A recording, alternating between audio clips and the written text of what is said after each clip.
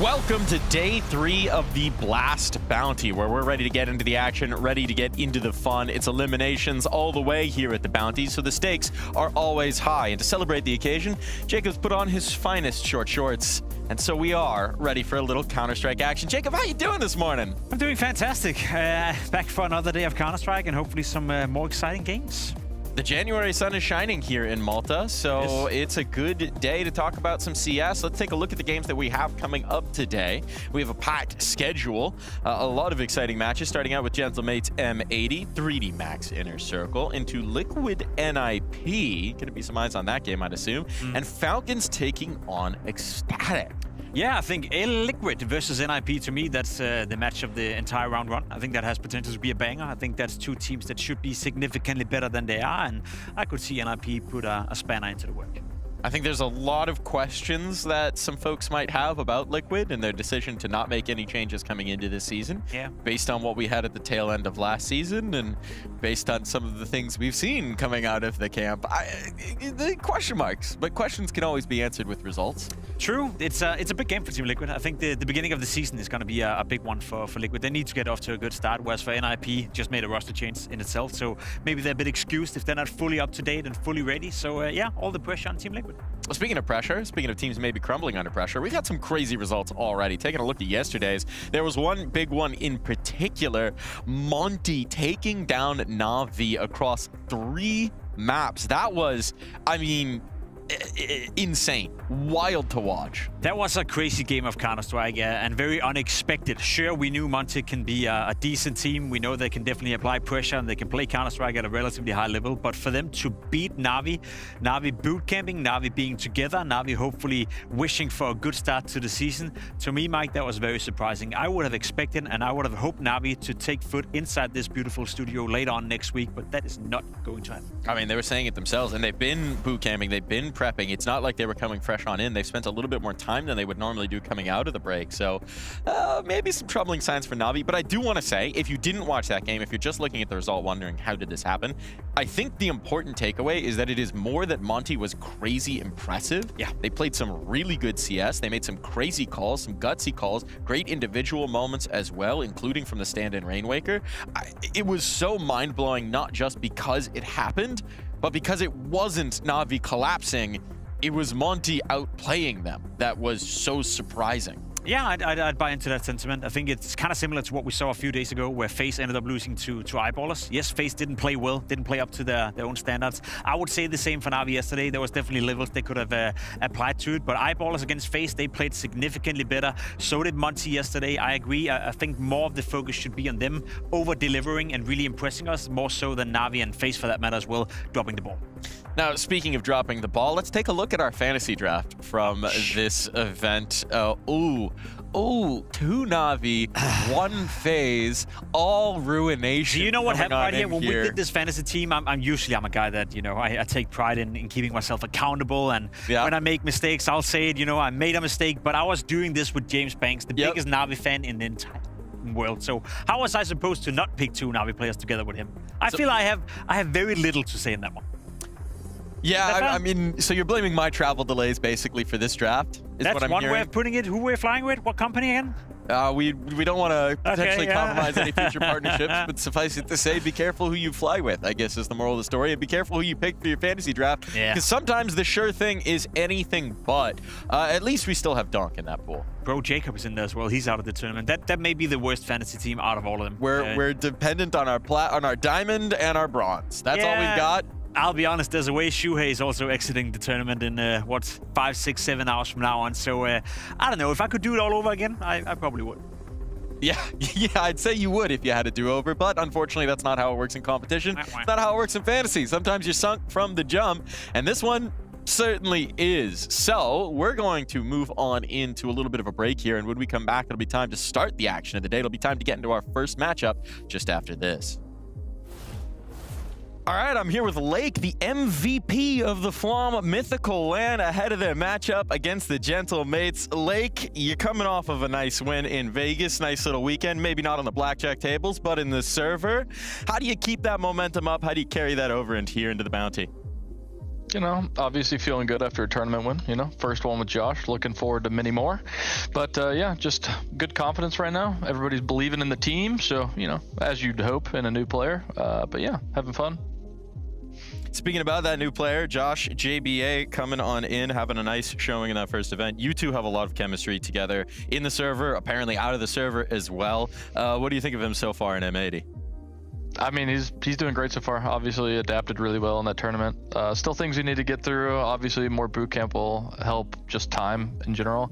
But yeah, he's doing really great right now, and he's looking good in an M80 jersey so far. Now, this matchup, did you literally pick the Gentle Mate so that you could have the Mate-Matey matchup? I mean, I'm sure that wasn't a thought, but no, I kind of picked it because the time needed. Wanted to adjust a little bit, get a day of practice in if we could. So we picked a later day, and this was kind of the team we decided on. So yeah, feeling confident. And what do you think of them as opponents? How do you think you're going to match up? I think we have a really good matchup against them map pool wise, so I think it'll be interesting. Excited to play our first European team, or real European game. Obviously had Fragadelphia, but didn't have any practice. Nobody was really playing, so this is going to be kind of the first European test, or real test we're going to have. Excited to see it. Good luck. Yeah, thank you very much. Overall, I think we are like feeling confidence for the game and for the upcoming games also. And I think we are like working good, I would say. Can you share any of those goals with us for the season? Yeah, for sure. I think one of them is to find stability and to try to be like more competitive in the top level. So that's basically one of the goals. And so looking at this matchup, M80 coming off of a LAN win over in Vegas, they're coming into this one. How do you think you match up? I think they are gonna be like pretty confident because of the land that you mentioned. They are a good team. I think they changed the player, and but yeah, like overall they had like pretty good results the last season also, and I think it's a tough team to play against. Well, I'm looking forward to seeing it in the server. How do you think the map pool's gonna go? I mean, we already know the maps. I don't know if I can say that, but I think the maps are pretty good for us, and I think for both teams, honestly. Neutral territory then. Looking forward to seeing it. Good luck, man. Yeah, thank you, guys.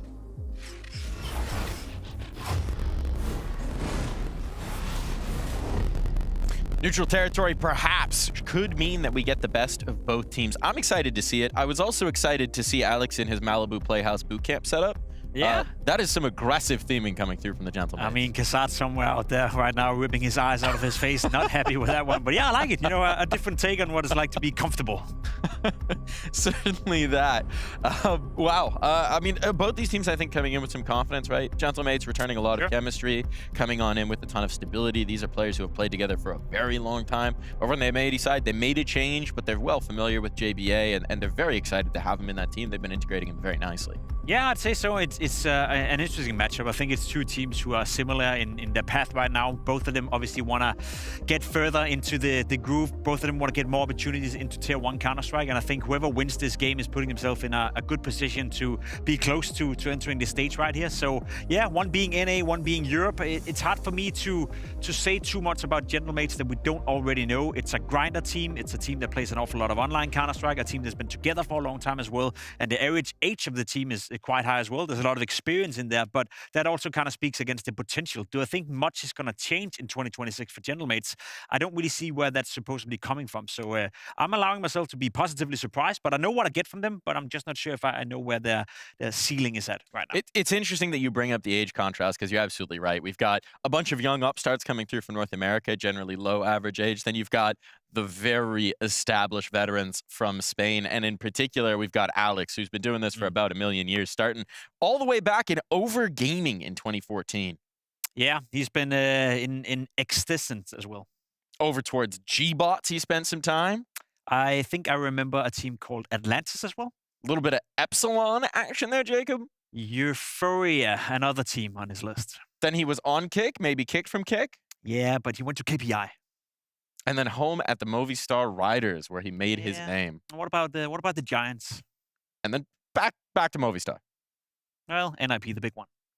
didn't go so good. Back to Iberia, back to the Iberian soul. But now he's in Gentlemates, and he's owning it up, Mike. He absolutely is, and we are sparking some things. Apparently, the wheel might like the Gentlemates, might like where Alex has wound up. Something to be excited about here, right? Old friends, but new home. New, very pink home at times, it seems. And a lot to like here for the stability that they now have, right? Maybe he needed to go on an adventure, see if the grass was greener in a team like NIP. It wasn't. It was very brown. It was nasty grass. But see, that is an impressive graph right here. You know, it looks like Bitcoin in its prime, I'd almost say, where it's just gradually going up and up and up. And sure, we're stagnated a little bit right now. And that was the question I was trying to pose before. One thing is establishing yourself as a, dare I say, top 30 team, top 25, even peaking at 17th. But do we believe that with the current roster, with the current player material, with the, dare I say, very experienced players who are also up in age, who is the one that's all of a sudden going to come into 2026 and put on another 10% to his play, and another 10%, and another 10%? Because that's what they need if they want to punch upwards.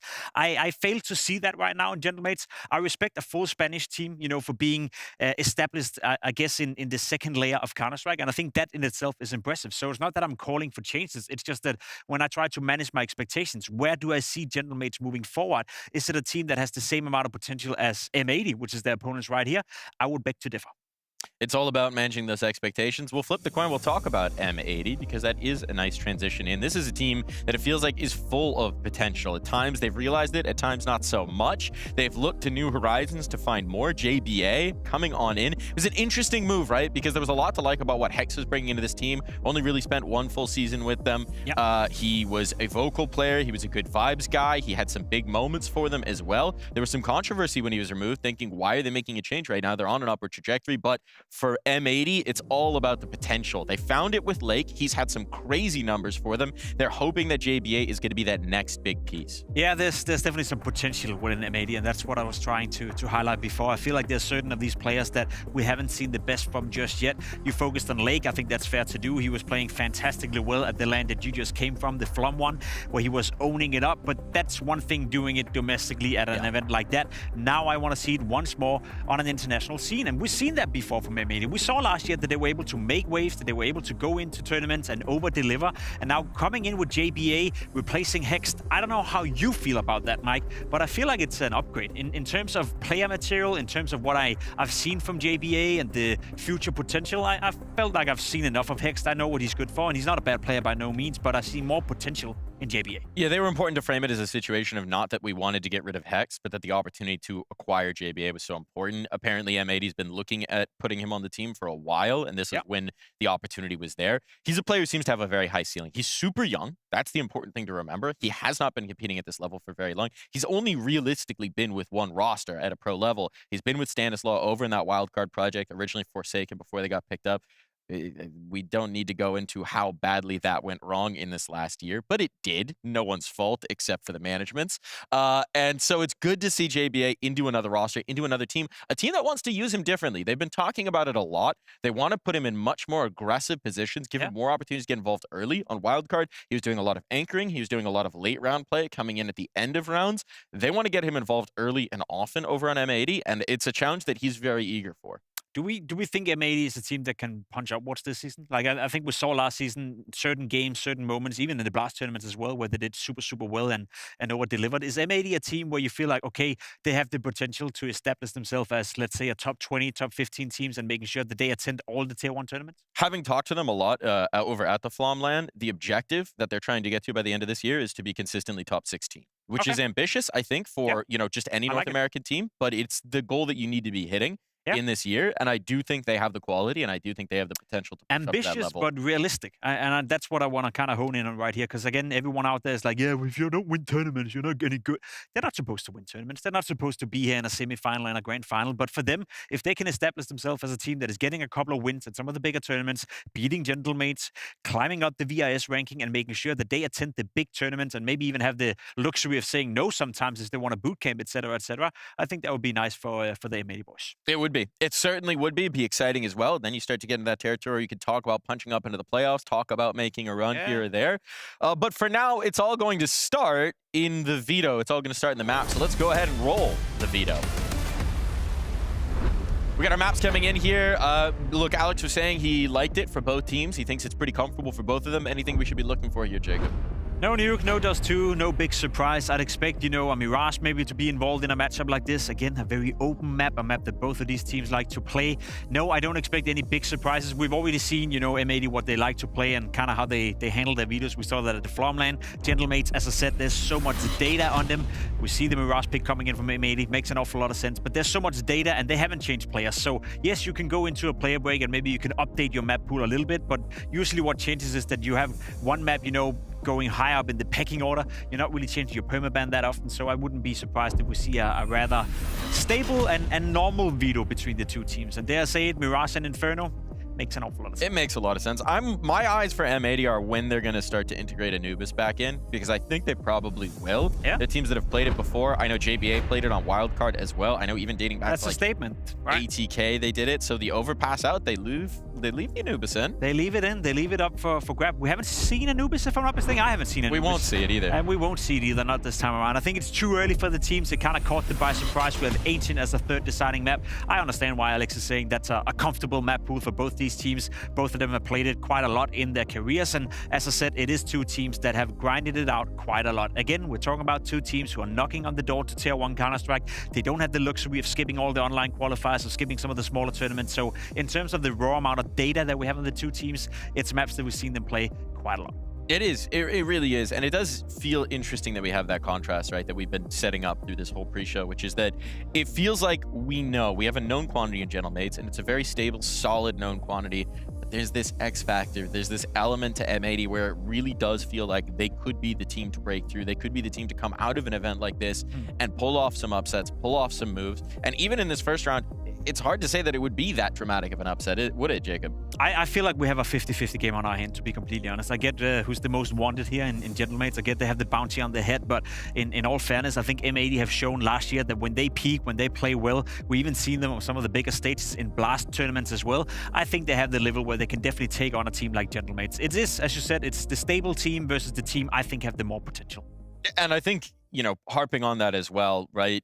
At the end of the day, you need those X Factor players. We were talking about who that might be. The reality is on Gentlemates, maybe Martinez. Yep. But we've seen a pretty big sample size from him in a few different rosters. Over on M80, we've seen it with Lake. We know he can pop off. We know he can take control of a game. We've seen it at times with Slack. He can take over with that AWP. Now we might have that extra element in with JBA. Need a bigger sample size to know what he's going to look like in this team. But I think there's some X factors here that you can get really excited about, Jacob. 100%. You know, I think Lake to me is the player I always look towards because I think he has that explosivity to him on the server. He's definitely a player that can I guess, go above and beyond. And when he's on it, I feel like he is the most skilled individual on the server, raw mechanically and how he conducts himself. So always a player to look out for. And I was also reading some rumors, and you got to be careful with that on Twitter. Yeah. You know, how long can M80 keep a guy like Lake? We saw it with Malps back in the days as well. If you do well in M80 and if you're constantly knocking on the door to Tier 1 and you're doing well individually, but your team is not following up, your team is not delivering maybe the support you need, for how long is Lake going to be okay with being the star of a team that is not getting into Tier 1? So I think there's pressure on him, obviously, to do well for his own personal career, but also for M80 to show that we are good enough to support you in order to be the team with you and not necessarily having to ship you to Europe and play better. I think we've got a little bit of time, so we can go ahead and get into those rumors a little bit. There was a rumor from the always reliable German CS Leaks Twitter account saying that apparently Lake and Malbs were going to get swapped out from G2 and M80. Yeah. I asked some questions about it because I wasn't.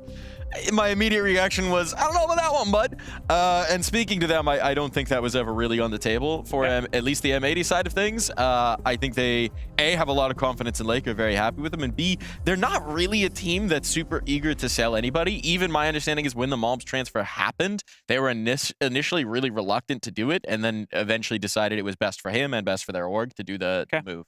Yeah, that makes sense. You know, I imagine the income they got from that transfer fee in Malps as well also helped out a little bit, and that maybe puts them in a situation where signing JBA and keeping a player like Lake is a bit easier on the economic side of things. So yeah, I'm curious to see M80. As I said, the more I speak about it, the more I think about it. It's not that I want to take anything away from Gentlemates, because in reality, I'm a guy that is a bit boring, conservative. I like when a team is stable. I like when I know what I get from a team, because more often than not, you don't.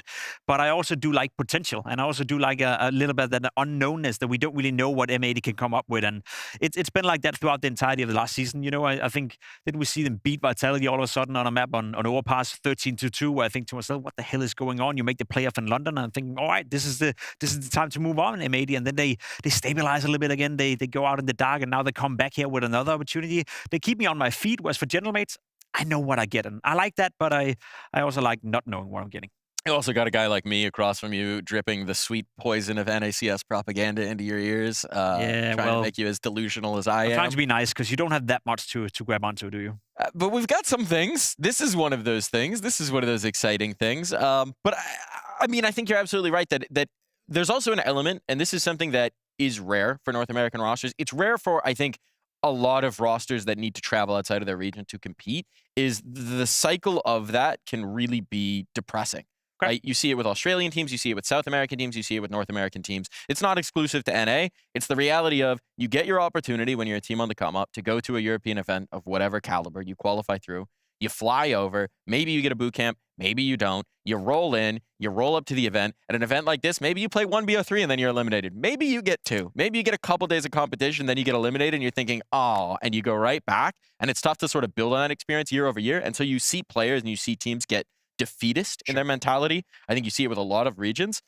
For M80, I think they have the right amount of delusion almost here, where they don't have that mentality. They always have that thought when they get in the server that they could and should be beating just about anybody. And that's something that's hard to get. And that's something that I respect the hell out of. Speaking of delusion, Mike, now I'll allow it this time around. You know, take over my job. Give me every good reason why they should win Mirage. Why they should win? Well, I'll give you a few. Lake, JBA, Swisher, Sin, Slacks, Ballin, Out of Control, Def, the legacy of that man, our stolen American, one-time Brit. UKCS has been having a good run at this one. They still like to claim him, so maybe that works out for them. Lake's popping off in the server. We've got everything going the way of M80 right now. They got the momentum from the Flom Mythical Land win. They've got a trophy under their belt already in the big 2026. How many teams can say that? Not many. You know what, Mike? What I like the most about you? You make me feel that I'm good at my job. Well, I don't know if that's a compliment or an insult. I don't really know. But two guys who are always good at their job. We got Harry and Hugo. Take it away, boys. Okay, that was actually fire. That was some fire from Pimp, but also, yeah, Mike's always a positive fella. It's good to have him around in the morning, man. Jacob is the immovable object. Yeah. Because he's just stationary on his Swift bike, just going and going and going and going. And that's where we're going, Harry. 4BO3s every damn day of the week. It's Gentlemates v M80, fresh off of Vegas. They found their win over there, that's for sure. Yeah, they have. And, you know, if that confidence kind of carries them through these matches, once more, NA will have Flom to thank for pumping these guys up. So, yeah, I don't know. M80, kind of excited to get to see them play, but they're up against some stiff competition, man. These guys, they might be called the Gentlemates, Hugo, but they ain't so gentle. Well, we found out the friendly campers were quite friendly. They were pretty friendly. They were camping a little bit, but maybe these guys have a bit more bark and bite in the server today. Gentlemates boot camping, it looked like, in that quick camera shot. And M80, I saw a little yawn from Slacks. I wonder if the jet lag has hit in, coming straight from Vegas. M80 coming into a pistol round, looking to get out middle, and the Molotov is perfect, displacing Gentlemates as they go up cat. Yeah, they're moving pretty quickly here, but it's all a bit of a ruse. They're going to try and play through their own connector smoke right into Martinez, and they get past him. Sorsal, work cut out for him in this pistol round, but backing off, gets out with a 3-on-3. Good chance to play retake here, giving up the control, but the bomb plant, and Lake forces that kill from CT. Davy G on his own. They're going to line up here, but they can swing, and Lake just gets the job done.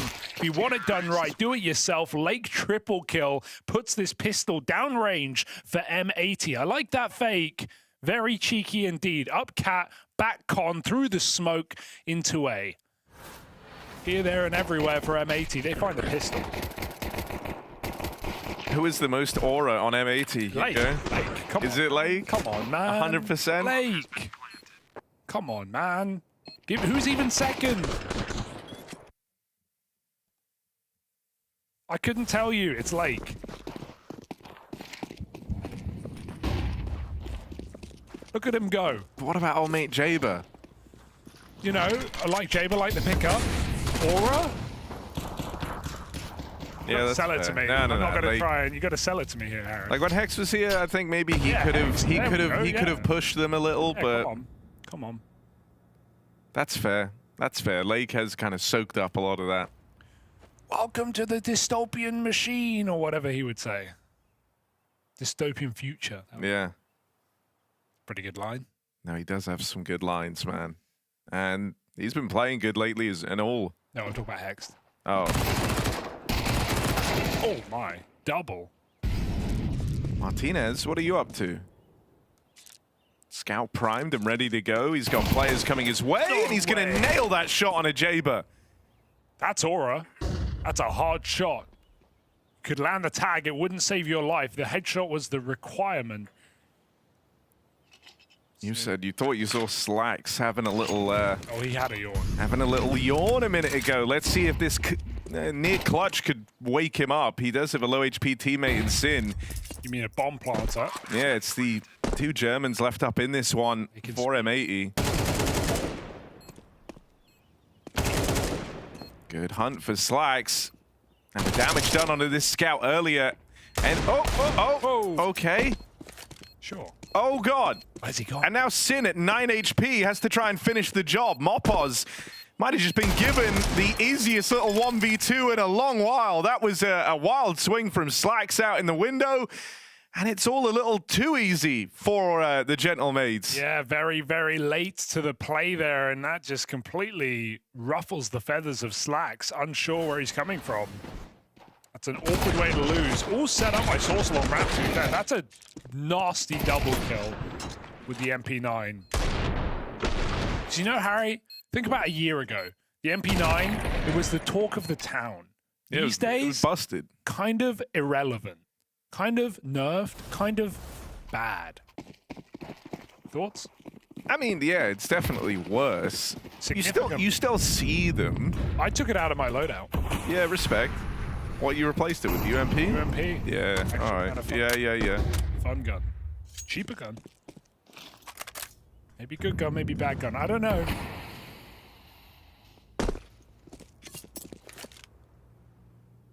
Big clutch up here for Gentlemates to find that force buy, and now forcing M80 back into one of their own.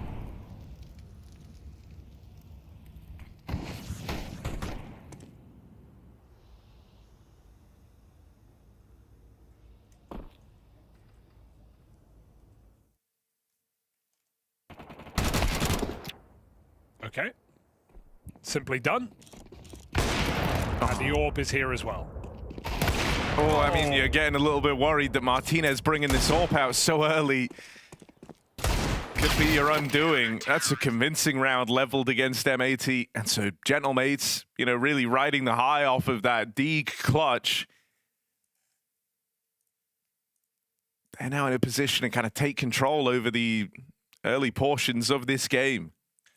Martinez was, at least for me, the best pickup here for this Gentlemate squad, right? We saw him for some time in South America. He obviously played with this core before they were picked up by Gentlemates, but this was a squad that even had Smooya standing in at one point when they were on their VRS run going to Epic. But Martinez back from the 9Z days, reuniting with his countrymen, and such an explosive presence on the AWP.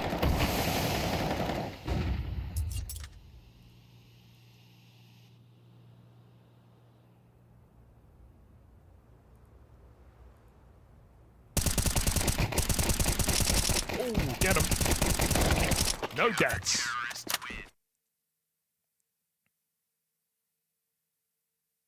This is not going to be an easy game for M80, that's for sure. Gentlemates playing together very well right now. I feel like Gentlemates are in a very small boot camp. Like, they do seem really close together, but I kind of like that. Shoulder to shoulder? Yeah. That is borderline. The fact that you can see 3 of them in one camera shot is crazy. It's true.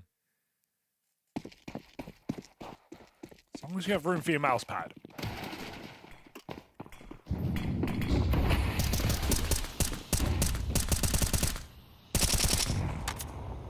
Just trying to make a little hole in the smoke to spot through. Martinez Orb finds its way out in the middle, and he's seen the barrel there. Knows he has a player trap. The flash used to get M80 out of trouble. Keep Slacks in the round a little bit longer.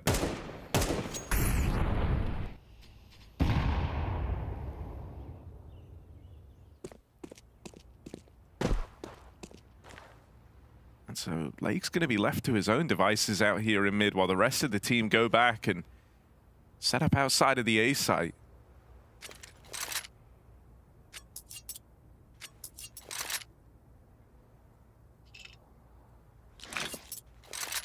Switch route under for this con split.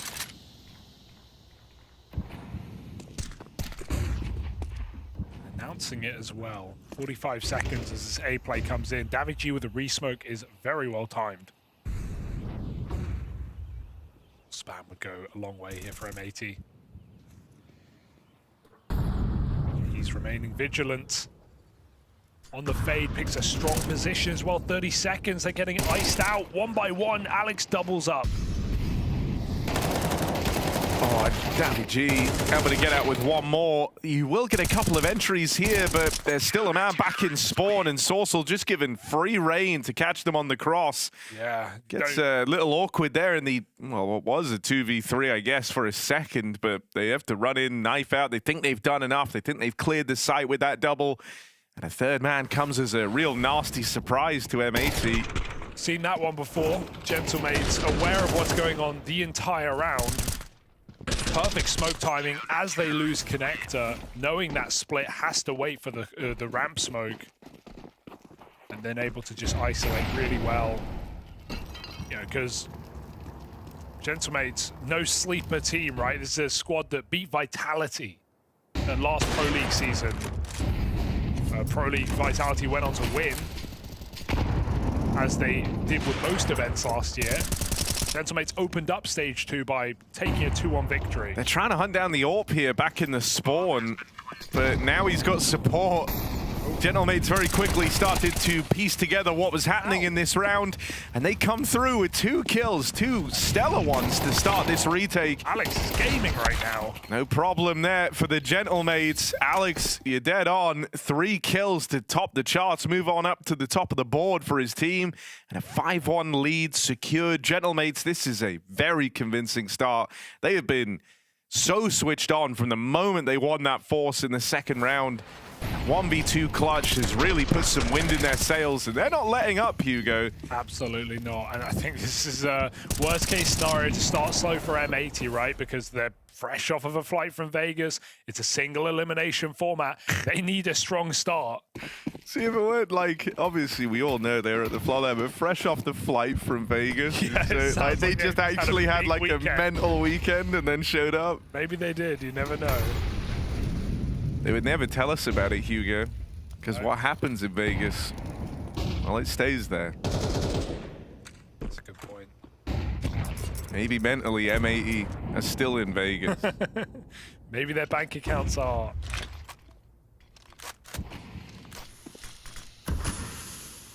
Maybe they left their wives there. What would I know? M80 back for an AXX, leaving mid. Gentlemates, look how active they are. They're clearing mid, they're peeking under. They know there's no lurkers right now. They know this is a full assault, so Sorcel chooses to play passive. Lets them into the site, blocks them with a smoke, and everyone's dealing in doubles right now. There's 2 opening kills again for Gentlemates. They just can't catch a break. Big kill for Sin through the smoke. Is it enough? No comfort to plant yet. Oh, team! Oh no, CT flash! He doesn't peek off it. Way too late for Sorcel. There was a chance there. Orb coming in.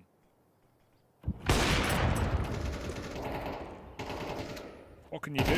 I mean, dude, Martinez has been really, really good at just kind of slicing through these offensive moves. Whenever M80 feel like they're in a good position, this AWP has been so punishing. And even there, the spam comes through. They lose Martinez. It's got to be Slacks, and he's caught over the stairs out in the open. That one comes for free. Gentlemates, They are all smiles right now. They feel like they just can't set a foot wrong in this game. Dude, Captain Alex, 13 and 4. He even spammed Sin through the triple box after the plant. So, God, the impact is undeniable in this game from him. But I feel like everyone has put up a double kill.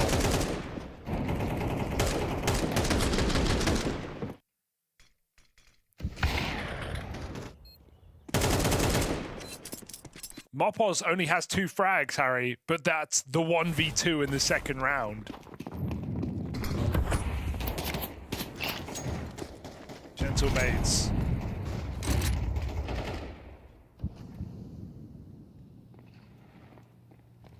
How will they deal with this? Slow mid this time. It's walking under for M80. The molly is perfect. It's going to tick as well. M80 go back to B. They haven't tried this site. Jump spotting on the car as Mopos. Doesn't feel too threatened by that one player going investigating.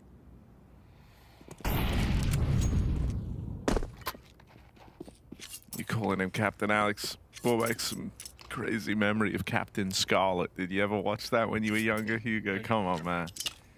Is that an anime? No. It was like one of the puppet shows. Thinking like Thunderbirds kind of vibe. If you ever watched Thunderbirds. Thunderbirds. I remember Thunderbirds. Thunderbirds are go. Yes, that's a classic. With the dude, island. it's so good, dude, man. It's so everyone wanted the island toy with all the collectible Thunderbirds, bro. I mean, no one will get there. It's Thunderbirds. Okay, Thunderbirds are go. Be hit for the Thunderbirds. In they come. And, well, it's going about as well as all the other rounds have for M80. This is a very decisive win, building for the Gentlemates here in this round. Wrestling their way back in. It's ready for Sin and Slacks again going to come down to the Germans, but once more, the presence of a third man proving to catch them off guard. Sin now in this all alone. Oh. Good tap to find the first, but time is his real enemy right now. He's got no choice but to commit to a bomb plant, and Gentlemates know that. No one's pushing, no one's going any further, and so time will decide this. 7-1. Bomb was on the ground. He could have planted. They were actually allowing the bomb plant right there. It was on default.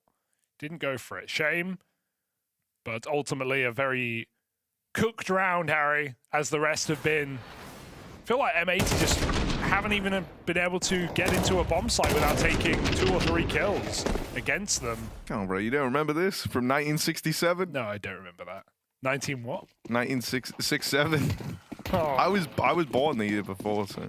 66? Yeah, big 66. Dude, Hunk.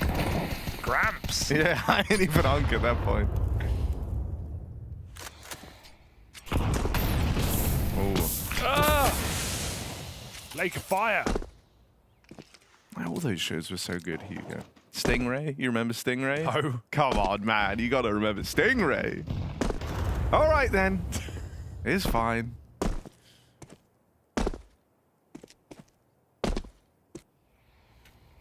Oh, jaunt through mid. I want to see some pace here. There's been a lot of shifting and then running. That's the thing. Like, sure, the start of the rounds have felt slow, but they've been explosive finishes. I would argue there's been a decent level of pace behind these rounds for M80. Usually, Gentlemates peeking into M80 on the setup. They're not getting to decide their fate and source of great shots. Gentlemates are locked in right now. Warmed up and ready to go. 8-1.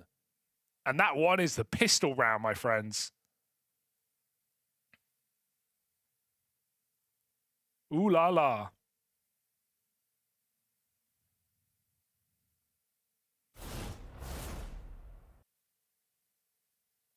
Yeah, to say you're 8-1 down and you won pistol, that doesn't sound great, does it? No.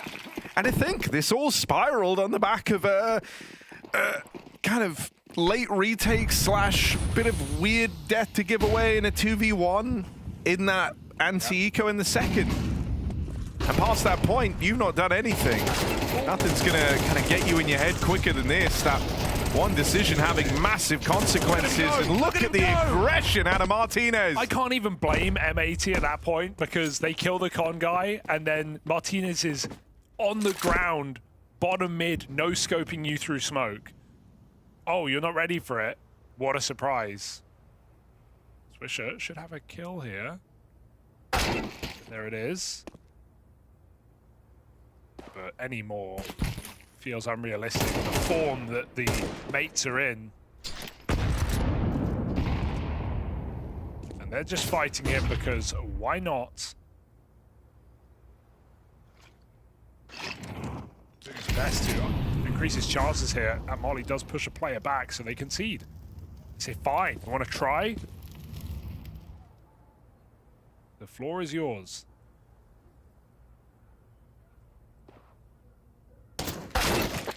And he's top mid. So, 9-1.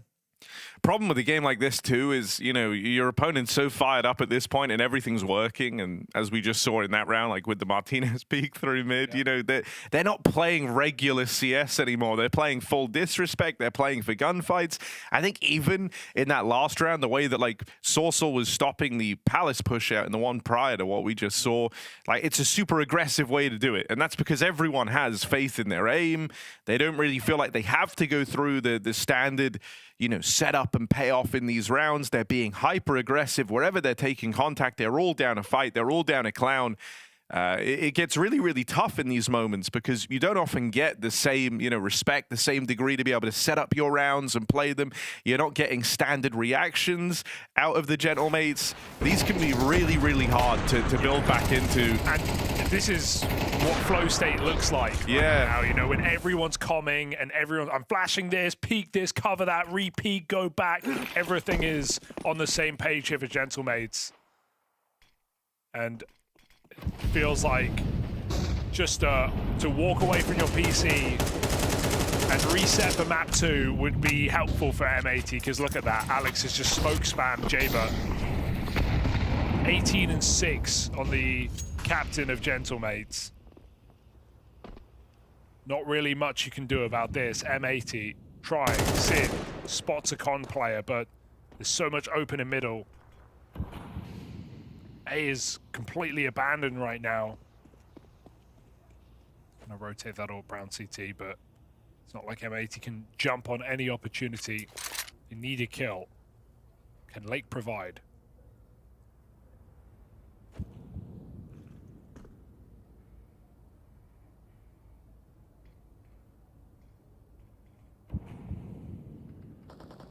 I'm also curious what the role of Swisher is in all this. For now, we're looking at Lake, as you say, trying to provide something to get the bomb out through Palace. When's Swisher gonna go? You'd think play first. Fires off, runs on back, and they'll hear this with a player over towards short. 30 seconds. They're out Palace now. All right, Lake, gotta be you. Flash is great to set him up. Martinez Orb still waits back in the spawn. Sin able to get around it. And so this is the best chance M80 have had in a very long time at finding a round. A 3v3, bomb planted, good util to get to this point in time. And Lake has just extended it with a kill out in towards the spawn. Alex and Davy, they've had a lot to smile about in this game. They've had a lot to laugh about. They've been playing disrespect CS. But things can change a little if you let M80 find a way in at the tail end of this half. You've already got a huge bank of rounds, but this one decides whether or not you're able to knock them out of the map completely, or if they still have a chance. It's going to come down to Swisher. He's bottom of the board, and there he is, putting up 2 to find that second round for M80. He had the perfect post-plant position off of that reset from B. He was waiting in the cubby in middle. And he strikes at the right time, because that was coming together for Gentlemates. Perfect flashbang thrown over the CT spawn. And you felt like another fumble was ready to happen for M80, but Swisher saves them. He's had a great last season, has Swisher. A great Flomland too. So nice to see some shines of that here for M80. Is it too late? No, it's never too late in Counter-Strike. 3 rounds is the goal here for M80.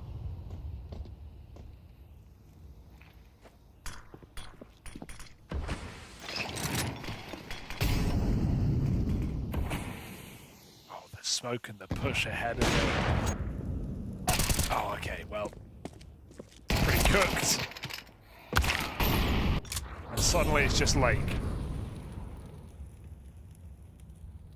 In a sea of death, everyone gone. 1v4, Bomb loose on short, and he's got to get past the orb. It's not happening. Gentlemates, anything but. With a double-digit CT side, they are rocking and socking their way through Mirage.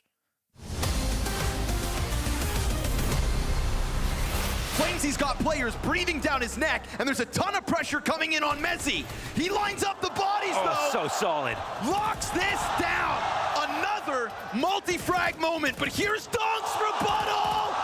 Okay, over towards outer, damage onto the op. And now ZywOo slides away. No fast moves. Donk gets into the back of the site. This is a 1v5. He can sense the fear. Rotation around for ZywOo. Donk comes back. ZywOo, remember, full health over onto the AK. They're feeding Apex to him. And now this huge health advantage. Time's ticking. Donk's out wide. Okay. Clashes and kills them off. Always reliable Russian rifling. But your answer comes in the way of a Molodoi A-site entry. Spam down through the smoke as m80 continues to counter and Kickstand walks this over. But here comes the clutch. Quesarado so low already. No need to finish this off. It's gonna have to be a guillotine from Quesarado, not once but twice. Off default, and he's moving up. m80's been playing phenomenally in this fourth map to keep the Falcons' dream alive. How can he get two from this position? I don't know. He's trying to think different. He might catch one. If he gets both, it'd be a miracle. He will stay tucked in and hidden and hope. And as they encroach closer, he remains in the shadows. This is Falcons getting closer to that bomb now. The retake's in full effect. m80 stomping over. It's a headshot immediately. No! An act of God from Quesarado. At times when we've seen Vitality kind of come in after that first volley, this is a different timing from them, and they're going to try to send one through the car. Oh, that beautiful flash out of Mezzi. Oh! Good recovery for m80, not letting that go for free. We've got that smoke still for m80, and he gets the answer back. All right, now we're talking. It comes down to 20 seconds. It is right there. Rob's not sure from which avenue. TessS going in first, dies out to Mezzi. m80's got himself a third, and the quad on for an ace. And time to plant, and Sanctuary on the other side as Apex will walk this approach. He's got to take a breath. m80 low HP, 14 health, looking for this last kill. Locked in, holding the angle, Apex's head, primed for the popping. In a full house for 4 rounds.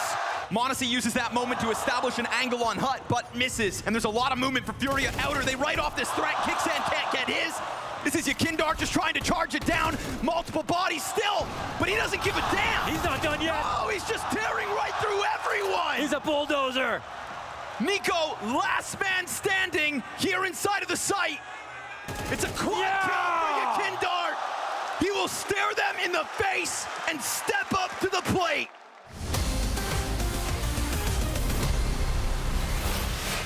Well, M80's map pick is, it's not going great. It's off to a bit of a rough start, let's say. Right now, Gentlemates very much in pole position, Hugo. They're on double digits already, 10-2 at the end of that first half.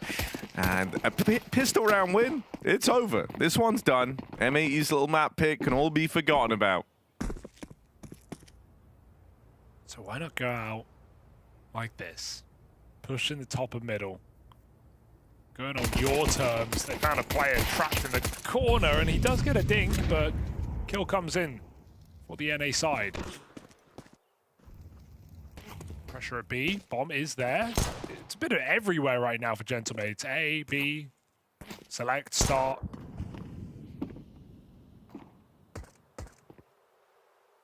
Swisher waits. Okay, nice clear.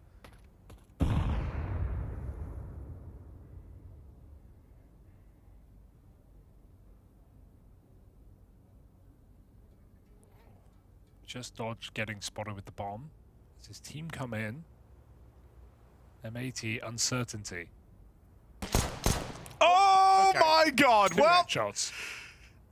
Oh, that is just brutal, isn't it? I feel bad. Yeah, they line up for Martinez on the P250, and those 2 taps just sink into M80. Taking this pistol round from what was an advantageous position of 4-on-3 with a stack over towards B. Now it's all eyes on Sin as he makes his way over. Last player remaining, and you hear that? P2 fire off back in the apartments, and you know Martinez is hungry for blood. And they hit the perfect timings. He went to check middle. They got deep kitchen. Jabe doesn't even know how deep they've gotten.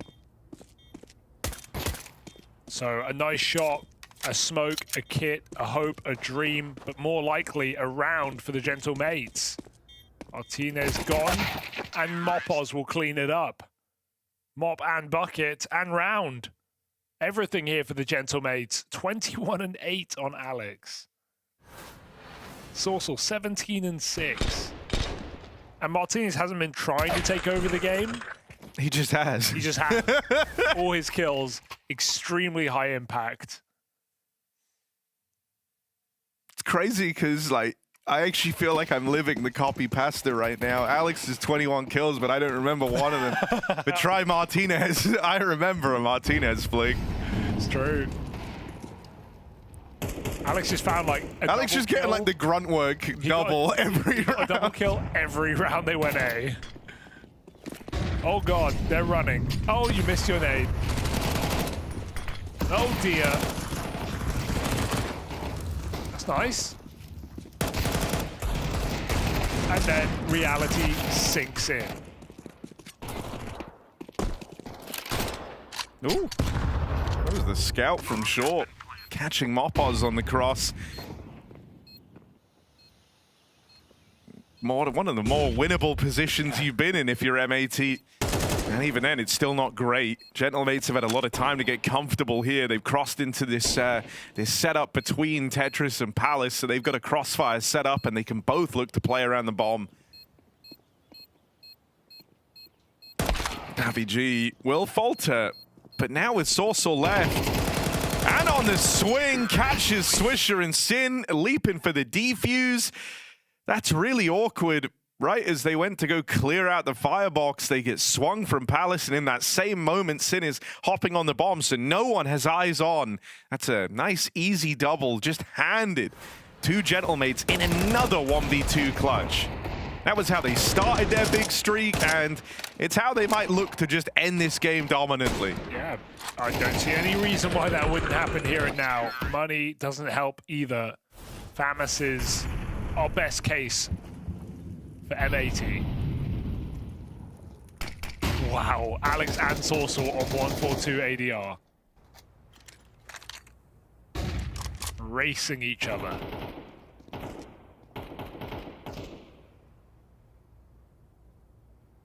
The game within the game.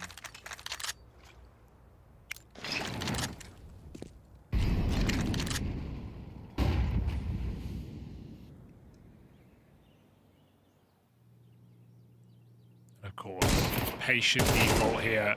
Oh, Sorsal in trouble. It's a gun. Okay, you've killed one of the guys with 21 kills. You breathe a tiny bit easier, but there's 2 of them. Alex is still very much in this round.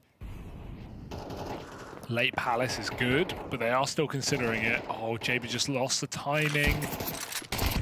And he gets shot in the back. Very awkward. And Mopos closes in. Slack's caught on the wide swing, and there's one more player left over here towards A. It's Lake pushed up on ramp, having to fire off. No say in the matter. That gives Alex his 22nd kill of the game. In what's fast building to be the final round of play here on M80's map pick, and it's looking to go as dominantly as you can against them. This one is all over Red Rover. Gentlemates, crazy dominant here to open up this series. They waste no time getting to work and taking advantage of a sleepy-looking M80 who have got to bounce back now on the pick of Gentlemates. That's Inferno coming up later.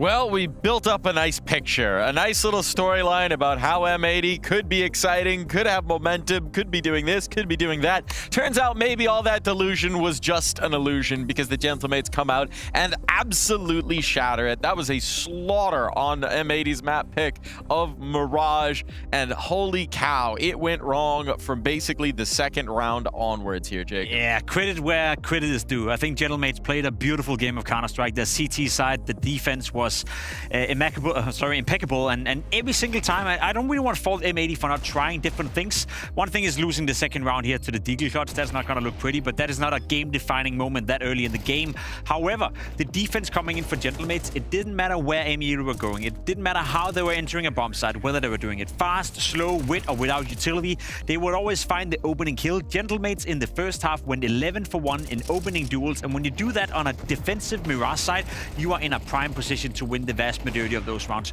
which they did. So before we hone into M80 and how disappointing it was, I want to give a lot of credit to Gentlemates because they played a beautiful game of Counter-Strike, very clinical, and you know, we spoke about some of the individuals. You highlighted Martinez being a guy that we often look towards when you want individual brilliance. Well, how about Alex, the in-game leader, being the top fragger on the server and absolutely destroying all hopes of M80 of even making the game competitive.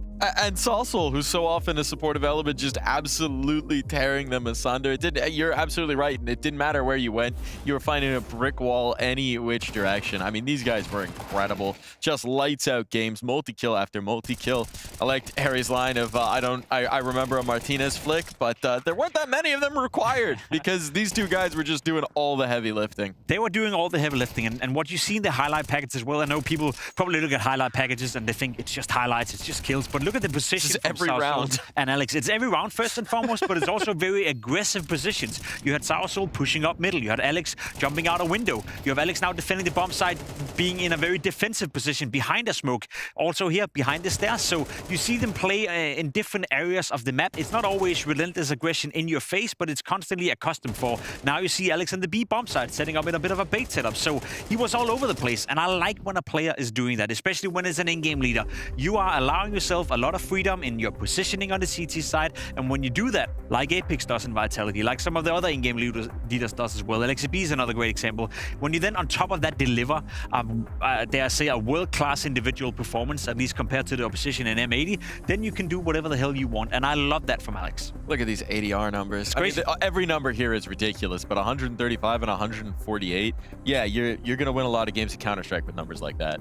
You are going to win a lot of games of Counter-Strike, and as I said, with the opening kill the department going their way as well, they were 14-2 in opening duels in this game, and when you do that, then there's absolutely no way. Sorry, 13-2. When you do that, there's no way you can do anything if you're M80, right? You need a solid opening in certain rounds. You need a couple of cheesy rounds. What happened if they get 2 or 3 rounds in the first half? They win the second pistol. All of a sudden, we change the narrative, but they never got going. They never got started. They never got that one round where you're like, oh, now we believe in the comeback. Every single time there was a key round in the game or a moment where maybe it got a little bit close, you could bank on Soursol, you could bank on Alex, you could bank on Gentlemates winning out the round and making sure they would constantly keep them at distance. You certainly could. Now, I mean, we got to talk about the other side of it. Really rough showing for M80. Okay. Individuals not coming online. I think it took like 7 rounds for Swisher to get a kill, something like that. JBA not having a great performance as that new guy in the roster. We had some moments from Lake. We had some moments where maybe something could happen. Those moments happened in the pistol and then not much after that. It was tough. That's a really tough one. That is a tough one. I'll give it, and I'll say it like this. JBA obviously didn't have a great showing either, but for Lake, I think it's only fair that we praise him an awful lot because I think he's a fantastic talent, and I do think it's a player that has a bright future. In this specific game, he was nowhere to be found. When your entry fragger is going 0 for 5 in entry kills, and your entry fragger is never giving you any opportunity in order for the rest of the team to thrive or give your in-game leader certain options in certain rounds where you can call around or you can drag out the pressure based on an opening kill, it's very tough to do much. So it's not that I want to pinpoint it on Lake only, because I think all the players could have done more and could have done better. But when you are the star player, that we spend more time, I guess, giving credit for being a great player more often than not, then when you're having a game like this, it's only fair that we point it out and maybe use it as an occasion to say, this is what they look like when he's not playing well. He's such an impactful player. He's such a guy that always makes the difference. But when he's nowhere to be found on the server, you can clearly see that M80 is a different team then. All right, so are you ready for me to unroll my list of excuses and start getting into them here? Let's go. Okay, let's see. They were just in Las Vegas. That's 9 hours back. Okay. So jet lag, that's the classic NA excuse. You don't use Always that as a an good excuse, yeah? Well, you know, yes. but they can. And then, you know, early game, first game of the day, you just need a map to wake up. Maybe they'll come back, be ready on the second one. Mercury was in retrograde. Vibes were poor. I don't know what the air quality index is wherever they are. I think in the UK, maybe it's poor. I don't know. I can come up with something. We can invent something. Omens were wrong. They pissed off a deity on the way. Maybe they had travel difficulty. I don't know. All I know is that one was a stinker. I'll give them a better excuse, you know, because there's one Okay. thing you said that is actually true and can happen. Sometimes you just have a bad day. Sometimes you have a bad map, you know. Oh, we this all is the load up the Martin- server. That is the one, He's yeah. hurt. Yeah. Ow. That's beautiful. Ooch. That's Ow. beautiful.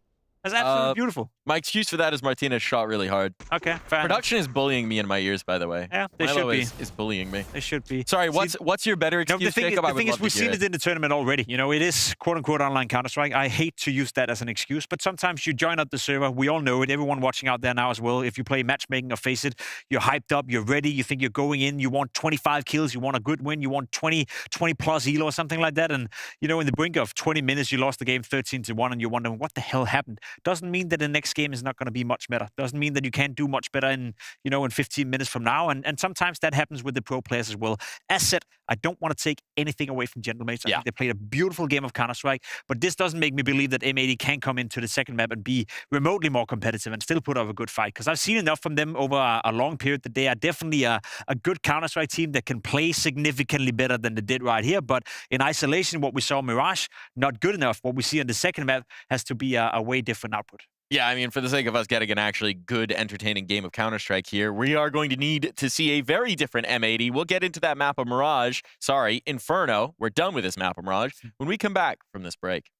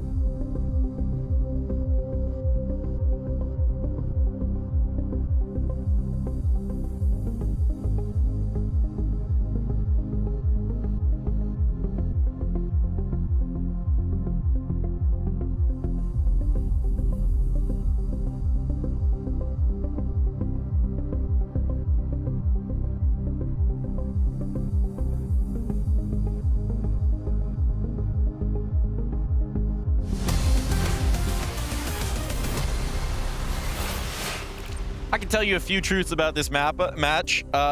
Truth 1, M80 got absolutely destroyed on Mirage. Truth 2, Yeah. Gentlemates really like to play Inferno. It's been their first pick for a long time. It's been a strength for this roster, for this core, for this org, for basically, I think, in my memory, every iteration of this team for a very, very long time. All that being said, this doesn't bode very well for M80. No, it doesn't. I think after the first map, obviously, a lot of things have to change for them if they want to stay alive in not only this game, but in the tournament. Let's not forget it's single elimination.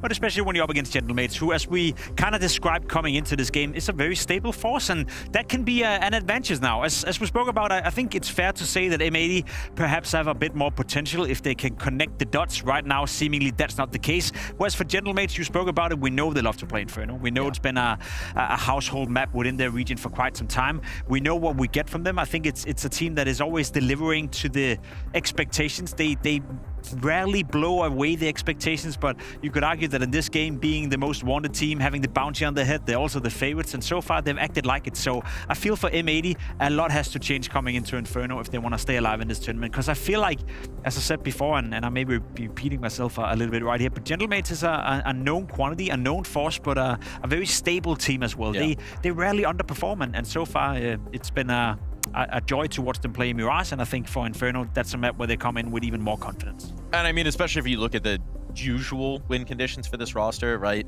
Usually you're looking at a couple of things. You're looking at Martinez to perform in that AWP. Sure. You're looking at Mopaz, who tends to get away with some of the riskier plays. Yep. When he's on, he's very on. Well, we didn't really need to think about that too much on Mirage because it was Alex and it was Saucel just taking over, dominating, destroying. So if you already have that, if you have Alex and Saucel popping off, just controlling the game entirely, well, it's all gravy. And if you're starting from that high individual level here, Jacob, it just feels like there's so many different ways we could build this into a win for the Gentlemen. There's also recent data as well. I know from Philadelphia, they played Inferno 3 times. So if you're looking into that from M80, you know everything that's coming at you. You know exactly what you can expect. A lot of those games were close. They lost a 13-11 game to Gamer Legion, if I'm not mistaken. And that one, you're playing out your full playbook, right? You're showing everything you have, and they could have changed absolutely nothing from Philadelphia to this tournament. So if you've done your preparation properly, if you're Gentlemates, that's another win condition for you. That it would be surprising if M80 can come with something new, because they haven't had time to practice or change anything from just a couple of days ago. I would imagine. I will say that I'm struggling for silver linings here. The silver lining I'll find is that before that Philadelphia, M80 had absolutely 0 days of prac or scrim. Sure. They've had a few since then, not a lot. I cannot imagine they have redefined the Inferno playbook, since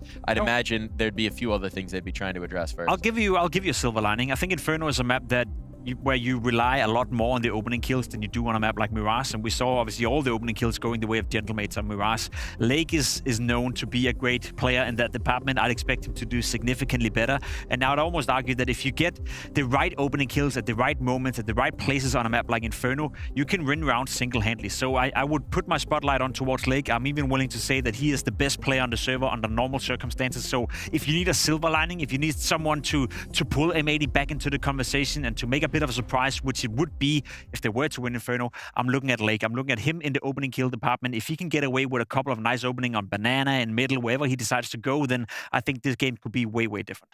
Eyes on how they deploy him versus JBA as well, where they're going to be positioning them, how they're going to be setting that up a little bit. But yeah, I think he definitely can be the torchbearer, and I definitely think that should be a situation where they just lean into activating him, right? Because we've seen it from him again and again. We've seen that 1.20 all through last year. We saw that ridiculous MVP 1.5 plus performance at the Flom Mythical Land. We know what can happen once he gets going. So if you get the man going, maybe he can be the spearhead that lets the rest into the matchup. It's tough. It's tough. I mean, based on what we've seen so far, I think there's no way that you can actually predict this is going to go any way other than the Gentlemates. Even me at peak NA Delusion got to admit that this looks really bad for M80. It doesn't look great, you know. There's no covering that fact, but I do think it's going to be a way more competitive game. I think we've seen that trend throughout the entire tournament so far. When we think that, okay, here we have a clear favorite, here we have a game that is almost over, then something happens and it all turns around, like with Na'Vi yesterday, like with some of the other games we've seen as well, FaZe versus Eyeballers. So I still believe M80 can make the game competitive, but I agree with you. It's tough for me to make the case that I think they're going to win Inferno, let alone the series then. Well, maybe we're struggling to make the case, but the question is, can these guys make the case? Harry and Hugo, what do you think's going to happen here?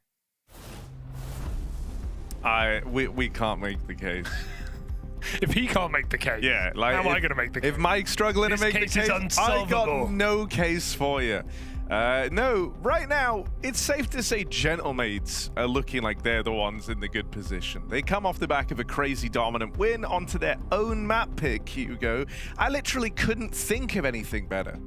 No, I'm with you, and I think there's a direct correlation between how small the boot camp room is and how dominant the games have been. Right. I've been paying attention to this. So Na'Vi were all over their room. They were in, they had backs to each other. They were all over the place. Gentlemates is side by side, toes touching. Yeah. And that was a dominant game. So let's see if it keeps up, or if Lake can stop it.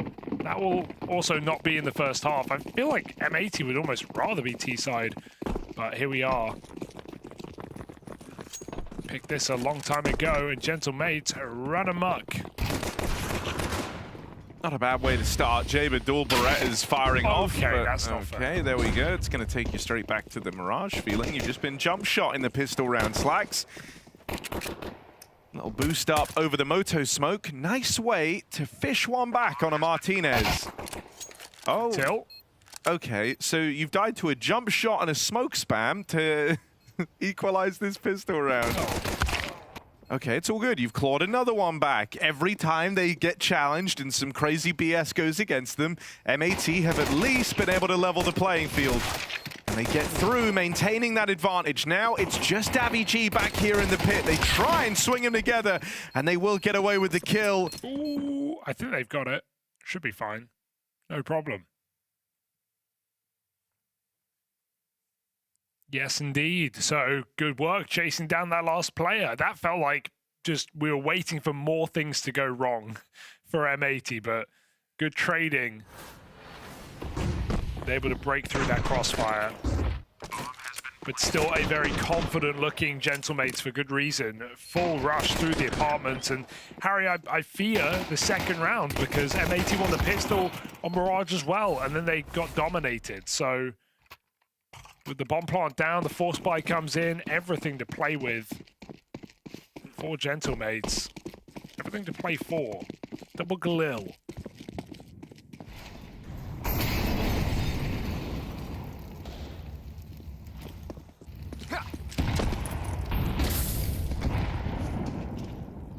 You want to try and just get a bit more on the board early, not have this round go against you. Good util at least to not only slow them down, but soften them up a little as well.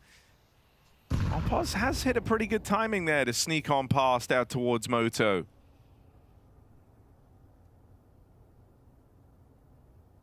Swisher playing very passive though, so Opos not going to find him. They go back to B.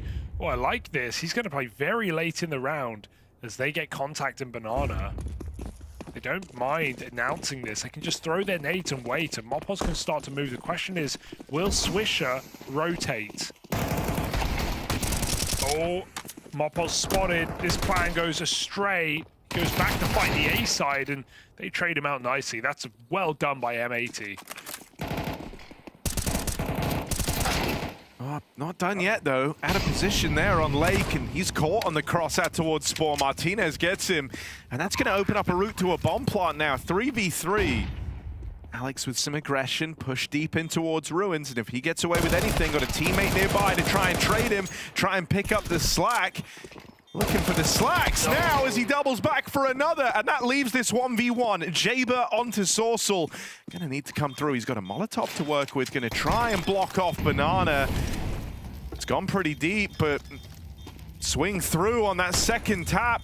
Jaber just committing to this. He'll knock him off the defuse as the tap comes down range, and Jaber is taken down a peg once again in this force by second round. Dude, like, Gentlemates come through with the win. 3 different things go wrong there for Gentlemates, and they still win the round, right? The lurk in Library doesn't catch the timing he was looking for. Yeah, he takes one with him, but he wanted the B player. Then here, Martinez whiff on the trade along with Alex. He gets to re-peek and find a second. And then if Jaber sticks, he probably wins that round. He's not committed with the Tech 9. Oh, just everything going wrong for M80. And yet again, a pistol followed by a force by victory. for the Gentlemates. I feel for M80, it's not their day today.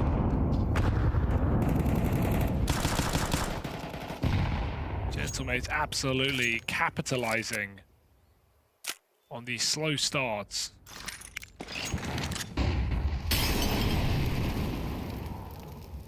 Now they just play grouped. 5-man towards Banana. Block comes in. Gentlemates are in no hurry. And if we're going to see setups like this, we're going to see rounds for Gentlemates because M80 aren't playing anyone inside of B yet again. It's once more Lake and CT spawn, so might just be leaning towards the save here. Smoke again, but do they respect it? It's a big question. 5-7 put some fear, but they have the manpower. In they go. That's the round. Save for M80. It's the right call, but Gentlemates keeping it very simple, picking up rounds.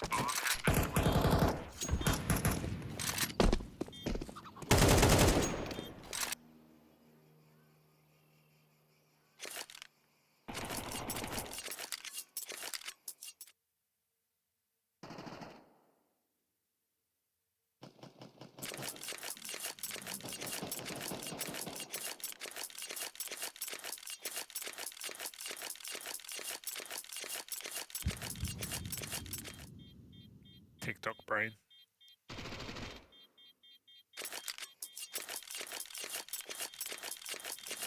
I'm overstimulated. This is what brain rot's doing to everyone.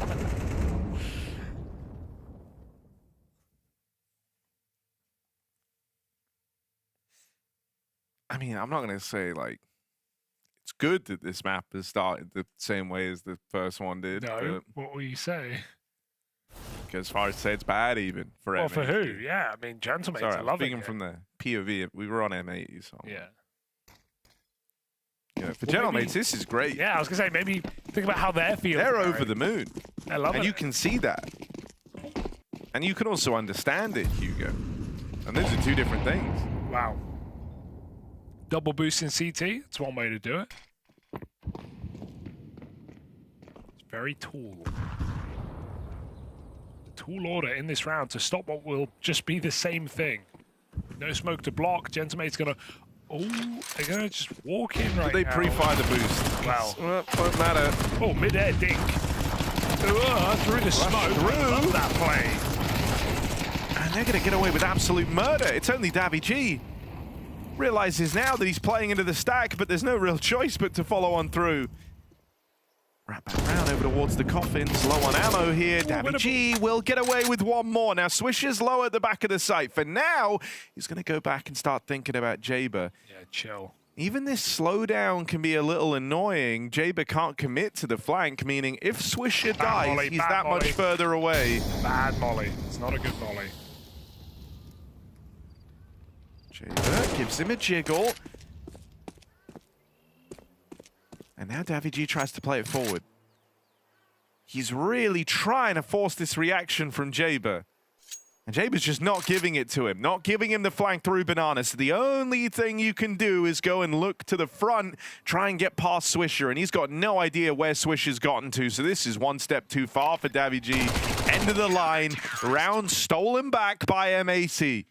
Dude, I love that. The boost over the top in case the smoke comes down. And on that contact, two players run through the smoke. So it's just chaos here by committee here for M80. And they cause so much chaos. It's unstoppable. That clutch was so winnable. If he just threw his molly earlier when he knew the player was new box, might have had that round, but I guess he's fearing Jaber's close on the flank already. Jaber's just playing to contain. Low health makes it very difficult. How do you play 65 Inferno officials and that's the molly you throw, Harry? You know I hate that molly. Doesn't do anything. Doesn't even clear out new box. Yeah, I mean, you know, you'd rather throw something than nothing. Yeah, I guess. know, but you know, from the same position, you can throw the right molly out. Yeah, I know. And I know you're good with the util, Hugo, but I have empathy for those that struggle with it. Okay, fair. Well, the force buy saved, back in with a win for M80, and they retrieve some guns. They've got an AWP on Slacks. Gentle Mates can rebuy as well.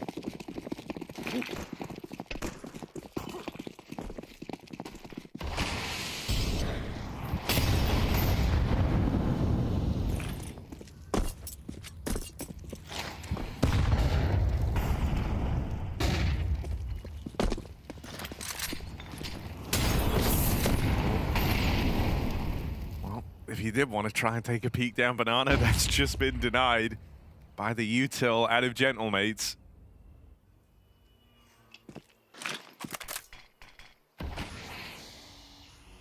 Guess they were set up in Banana as well to actually try and play for it. They've had to expel a decent chunk of their util here just to stop any type of spillover after that util.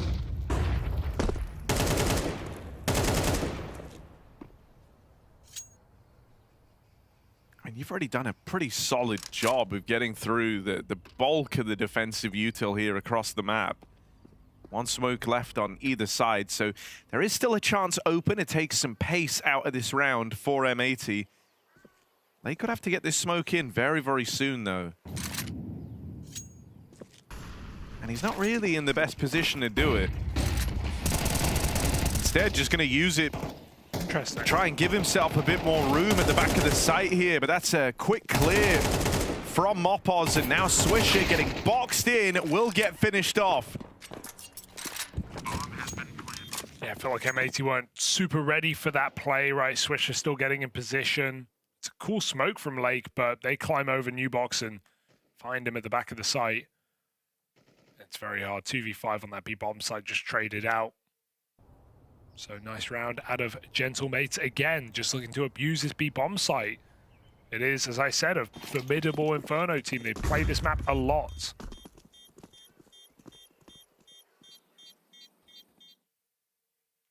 So no surprise to see them find some comfort.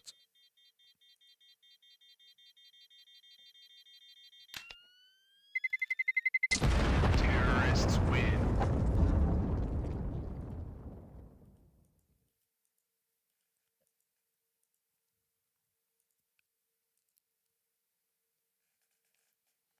M80 back to drawing board. Got another buy in them at least. You're certainly noticing, you know, the kind of tonal shift for Gentlemates as well, even, right? They were all smiles, everyone was laughing, hooting and hollering the whole time. They were winning back on map 1. But here, it's a bit more focused. You know, they've already had some more resistance from M80. And I think, you know, you want to feel like you can try and do as much of the legwork now in this first half. Tee yourselves up for a nice, easy close. Because you know later on, you're going to get a lot more mileage out of Martinez, who's going to be able to provide more. He was a very, very solid piece back on the opener. And I also think you kind of know that you might not get another huge double 20 bomb game between Alex and Sorsal. So just trying to remain focused now. Don't start underestimating M80.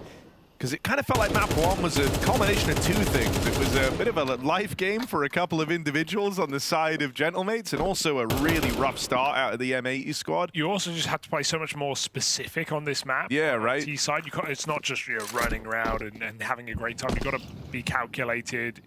You know, you peak the right angles. Yeah, Inferno right like demands a certain level of focus the whole time. Yes, any round can be, you know, ruined by one over peak.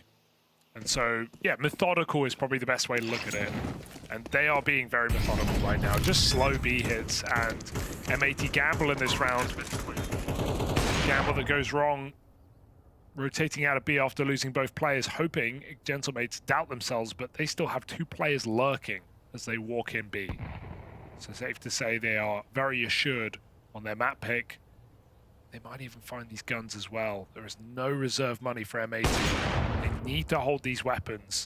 Sin's going to get a fight. Oh, there's One the they lineup. won't survive. Okay.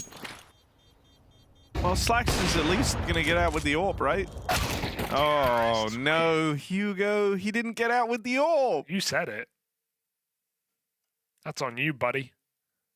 But you made it sound like everything was fine. Just with your reassuring tone. You got to do your worried voice, so I know. Whoa, Hugo.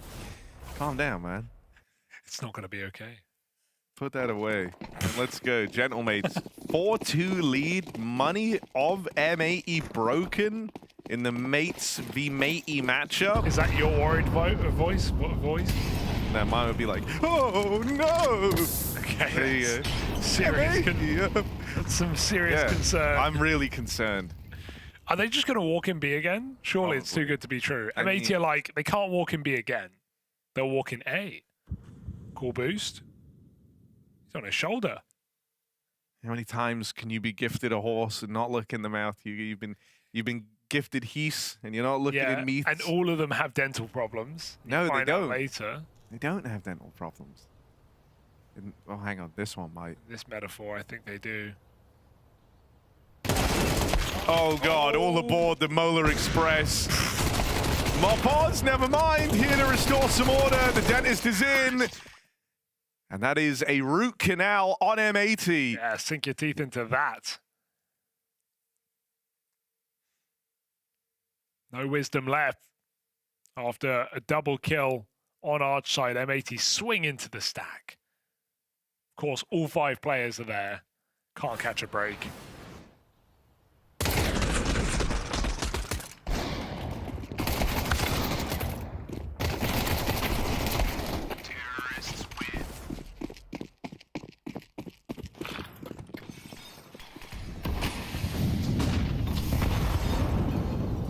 Maybe a banana take is tempting, but Gentlemates throw a couple of HEs at the car this round. And yeah, Swish wants nothing to do with it. It's an abs pop. They're just running it. Oh, it's starting to really resemble Mirage. We were talking about the finesse required here on Inferno, but this is Messy, a yeah. couple of pacier rounds. But yeah, they might just have to call this one off. Ooh. That one kill maybe kind of interests you all over again and harks back to why you wanted to do this in the first place. And yeah, they're going to follow on through. They get another opening out here towards Moto. Sin ready to deny the wrap through this smoke, but he's losing teammates, and now he's got to stand and deliver. Gets out with a double. It won't be enough. Things looked really dire there for the It went Gentlemates. so wrong. They got blocked. They couldn't jump over the railing. They're in the smoke. They cancel the call, but then Slacks gets flashed through long smoke, and I guess he looks into the flash. He was full blind coming through, kind of like Jaber there, and that just, like exactly like you said, re-entices Gentlemates with an entry. Where's dude? Go to the Jaber cam. This is craziness. Yeah, Jaber's playing with the windows, the curtains open. Bro, where are they? They're boot camping in the sun? Like, In the sun. Like, that's look gotta at be, that, bro. That's gotta be blinding, dude. it looks like Jaber, they've had to summon him with a Ouija board to get him to come and play. He's playing from the great beyond. He's in that dream state in a movie when you're just in the white room. Yeah. But it's all white. He's in purgatory. Yeah, literally. At least Lake is wearing a cap. He knows.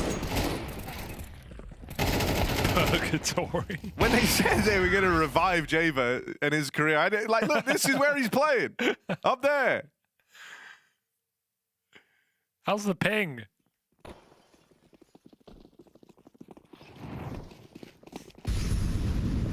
Dear oh dear. It's all going so wrong.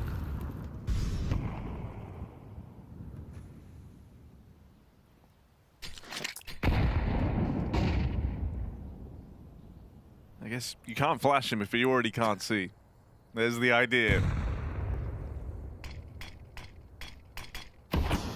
Trial by fire here for M80.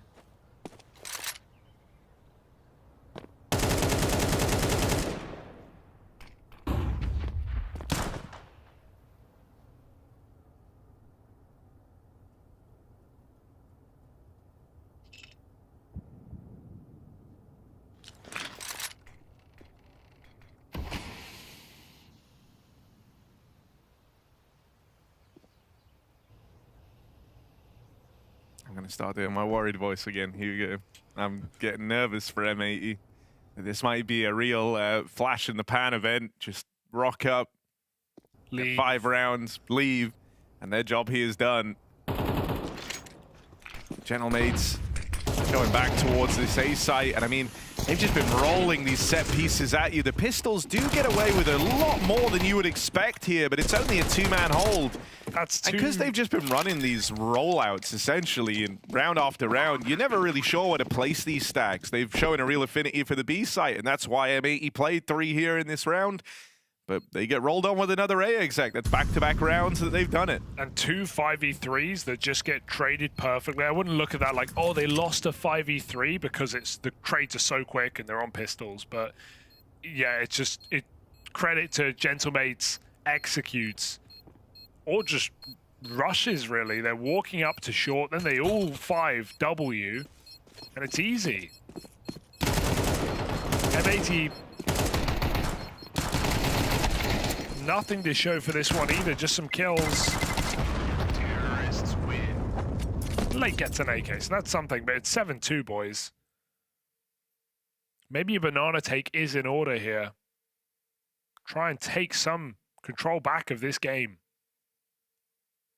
Because giving all this space to Gentlemates, they're getting apps, they're getting short, they're getting banana, they're just executing. They're winning rounds off of the entries. Not seeing any clutches. Not seeing any close 3v3s where Gentlemates have to mid-round and walk around the map. None of that. It is just decided on those opening kills, like the desk was saying. Oh, good chunk of damage down through banana on the spam. Lake at least putting that AK to work. So, if it's been decided by openers, finally a little 5v4 here for M80 to work with. Oof. It's a pretty meaty nade, isn't it? But still, 5v3, okay. You know, doing this in rounds where you only have pistols and the likes, it's still tricky to close, but here you've got full rifles, you're entrenched back in the sights, only a minute left to play with here for the Gentlemates, and you still have a lot of blocking util. This is one of the best positions M80 have been in, without a doubt. Of the 10 rounds played so far, Harry, 7 opening kills for M80. Oh. So I say, you know, I mean, the trades are so quick, that's the issue. It's because, like, you're getting the first, but past that point, they're going against rolled. you, yeah. Well, here, you haven't got a 7. single trade, and you've been blocked. That's that kind of extra util we were worried about.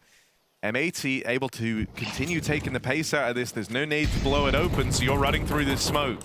And run they shall, straight into Lake, hiding behind the pillar. Nice double for Swisher. Lake finishes what he started. It's a good spray. Gives M80 something here in the CT side to hang on to. Hey, one more of those, you break Gentlemate's money. We're looking at a 5-round half, but let's not get ahead of ourselves. One at a time is the goal for M80.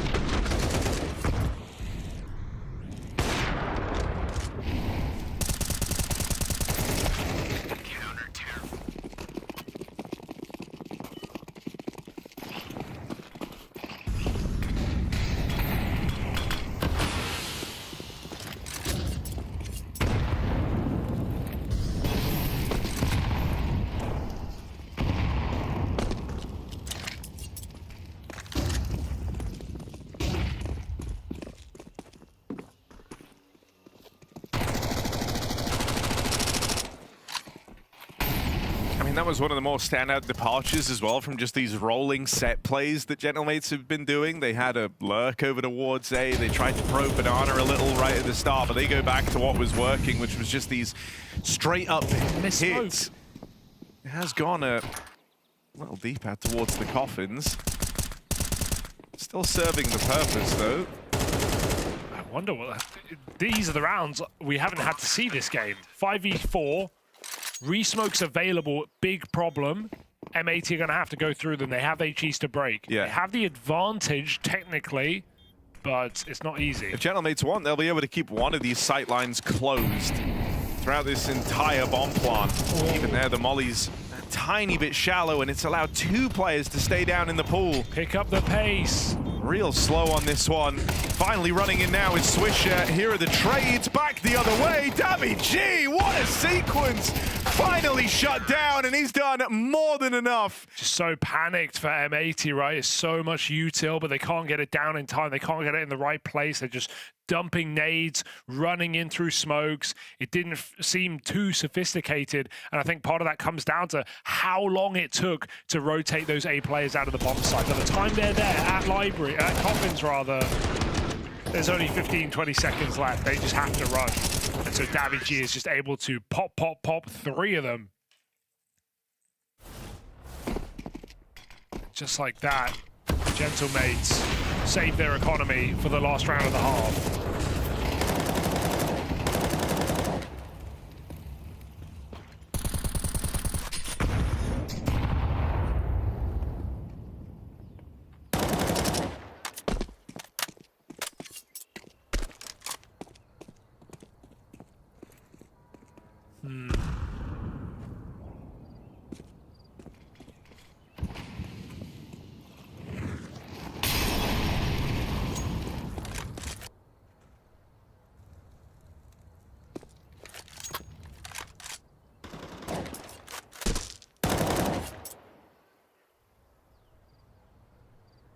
Mopaz trading onto the AWP with Martinez.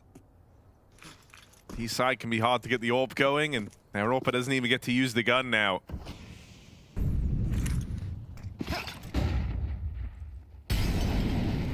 Back to an all-in A hit.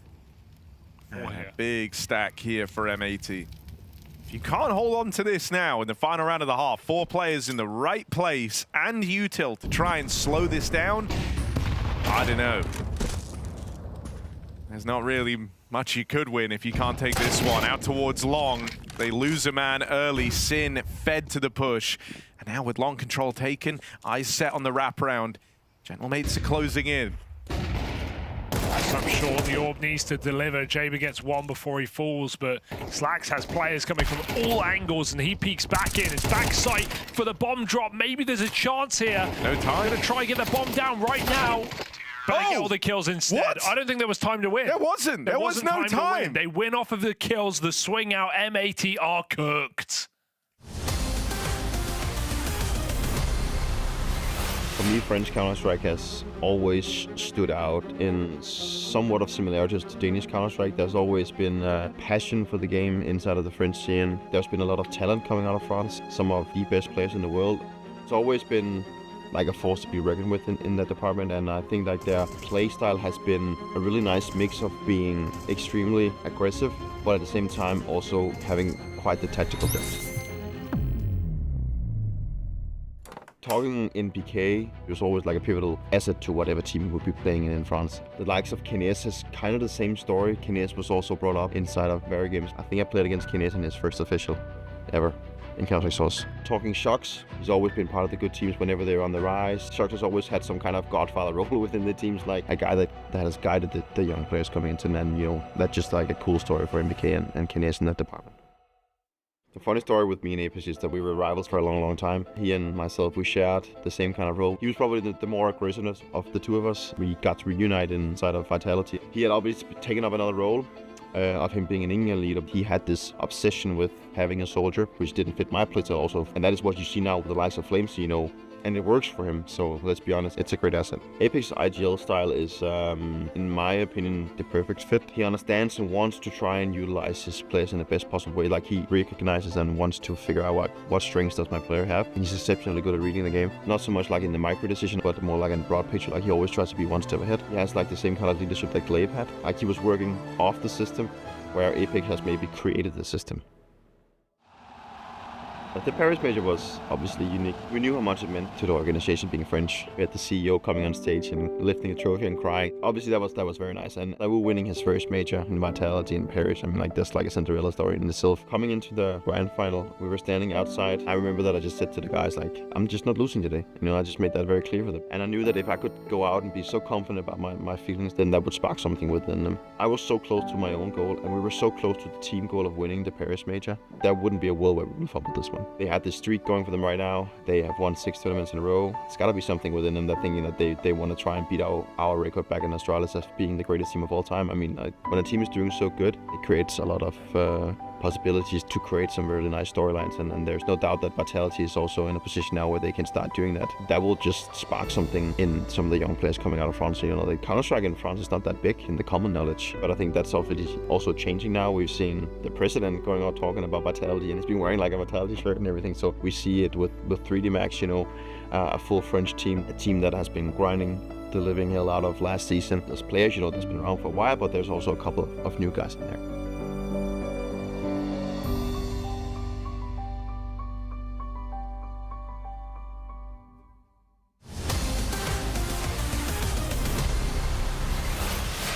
The Gentlemates running amok over M80 and a mucky half for the North Americans as they came off a flight from Vegas, and it looks like it. Single elimination format, never going to be thankful or favorable. But M80 might be a quick flight home.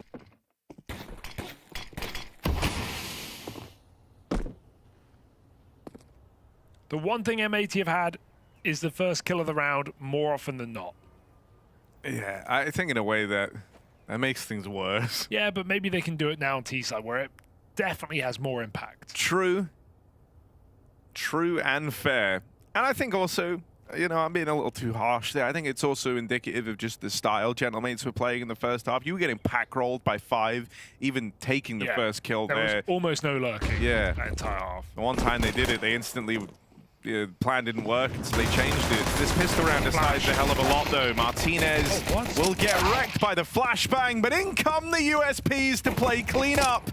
Alex with a startling sequence of 3 leaves this in a 1v2. Sin will go for the bomb plant, and in come the Gentlemates straight through the Moto smoke. They'll deal with him in an instant. How does Alex get 3 there? The flash was so good onto Martinez. I thought those Julies were done for, and then Alex comes out Moto side, triple headshot, saves the day on what looked like a really nice A hit for M80. 10 rounds now. 2 Gentlemates looking to make this a swift series indeed. Dominant on Mirage, maybe the same here on Inferno. If M80 can't find a force buy victory. It was 13-2 last map. This one falling similarly. So here's the force buy. A cry for help for M80.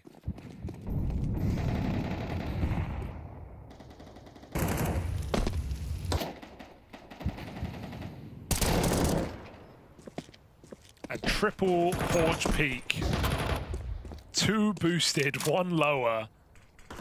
Sin's not going to get through that.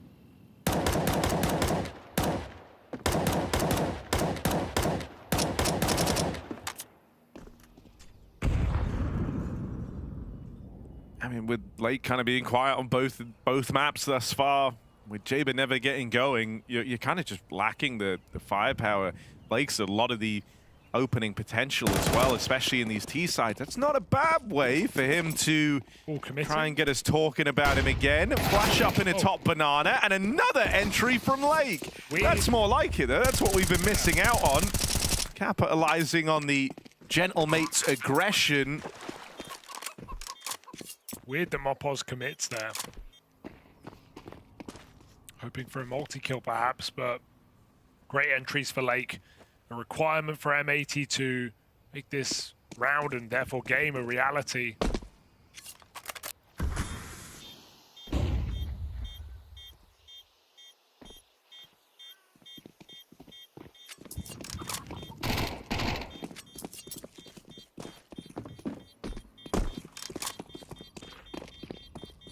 A long way back.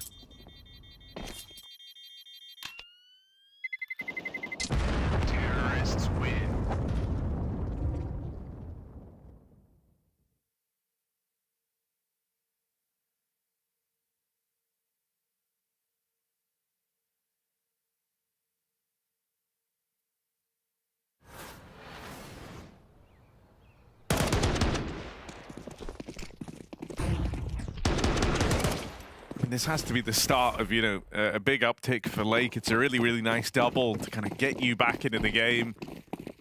stop Gentlemates from just making this a complete wash, but it can't just be a one and done. You can't lose this round now. This is really where you have to make a bit of a stand on Inferno.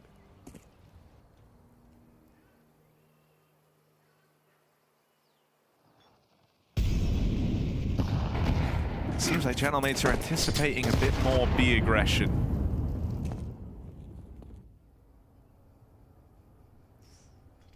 Only 2 players out here towards the A site. First contact taken by Sorcel down here in the pit. Gonna get that re-smoke in out towards the apartments as well, so Jaber gets locked out of the round. And M80, they were nearly ready to follow through on this A hit, having to shuffle players back around from B, but because of that block, because of the 5v4, they're gonna change their mind, go back through Banana, and that triple B stack that once existed has been dismantled by the Gentlemates. As has the smoke. Flash will only buy so much time, but they are running, trying to get back into position. Can they get the molly down? Yeah, you have Util on Alex. Careful.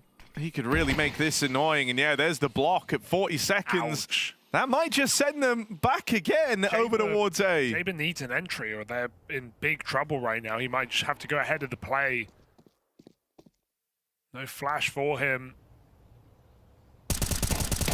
Go out mid, nice kill for Jaber. Dinked, but enough done to surely win this round. It's just Sorcel. And he's low on health. 1 kill's nice. Can he get any more? Wrapped from long. He's at least left this even, 3-on-3. And the rotates are here very, very quickly. Plant's only just going down now. You're going to miss that window where you have the 3v2 while they're planting. And so this will come down to a slower retake here for the Gentlemates. Got to try and figure out how they want to come back into this one. They do have a fast lurk in through the apartments. Lake trying to keep an eye on that, but also short. And they're already creeping in here. Molly in the pit forces Lake wide. They hear that tag in the Molly. He gets out with his, but Burns alive. Oh no! Now it's just down to Slacks. 1v2, and he gets run through. Gentlemates.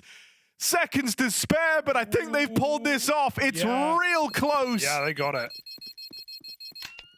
There it is, 11 rounds secured for the Gentlemates. Oh my goodness, it's the flash that blinds Lake into the molly. He takes 1 step in the wrong direction after his kill. He never should have even had that kill. But 1 more player, 1 more shot, 1 more second to spare would have made every bit of difference there for M80. Even Slack's crouching backside might have just been enough. And that is a devastating way to lose the round. It might cost them the game this late in. Really nice rotate late back to A for M80 and all for naught. They're just going to brute force this. Mac-10's running fearless into A. Okay. Hey, if you don't get a kill, it could just be a save. Moto. They replenish. I mean, I think you're pretty if Lopez gets his kill, suddenly we're on. Lopez, surely not, man. Even the slowdown for just 1 second there is guaranteed this kill. Onto bottom mid, now you've got a 4-on-3, and you know they missed a moto smoke earlier, but they've retrieved some util here from in the site. You play right through it if your Gentlemates opting for speed in this situation. Not again. Oh, health on Swisher, Slag swinging it wide, reels them in with the double, and you'd like to think that's enough! Oh, that's really, really close, but time ticks too low.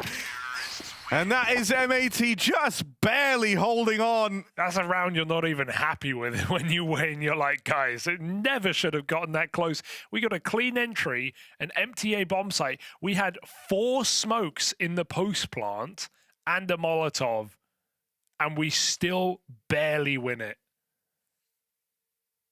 Sign of the times that Gentlemates know they can win just about any round in this match. And so why not buy once more?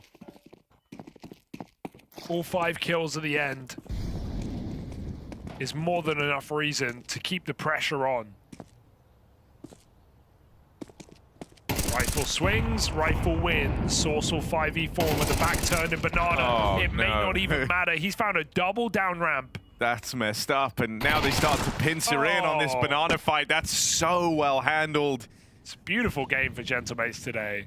Loving how they're playing off of each other, getting shades of the CT side of Mirage right now. Everyone just locked in, yeah, it's trusting the calls. Like super dynamic on this CT side, a lot of moving parts. T-Half very pack rolly, but even within all of those things, you know, we were crediting them for their trade work, for their, it is all just coming down to the synergy, playing off of each other really, really well. This one, I think, just serves as such a good example of that, from the aggression down mid, but it's the way that they use that on everyone else, you know, to siphon even more out of the round. It's not like it was just some Hail Mary from Sorcel, like a lot of squads would elect to do, where you send a bit of a wrecking ball down through mid. No, everyone else is full faith and is also playing aggressive in their own right and ready to react the moment Sorcel gets his kills. So anti-clutch has this game been. Look at this 4v1 where everyone is on the back of the map, 20 seconds, saying, you can save, we don't care. We want that number to go up, and it will. And so Gentlemates have not allowed M80 to extinguish any of these late rounds. Jaber can save an AK. That's best case scenario. 12 rounds here, match point. Most wanted mates looking to hold their own against yet another bounty hunter, another failed hit here at the bounty.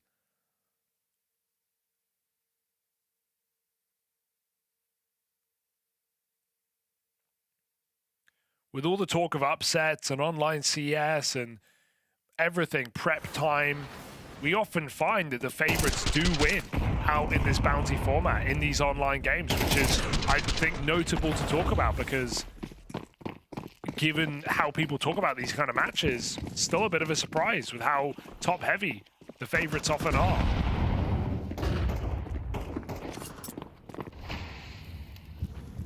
So Gentlemates ready and waiting to finish the job.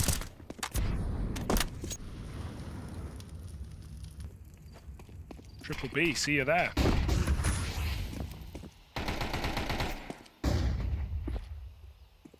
Hello. Oh! I mean, that's actually gone pretty well for M80. Ready for that. They haven't been in the past. Even thinking back to Mirage, how often they got caught off guard by a floating third player. This kill from Jaber's pretty huge, and it's going to open up a back door into the A play. Now, he's low on health, and his team will take a little while to arrive. So right now, we're watching anxiously to see if Martinez can try and shut him down and make life really awkward for M80. He plays it in fast and goes looking for that kill. Now they're rotating into a site they don't even own. They will get through Martinez, and a 2v1 rolled out in front of M80 to try and keep this one going. He's not ready for apps. I can't blame him. That's such a long rotation to go there rather than just run up short, but it's the smart move for M80, who don't have the information on either of those players. Opoz is absolutely giving it a go.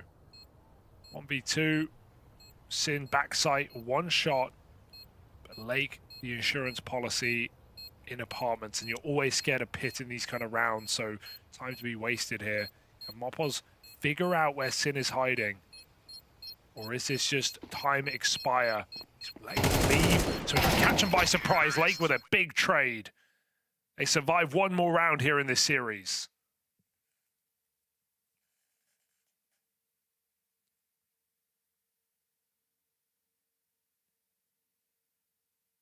I mean, that's money broken and put into a weird spot for the side of the Gentlemates. Just buy, honestly, just buy. You can win anything right now. If you can get an M4, you should buy it. Saw that Source will push down mid. The other round.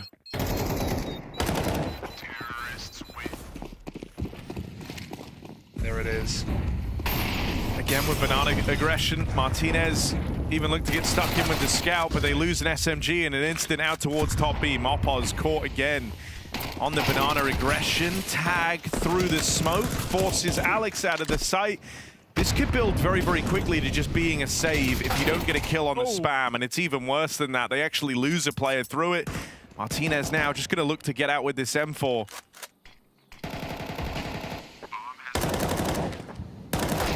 Oh, Third time's the charm, maybe.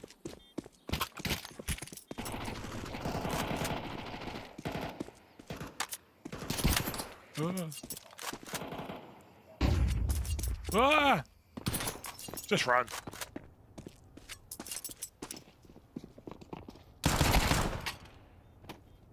"5-7 puts fear in any man." Sin lets it come to him. And I don't think Martinez is getting out of this one. Uh-oh. Nice shots here, M80. Important. Like, if you're believing in the comeback, you need to be not just winning those rounds cleanly, but taking all the guns away, putting them on full eco, which they've now done. So I love that M80 recognize the importance of the hunt there. 2K a player. Suddenly this game isn't so done.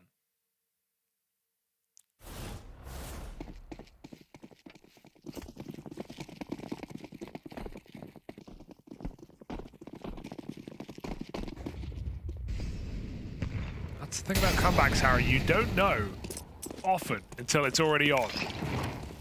Yeah, you're certainly getting some wind in your sails. Lake, again, aggression out towards Banana, and he absolutely nails them. Considering, you know, at the start of this half, we were saying we want a bit more mileage out of Lake. He was second towards bottom of the board for his team down there with Jaber. He is risen through the ranks very, very quickly on this T side. And, you know, a big little... Which one is it? No, yeah, I know. I really, you know, so a big 4K out towards Banana on USPs. That's going to help propel him up there even further. It is a big little 4K. Big little 4K. That's why, because it's against pistols, you know? It's big and little at the same time. It's an oxymoron. What did you just call me? Classic.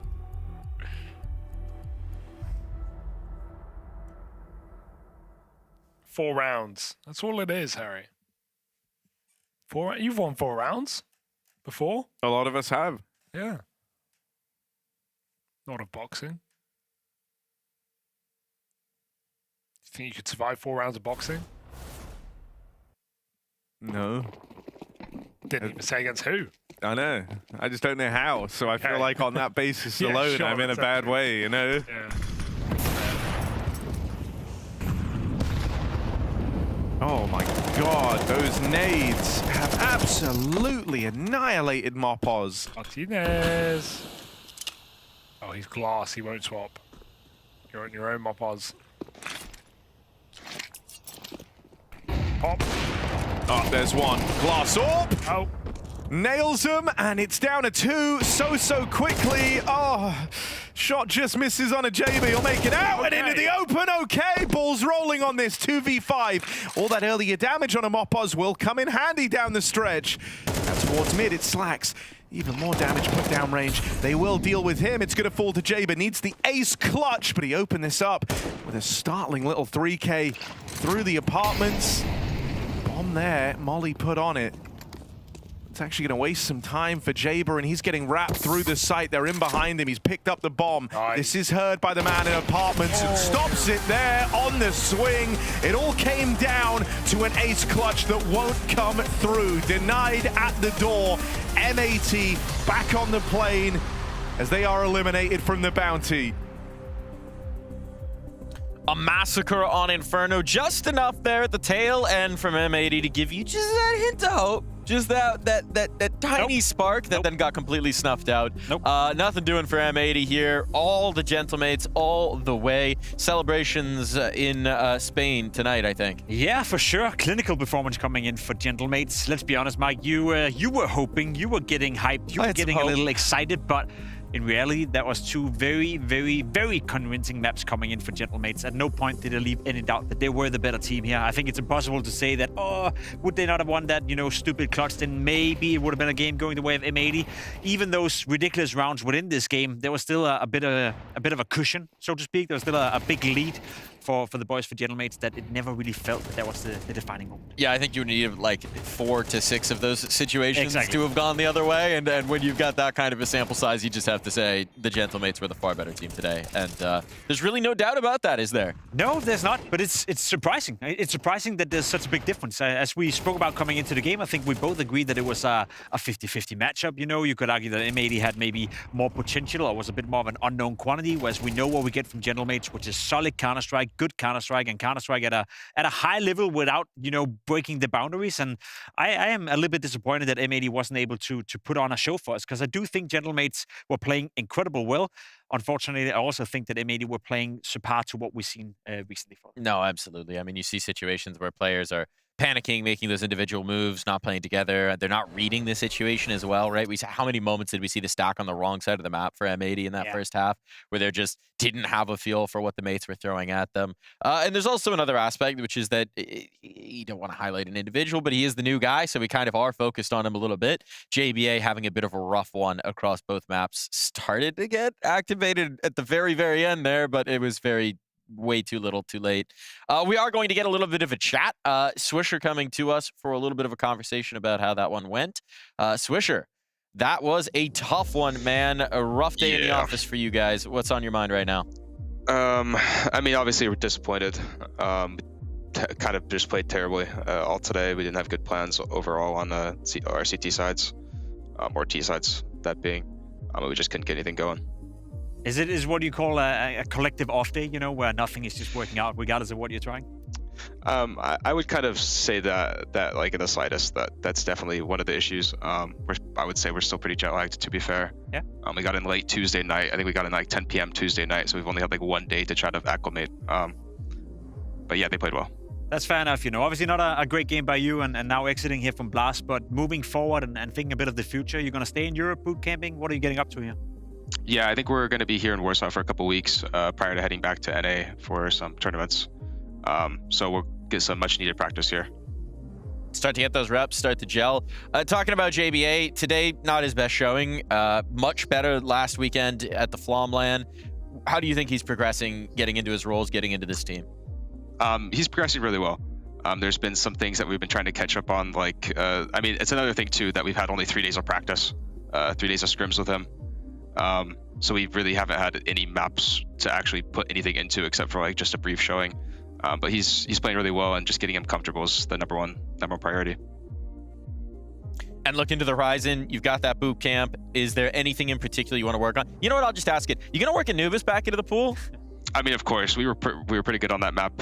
We were ready, kind of, if they picked it today, we were ready for it. But we like that map, and we're excited to play it again. I'm looking forward to seeing that. Something at least to look forward to on the horizon. You're done here in the Blast Bounty, but thank you for joining us here, Swisher, and doing this interview. Thank you, Mike. Thank you, Pep.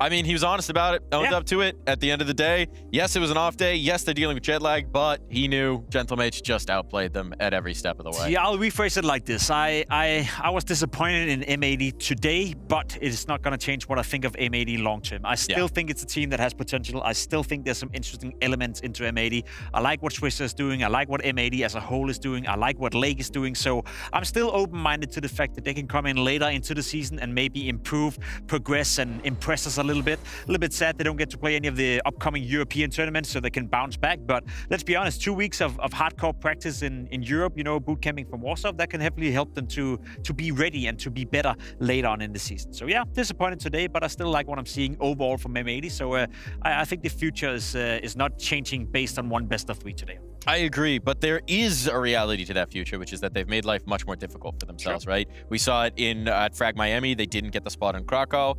Now here, they miss an opportunity to climb up that VRS rank here in Bounty. So they are going to need to go back to NA. They are going to need to play some qualifiers. They are going to need to play some tournaments, get their way back up the brackets, get themselves back into the invite slots. It's a tough road.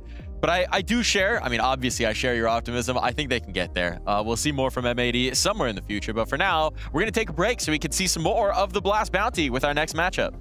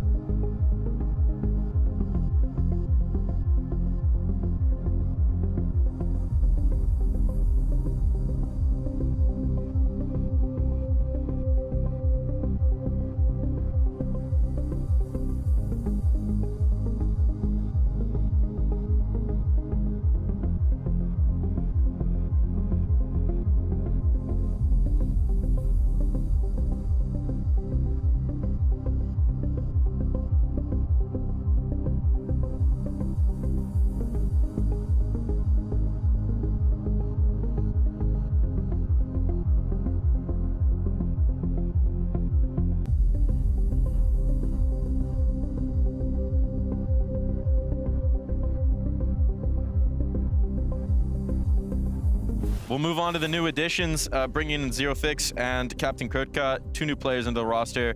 How are they doing? What are they bringing to the team? I mean, they're very good players.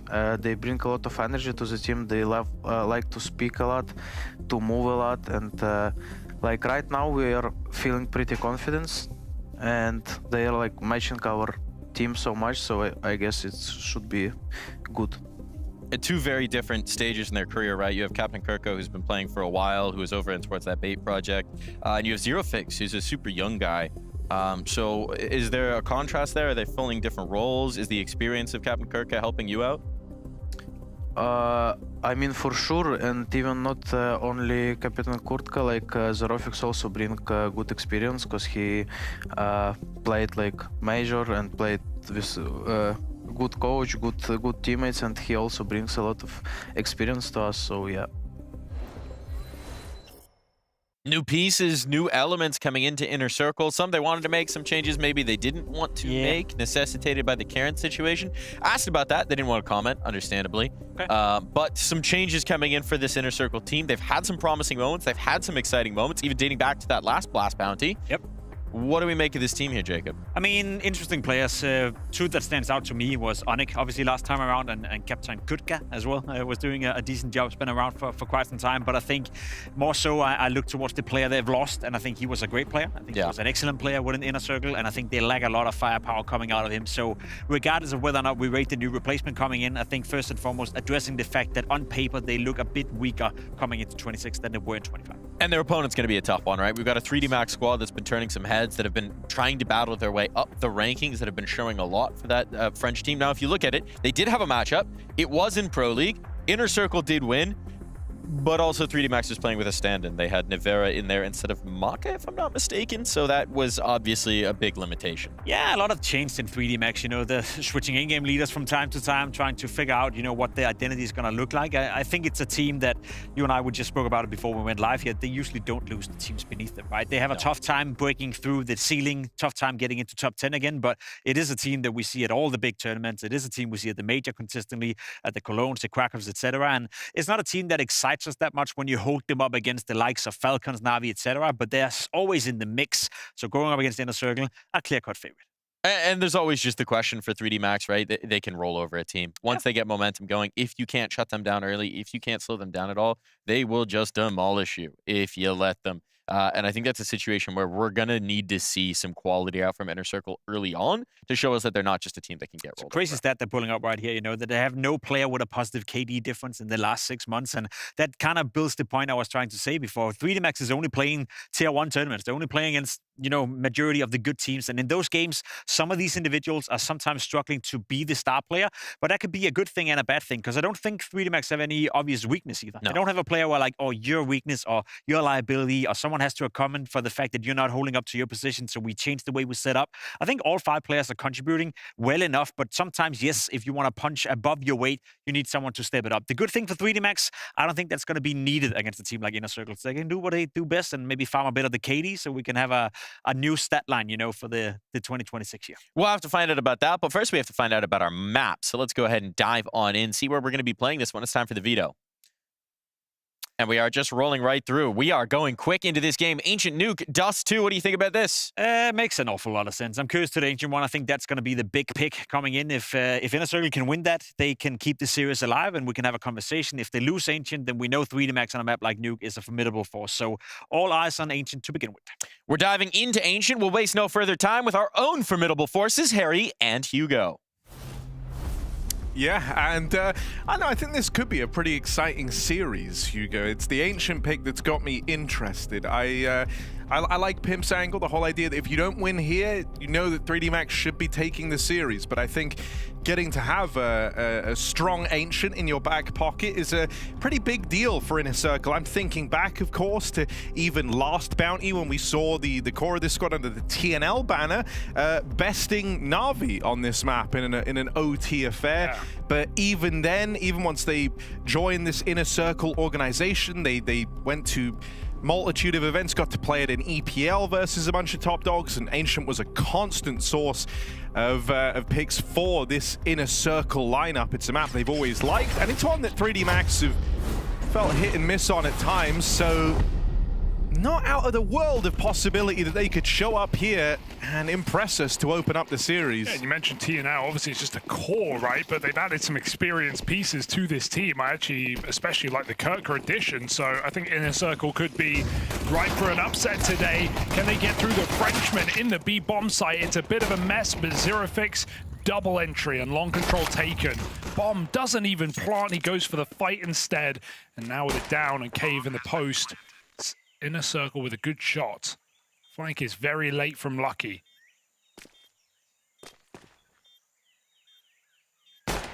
Oh, wow. That's crazy.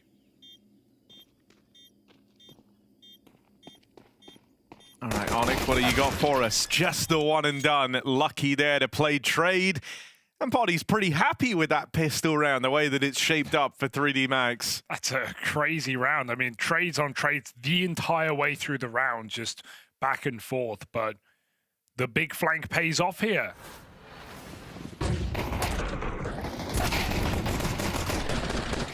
Are they in the same boot camp that they were in TNL? It looked similar.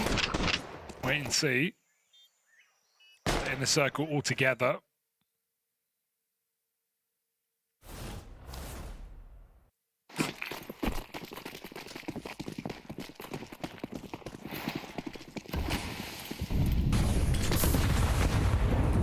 Ow. That's big damage. Ow. And the spam connects in spades for Body. And out of all the ways you could deal with a force, this is exactly what you want. A little 1-2 punch of Lucky and Body in the mid-fight very quickly lays that one to rest. That was a force buy, and they barely even do a point of damage to the Frenchman. There you go, Hugo. Yeah. Hard to tell. I like the chandelier though.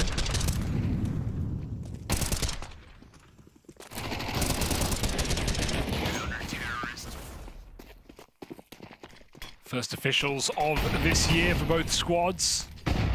The Circle obviously new additions, but have managed to get a few games under their belt since this duo joined. My God, the nades.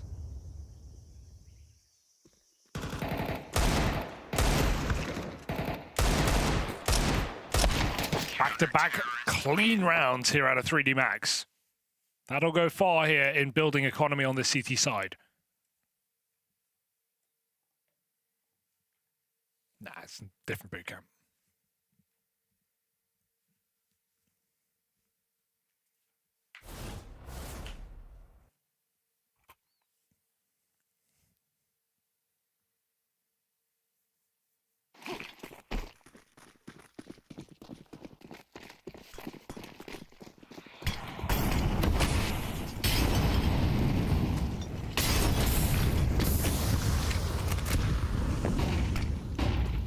I think, you know, one of the things for me, because hell, even, you know, when we saw them first come into kind of playing some higher level, I'm gonna hold this door, because it's a little A play, it's fast, straight in, out through main. Doi has the lineup, and Captain Kirker here to lend a helping hand, brings us back into a 3-on-3. Exercise, that spam will connect, that's brutal from Onyx. He was trying to get up close to play off that flash. It would have been a strong position at own, but now you've taken a 3v2 and you get rid of the danger man. No plant though, and the smoke's about to fade, so this is going to be an interesting mid-round now, and 3D Max up to flank. Suspicious about the slowdown, about maybe a player late lurking mid, but they've gone and cleared it, and they've confirmed that that's not the case. Lucky left close by. Well, Gravity homes in on middle and might even elect to commit to a flank himself. Probably feels like he doesn't have the window to do so. Throws that flash over from mid. It's good. Lucky just with a little probe on the back of the flashbang, and he will commit to this flank in main. I wonder if they realize that that flash is thrown from middle, so now they can plant. They can carry the big flank, realizing perhaps there's no one CT. See how they piece this together. The flank is in. Timing looks pretty good.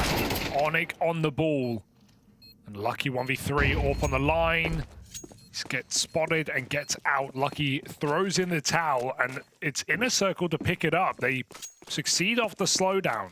I don't think that flash actually helped 3D Max as much as it helped Inner Circle. Unfortunate, because one more step out for Lucky, he would have had 2 blind players on his screen. But it prompted the plant, and this AWP hunting is crazy, so Flyrax will stop.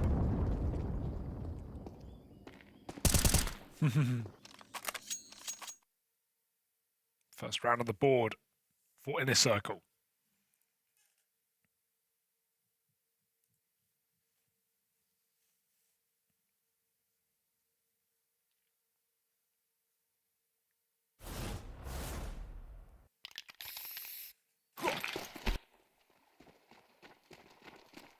Yeah, when we saw them, you know, kind of first crop up to the top level under that TNL banner, that this Inner Circle squad were known for playing like a very aggressive game. And I think that actually worked well versus teams that try to play what I would say is, you know, more proper, maybe the wrong word, but yeah, I hope you get what I mean. More kind of fundamentals, standard, you know, method Counter-Strike. I think that was why you saw them look good versus Na'Vi, at least on this map. Yeah, I also think, thinking back to EPL, they beat some of the more standard teams, but where they've struggled, I think, is versus teams that also like to ensue a fair deal of chaos of their own. And bad news. Yeah, 3D Max certainly meet that standard. It's never nice to kind of have your own style, have your own bit of flair, and it has a certain tone to it, but then there's a team that plays very similarly and just does it better. Yeah, absolutely. Has more experience as well. Has more proven players. So Inner Circle have to harness some momentum in this series. They're going to find the upset today. Nice flash and follow-up from the AWP. Molly buys some time, but it's not going to stop the inevitable, and that is this bomb down on the B-bomb site. Push through the smoke. Ooh. Careful. You might let him in. Yeah, that's exactly what Maka was hoping for, that someone would get a little overzealous and that they would give a kill away. That's exactly what's happened, and now 3v3, you're very interested, especially with Util still to come in. A huge kill from Onyx as he's forced wide and into the open. Will get brought down by Lucky, but staring at the face of a very tricky 1v2. Flyrax and Zerofix have a crossfire set up. And so it might just be this save. I would have loved him to go for that. I know there's no util, and so it's scary, but 2 very open 1v1s, 2 positions known. Not going to happen here for Lucky. Saving the AWP for Maka. Value in its own right, but Inner Circle now get to build into this game. 2 straight rounds, some really nice flashes. Util looking strong for Inner Circle. Onyx has no business getting that kill off of default, though, when he gets mollied. Without that, it's certainly a 3D Max round.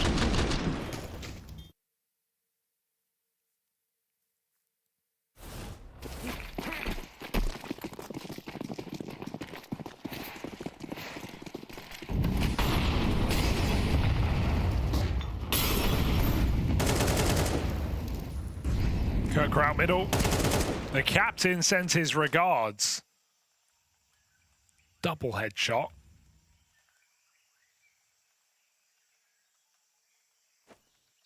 Walking it all the way to red. 3D Max are full split right now. So B site enticing. Execute welcoming.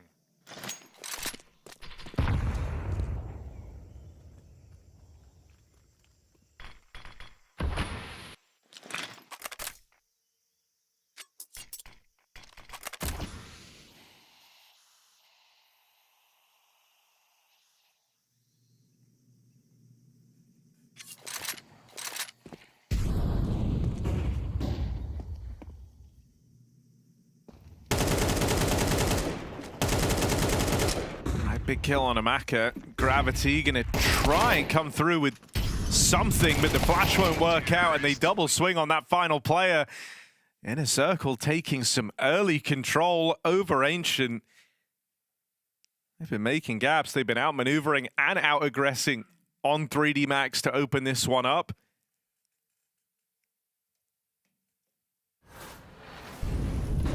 the success for 3D Max thus far, only coming off the back of that pistol round.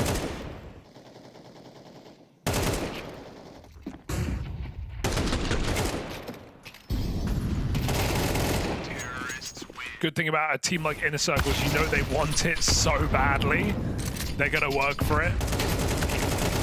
It's a team that are very motivated to get a chance to play against top squads.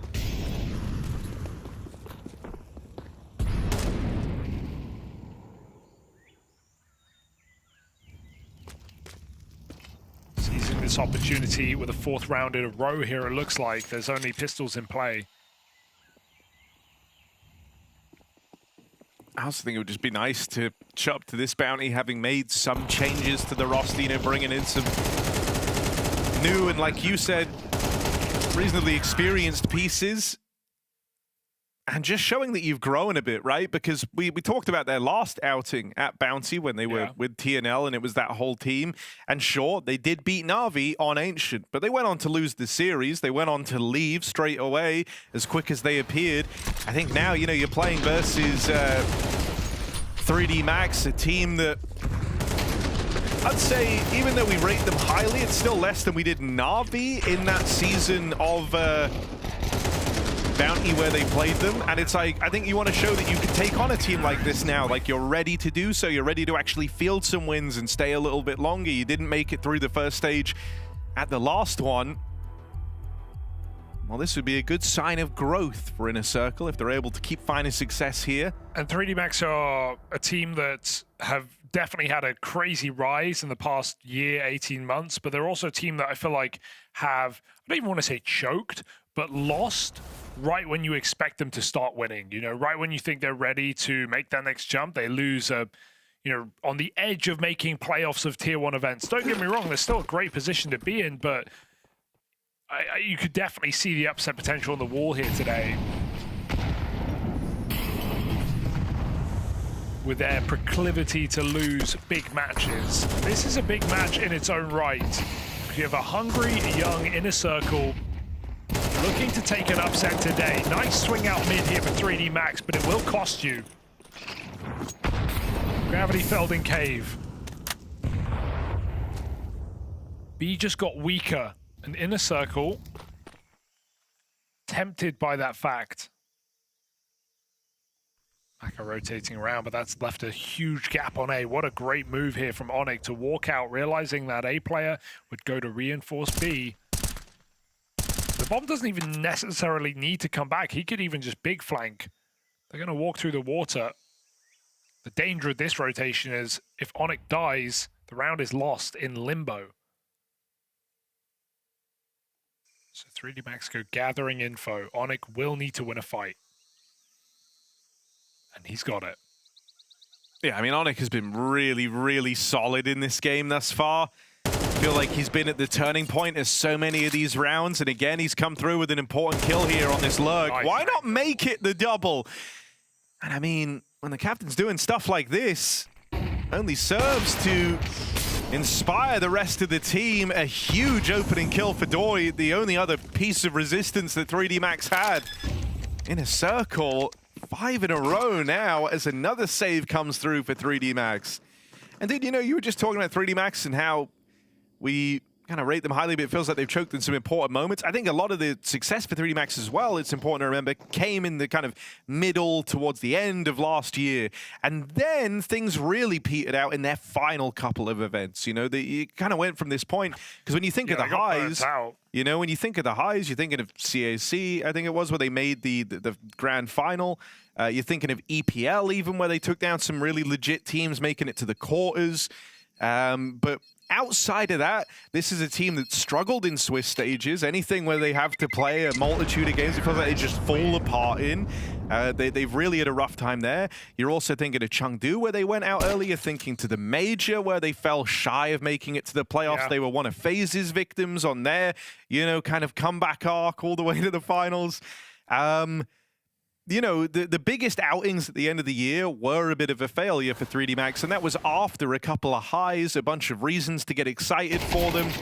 And that's why, even though they're still a team that are super, super threatening, it doesn't feel like they've broken through to that top echelon just yet. Yeah. And so I don't think you want to start 2026 sort of continuing how your 2025 season ended, which was with kind of sour disappointment. I think a lot of that came to the managing of the calendar. That I think if you would ask 3D Max, they would probably say, yeah, if we could redo the year, I would have gone to less events by the end of it, because they were doing things like they went to China, back to Europe, back to China in like 2 weeks.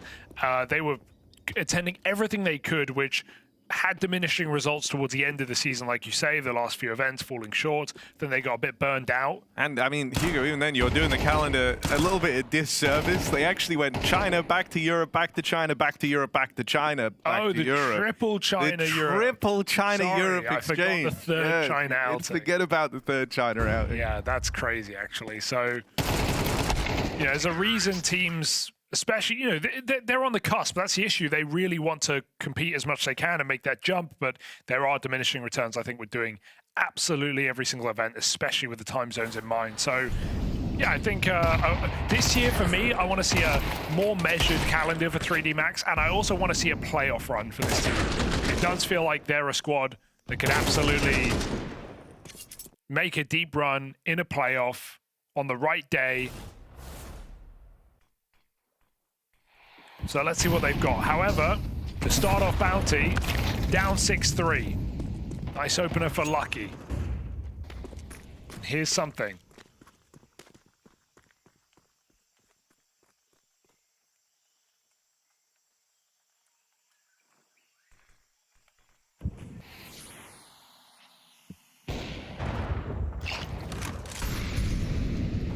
If you want any type of solid ground to stand on, these are the rounds you just can't give away. Oh. They've walked past each other. Oh, it's a little weird, isn't it? But it feels like Inner Circle are really suspicious that this could have happened. They didn't commit straight away to the cave fight. They haven't gone fast out through the door. They're holding for this exact move, and even then Gravity still gets away with the kill. Now he will be dead after that one, but this one goes no further, or so you'd like to think. That's bomb picked up. What's Flyrax gonna do here?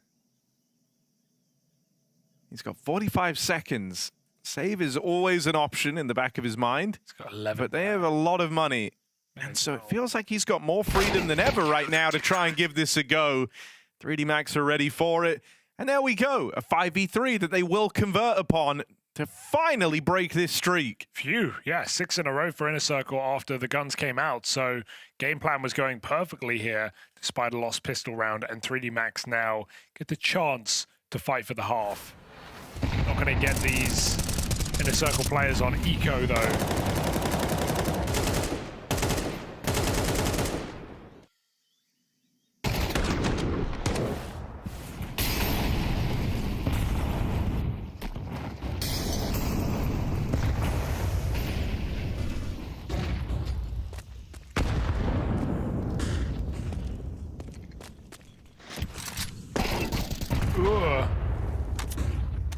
Harassing, but also just trying to bait them into the AWP on ramp.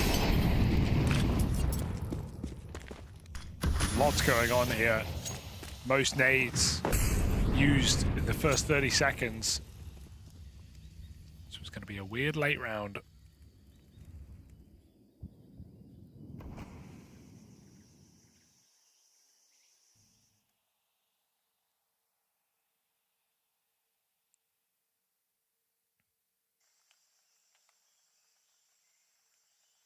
Regroup on A.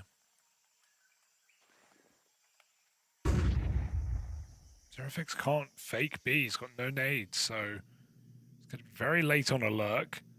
And Mac has just left this site. They're re-clearing middle. It's a classic 3D Max right now. They are dedicated 5 players towards B. And now the penny's dropping. It's too quiet. Might be too late. Need that smoke down. There it goes. Serafix has missed the timing. They made a flank. Oh, there's Captain Kirk and Flyrax both in with kills, and so quickly, so decisively, this one is over. The flank is here, 8 seconds. If he killed Bomb, oh, if he ran and killed Bomb, he would have won the round. That's a shame. It was right there. It was 8 seconds when the bomb went down, and there was no one close enough to pick it up, probably. Oh, bit of a missed opportunity. And Xerafix still gets his finishing blow, even though he missed that very awkward timing. It doesn't cost them a thing. Inner Circle know what they're up against, that's for sure. Forcing 3D Max into the blind mid re-clear. And they just walk into an empty A site. Sucks for Maka.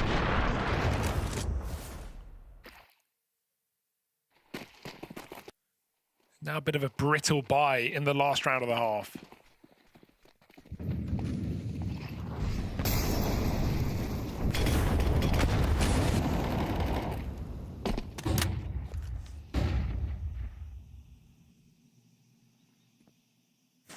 Go on.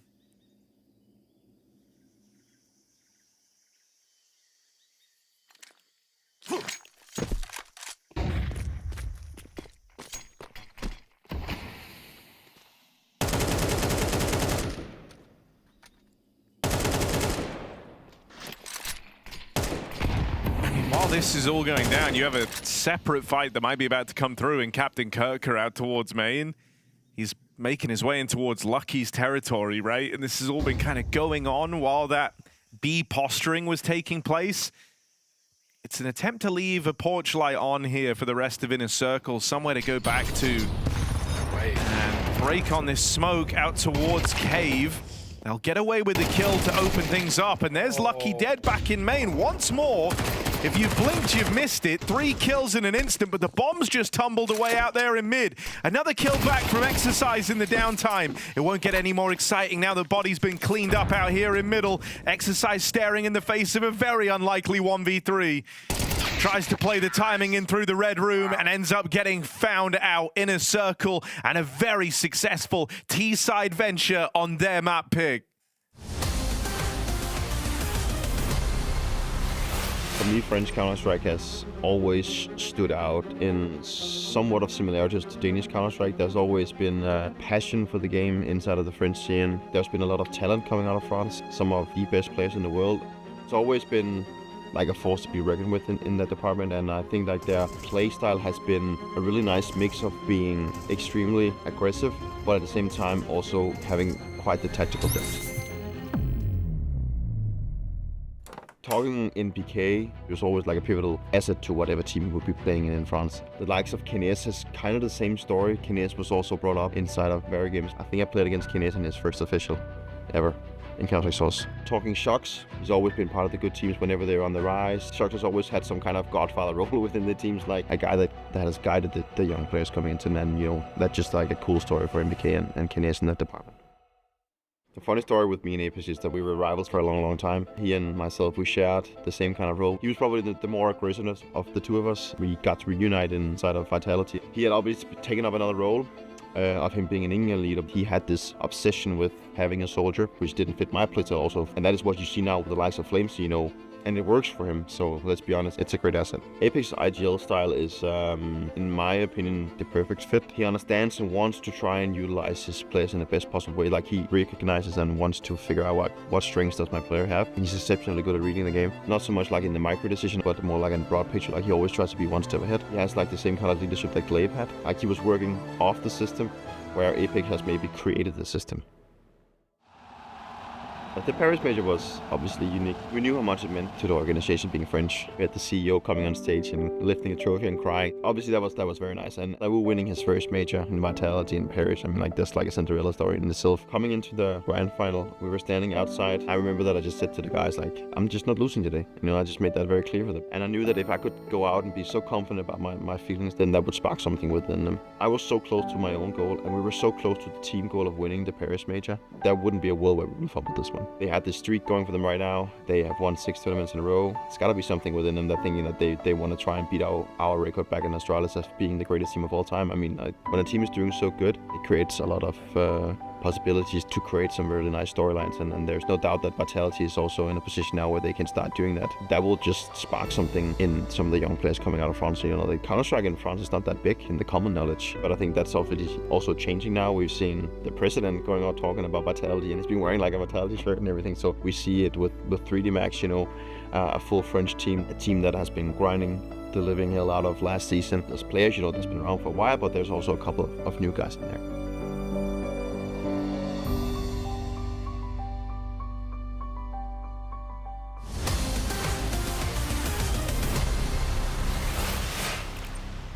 .3D Max might have met their match here on Ancient. Inner Circle getting through with a very, very strong T side. Now, that is where they often do their best work. They're going to be swapping over to the CT side of Ancient. If they can lock in a pistol, they're well on their way to the finish line. .3D Max, they need this round if they do want to have a second chance on the map.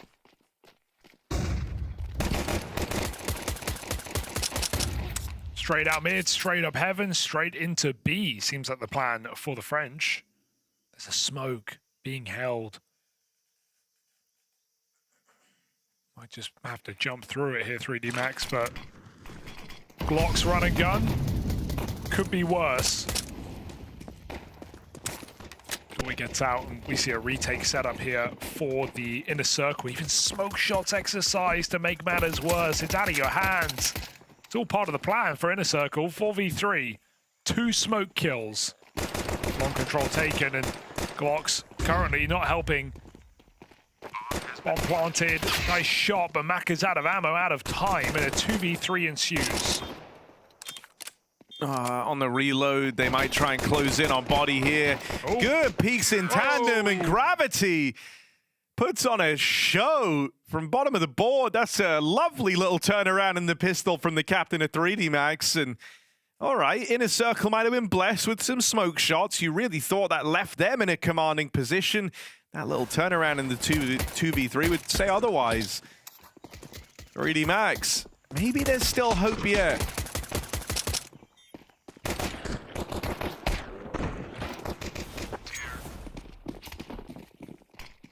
It's what you got to be telling yourselves at least, you know, it's a huge step in the right direction, and if you're able to find the conversion here, suddenly you're within touching distance of tying up this game.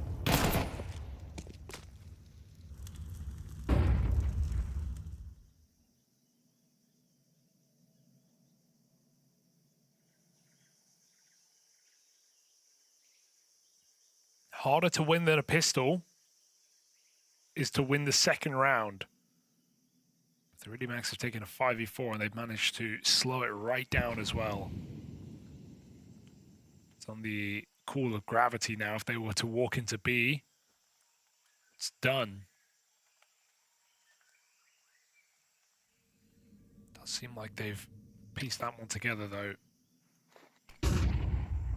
Body feigning something in middle as they climb back up and go for this hit. So .3D Max look like they will convert, at least for one round. There's a likely save for Inner Circle.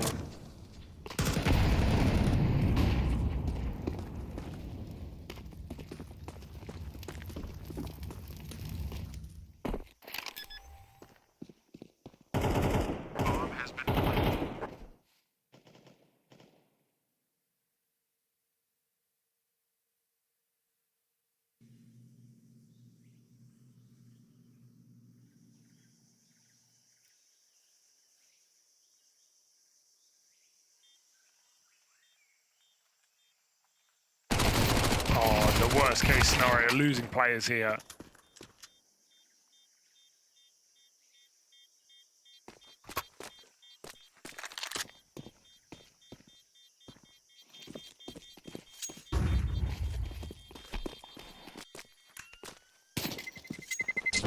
Terrorists win. I mean, the next round could still be kind of spooky with a bunch of SMGs, pistols to get dropped over to the guys that died. Not quite as threatening as if you'd saved and managed to get out with everything, but you know, a little bit of removal in at the close serves to stifle it somewhat. But I don't know, you could still get tricky with. Yeah, they've rebought Kevlar and nades, so they're believing.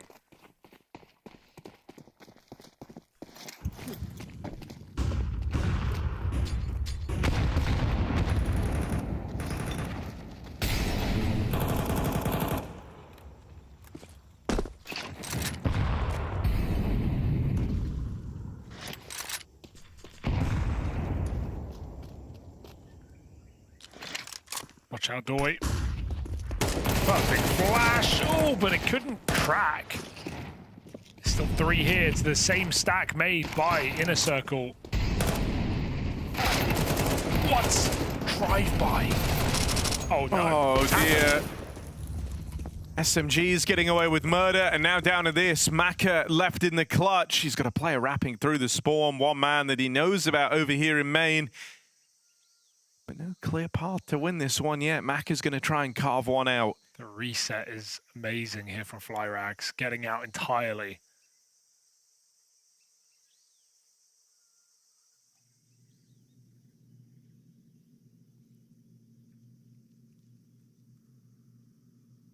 Surely. Oh, Maka. Now it's a game of brain. In-game leader v ex-in-game leader. Maka just has so little time left. That's the worrying thing. He's sneaking now. Run B. Really is to get a move on. 15 seconds as he sets his sight on the B play, and at least he's picked the right one. Gonna put some distance between himself and Onyx. He'll even have some time to get situated and set up and comfortable here in this post plant. It's planted for long and for ramp, so options are open for Maka in this 1v1. He's picked a good position as well. He might just be able to win this fight straight up. Is he wrapping back cave? Timing is everything. And Onyx is shifting his way in. Maka gets tucked in the corner. So as Onyx gets closer to B, Maka's going to hear him running. That makes things a lot easier. Oh, this is a risky move. I mean, at least there's no kit for Onyx. Yeah. You're really hoping that there isn't one, and you'd be right in that if you're Maka. You know that this is just the survivors from that last force buy, and so not concerned once he learns that Onyx has wasted so much time on the retake. Maka clutches for 3D Max to keep things in check on the back of that 1v2. Yeah, that's just straight up believing there's no kit. There's no other way you make that play if you think he has a kit. High risk, high reward. Round 1, despite running into the stack and just getting drive-by MP9s. Kirker and Flyrax made that very interesting. I can't believe Maka gets this kill of all.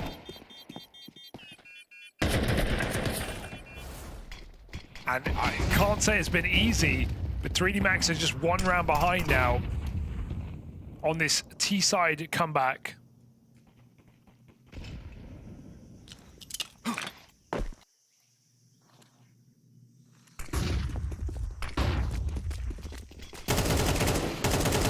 All right. Playing with some bravado. Yeah, taking a bit of aggression to the Inner Circle boys. Playing it grouped in this one, just a pack rolly round. I mean, these are really, really hard to put a stop to, especially when you lose that opening fight. A nice little smoke spam, certainly gonna help. Is it enough though? These are really hard retakes. See if you can get one more, go fishing, see if anything opens up to you, and they will come through with something, but in the end, able to repel that retake of 3D Max, just playing the trade game in strong crossfires. They shut it down, and now it's a tie game at 8-all. Suddenly that 8-4 half, you can forget about it. Yeah, you're seeing the similarity in playstyle that you mentioned coming into this first half, because 3D Max just playing contact, hitting the site immediately in the gun round. Fearless call from a Gravity who is struggling, 4-12. But rounds 1 regardless. 3D Max, 4 straight in this T side to level out the score.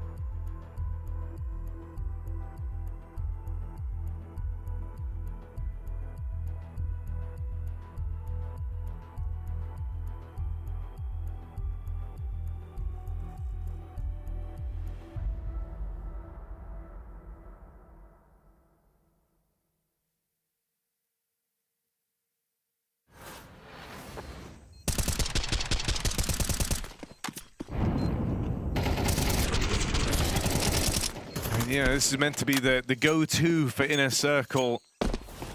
Map where they do their best work, and so if you're able to take it away from them, 3D Max, you we're already favorites to win this series, but you become, you know, very, very strong with the removal of this map from the repertoire of Inner Circle if you're able to get away with it.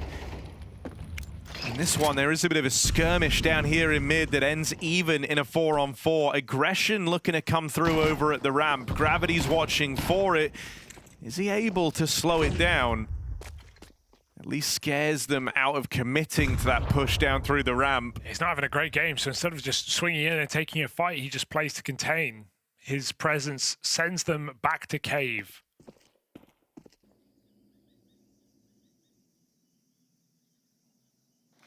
I feel like Flyrex has to be the hero of this round on the AWP.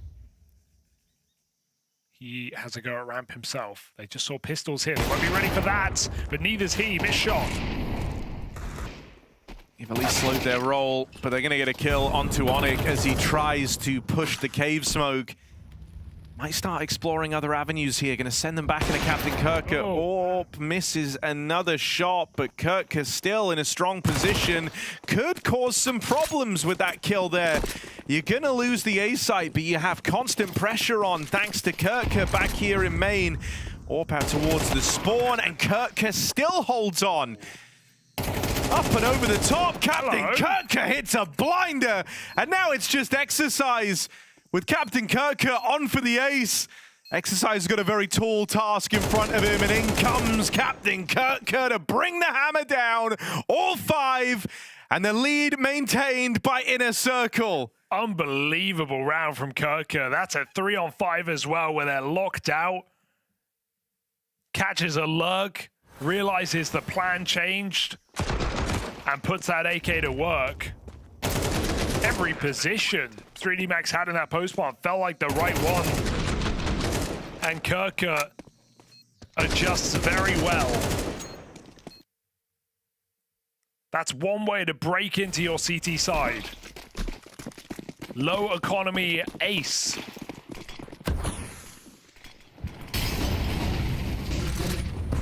Now they're playing with confidence as well. Dory goes straight up for the jump heaven. Out mid though, 3D Max pay the price with their life. 3 kills, blink and you miss it. Feels like the round is done and Flyrax will not miss that. Maka might have to save, but there is a lot of time on this clock.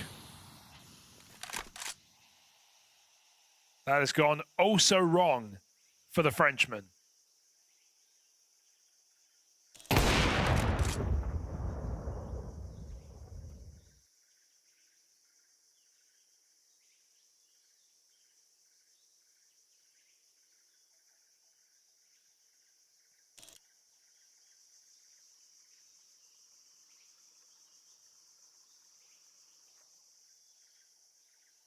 It's obvious Mac is expecting some disrespect. He's already seen a smoke walk. He knows what he's up against in this round. You can just tell that from the lines he's taking as he tries to save this AWP. The worst part is they're not going to give you anything, but then right at the end, they might all come in. So plays it a bit more aggressive. Tries to force a push elsewhere by showing himself in middle. No one moves. Good patience here for Inner Circle.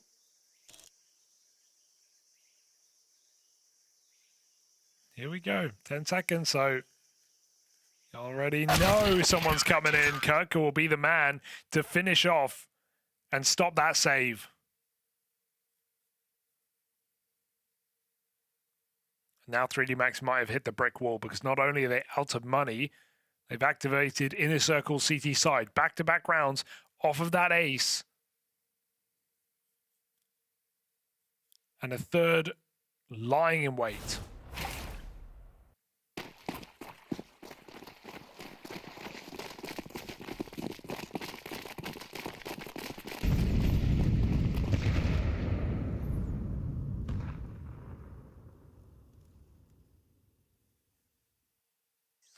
They are playing into the AWP, but he's got support. Flyrax opens, and there's Dory from the donut. Meant to lay that one to rest. That's a lovely little flick for Flyrax. Can he squeeze one more out of it?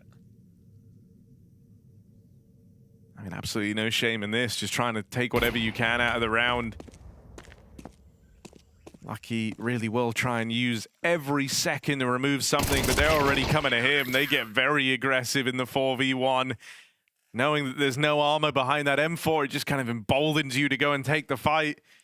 3D Max have to dig very deep now to run it back flawlessly with 5 rounds in a row. Just haven't really seen that from 3D Max. All they've done in this game is convert their pistols. They've won... Yeah, they've won, what, 1 gun round?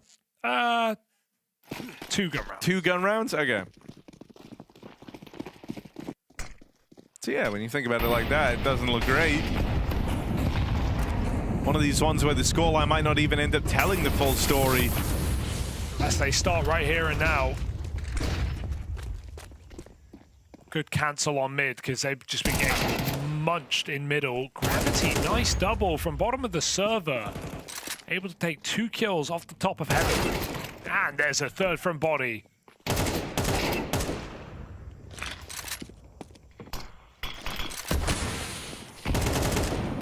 Whoa. This is not a pretty round of Counter-Strike, but it's fine for 3D Max. They're not complaining. Thank you for the missed shots. Flyrax is full of them.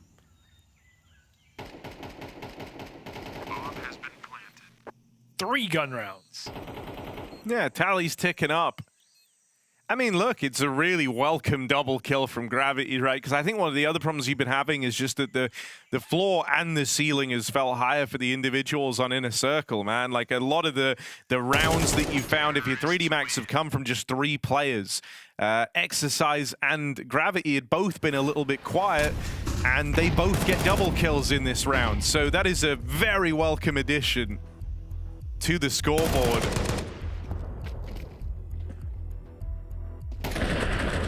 Because even though CS is a team game, sometimes it feels like you're only as strong as your weakest player, and it's a bit of a struggle when you have a couple of guys missing. That's the difference one good round can make from someone. I also think Gravity ends up in some relatively important positions on the map, right? And so you don't want him feeling like he can't hold his own. Maybe that double kill will give him a much-needed confidence boost. I think it's a very like self-perpetuating problem for IGLs in particular, ones that are supposed to frag reasonably well. If they start struggling but are also trying to, you know, cool around and communicate for the rest of the team, how do you lift up your own level? It's a good kill from Maka, but he does go 1 for 1 because of the util. Time will tell if that was worth it. What it does do is just thin the herd here, so spreads everyone out a little bit more. 3D Max just trying to find the gap now. Kirker with a great clear. He is having one hell of a game. 20 and 10 with an ace in an integral round. He kickstarts yet another 4v3.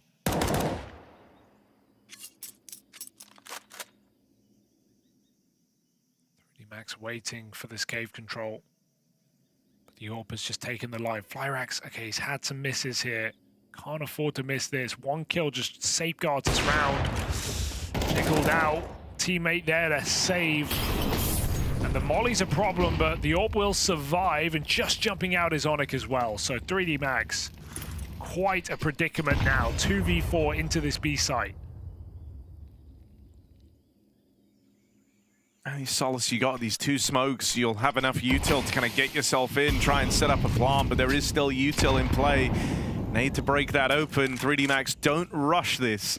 Dodge the spam, get the first play across, but the bomb going in second on the back of Lucky will make it across now and a chance to plant.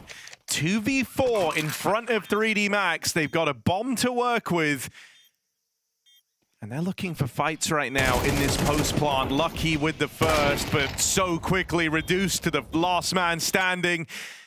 And that retake takes shape for Inner Circle soon as the bomb is planted. That's map point. That's the one they needed in this series, right? It's been set up pretty clearly. This is the map Inner Circle must be taking. Nuka's been unreliable for them. And even though the numbers may not look good for 3D Max, it's a go-to for them. Able to play to a high level. neither team wants Dust 2. It was ugly in 2025 for 3D Max at the best of times. But Inner Circle set themselves up to take this first map of the series, and at that point, anything is possible.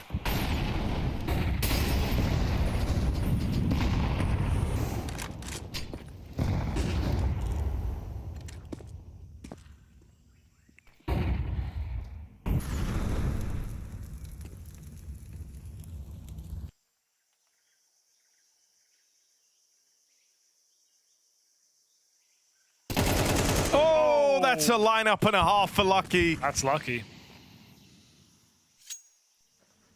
5v3, and you just got gifted that double kill. Most fortunate of lineups. So this should be double digits. That's what you're telling yourself. You at least have this chance at the comeback. Body all the way out here in red. And a B stack for Inner Circle. With how 3D Max is set up, that is the site they're looking to head to.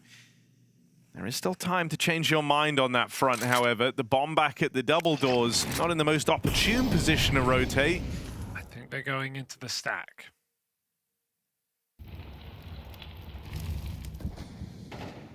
They can have a 4v3 for the site control, but so much matters. You know, if you fail at getting one of these openers, if this AWP is allowed to maintain the line in through cave, you're in big trouble, and the aggression going to come through early. Body dead on the wraparound, AWP fires off, and you've accidentally played right into their hands. 18 seconds. Gonna try and change your mind now. There's so little time left, and it's just Maka. 10 seconds left on the clock, and they'll get to the site before him. There's nowhere left to run, nowhere left to go. This one is done. Inner Circle get it over the line. They close it in style with a 3v5 to win on Ancient. How about that Inner Circle making outer plays outside the box, perhaps, to bring that one over the line against the 3D Max team that struggled to get activated? Really impressive showing from Inner Circle. I mean, great first half, right, coming into it, and then we're looking at the second and we're going, oh, okay, this might just be 3D Max rolling all the way through. Suddenly, Captain Kirka gets an ace out of what felt like nowhere, and it is on.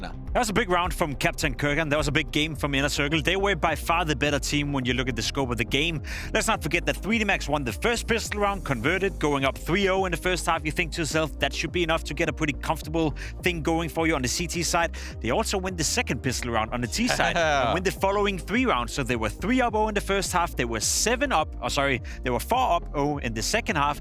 Combined 7-0 up in the first 7 rounds on both halves, yet you still lose 13-9.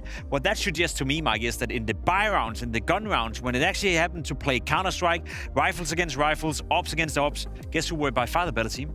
The team that ended up winning. So I'm disappointing in 3D Max. If you win both pistols, you convert both pistols, you're the heavy dog, you're the big favorite, and you still don't even get close to winning the map, then what are we talking about? Yeah, we're talking about serious concerning signs for 3D Max. Yeah. I do want to give big credit over to, we'll talk about Captain Kirk in a moment. Sure. We're waiting for that one. Trust me, we're going to show it. But first, let's talk about Onyx, right? Yeah. Because he's calling the system, he's setting things up, he's having a lot of impact as an individual as well. He's making a lot of these rounds happen. He was a big part of actually getting them into rounds in that first half as well, and delivering for the team. He was one of the players that stood out to me the first time as well. I started watching Inner Circle earlier last year. We had them at Pro League, we had them at the Bounty as well, and Onyx was a guy that stood out to me. So the fact that he's continued to play well, the fact that he's continued his progression, and as you said, the fact that he can individually step up and be one of the difference makers, especially on the T side, that was very nice to see. He slowed down a little bit in the second half, wasn't necessarily needed, wasn't really in position to do too much either, but his impact in the first half, that was a big part of the reason as to why Inner Circle got away with 8 fantastic rounds on the T side. Really, really well done. Super impressive coming through from Onyx. And again, just to put it in your minds, he's also calling. So that always makes it that much more impressive when you consider the statistics and consider what he's got his hands in and the number of things that he has to be concerned with when they're live.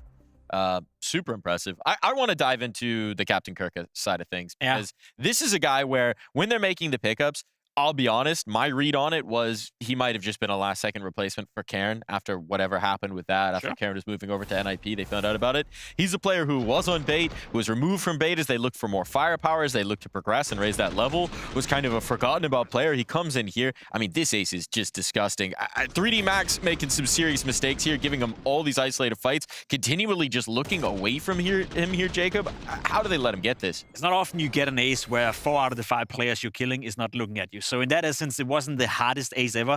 But for Captain Kurtka to get it, he had to push in towards middle. He had to push himself in a position and be aggressive in order to catch all these players off guard. So you can give him credit in the decision-making part of it. It was 8-8 as well. It was a very, very pivotal moment in the game. 3D Max was coming back. As I said, they won the pistol. They converted the following rounds. They had, at this point, won 4 in a row. They were supposed to win this one as well. They were supposed to take the lead. And then Captain Kurtka came in. You and I were talking about it in the green room afterwards. It's just like how crazy is momentum in the game of Counter-Strike, right? Because at that point, 3D Max had been mopping Inner Circle in rounds, right? And even in that round, they're players up. They're going in towards the site take. They should have control. If they just killed Captain Kurtka, they probably would have won that round as well.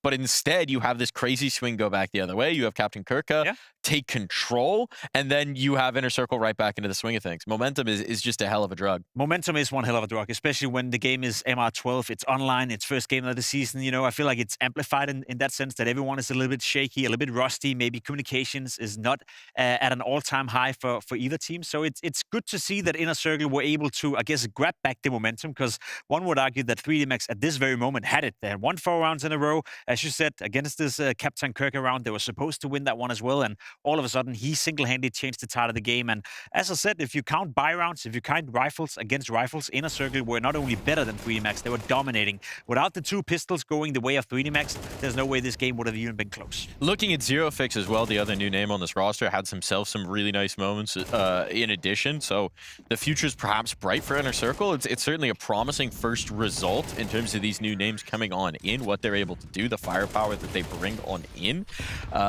It's exciting. It feels like they haven't really missed a beat, and it certainly showed up again and again on this Ancient that these new players are here to make a difference for Inner Circle. They are here to make a difference, and it's a good difference they're making right now. And it's tough to predict, right? Because when you look at the results for Inner Circle coming into this tournament before the player break, they ended up losing 4 in the last 5 series. They played against IWill, against Mouse NXT, the academy team, twice against Foot as well. So you think to yourself, all right, Inner Circle, there's a couple of interesting pieces to your lineup, but in terms of expecting them coming in here, beating 3D Max in a best of 3, no one could really predict that. So seemingly they've been working hard during the player break. Maybe they started practice a little bit earlier as well, and that's what I love to see from some of these teams that has to make a wave, that has to climb the VS ranking. There used to be a case to be said that if everyone else is taking a break, if everyone is taking holidays during Christmas, if you grind, if you play, you close some of that gap that's been, and seemingly from the outside, it looks like that's exactly what Inner Circle have done so far. Now, we do have more maps to play. That's the silver lining if you're a fan of the French, if you're a fan of 3D Max. And so before we get into our second map of play, we might as well hear from the man who's leading the helm over on the other side. Let's hear from Gravity. Now, I'm curious. I think you might be one of the teams that would like to eventually bring Anubis back to the map pool. Any chance we're going to see an Anubis from you sooner rather than later? Yeah, maybe we will see. Keeping the cards close to the chest. All right, this matchup, we got Inner Circle here. They've just had a player swap. What do you make of them as an opponent?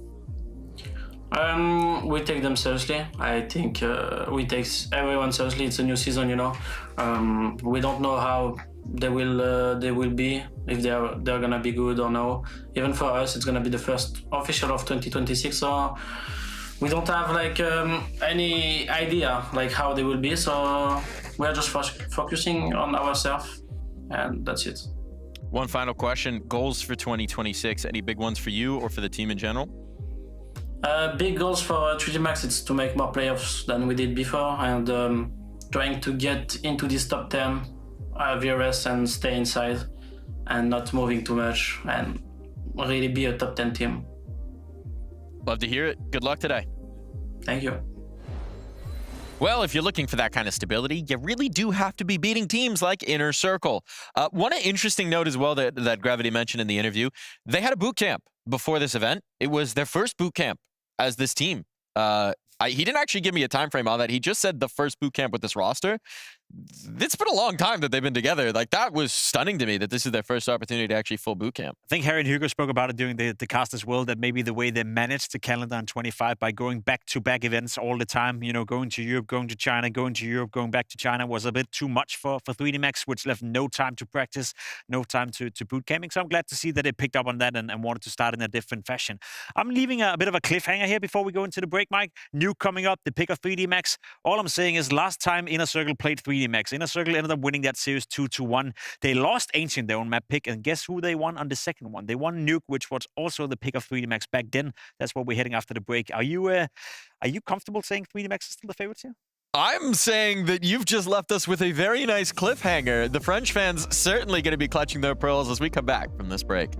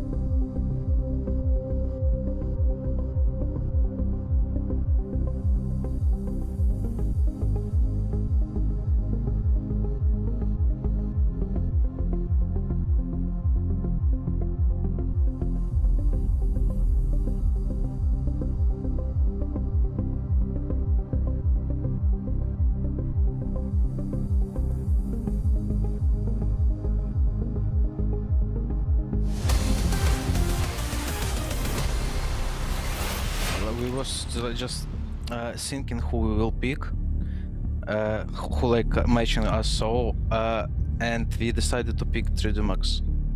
Ooh. Why 3D Max? Yes. I mean, first time was so nice, so I hope we have to do it twice.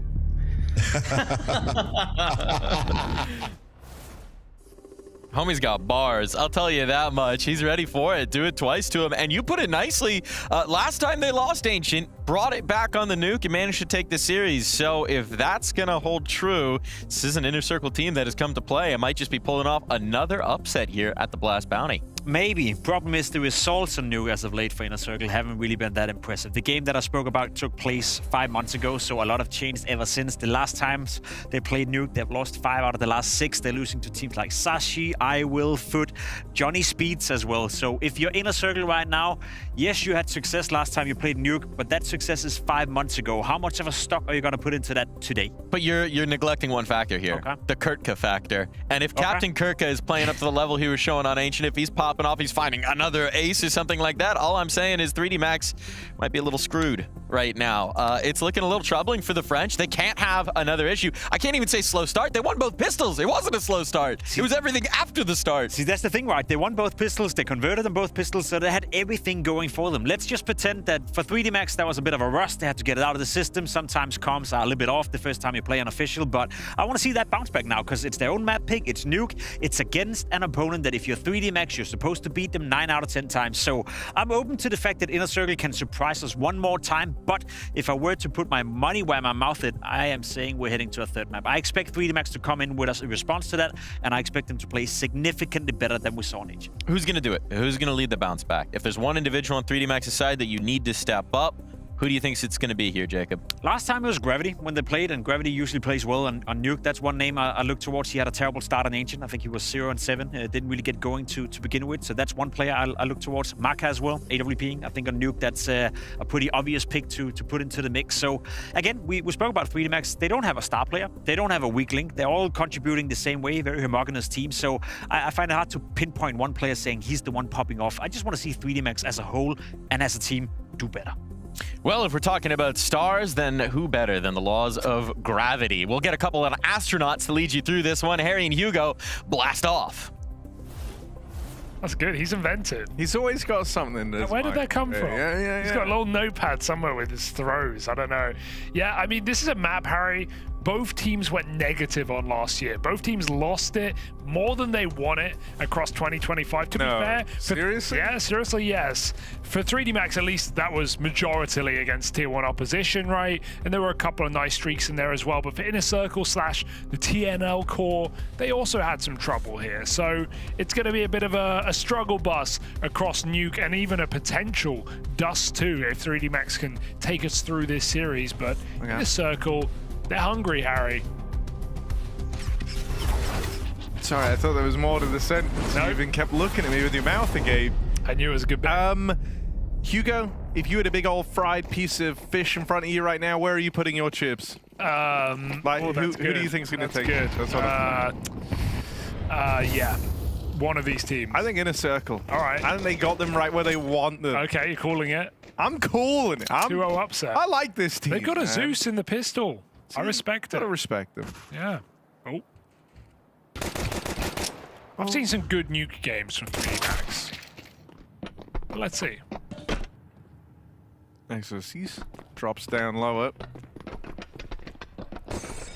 And he's got the rest of the team in tow. Now, Dolly is down here, but low on health. You'd love it if he could get out with one more kill. That's wishful thinking, however, as a bit of a push comes out towards the double doors. Space taken away. Captain Kurtka moving in. Smoke down to try and obscure their vision. It's a creep up from Lucky that's been spotted, but will get dealt with. 2v2, tap on that bomb, hoping that it forces a fight, forces a peek. Oh god, you got to reload dual Berettas. Good luck. Oh, hang on, the save is there. And now it's down to this, 1v1, a lot of time off the bomb, and Zerafix just doesn't have the time to win this round anymore. It's a pistol for 3D Max. They've won all of them in this series. Damn. It's a bit of an indictment of Ancient, if anything, but yes, indeed, 3 out of 3, and they converted both on the last map as well.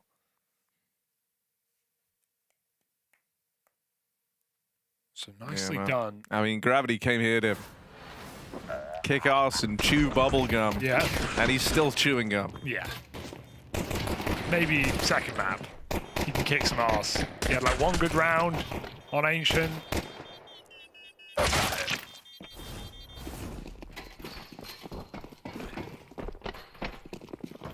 Better punchline, I think, that would have been, and this gum's really Moorish or something. Yeah. Like, that actually would have been funnier.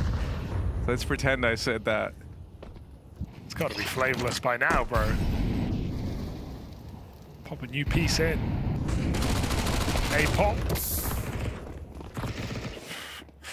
Exercise looking everywhere.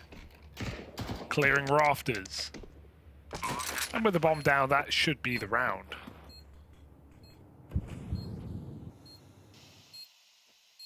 Me, just hanging out. Yeah, that's me. Record scratch, freeze frame. Bet you're wondering how I ended up in this situation. Oh, Captain Kirk.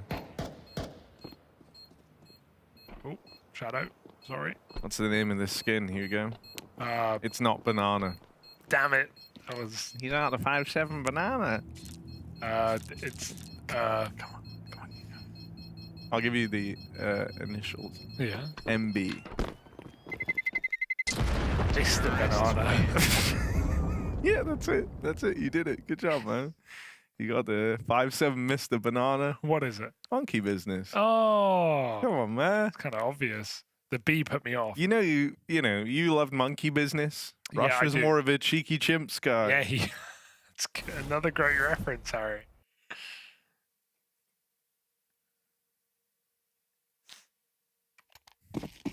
.3D Max. Look at the land back on their feet.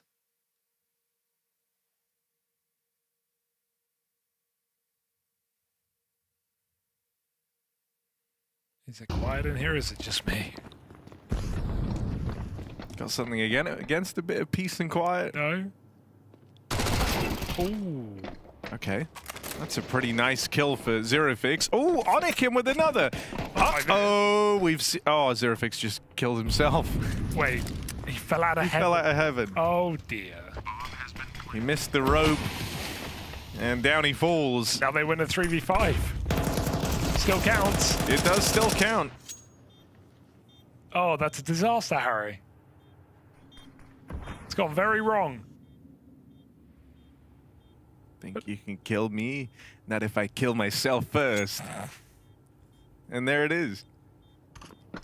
Record scratch, freeze frame. Yeah, that's me.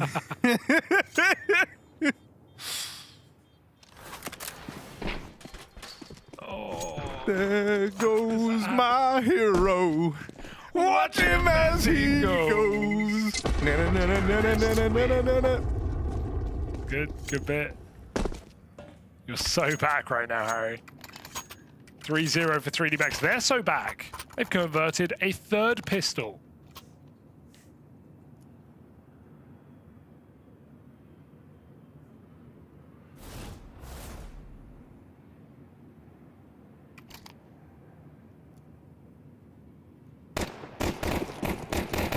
So here we go. A little late to the party in a circle, but here nonetheless with a full buy.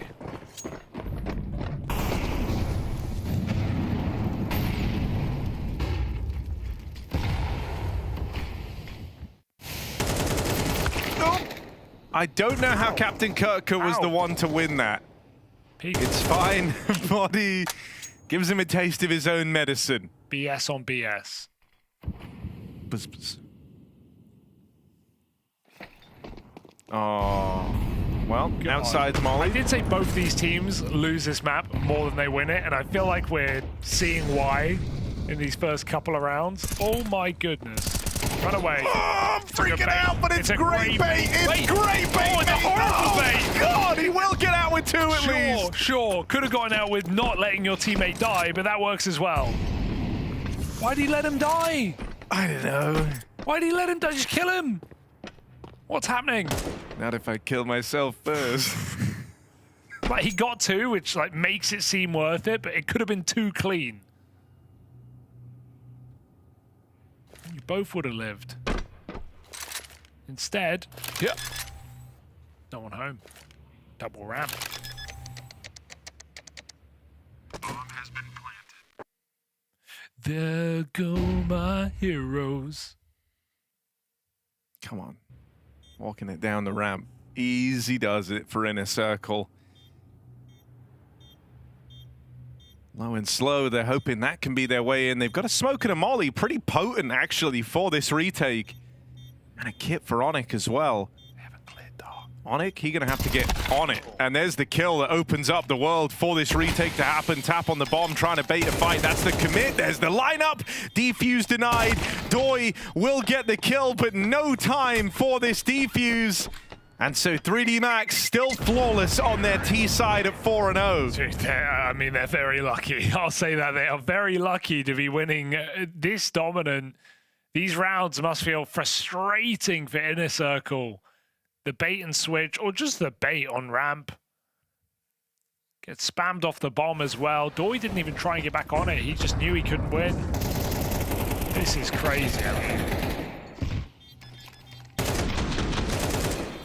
They could have won second round in a 5v3, if not for falling out of heaven.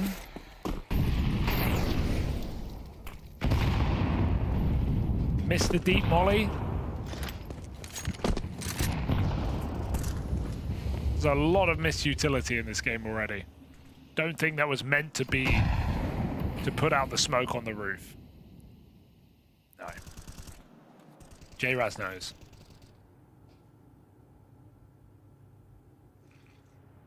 Okay, AWP out. Flyrex. You wouldn't miss this, would he? Oh, they're blocking each other.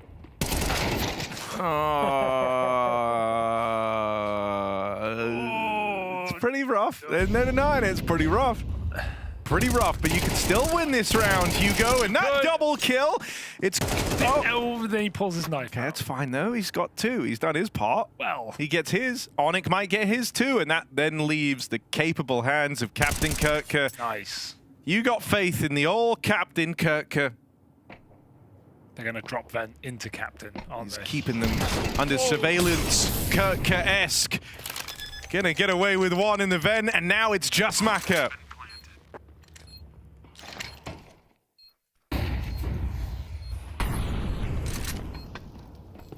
Cross has already happened though. Kirka's just going for the bomb, going for the site. Onic with the kit. Maka trying to isolate. They need to swing together. Good spray, but Kirtka prevails. And that is a round for Inner Circle against the odds. Nobody saw it coming. That's why you have faith in Captain Kirtka. Like, he's the one guy that will never let you down. That is true. He is reliable. He's definitely reliable. Yeah, and I like that you even step back my compliment about it. He's reliable. That's what I mean, too. It's not that he'll never let you down, per se. Let's not be unrealistic. Yeah. Let's not say he might let you down like once or twice, but for the most part, he's solid. I can't lie. Flyrex is just missing today. He's just missing every shot. Yeah, but, you know, Every at least time he's taken we've seen him. Yeah, true, but every time we've seen him, he's in, like, a committed position. Yeah. And then he'll miss. It doesn't matter if you miss you're when dead you're on. not committed, but if you're committed, you can't miss.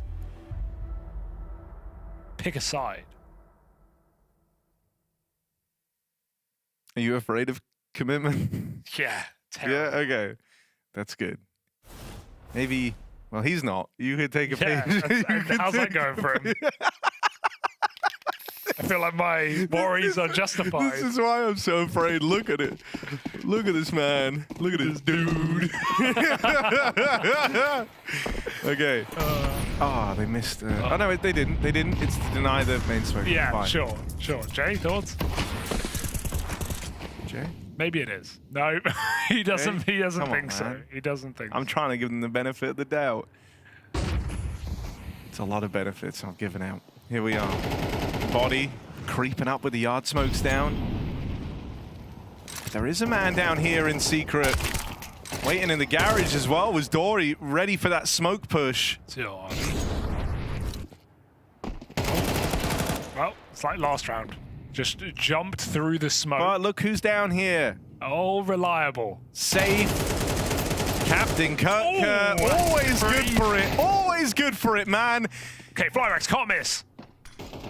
He can't. Yes. And he won't. He nails it. Lucky dead. And now it's just Maka. Ooh, he's found a little gap.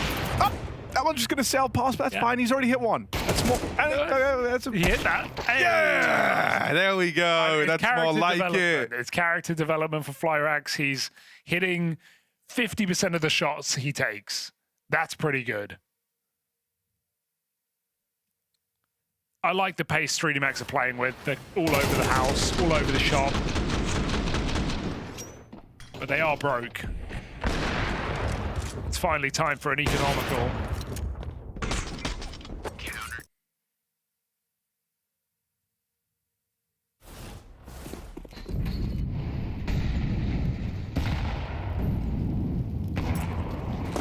I mean, they keep throwing it there, but like, maybe it's on purpose. What? Actually, I'm gonna crash out. I'm gonna crash the hell out. The first one didn't. It looked like a deep molly. They've thrown it like 4 rounds at this game. I've seen it 3 times. You sure? 4? That's insane. I mean, 4 and 3 are like almost the same number. Oh, in through main. Into capable Captain Kirka. Look at him go. Literally never lets you down. Captain Kirka does it again. That's 2 aces now.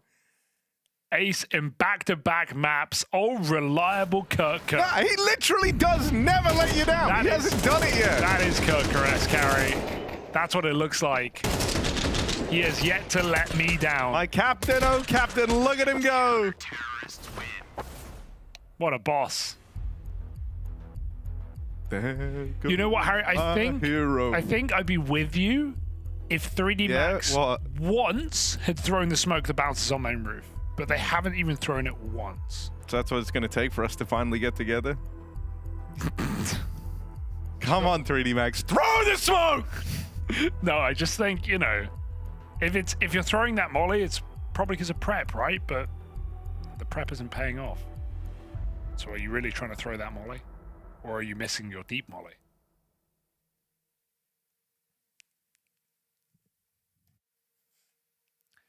We'll have to wait and see. I'll keep my eyes on it. And by I mean J-Raz and Chev.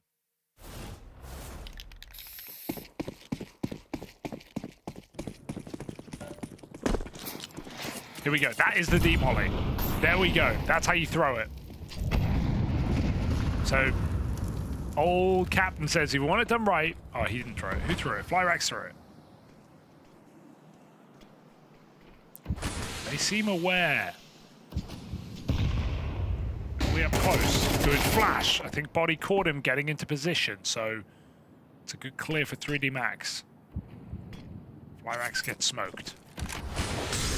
Kirka's already getting his working outfit on. He knows he's going to have to do a solid shift right now, man. He's dropped in towards lower early to try and get ahead of this play. Flyrax, that's an important kill on the Body there on the lurk out in the yard, but a different fight on either end of the map. Old Kirka. On a door, closed by Onyx. There he is. Kirka, man, just this guy, 13 and 2. 13 and 2, Hugo. Pretty good. And he's ready to come up the vent. You see him at B. Now he's on A. Captain Kirka, you just never can look away from this guy. He's ready to come. Oh, he just got hit by his own teammate. They don't know. Oh, and it won't matter. Kirka not even required. I'm going to worry about the T side, I think. You know, with a team that struggles. Could you? Sorry, is that too negative? With Captain Kirka playing like this? Yeah, but it's new. You can't carry it as a one-man. You need a good, honest T side. And Inner Circle right now are playing nice reaction CS. They're not doing too much and not making any plays. They're just stopping 3D Max all across the map. But I think that second half is going to be a lot harder. So they need these rounds right now if they're going to find this upset 2-0. Molly main roof. There's no way you miss it 4 times. I'm starting to be convinced, Harry. It has to be on purpose. It must be. Well, because also to even throw it there, they're doing it from the same spot you throw the outside molly. It's looking like they're like left and right click throwing that. And so it'd be the easiest fix to actually land the outside molly. Let's give them more credit. They're definitely it's on purpose. Yeah, surely, right. It's on purpose. Captain Kirka. Looking to clear the lobby out. So much faith in him. Like, literally has never let anyone down ever. Oh, he's going to find the bomb, Harry. Old Kirka. Here we go. Heard them on the ladder. Exercise coming in. Kirka. Bomb dropped. Never lets you down. Never lets you down. 2. On your bike. They should start calling him Rick. As in Astley. Because he never gives up. And he's never going to let you down. Captain Kirka, another multi-kill round. What a monster. 16 and 2. Dude, He's he's in the so right good. place and hitting every single shot. When they're B, he's B. When they're lobby, he's lobby.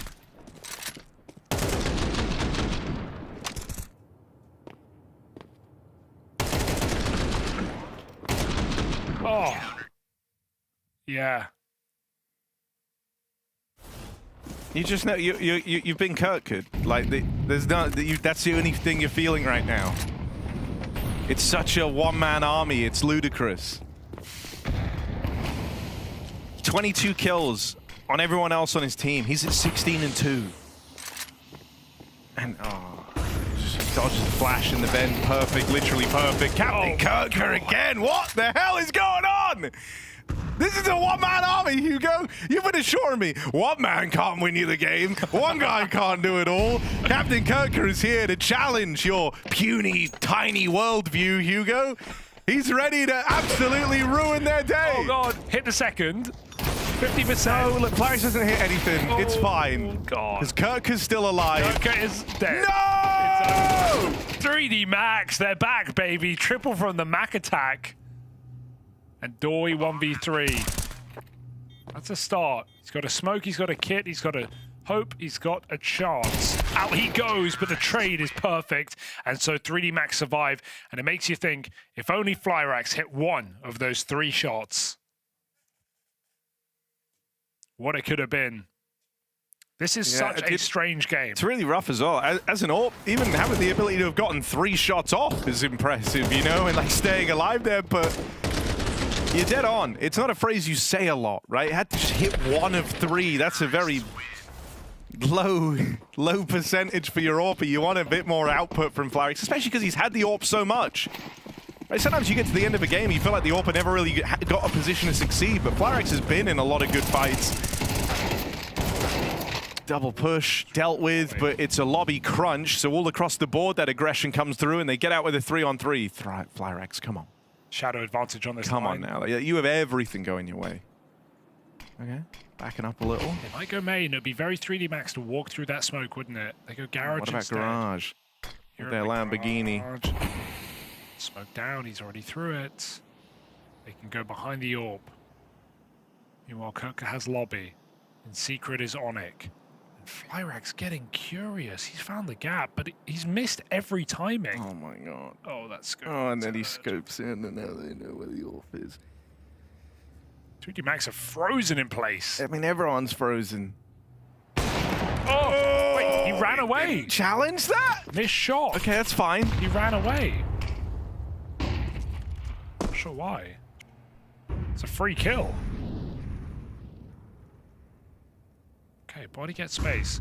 Harry, he is reliable, but how can Kirka win it here? I don't know. He's They're coming in from heaven and main. He's backside. He has to be perfect. Okay, we have to know where we have to find. This is where we find out where the upper limit lies on 18 Captain and 3. Kirka's abilities. Full Because nets. yes, he's getting wrapped through heaven and main in tandem, and he will just get shot in the back of the head by body. Flyrax finally delivers one. But a re-swing in the AWP wasn't ready for him. He was last seen secret, so this is a good reroute for Onyx, but it's going to take time, and that's time that 3D Max have on their side. Body in heaven with a Molotov. That should be all that matters. There's a smoke available. Onyx needs to find this quick 1v1. It clean. There it is. Smoke for the bomb. Molly for heaven. Body. He's screwed here. He can molly the bomb himself, but into smoke, into stick. What can Body do? He's got to run through. Spam comes through, but the defuse lands first. Gets a kill, but won't get the glory. It's robbed out from underneath them. Inner Circle. Now with a chance of winning out this half on the CT side as they just take the lead in round 11. Been a monumental effort from Captain Kirka, but nice to know that even when he's dealt with, others are able to step up and fill those shoes. Unreal game. Just a roller coaster both sides. 3D Max just trying to stay on the ride, but their seatbelt unbuckled. And the loop-de-loop is coming.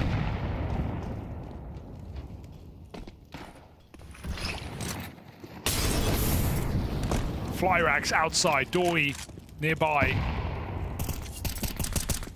Crossing with no smokes. And a land late, they peek before it. Both players caught in the open. Great play from 3D Max to break the timing up. 5v3, where is Kurtka? In the right place. And even now he's reading it, going back up because they've only sent one player down lower. If that player investigates, it's a problem. Kurtka goes looking lobby and gets found. 2v5, 3D Max, a near impossible round to lose. No serious space here for Inner Circle. A kill down B will send them into upper, and now they know A is clear. Oh god, Maka. It's a bit of a miss, but they've got... Oh, wait, he's been helped. Yeah. Okay, thank goodness. They get gun on in time. They will save themselves here with 6. Yeah, worst way for your round to end here. Onyx knows there's kind of no winning this with smoke down, spam connects, and 3D Max do what they can to level out on the half. It's 6-all here as 3D Max fight to survive the night of Blast Bounty. My name is Jacob Winneke, and today I'll walk you through a little bit of a map analysis on Nuke. It's between Spirit and Eternal Fire, and what I want to showcase for you guys today is how you condition your opponents to feel uncomfortable and maybe deny them information in order to cause rotations and then losing your rounds. Now we have Spirit on the T side and we have Eternal Fire on the CT side, and I want to set the scene from the get-go. Donk over here towards Yard is being applied to, I guess, pressurize a little bit. According with Donk right here, there's also 2 smokes being put down. One here and one here, which is going to deny the vision for the player up here in CT spawn, so he no longer knows whether or not anyone can cross down towards Secret. So with those 2 smokes, you're conditioning the opponent and forcing them to make a calculated guess whether or not someone is going down Secret, which is why they have placed a player down towards Secret already here, so the CT defense have now been spread thin from the get-go. Now what's going to happen now is that Spirit is going to stay inside the lobby, and what they're hoping for is some sort of reaction for Eternal Fire. However, they're playing very defensively. As you can see the way it's set up right now as well, you have a player very defensively out here, you have a player down towards Secret who's super defensive, you have 2 players inside who at this point haven't made a move or haven't pushed or haven't done anything, and you have a player boosted on ramp as well in a very isolated position where he cannot rotate away. When you're in this position right here, you're fighting till you're dying. Now what's going to happen is that we have 3 Spirit players moving towards ramp right here later in the round, and they're going to go out and they're going to go out towards ramp and applying their pressure. Now before they do that, they have players out here in Donk, who's now rotated from Yard back towards lobby, in towards center with this boy. They're going to throw Molotovs towards inner. I believe they're Molotoving behind the second vent. They're Molotoving somewhere on this side as well. And they're also going to throw a smoke towards gate. Now what that does is that they're trying to sell the idea that they're going inside. Meanwhile, 3 players from Spirit are moving in towards ramp, and they're actually going out ramp right here.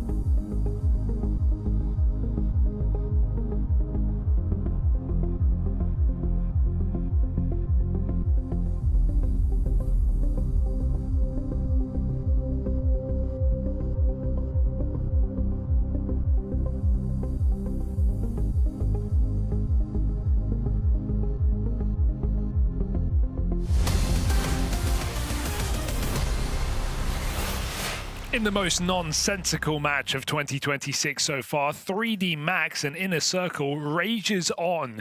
It's the latter that survived the first half with 5 rounds straight as 3D Max continue to convert pistols and do little more. Can they find a 4th out of 4th here in the second map, or is it going to be Inner Circle breaking in and stealing this 2-0 away? Yeah, you know, I think pistol track record has spoken for itself here for 3D Max, but now more than ever, they need it to stay true. They've won all of them thus far, and even then, this could still be a 2-0 against them. Things would get very dicey were they to lose their first pistol here and now. So a 4v4, it's important they even get a player down through the vents early in this lower take. Body dead. And now vent held. Zerafix won't miss that one. Up close and personal.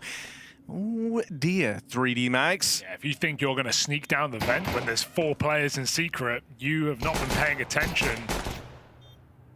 Seems like 3D Max will finally fall in a pistol round unless Gravity out of ammo. They're chasing him down. They do find the kill. It's a 1v1 as Maka made his way down that ladder, chasing the bomb right now. Flyrax might be forced to commit as Maka looks for a quick headshot. Time not on his side. He needs this kill and he needs it now. Maka's got it, but nothing on the clock remains. 3 kills and still the round goes the way of Inner Circle just by the skin of their teeth.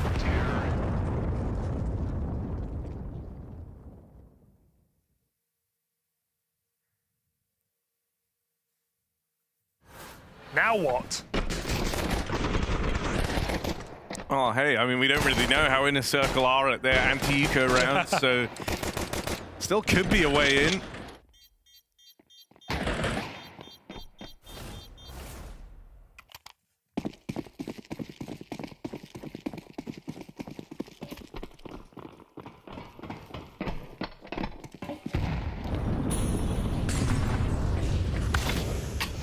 Not a great start, Max 7. Oh, well, full rush on this second round. And look what happens. Huh.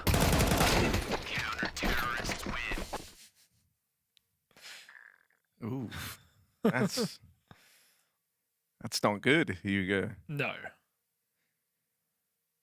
Max 7. Kind of what I was worried about. Yeah, full rush. Playing like a rushy, fast round, it makes sense for this type of a team. But into the Mag 7, into the SMGs. Booyah.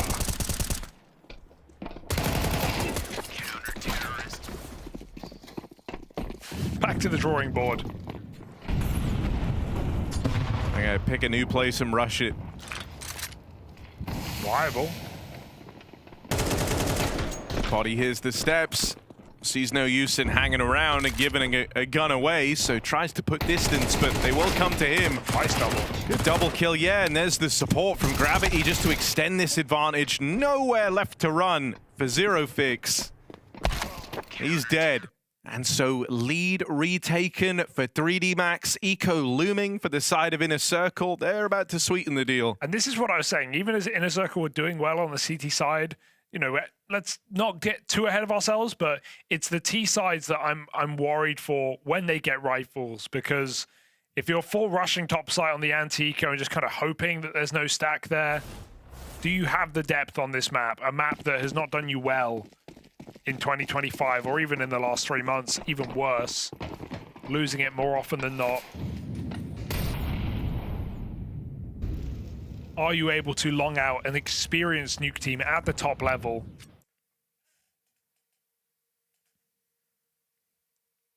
Or are you just hoping? Thoughts on the Zeus, Hugo? I always love a Zeus. You know me. Did it on CT side, doing it on T side.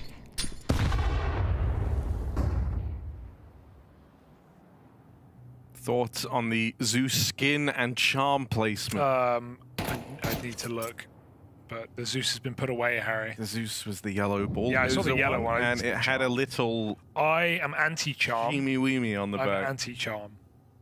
All charms should be banned.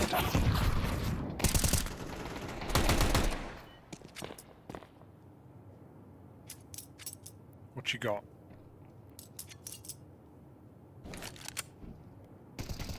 There's always that one teammate sitting in lobby with This a is Glock. normally you. This You is have a not me. Zeus waiting to get your one and then try and clutch? If I have a Zeus, I rush main route. No, you... well, sometimes you do. Every time. Come on. Sometimes. I don't do this, Harry. What is this? It's not even Zeusing. He's going to say, hey, My name's Zeus. Nice to meet you. Charmed, I'm sure. That's a good joke, Come on. actually. Here we go. Oh. Aww. Well, charmed, I'm sure, by coming out here for Inner Circle.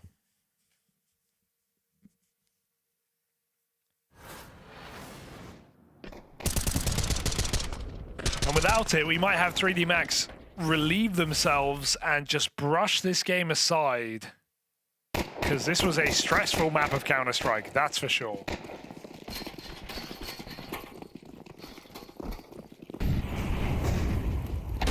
They might want.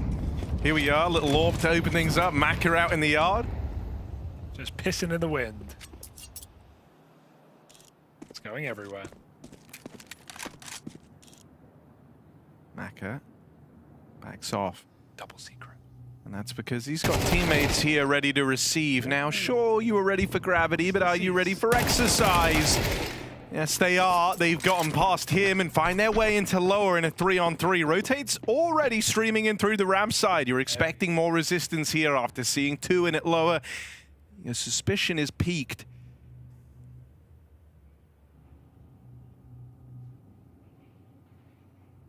It's always a mind game. Do we want to go out here? Is it too obvious? Gonna leave enough time that perhaps 3D Max doubts it, but they're committed with 2 strong.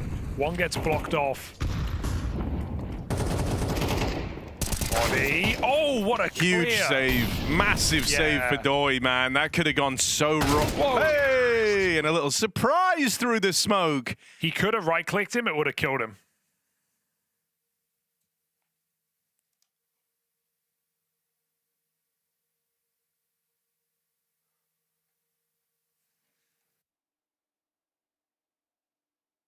So Inner Circle are back. That round felt like a necessity. Without it, would have just been the streak off of that force buy and another eco coming. So only 1 round behind here. Oh, Inner Circle. But lots of money in the coffers of the Max.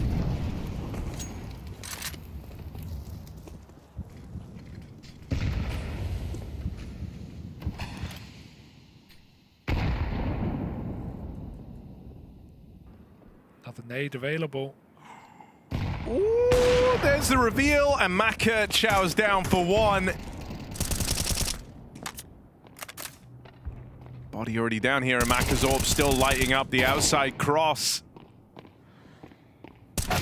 Okay, that's nice for Zero Fix. But it is a drop in the bucket here for Inner Circle. They're still staring in the face of a 2v4. They know bombs down and lower. They know the other guy now is out in the yard. Onic might be able to reply with that first kill, but always on a timer when the info's there with man advantage for 3D Max. They'll be sure to bring the fights to Inner Circle. And that allows them to maintain a healthy lead here, a little gap of 2. On their way to try and make this a 3-map series. Nice double break there. Got Maka 2 kills.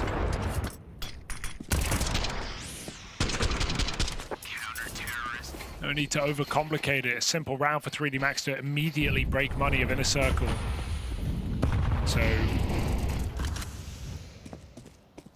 Tech9's outside, hoping for the best.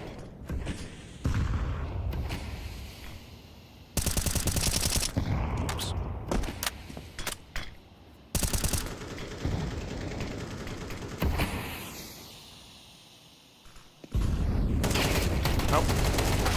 Okay, only stops 1, and AK gets put to work on Doi.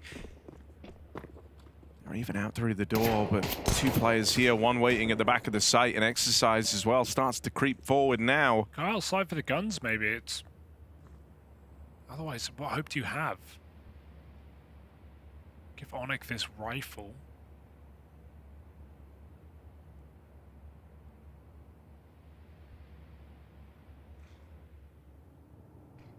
First, a bit of patience. Sow some doubt, rather.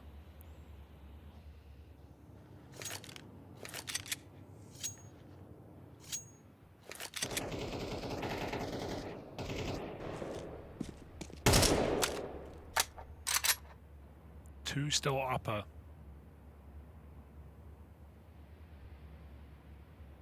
Ventrop would be the best play, but Exercise saw him.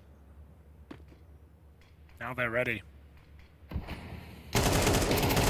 Body not going to go down easy, and he lines up 3 on the push in through the heart. A very nice, well-controlled spray. And that'll see you through and on to 11. I mean, you're making a hell of a final grasp to victory here. 3D Max able to recover this one in spite of that early awkwardness out towards main. Finding a lot of success on this CT half. They want to try and lock in Dust 2, and I mean, they could. If they win this round here and now, money's still in a weird spot for Inner Circle. Suddenly, they are on a fast track to the win. It's rare miss for Maka. He's had a great game here. And Inner Circle, you see, they're just kind of throwing themselves out there, walking through the smoke. It's nice. They found a gap on the right side. They're going to swing body. See ya. Wow, double entry. It's one way to break in, but there's already players on B. Oh, dude, no ignoring the step up that Dory has had in this second half. Will get shut down here on the aggression, and that actually leaves a 1v1 open in at lower. This is the bomb! Flyrax had to survive that skirmish, and he will just barely hold on. Laughing it off. He's happy you won the round. That could have gone very wrong if the bomb got dropped there. Inner Circle, look, it's a bit of a gimme. The ramp smoke push.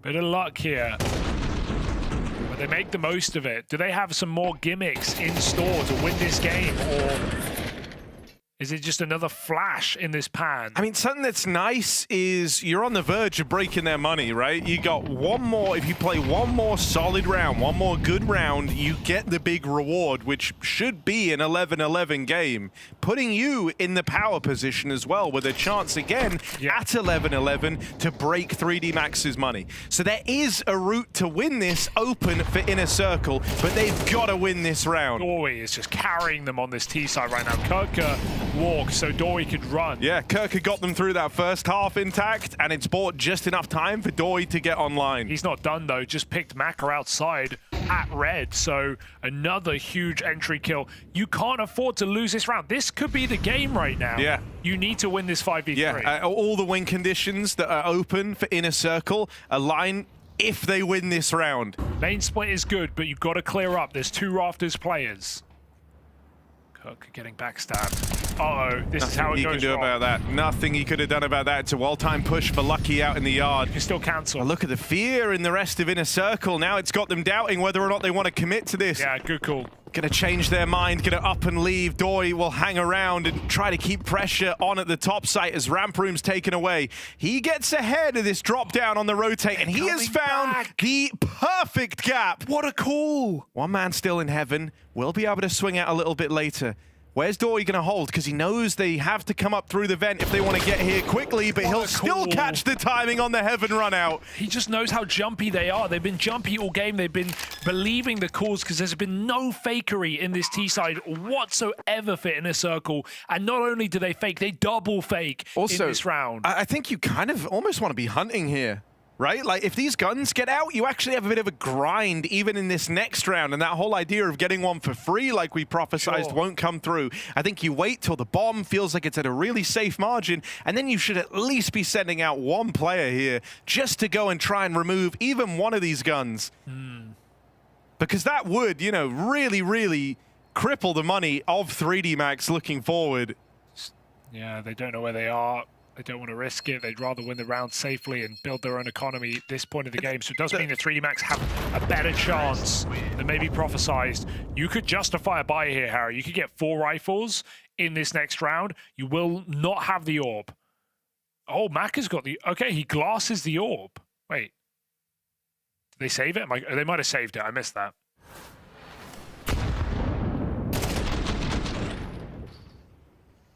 Now it's just tempting to buy. Now I mean, dude, the one thing is, though, if they buy, you could actually get the money-breaking round at 11-11. Sure. all presuming no saves. 1 round at a time is how Inner Circle. I mean, that's how you have to take it at this point, right? Like this late in the matchup. 3D Max, they will try and field a buy here. Turn the lights off, Harry. That's how serious it's gotten.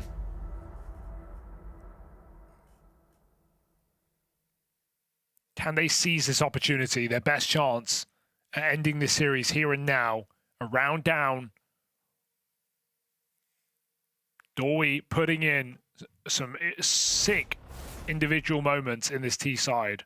I mean, even now, like, it's really late in the game, so you might expect something a bit more passive from 3D Max, but I don't know if the buy is super accommodating to that end. Like, you kind of want Maka trying to be involved on this AWP, you want the Rifles trying to chime in. Guys that can afford to sit back is probably Exercise with the Mag 7, just play pretty dedicated in towards the top site. And so I hope this means we get a bit of movement, a bit of roaming on the Rifles, on the heavy-hitting weapons. You can go slow in the beginning, but eventually, you might want to try and find some gaps in the offense. Second wall of smokes, not a single player crosses, so they're really trying to fake this out. Exercise with the Mag 7 might be in the prime position. It's looking like an A attack. Maka and there's 4 here. There are 4 players in this top site. Got bad news in a circle. Okay, 1 leaves. But there's a spot. Maka makes that orb sing.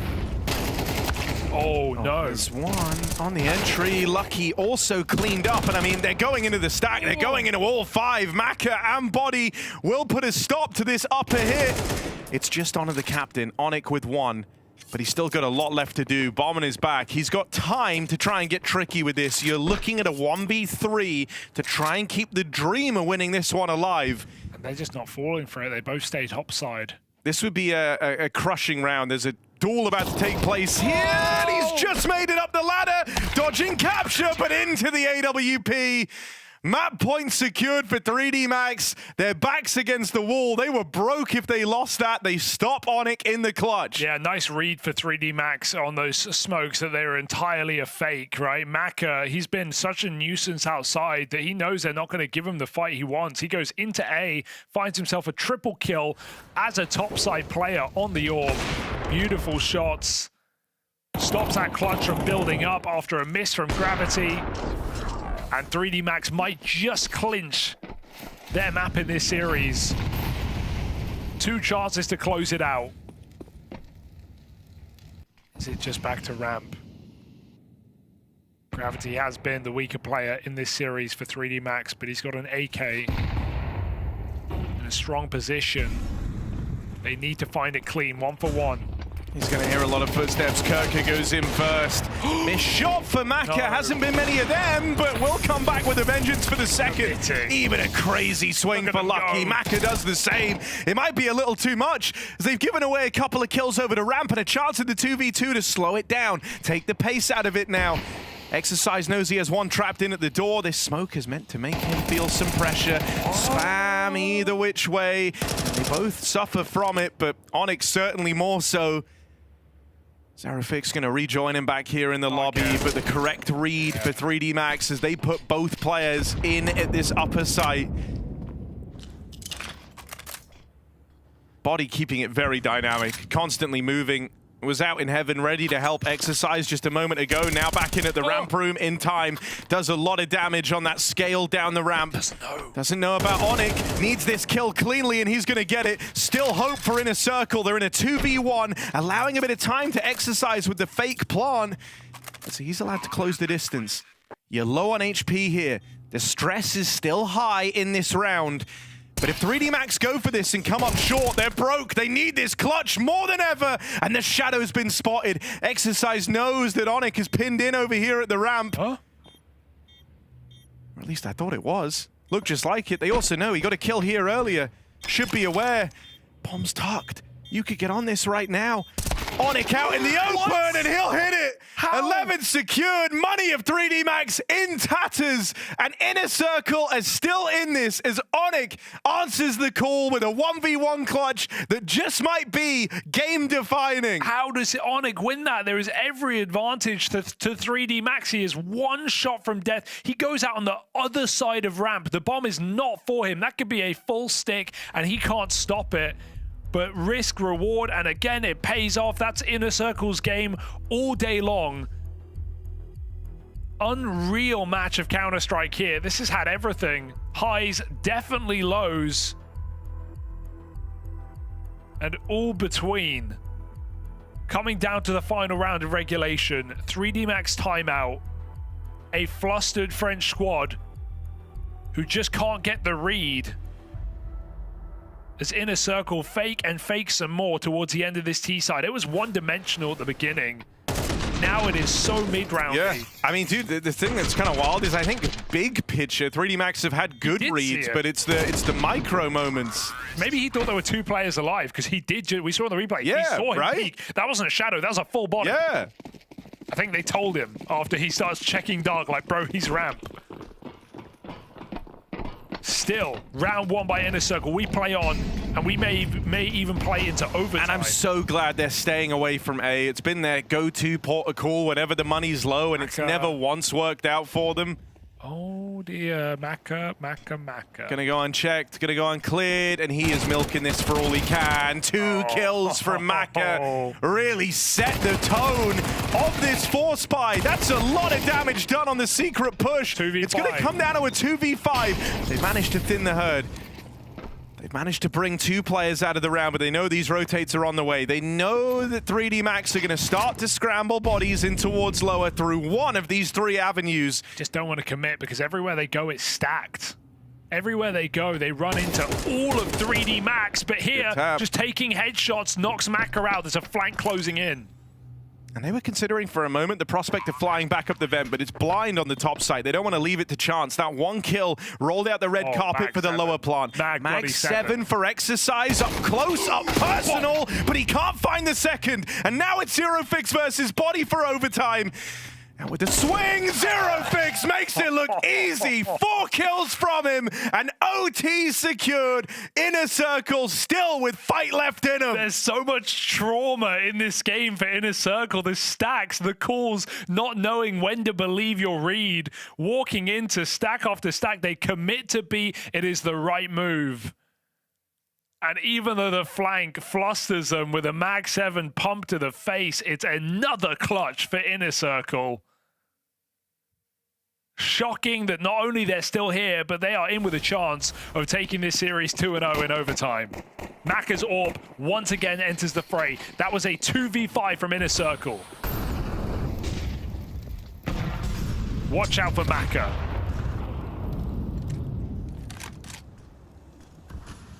Yeah, he's just been lights out all across the game. It's great to at least have him on the AWP now that we've hit extra time. That was the big downside to kind of running out of money there in the end of regulation. But in the same way that Kirka felt in that first half, you know, in rounds where he would fall, in rounds where he would die getting nothing done, it can feel really, really tough. So you need that output to remain for Maka. Kirka will be the first to fall in this one.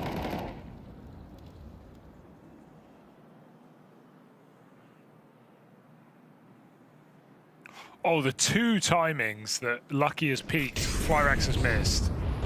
Down the vent, and not quiet about it either. Oh dear. Is this how it begins?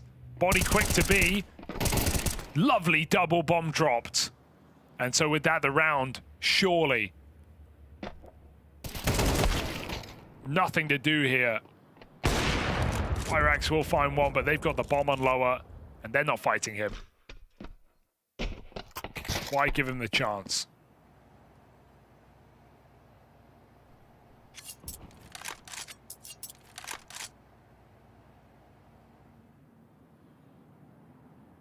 Yeah, I mean, save is just the right move here. You never feel good about doing it in OT, but really the only option open to you. And so a nice start to the extra time, at least for 3D Max. you know, money kind of being their undoing down the stretch in those final rounds, but now that's not a problem once you hit OT. And they're going to be set up for the remainder of the half here, taking that first in overtime. So you're going to get to see the AWP. It's going to be a constant threat on this CT side. Macca's always going to have that to play with.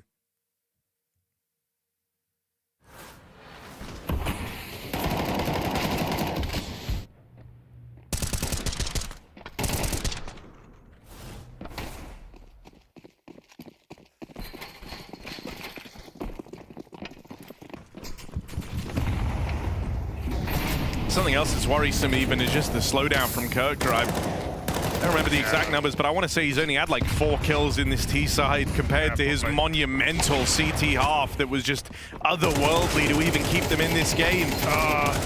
Back to the random rushes. These did not do them well. I just don't think, you know, you're at a point in the game where I don't really feel like you should have the pressure to want to be smoke pushing like this. It's just like they can't say, oh, this worked. We can do this.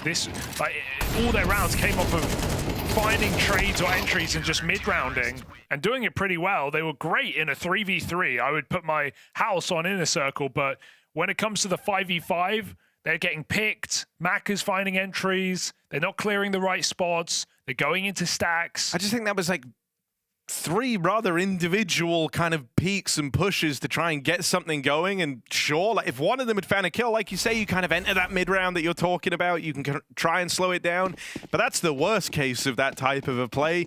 All of them die. None of your kind of initial looks at the round play out. Yeah, and you're left in a really awkward 2v5. You're also doing this while 3D Max have all their util in play. No That's way. More like it. Little opener provided thanks to a peek from Body out towards Secret. Body knew he was spotted. Didn't need to re-peek that. Got out.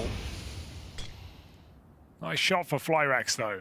Needed that to give Inner Circle a shot here. T side looking for 1 round. Lucky. Listening out for footsteps down Secret.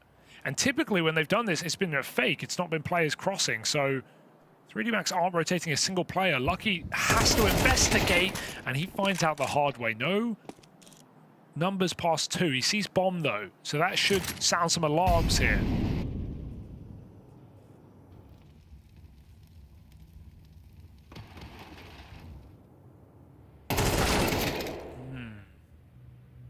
Luck dead. Gravity with a chance to save the round. And he's got Macca making his way down and lend a bit of support as well, even just not having to be as worried about single. At bare minimum, Macca will be able to communicate when this single door player is out, and that lets Gravity just focus forward, look at the window, and really home in on this one sight line. There's smoke! Macca doing what he can, but one man has slipped the net. Gravity gets away with 1, and there's Macca doubling up. In the blink of an eye, it's only Flyrax, and he's been struggling in this game thus far, running the risk of getting double peaked, and that's not even required. It's a flawless CT half, leveled against Inner Circle. Without that missed smoke, that's a completely different round. Macca can't go through with an AWP, and he doesn't find his double, and Gravity's alone. He's going to get traded for sure. They're coming from 3 different positions, so yeah, just coming down to 1 missed bit of utility. And again, the right read from 3D Max. Got to give credit to Gravity if he's the one making these calls. Their stacks have just been excellent all game. Yeah, they've been outmaneuvered in some of these rounds, but for the most part, they've had the players in the right places. 15 to 12, 3 shots to take us to Dust 2 here. 3D Max shooting for the stars. And they've got the room to get a little bit crazy. I mean, the only reason the CT side was remotely competitive was really because of Captain Kirker. Yeah, true. And like we said earlier, he had 4 kills in second half, T side and overtime. He never really, 5, I guess. I'm giving him too little credit. But yeah, he never really got going. Not in any capacity, not when you think about the monstrous CT half that this guy put forward. He was untouchable. Like, just a godly scoreline. And I don't know if he can tap back into that now that he's on the same side, because it's been a whole half and a long half at that, one where he was getting bodied. They were going to go for an A-pop. They cancelled the call. They had flash set up and everything, but now going outside. Smoke's down, they shift.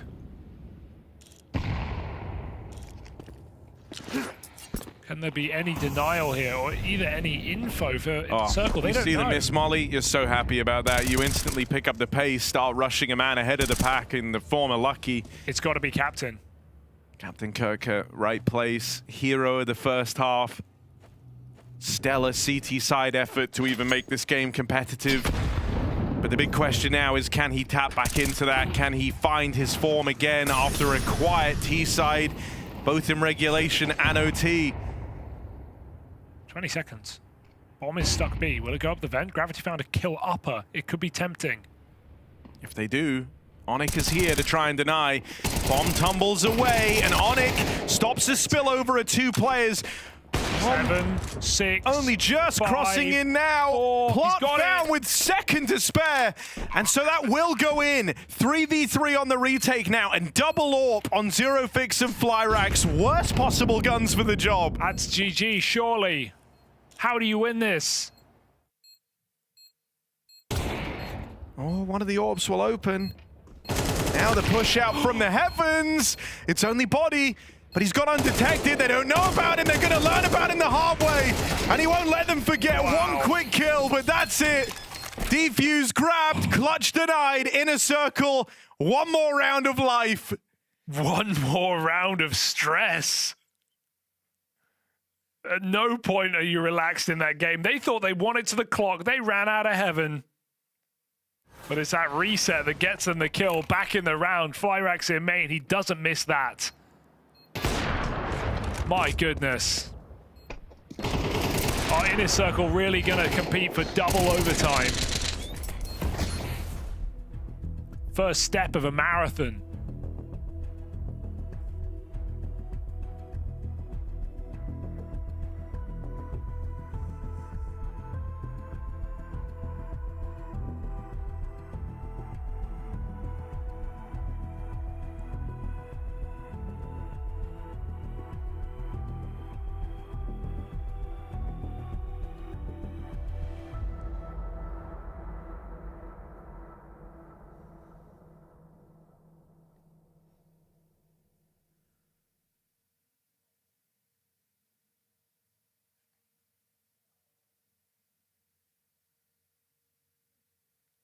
.31 kills on Maka.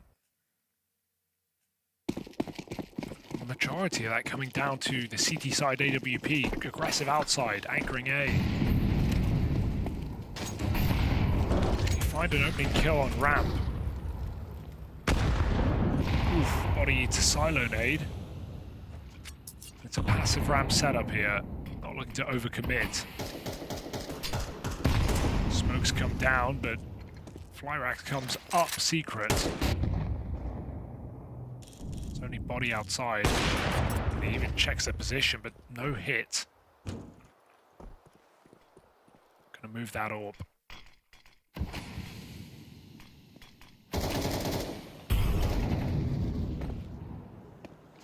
Maka just searching. There are kills to be found outside.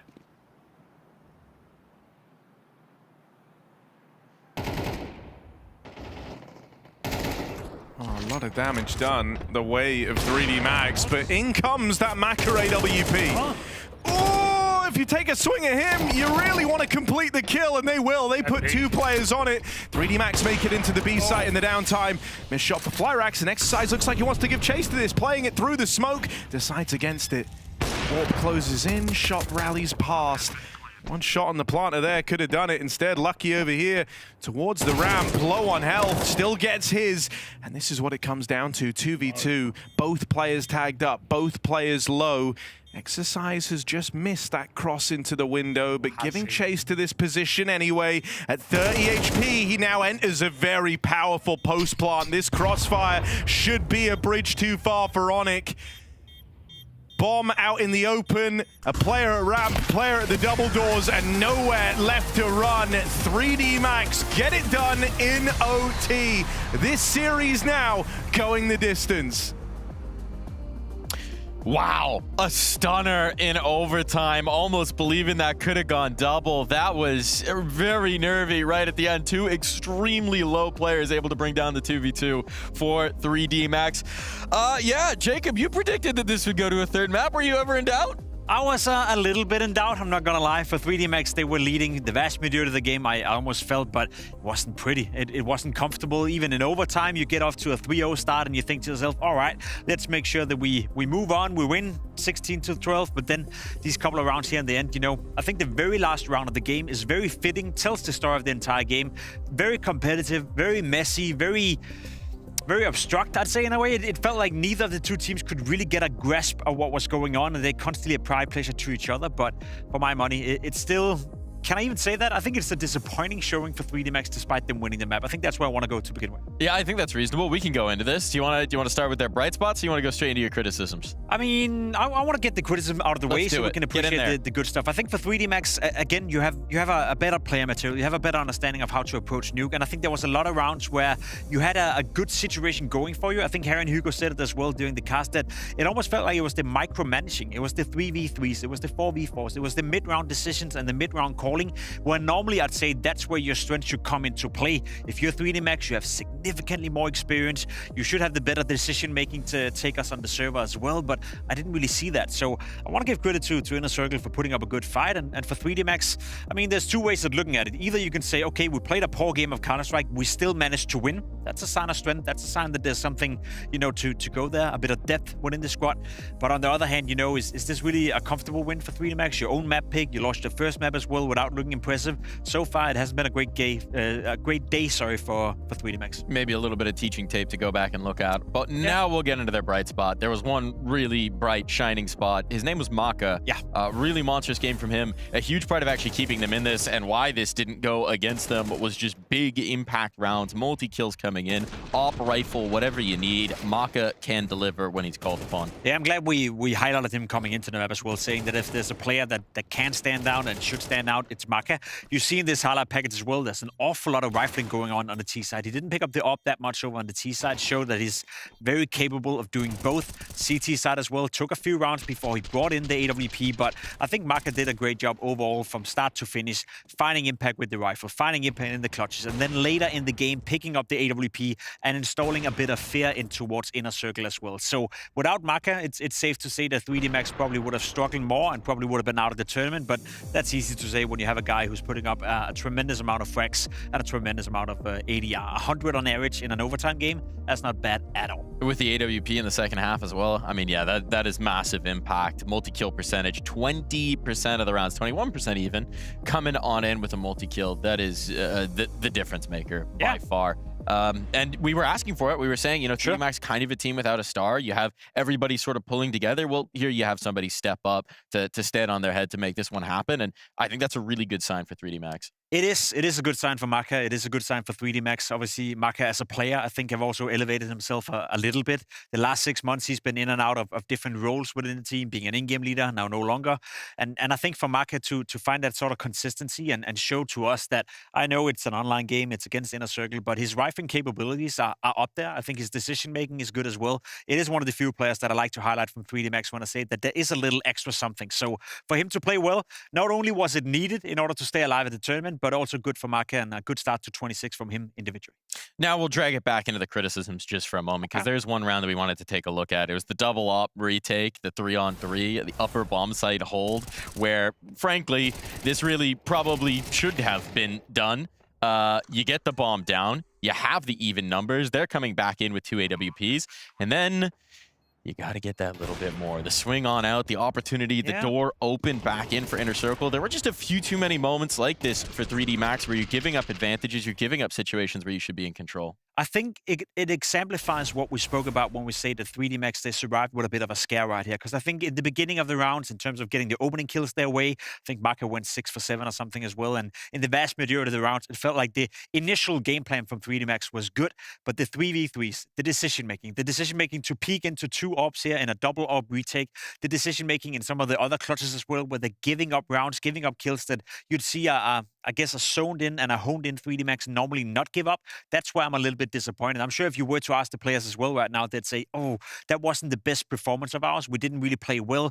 We made a lot of the rounds much, much closer than we were supposed to, but we still ended up winning the map and we still move on into the third one. So again, it depends on whether you're a glass half full, half empty kind of guy. Right now, I'm expecting more from 3D Max. I think they're a great team, but they haven't showed that so far today. Well, let's shift our perspective. Let's go glass half full. Let's talk about Inner Circle, right? Yeah. Because despite the fact that they lose this map, holy cow, what a map of play to bring 3D Max right to the real brink of a 2-0 here. And it started with this guy, Captain Kirka, once again being just the fire starter for this team. I mean, another ace, two maps, 2 aces for the captain, and some tremendous play, particularly in that first half here on Nuke. I think he brought that confidence he gathered on Ancient into the second map. He was hungry. He was willing to take a lot of fights. He was willing to do a lot of stuff in order to get the aces going. You can see it right here. Again, yeah, it's against an eco, but look how aggressive he is. Look how willing he is to fight. Look how hungry he is for these kills. And then it takes something to pull them off. So I want to give credit to Captain Kirk. I want to give credit to Inner Circle. Again, yes, they lost on Nuke. They were never supposed to win. They were never supposed to be in this scenario either. You know, on paper, this was a clear-cut 2-0 victory for 3D Max. They're still competitive in the matchup. They can still head into the third map saying, oh, we almost won Nuke, the opponent's map pick. So if you're Inner Circle right now, of course you're not happy that you lost Nuke, but I think it went significantly better than you probably could have feared. Yeah. Absolutely. I think there's a lot to take away from this, a lot of positives. And in particular, I think it's just cool that Captain Kirka continues to have this kind of firepower impact because just for context, right, he was playing with that bait roster. He was removed because they wanted an upgrade. They wanted a player upgrade. They wanted to move on. They all liked him as a teammate. He'd stuck with that roster for a very long time, but they ultimately felt like they needed to find more firepower. And well, clearly, he's been spending his time developing that firepower himself because he has brought oodles of it to the 2 maps we've had so far in this series. He definitely have. He definitely have. And that's what to be expected from Captain Kirka coming into this team, but also moving on into Dust 2. I think it's much, much needed that you have your individual players continuing to step up. As I said, if you wanna summarize what we've seen so far, it's been 2 great performances from Inner Circle. It's been a 3D Max who's slowly but surely waking up. 3D Max have maybe played at, dare say, 67% of their capacity, and I think Inner Circle is giving us 100% of their abilities right now. So in that terms, they have evened out the matchup that on paper looked like a clear-cut favorite in 3D Max. I'm not comfortable saying that 3D Max are going to win on Dust 2, which in itself is a bit of a crazy thing to say, but that's based on what we've seen so far. Well, we'll have to find out. We'll talk a little bit more about it on the other side of this break.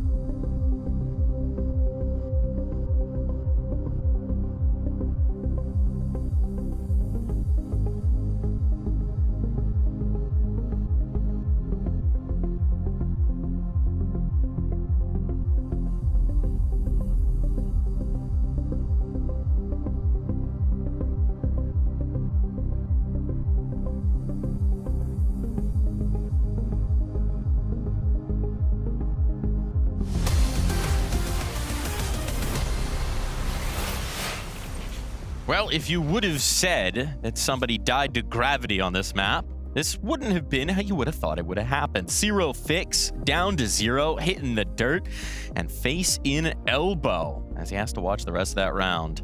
Yeah, he wasn't happy about it. Look how sad he is. You can even see the clip is speeded up right now, and he's really thinking through life right there. You know, it, man. Yeah, it happens, young Zero Fix. It's all right. You move on and you go into Dust 2 and you own it up. Get him on the phone with Sonny. He can talk him through. He's been in that situation before. We can make this happen. We can get him back activated into Dust 2. I mean, certainly we did have everybody activated on that map of Nuke, at least towards the end, getting spicy in overtime.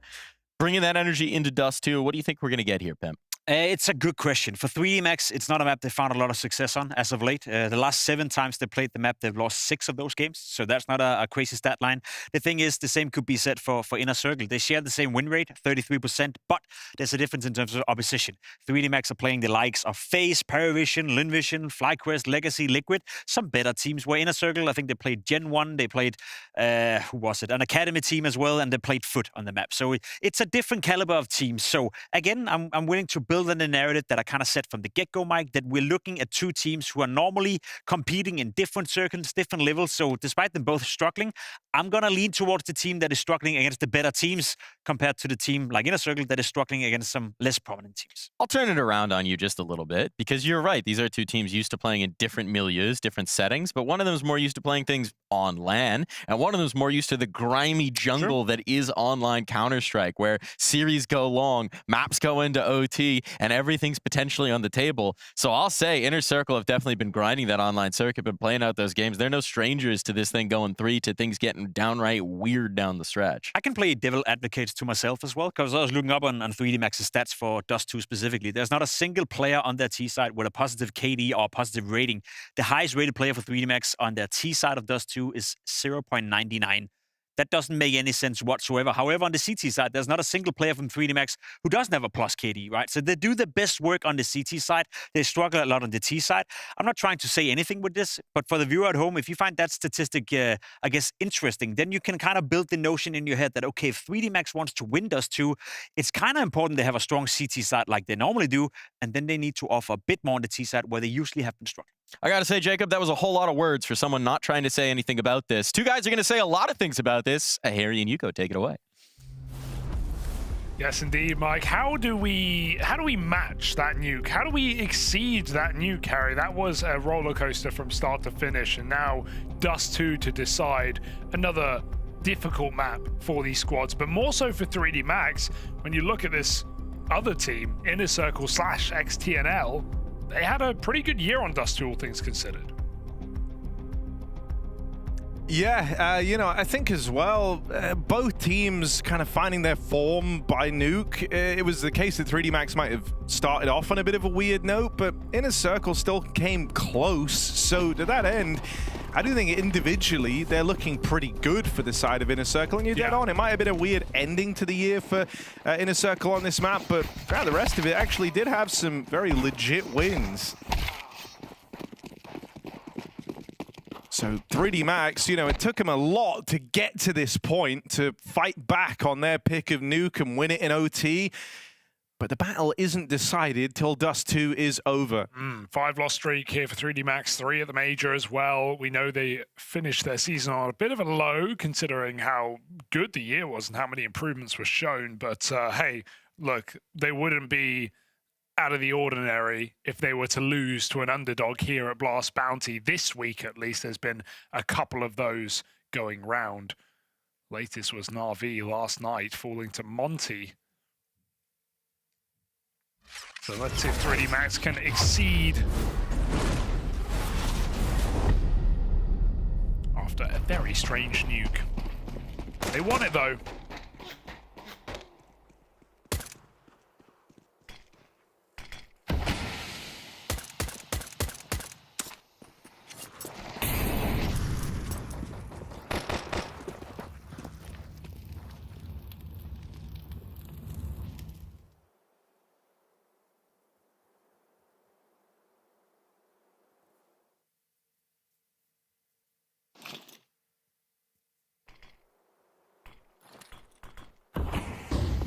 Yep, into CT spawn. Well, the weirdness has not finished.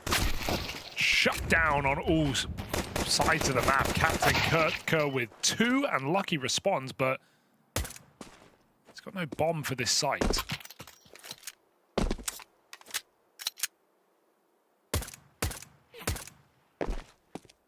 And it would take one hell of a misstep for him to get that bomb back. They're dying for that bomb. If you want to get it, you got to get through me. I mean, you can almost just wait till he gives you any type of sound cue, anything to play off of, and then just double swing him. So you'd like to think this should be a safe bet for Inner Circle, and there it is. That double swing comes through. They will secure themselves a pistol, which is nice, right? We've only seen one other pistol round win thus far for Inner Circle, and immediately got cancelled out with a force buy victory from 3D Max. This is kind of their chance at redemption here on map 3. Definitely should be, especially on CT side as well. It's hard to win a force buy. It's not even really common to force on T-side Dust 2 without a plant, at least. Idea was there for 3D Max, get a player into spawn, and then try and use him to cut rotates. So you can go mid to B. But just an idea. And just Glocks and Deagle here in the second round.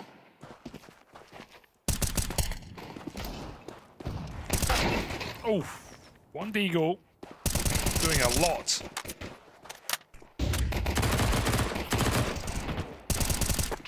A good oppressive fight in middle. Keeps Inner Circle in control.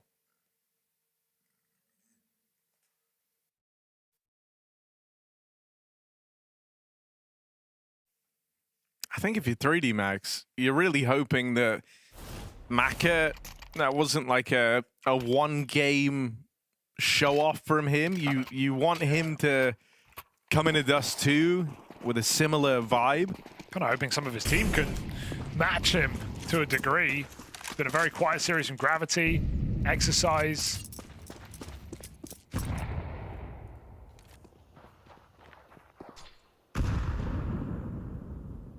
There's already been many standout moments here for 3D Max, other than Maka.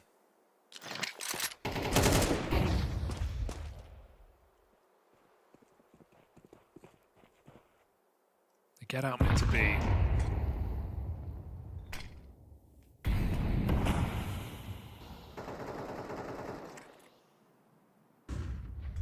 That's just the first step in a long journey here. Bomb up Cat.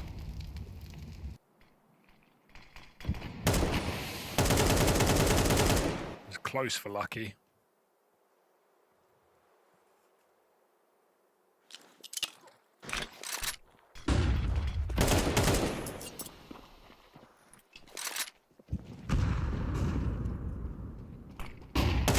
Oh, a strong flash. Really, really lovely. Just to shut down this mid-take before it even begins, really. Might have been out of the doors, but you don't have a chance to play whatever you wanted to in this round. Sat in middle for far too long without making any progress. And as soon as the extra 2 players come through doors, that's when Kirker drops his flash. High impact. Dory with 3. That cat fake was easily read by Inner Circle. And we're seeing their comfort on this map already. The util has looked really strong. Nailing some nice flashbangs in these last couple of rounds. Counter-terrorist. So 3-0. Delayed gratification. They convert a pistol.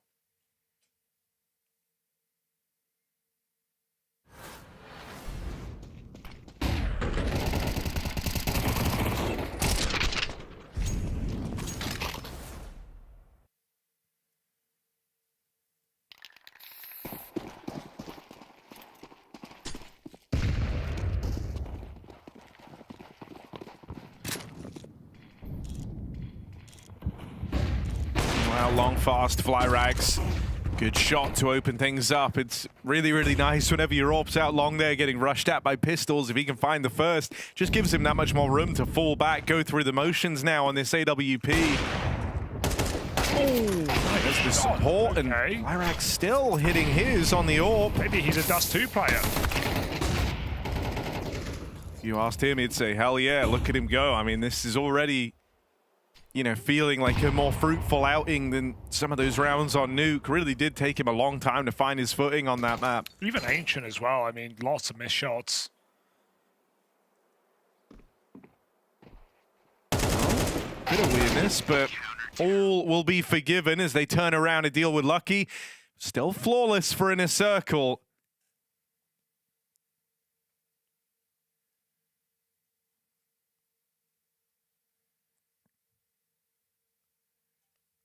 Hope 3D Max saves some energy for this third map because they gave it their all there to close out Nuke. Coming in with only 2 players having found kills yet.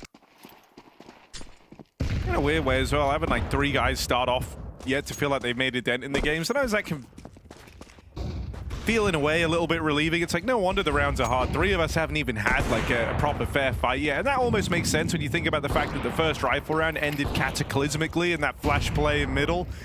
Sure. You know, you haven't really had like a drawn out chance to mid-round get anything going there. It's been super decisive L's. And so, if you are given a bit of room, a bit of respect, then let's see what 3D Max can do. Like in this round, where they're not having any crazy challenge leveled against them early on. It's not down to some out there rush. They once again get away with the mid play. They've got Maka now posted on this AWP, and he's got teammates with him. Let's see if they learn their lessons from last time and go a little bit quicker about this mid control. That smoke's already in. Waiting for a kill to come Maka's way from the jump, but no one's going for info. Break came through, spray for Kirk finds Maka. Now they have to go. Now they've got nothing left to show for this. 2 players walking with the bomb. Kirk goes through the smoke. It will be a bridge too far. Strong position on Kai here for Dory, and Onyx got his back. 40 seconds here. 3D Max a bit trapped out right now. Oh, Onyx. Okay, yeah. He didn't walk through. It looked like he was gonna. They've got this strong position from Gravity. They're just leaving him here. I mean, they know he's here, though. And I love how Inner Circle just deal with him before it becomes a problem, right? There was a choice to be made. You either deal with it now or you deal with it later. And they go with the former. They swing that mid player while he's alone. That was 3D Max waiting to let Gravity get a kill. They didn't think it would be so hard. Also why I actually really like the push from Captain Kirk here, because there was no info on mid. And I know it looks a little bit silly when he runs through and dies to 2 guys holding him. But the whole reason they know about Gravity being this far forward is because of that push. You imagine if Kirker didn't go for that info, does he live? Sure, but does the B site likely fall from the mid site? Also, yes. Yeah, good point. Team play, excellent here for Inner Circle. It's the utility, it's the swinging together, it's the comms. They know exactly where to go and when to go there. And there's nothing more frustrating than getting double peak like that. You know you don't even have a chance. So timeout down for 3D Max. 5-0 in the hole with nothing. No money. 1 gun.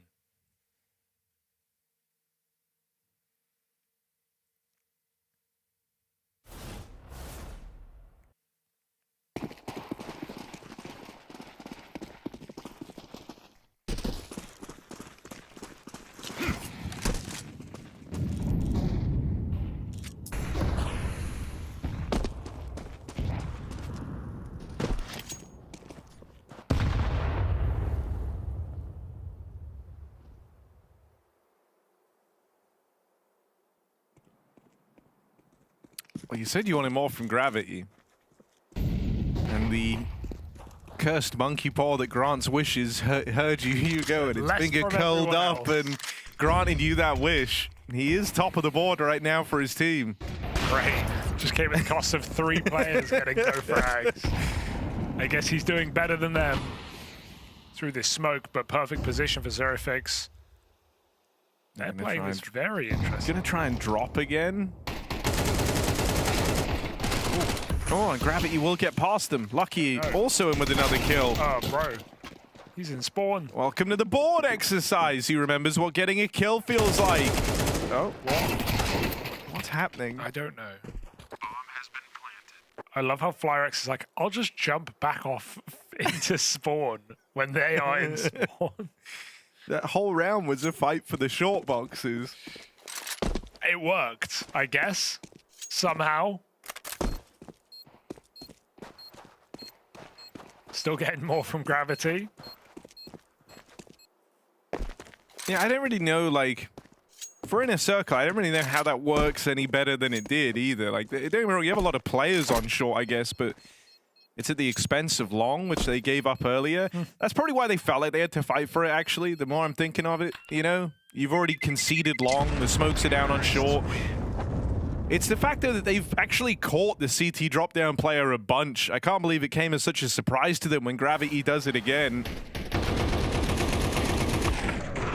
Like, just look at how claustrophobic and awkward this is, though, right? With the long given up, short's also smoked. There's kind of no winning there once Gravity got into spawn.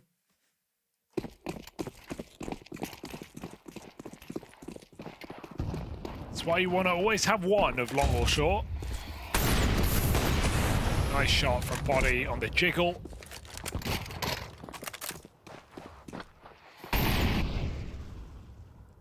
Max with a chance to break back into this game now. 5v4.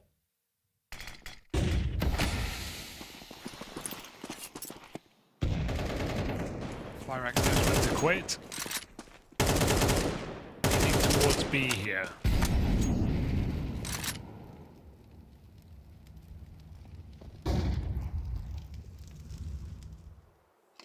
Hedging their bets.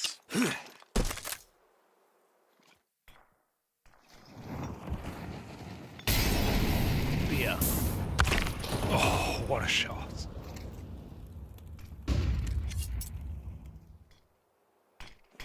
Oh, thank you.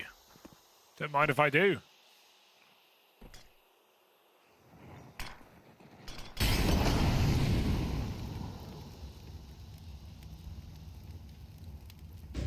Sorry. No, I thought he did. I swear he did. Okay, well, now it's only Flyrax on this AWP. This guy had some real bad swings and misses on the previous maps. Nails the first chance he's given there, but swing out from Gravity just kind of stops him, the roll of that AWP straight away. And okay, 3D Max building back into this game. Felt really, really rough in those first 5 rounds, didn't it? But now you've got a bit of momentum, 2 in a row, some money getting built up here by the T side as well. The nature of this game has changed very, very quickly.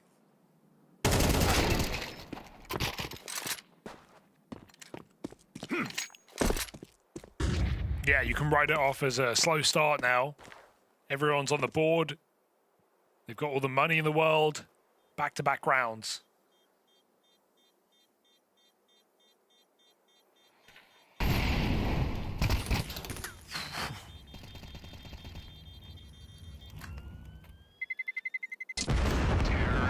Woo.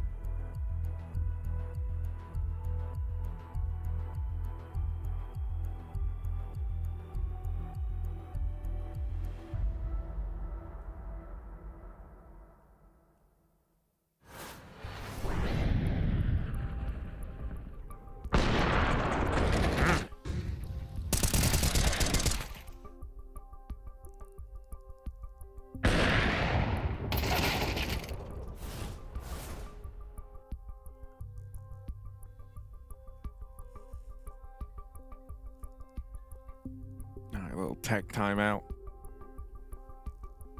Never ideal this late into the series, but it is what it is, Hugo.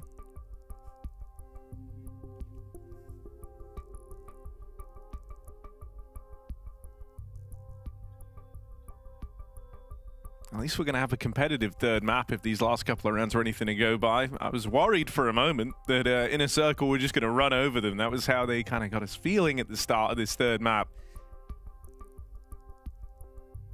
Slowly but surely, 3D Max are finding a way in.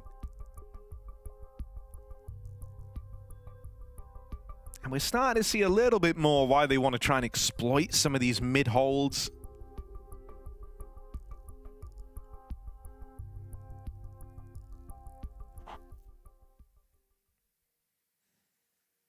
Also want to see how they fare when they, don't start one of these rounds with the man advantage. Obviously, in the last couple, you've had openers picked up. Body in the last one they won with a little AWP spawn out towards long.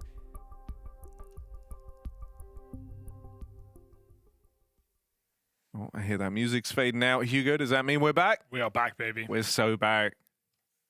Never left.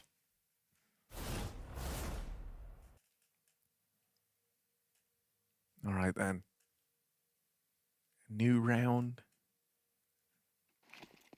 A new opportunity for some chaos, Hugo. Some mischief, maybe. Oh, maybe a 3D Max B-Rush, Harry. It's a classic. Are they really sending it? Are they just letting Mackie pick with the AWP?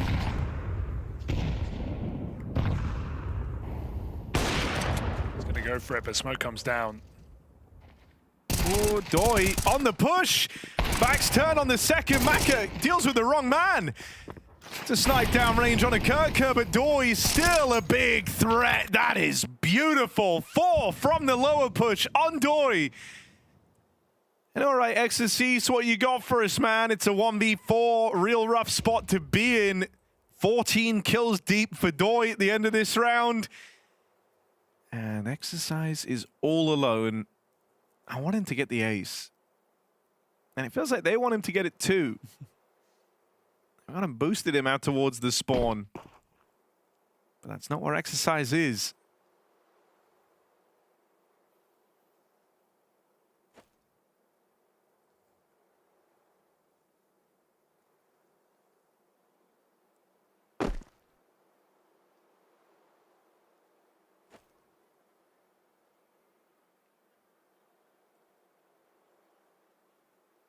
It's a pretty nice gap right now. The sooner the better. Might just save. He knows they're probably all around tunnel. And so it's all Doi. 14 and 3, 4 magnificent kills.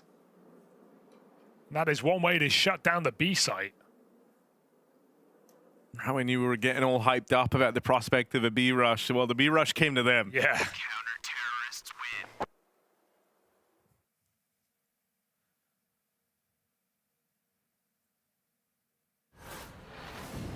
Just a really lovely sequence.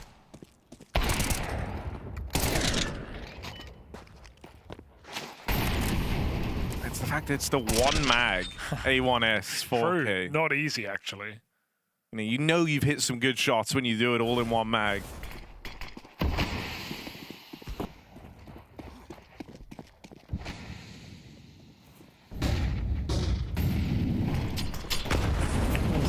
They're going to commit. Body, brave, soldier out long, does find the entry. There's 2 more players fighting the edge of that smoke, though, so 3D Max, no one to cut and leave.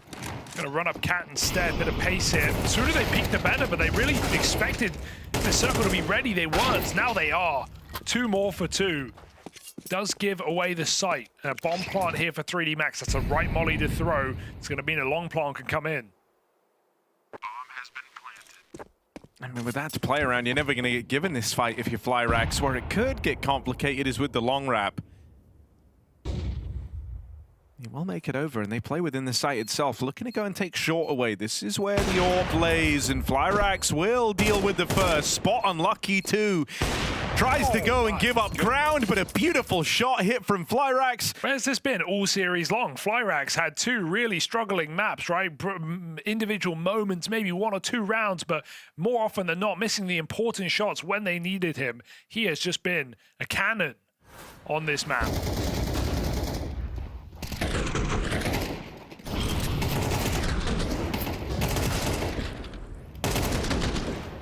Lovely flick to finish it off.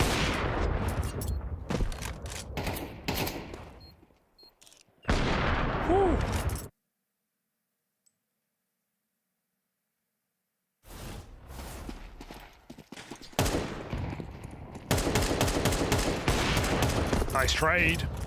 Flyrex getting eager on a mid-peak. Maka, no good deed goes unpunished. Running down mid with a bomb is not allowed.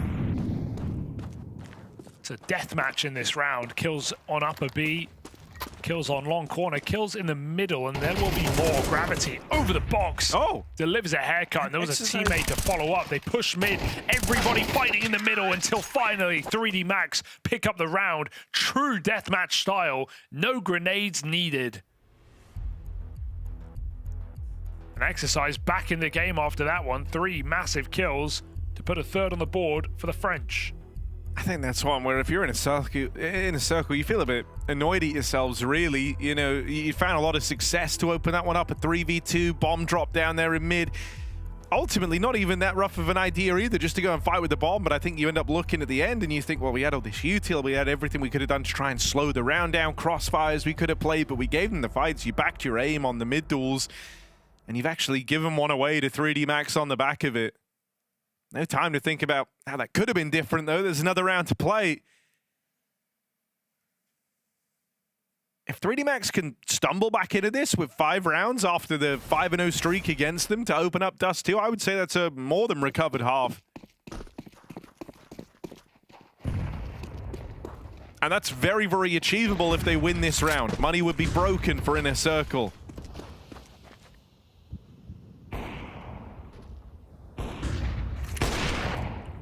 Remis, second chance for Dory, 16-5. Don't want him dead for free. Along with a vengeance and with a bit of pace as well.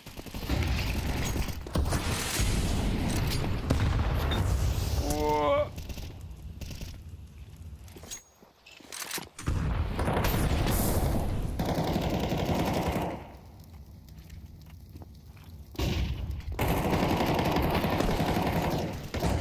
I mean, this is super claustrophobic.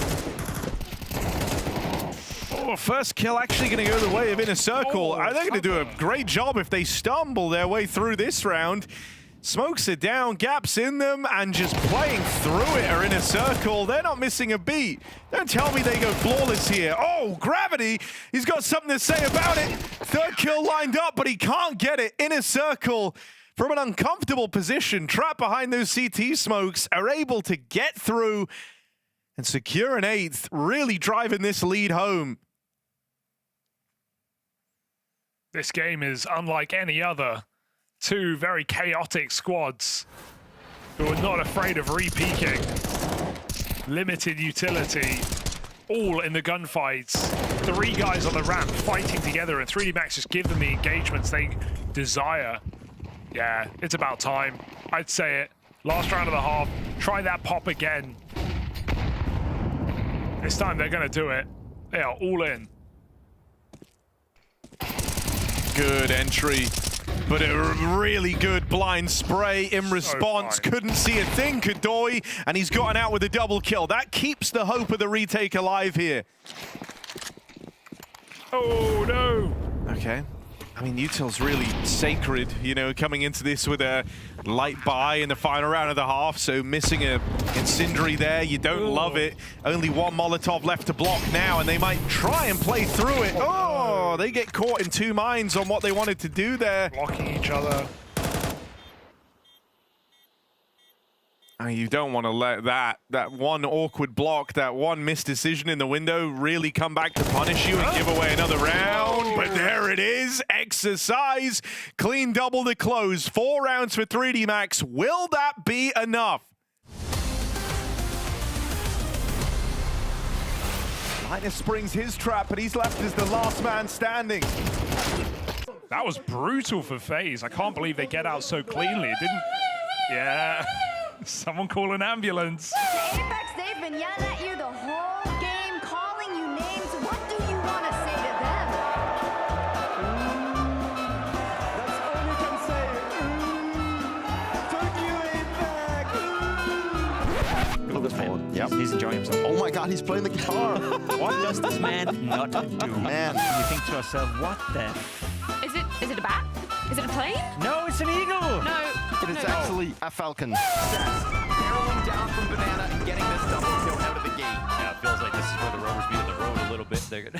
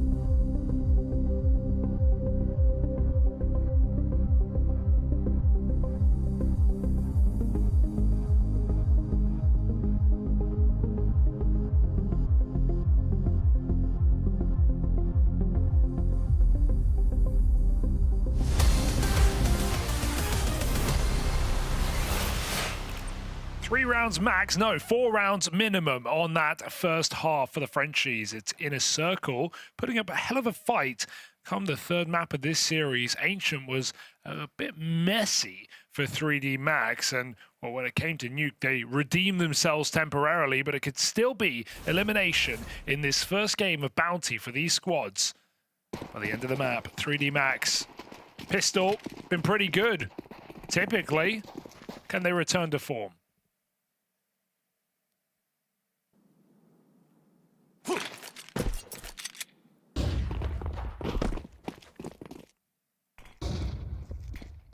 Making no secret about the long play. Inner Circle. That's everybody spotted, all but one on that jiggle. Or swing, I guess, out from sight. Good kill for Maka on the dual Berettas. The long pop getting slowed down, but they're going to break through, or at least try to, up through the ramp. Onic on a mid lurk in the downtime. Spotted now, and where are the fights that await him, but crunched by 3 players down there in mid. Winnable. Leaves us in this post plant. Swing for Flyrax and a TK in the mix. Will that come to matter? No. They'll make up for it. Maka's Doolies really going to work to get that one done. It's reassuring at least that it doesn't cost them the round, shooting their teammate in the back of the head, but it's one step in a long road to recovery here on the CT side of Dust 2. Map that plagued this team at times last year. I'm actually excited to see what Inner Circle have on this T side. Feel a lot more faith in a map like Dust than of their Nuke.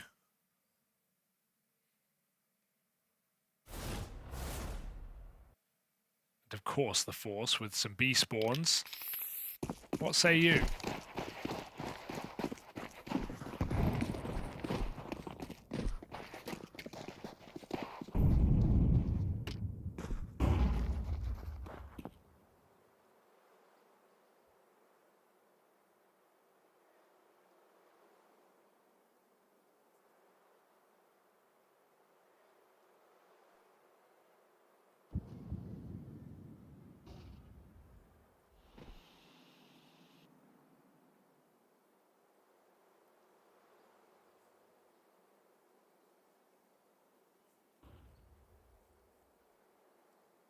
is mid to B. This is B. Gonna be one man going out. 4 through the tunnels. Gravity, strong position. Oh, and if he goes unchecked, all right, just the one and done. Honestly, it could have been far worse, because now you followed up, and there's the mid-crunch. Very nice. Doi getting away with his. It's a double kill from the top performer out there in middle. Screw it, why not round it out with the hat trick? Big 3 for Doi. And the lead maintained. That success won't come streaked together on the back of a pistol round win, as Inner Circle.CET. Have they just put themselves back on the fast track to victory? Certainly seems like it. Doi is taking the cake in these last couple of maps.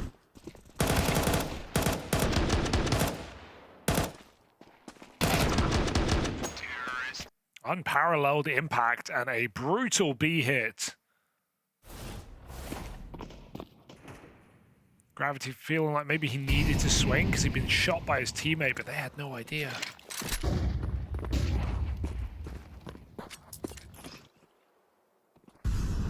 Nothing to lose, so 3D Max just get aggressive. Dead on B, pushing lower. Top mid Deagle. That's a kill. That should not be coming through. But if they find this long entry, the round is just open for business here. Inner Circle go through the smoke.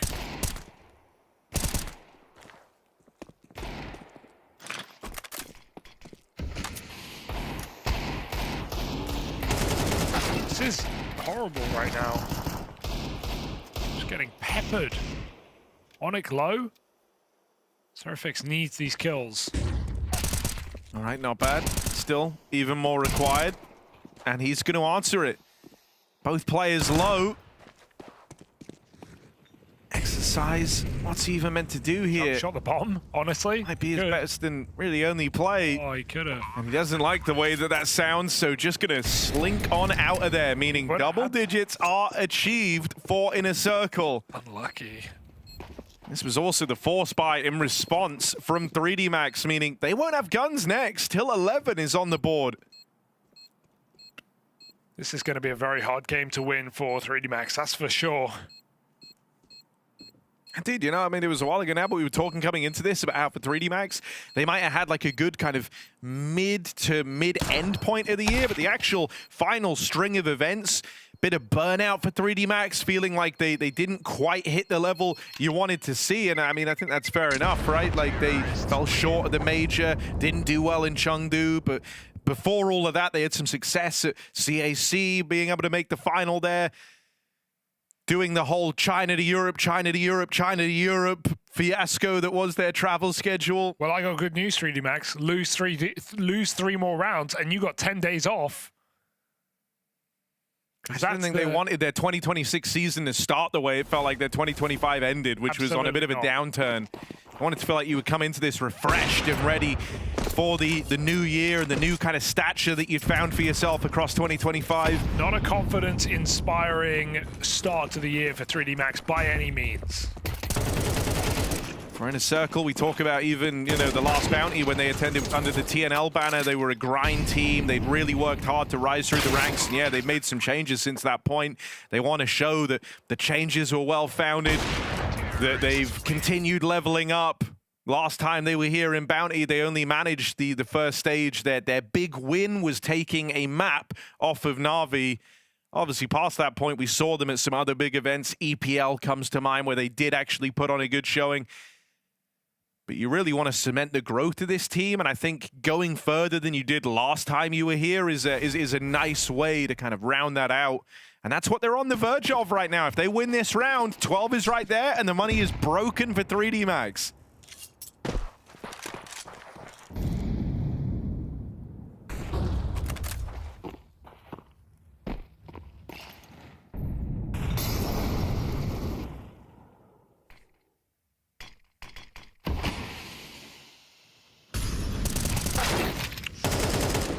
Trade and keep it simple.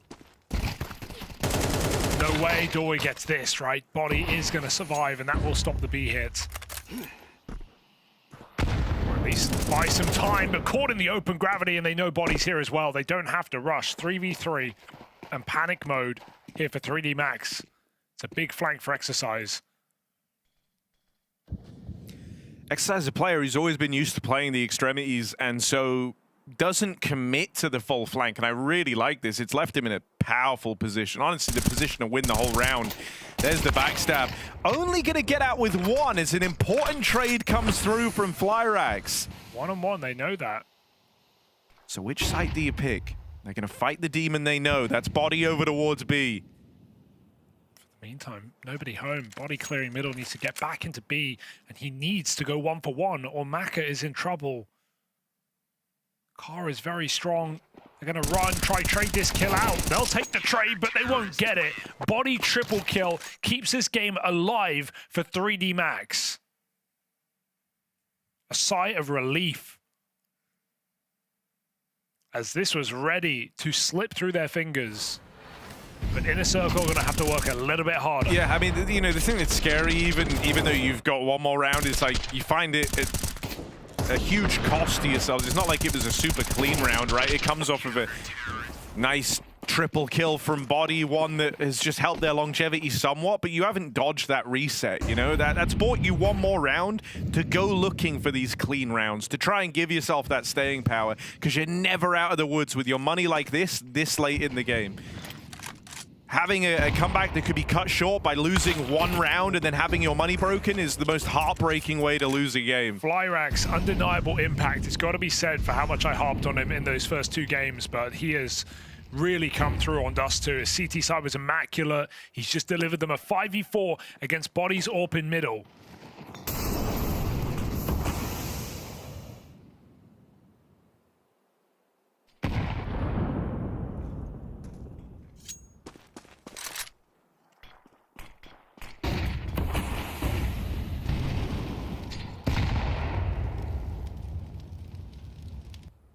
All this util to misdirect and put attention on mid, and it's got the desired result. B is open. B is empty. There is no one home. Flash, really powerful on a gravity, and before he even knows what's happening, he's dead and out of the round. Molly delays the peak from Maka. You're in a 3v5. You got to think about saving here, right? These guns are all you're going to bring with you into the next. And so locked out, no room to play. You don't even get to attempt this penultimate round. It just slips by the wayside. Well, penultimate implies that this is about to be over, Harry, and that's what 3D Max might be facing. A 13-6.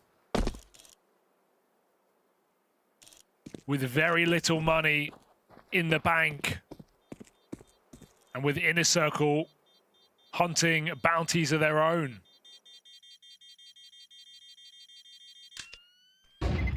Worms don't talk. Terrorists win.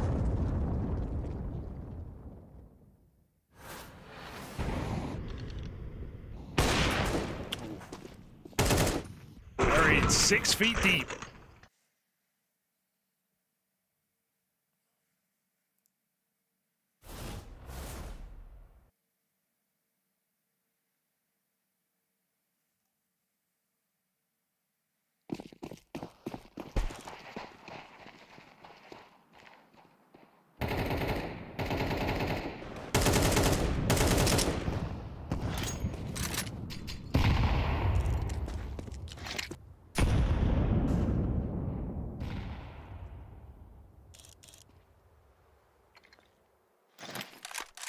Quiet scaling up towards shore.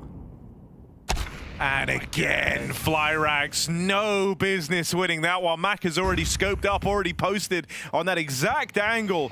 I mean, you're telling me this is the same guy that couldn't hit a shot back on Nuke? He is absolutely dominated on Dust 2. 4-0 opening duels.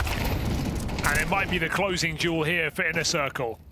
It's given them a path, it's given them a way in, and even then, they're still getting tricky with it in this 4-on-3. Is a world that you can sometimes overcomplicate these rounds. Not anymore. Bomb going towards B, but with that kill from Flyrax onto a lower tunnels player, you know that site is open. And now the short pop looks to slow. They will give kills away. A 2v2 open, but Flyrax in position to try and control mid, and we've been singing his praises all throughout this game. He's looking for a star-studded finishing round here. 2 kills to his name already, and no room to let up. No space to let up. Flash might be good. Molly pulled.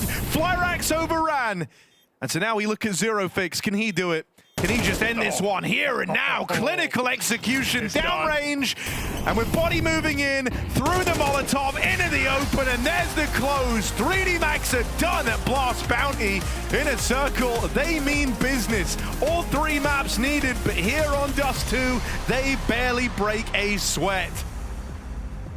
Zero fix, zero problems for Inner Circle as they waltz into victory on Dust 2. Made a series of it, made a run out of it for 3D Max, but ultimately could not get the job done here, Jacob. That's an incredible victory for Inner Circle. Big upset coming on in. Another upset here in the Bounty. Now our 3rd of the Bounty Hunters finding their prize. And it's Inner Circle to do it. That is a massive victory for Inner Circle, and they did it the hard way. I think they fought a good game of Counter-Strike right here, had to go to a 3rd map, had to own them, dare I say it, on Dust 2. And as you said, coming into this one, they were not the favorites. You looked at Inner Circle, you think they lost their best player as well, had to replace him. What were they supposed to do against the 3D Max that we labeled as a team that normally, under normal circumstances, don't lose to teams beneath them? This time around, though, I said it in map 1, said it in map 2, 3D Max never came to play. Even Nuke was a terrible performance by their own standards, so it's only fair that they get punished. I'm sure if you ask 3D Max, they would be disappointed in their performance right now. They know they're much better. On the other hand, Inner Circle, 27 VRS points right there. Another step into this tournament, another chance of getting even more VRS and maybe even making the playoff, Mike. This is a massive win for a team that is still, you know, slowly but surely putting themselves on the map. Really, and I mean, especially considering the individual performances we got around the camp. I mean, it was Captain Kirka through the first 2, but here it was Dobby, it was Fleerax making this happen. You're seeing all the different names have their moments. Onyx in that first map was huge. So you've got the player quality. This is feeling like a team where maybe it's not just the one upset. Maybe this is an Inner Circle team that can actually make it here to Malta, can actually make it here to the playoffs, Jacob. I respect the team that grinds. I respect the team that's boot camping. I respect the team that is trying their absolute hardest. And you could see they came in well prepared to this game. So yeah, I have nothing but praises for Inner Circle. They exceeded expectations already. They pull off another big upset. 3D Max were one of the bigger favorites in these opening games, considering where they were at in the VRS ranking up against Inner Circle. So yeah, nothing but positives when it comes to Inner Circle. And as for 3D Max, again, it's not a year-defining loss by any means. It's just a bad game of Counter-Strike, and who knows, maybe in a couple of days they'll play significantly better. But in isolation for what we saw today, that wasn't good enough up to the standards for 3D Max, and I'm sure they'll be the first to admit that. They might be, and we can find out because we've got Maka online for an interview here. Maka, tough loss today. What do you think went wrong for the team? It's very hard to say just going out of the game like this. I would say we didn't find the way we wanted to play on T sides against them, especially on Dust 2, I would say. And they managed to get a lot of multi kills. It's like they were in shape and they didn't like hesitate to play aggressive or to commit to certain ideas, and that we didn't like kind of expect, or we were not prepared for that, I think. I know it's a tough question to answer, Maka, but how much do you think it was you guys underperforming compared to them playing well? Because seemingly you weren't playing up to your best here. It's very hard to say without watching the replays. You know, yeah. I would say they played kind of good. I didn't feel like tactically they were kind of annoying to play against. So I would say we more likely underperformed than just them performing very well tactically. I mean. And yeah, I think they had 2 guys really in really good shape. Every time on each map, they had 1 guy popping off, and that helps a lot on CS, you know. For sure. And as I said before we spoke to you, it's not necessarily a season-defining loss. Obviously, a sad way to start 26, but looking ahead of the tournaments coming up, you just had a boot camp, you're heading into a new season. Is the overall vibe in the team still that you're ready to take another step?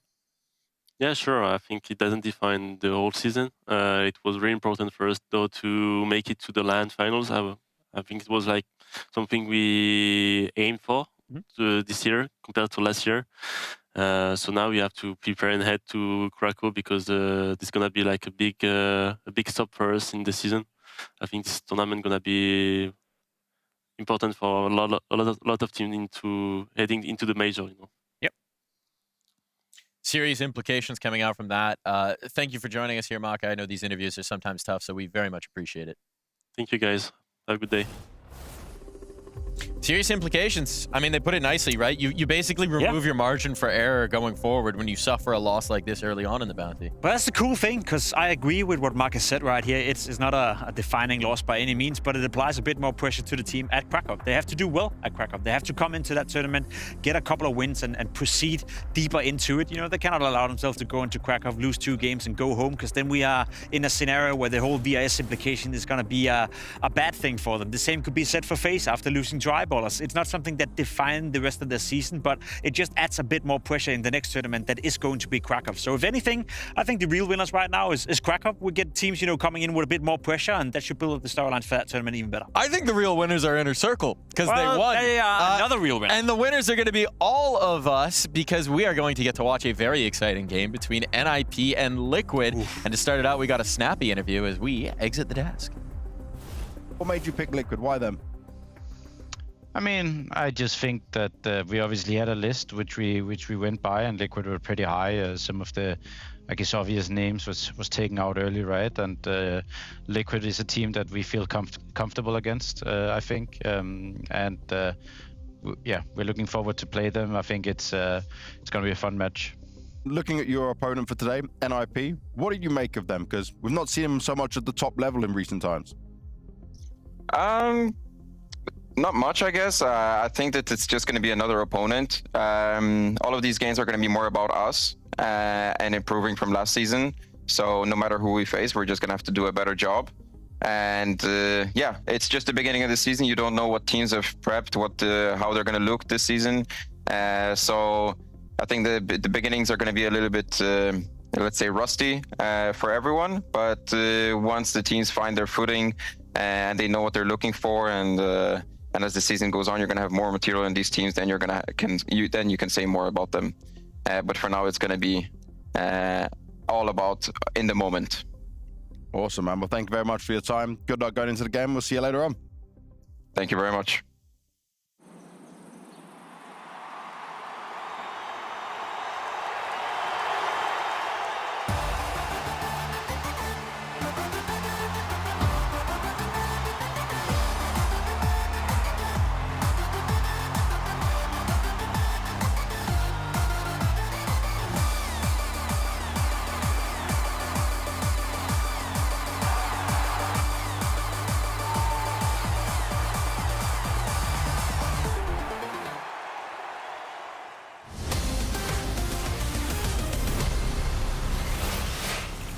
We've changed things up just a little bit here as we've got into the second half of the day. Maui, we're ready to rock it for 2 more games coming our way. And this one I feel like is going to be so interesting. It can get a little bit spicy, and I'm sure it's going to be a great game because this is an NIP who have made some big changes against the Liquid, who is now trying to find their consistency and their form. And I would say that they're 2 teams who failed to reach the expectations that their orgs definitely shot for in the previous season. The fact that Liquid kind of more lukewarm water, if you ask me, for what they showed in 2025. And for NIP, I would say it was consistent progress, but then they sort of stalled out in the second season where they couldn't really build upon the fact that we knew they were these up-and-comers, but not necessarily matriculating in big wins. Well, let's start looking at NIP because it was kind of a spoiled treat coming out here, right? They get Ken from Inner Circle. The CEO comes out and says it before NIP have a chance to announce it. They bring another Ukrainian player into the mix, another Artem as well. So you're going to have the struggles on the names in there. Snappy was telling me already that they are a troublesome 2 together, but definitely a very good duo to have on the server. And I'm interested to see how they're going to be able to use him in this because he was an up-and-coming talent, was a talent people are looking at, but it wasn't necessarily what I expected NIP to be doing. No, I feel like this is a move where, if looking at how good UJerks should be, and Karen kind of on the rising talent sort of scale, it doesn't really feel like, to me, this is a super massive upgrade. Like, to me, this is not on paper just saying, man, blockbuster signing, NIP brought out the big guns. It almost feels to me more like U-Jerks may have been lightly misutilized. And yeah, Karen's got good numbers on that team, but I just don't think that, given the experience difference, obviously U-Jerks came from a more tenured roster. He had more tier 1 lands under his belt. And I kind of felt like always he was fine for the team. So this is a little bit of a gamble for NIP and for my money. When you say it's a gamble as well, though, right? If we look at Snappy, if we look at Enz, if we look at all the moves he's been able to make, he's normally been able to pick up these good players that can hit the ground running. Does that give you some more confidence, maybe? Oh, yeah. I mean, I feel like NIP didn't make this move for no reason, even though I haven't necessarily seen Karen just blow my socks off when I've looked back at some of his games. He definitely seems like he's a really solid player in the tier 2 space, and one that I know Snappy was, I think he was pretty excited about this move. Like, they really wanted to get this one going. I think they maybe even wanted to make it happen a little bit earlier. Well, they weren't able to, but we will be able to find out from Snappy what he's thinking about his new recruit. Snappy, you're starting the year with a change to your team. I want to just ask you, what did you see in Ken and why did you decide on him? I mean, we've been looking at him for a long time, kind of waiting. So, I mean, he plays a lot of, he plays what we want. He can kind of fill in the gaps we had. We had role issues in 2025 for most of the time, I would say. We had too many people that is used to playing map control, and we didn't really have anyone that was used to playing star positions. So, I mean, he's filling in the gaps for us so people can play in their natural roles. What do we make of that, Maui? Well, so looking at some of the roles which he talked about there between himself and what U-Jerks played, I mean, Karen did play, I'd say, about 70% of the spots that U-Jerks did. So there should be a bit of a natural fit there. I feel like in terms of getting people to play some star spots, I mean, I don't know who else I'd really want to play star spots other than ECSTATIC.CET. Like that to so me, good at the major. Exactly. He's really been the revelation for me in terms of NIP. I'm almost shocked that they were able to keep him throughout the offseason because, man, I mean, if you're a Na'Vi or you're, who would be another good team? I think Navi's probably the strongest suitor right now for my money. Like, I would have probably looked at an ECSTATIC.CET and said, that's a guy where he was so consistent at the major. Practically every team he was playing against, he was dropping 1.1s, 1.2s, and kind of just feasting on them with the multi-frag capability, like so sharp in terms of aim, not really overextending either. He's been the marquee player for NIP, and if this allows him to just fill in a little bit better, then all the power to NIP. Well, we'll wait and see what happens when they get inside the server and they get into this first game of the season. But for Liquid, on the other side of things, this is a team who's stuck with this roster despite people having expectations that they didn't live up to, right? I want to ask you straight away, do you think people were unfairly critical of this Liquid, considering they didn't ever really have a stable part of the year? They never had time to get going. Well, I feel like it's fair to criticize a team like this because you would have just thought that their baseline level was a lot higher. I mean, for them to lose in the fashion they did at tournaments like, say, CAC, that's a tournament, the CS Asia Championships, where Liquid should be tournament favorites, maybe with a team like FaZe. And then they lost in the semifinals to a team like 3D Max. And they looked extremely vulnerable throughout a lot of it. And even in the major too, I mean, they barely, what was it? I mean, it was a pretty dismal stage 3 for them. Yeah. So this is a team that has a tremendous amount to work on that, yeah, we look at the players and you're talking about the expectations, and I don't know if it's unfair because Alige was a top 20 player. NAF for about 3 years straight. He wasn't on HLTV's top 20, but he was in their top 30. And then we knew Nertz was sick from his last lineups. So why shouldn't this sort of rifle core be able to give me a little bit more? And so that's why I think a lot of people have been pointing the finger at Ultimate and a lot of people have been pointing the finger at Shuhei. I'd say it's probably a combination between those guys, and I would also say Nertz hasn't been the same guy that he was on his previous rosters. Well, hopefully he can find it, but I want to get some more info about Liquid and see what Shuhei has to say ahead of this season for them. Shuhei, 8 months on Liquid, and you're starting 2026 with the same team, but in 2025, it was so many changes, no consistency. How important is it for you to have the same team and know what you're doing now going into this year? Yeah, exactly like you said it. Last season was all about changes and getting the right fit for the team, kind of aligning our goal together for the future. So there was never really a time to settle down and actually work in terms of like on the same goal that we wanted to achieve.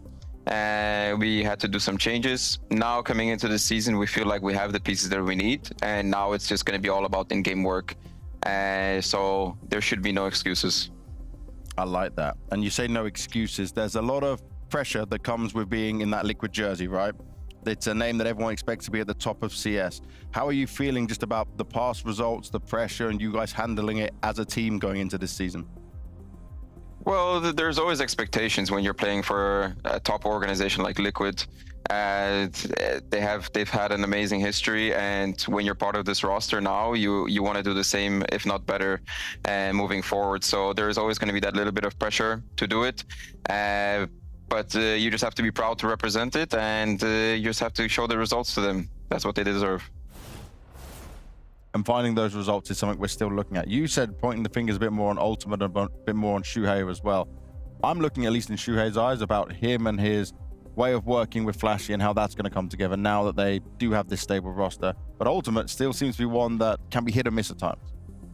I mean, it's feast or famine for Ultimate. I feel like he can show a lot versus some weaker opponents. Weirdly, in elimination games, he was kind of oddly strong. It's kind of strange for Liquid in the last year or so, but his consistent level is definitely not what you want from a guy that is trying to make a team a top 10 consistent roster. So there's a lot to be desired, I would say. And also, I will bring up this fact. I think Shuhei has had the pleasure and privilege to work with a lot of excellent coaches in his career. He worked obviously with Ash to get Gamer Legion to the grand finals of Paris, then working with Cyclone for a lot of his career. Both of those guys, for my top 10 coaches in the space, and now he's working with Flashy, a guy that's clearly new to the role, even though he worked under the tutelage of Blade when he was the assistant under at Navi, but now he's going to be getting his feet wet. He's not sure what the back and forth in terms of contributions is supposed to be, so I feel like Shuhei maybe has to kind of just trust his own intuition a little bit more, and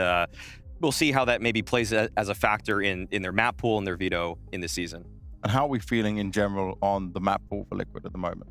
So this is where I feel like you have two wolves inside of yourself if you're Liquid. You have these guys who love Anubis. Like, this is a great change for them going into this season. Like, Nertz was not good on Train. He was great on Anubis. Elige was not good at Train. He was excellent at Anubis. Naf can say the same thing. So you have three guys who, to me, should love that this map pool change has happened. But the problem is that the other wolf is that Shuhei was not calling on Anubis when he was on Maus. He had 0 maps played on that. So I'm not sure what they're exactly going to do, but I hope just play to your players. Those are the three guys that are supposed to carry you if you're Liquid. So I want them to be just going right for it with Anubis to start the season. Well, let's find out then. Let's get ourselves into the video. Let's see what we're going to be playing here between NIP and Team Liquid, because that is an important statistic you brought out there. What do you reckon before you see it? I would love for them to just pick it. I mean, I think then they could really, well, yeah, I mean, I just want them to pick it, James. Like, it's not, there's no way to even spin it beyond that. I don't have another way to go about it. I mean, yeah, they go for the overpass ban. I think that was this is good. Yeah, so far so good. I mean, I'm liking what I'm seeing. Nuke was a classic pick from Snappy. I mean, they took down Astralis. Remember that happened at the major most recently, so it's a great map for him. He has so many different calling styles that work. And then for Liquid, I saw the Dusty map. I thought it was going to be Anubis. I was getting a little excited, but it's Mirage. That was their pick in the last season. So both of these teams not really showing that they've retooled anything just yet. So I'm waiting for the decider here, hoping it's going to come about. Surely, like, this is the surely we're getting Anubis moment here if you're Liquid. You have 3 ballers on it, and they ban it. Oh, Liquid ban it as well? Whoa. Like, why? Why? Like, I mean, is that a shoe? See, is that a Shuhei decision to me? Because, yeah, Ancient's all right for them. Don't get me wrong, but I really wanted them to try to change their pool up a little bit. I know it's only been a handful of days, but those 3 guys, that rifle core you have on Liquid, they should be able to just fry any team, regardless of how deep your strap book is. I'll say maybe they're just waiting a little bit longer. Come on, it is right at the start of the season, not too many days. Sure. Yeah, but I mean, it's If you've never called on it before and you have to call on it for sure, you got to give him maybe a little bit more time. Yeah. That's I mean, that's really the angle for it, that you didn't jump headfirst into Anubis because Shuhei is still so unfamiliar with the map because, yeah, didn't play it on mouse, of course. Well, let's see how this one is about to go down. It's NIP taking on Team Liquid. We've got the amazing Scrawny and Lorna's with us. And guys, are you still Liquid fans or have you given up on them? I think for everybody in everybody in this server, I'm not sure if these games count. I'm not sure if they're time. Oh, that's where. But you know what? It's been brought up that maybe for NIP it does start now because if anything of the two teams, these guys both could have had better runs at Budapest. Liquid were very disappointing. They let Flashy down. NIP, I just feel like they kind of had a tough go of it. They choked a bit. That was one thing. They had really good maps though. A lot of big chokes. They look super strong, and I think that at a tournament like this, that's not the major with the most pressure. Yeah. They can actually just show how good they were, and I think, you know, if they had been able to step over that mental hurdle in just 1 or 2 rounds at the major, they could have cracked top 8. They could have been the surprise of the event. So I think Liquid are definitely in for a tough match. And just to answer James's question, I think for as long as Napfly dons that jersey, I'm going to be a Liquid fan. Gotta keep it going for as long as NAF does. I'm down with that. Just as an organization as well. I like to, you know, again, on paper, all the moves have always made sense. Just waiting for it to lift the curse. But here we go into the fast A play. Very fast A play. 3 players dead. Alicia's got himself the double.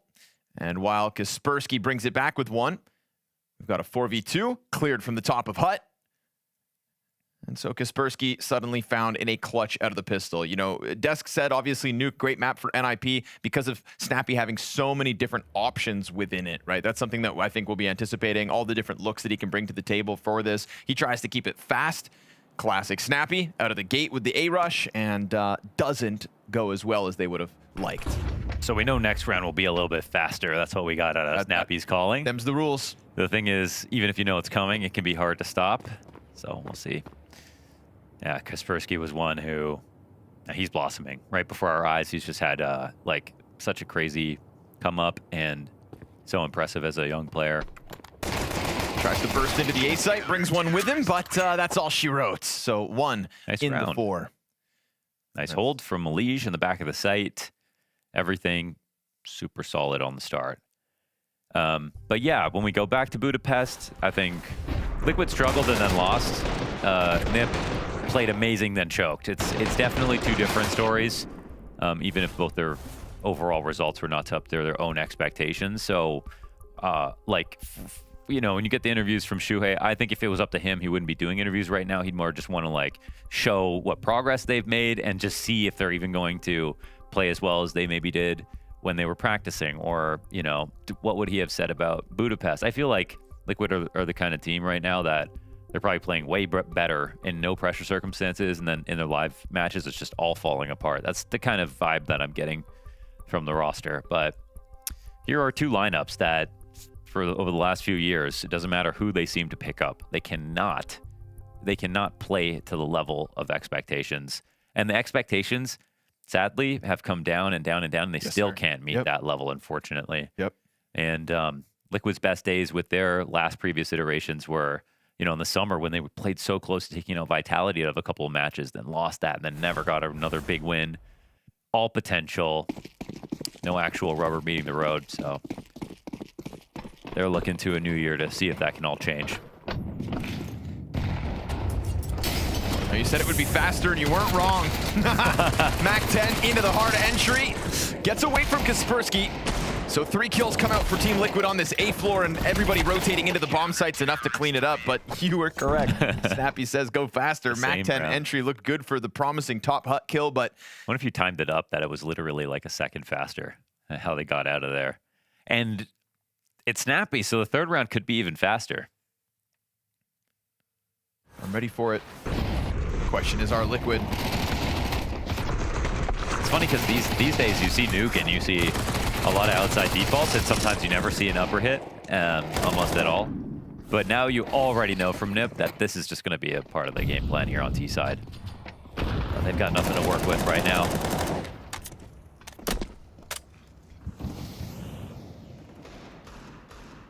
It was fast to take over top main, at least. But having found this position, they're going to pause a second. We've got Desert Eagles on the field to try to work with for Ninjas in Pyjamas. Snappy's going to find himself off to the 0-3 start in the hands of a Liege.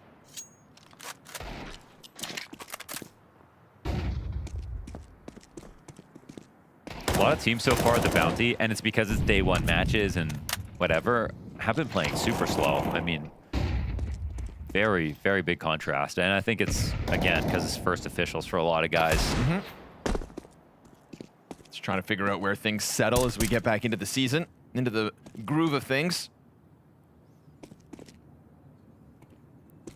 I think it also makes sense to see if your opponent at the start of a season is going to start going for these big aggressive moves as well. You know, sometimes a team like NIP, right, from probably trying to come up with new stuff and kind of chomping at the bits to get back to their Budapest success. And so I wouldn't be surprised if versus a team like Ninjas, all of a sudden you're getting hit by this aggressive Counter-Strike. It makes a lot of sense to just kind of lean back, try to play it slower. Yeah. The only problem is when the opponent also wants to see what you're up to. We get those slower halves like we did yesterday. Nobody's looking at anything, yeah. But in this case, props to Ninjas in Pyjamas. They do as we anticipate. They play it quick in the first 3, and now we find them first gun round in round 4 of play with Liquid's 3-0 lead. Let's get to the meat and potatoes. Ooh. Very nice pickoff for Ultimate. Sat right over the box. Snappy brings it back, though. Gets revenge. Oh, with Wrinkle for the top of Silo with a beautiful headshot onto Ultimate. So man advantage NIP all by way of pressure outside. That was nice. Nice pairing of kills. Really counters all of the momentum that was just briefly built up there by Ultimate's shot. Naf, though, blindsiding one from Credit Card. Snappy trying to work around the garage. We go back even. Yeah. Another player spotted by Redbox, tagged down low, and Naf gets the better of that exchange, still sitting on 70 himself. My but goodness. the hot walkout. That's what Shuhei's not ready for. Kaspersky just takes timing into the 8th floor, and now that bomb's able to cycle back around through lobby to put it down into the post plant. Yeah, I mean, that was Shuhei. The one. Was not nervous about that, but he didn't have a teammate up in heaven, no one on the back of the site either to watch hut for him, so small risk. Of course, it's Counter-Strike. 1 second before that with the gun out, he could have had a chance. Rough, though, because that felt like a 3v3 that was still kind of work out into the nitty-gritty. Yeah. Didn't feel like there was any real openings, like nothing surefire, and it just boils down to the Kaspersky hut walkout. Also, there's only one spotted outside, so you would want to be nervous about other positions, but I think he was just trying to smoke Squeaky, which would have just been a, you know, nice neutral move to kill some time and delay. But just like that, Nip on the board. And just like that, I think another good example of Kaspersky, who at times really plays Counter-Strike with no fear in his heart. Oh, man. You know, if he decides that it's time to do something, he's someone who going will to jump on train. that timing. Yes, Yeah. absolutely. Oh, man, The that clips he headshot got. clip from E-Box. Crazy. Yeah, that one goes Low-key, underrated. one of the highlights of last year. Had to be one of the top 10 rounds of last year. Oh, for sure, yeah.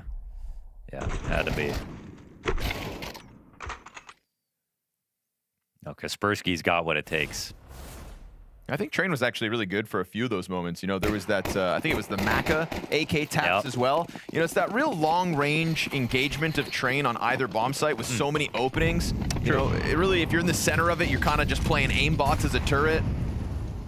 Damn. Yeah, historically, we've got some of our best clutches ever. I miss it already. Little pressure into the hut with the utility. That's going to flush 2 players outwards. One right into Shuhei. He gets the better of Shush, but Karen's got the entry. Right back, good trade. And now Naf decides to get aggressive into the ramp room. Pushes through Trophy. Karen with a second. And so man advantage off that one. NIP kills just come to them. Big time. That one's so key. Unfortunately, Naf just barely missed the timing on a shoulder spot, but with him going down, it's going to be the CTs in disarray, wandering.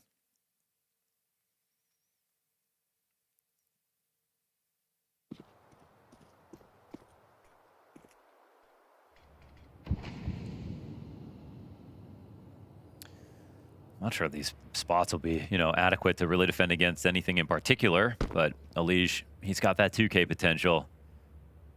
See if the support comes down. It's not a silent drop for him either, so they know he's here. It's a solo hut walkout, 3 players outdoor. Open floor, first falls. Snappy's got the trade around the side of it. And Nert's only able to get one as well, so good trade fragging out of NIP using that 4v3 advantage. down to the 2v1 post plant. Karen has done his work this round already with that double, and Wrinkle inside of the hut as Ultimate tries to play timing out through vent. He'll be given a little room to work with as the smoke just billows by him. Gives away his position, but also clears out opposite vent. Just feels like he's looking for the exit. Got close, didn't catch anybody off guard, didn't find the kill. If he goes into the 1v1, then maybe, but instead he's just gonna hear this stomping exit move towards main and not do anything about it. So, Ultimate the sole survivor with that op as Ninjas in Pyjamas again work the body on that A site, take their time with it, regroup back up and use the numbers advantage. And it's a nice early highlight here for Karen in the NIP jersey to say, here's his round of impact. Yeah, totally. Well, I mean, the awareness is what we're watching.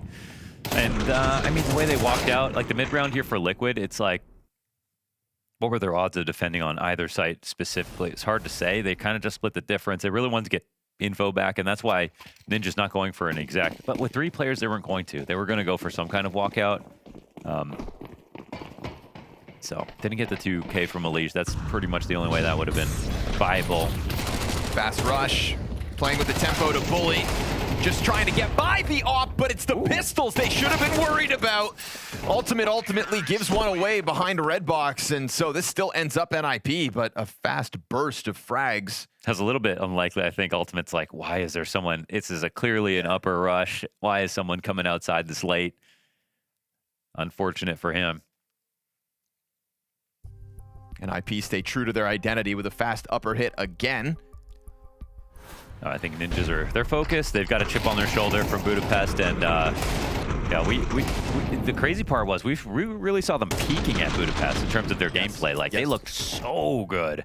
There wasn't even like the thought that they were going to come into the major and really surprise. The surprise was that they played so well and still lost. So, I mean, they just unfortunately couldn't win in overtime if their lives depended on it. No overtime wins. All of them, just losses. And it got to the point in the major where you're like, you know, they still have 2 best-of-3 opportunities, and you just think to yourself, well, if any of these games go to overtime, they're going to lose. And guess what? They did every single time. And it's like, at that point, you know it is just some kind of mental barrier. All the players will talk about it at some point in their careers. For sure. And getting over that hurdle, like I think you said it best at the start of this, it really only happens when the pressure's at its highest, and that's what majors are. They're pressure cookers for teams that want to break through into new echelons, new tiers of Counter-Strike. And obviously getting, you know, the in-game trophy and the stickers and all that stuff is cool. Everything. Hold on. This one's fast, actually. And it's going to be Karen dropped by Nerds. So a 5v4 here for Liquid. One of the better openings for these rounds. Snappy's going to vent dive loudly with bomb, though, and it gets caught. Elige coming back from the secret stairs fast enough to halt Snappy in his tracks and extend that man advantage. Very awkward spot for this bomb, and now it doesn't seem to matter at all. 2-on-5 with the bomb and lower. This might be a long save.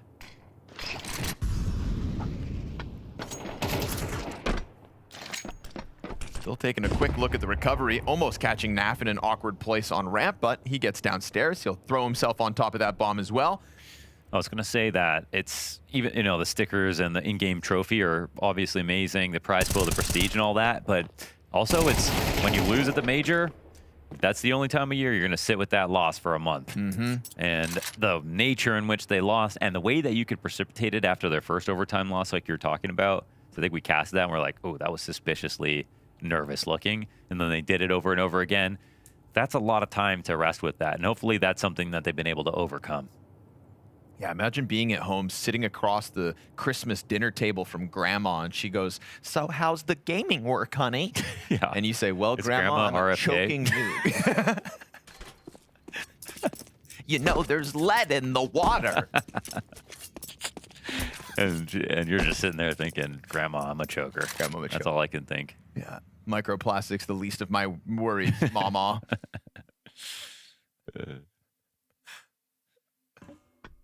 Nan getting roasted for no reason. Well, you know, sweet lady, but...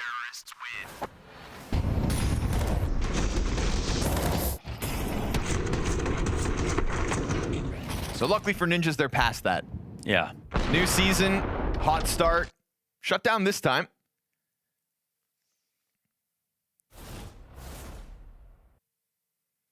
You know, we get a lot of different boot camp looks. I'm surprised to see Ninjas in Pyjamas playing in what feels like they're in an art room, like a It's the mail room. Yeah. It's supposed to be a metaphor for, you know, where they're at right now and how they have to climb to the top. Right.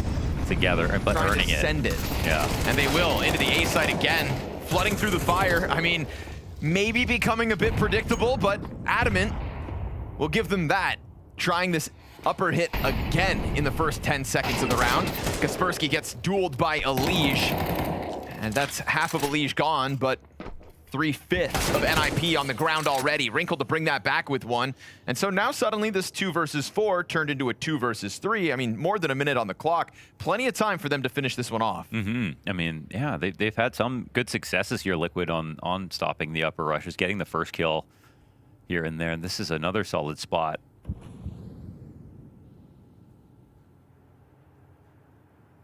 Money's gone for NIP if they don't pick up this round. And at the moment, it's 3 on the upper side of this map, but whoa, they don't have any rotation. No one by vent.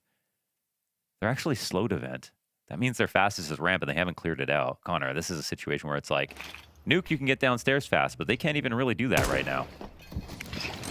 Still enough pieces of utility as well to kind of give you enough confidence. Why are they full-on retaking lower like this?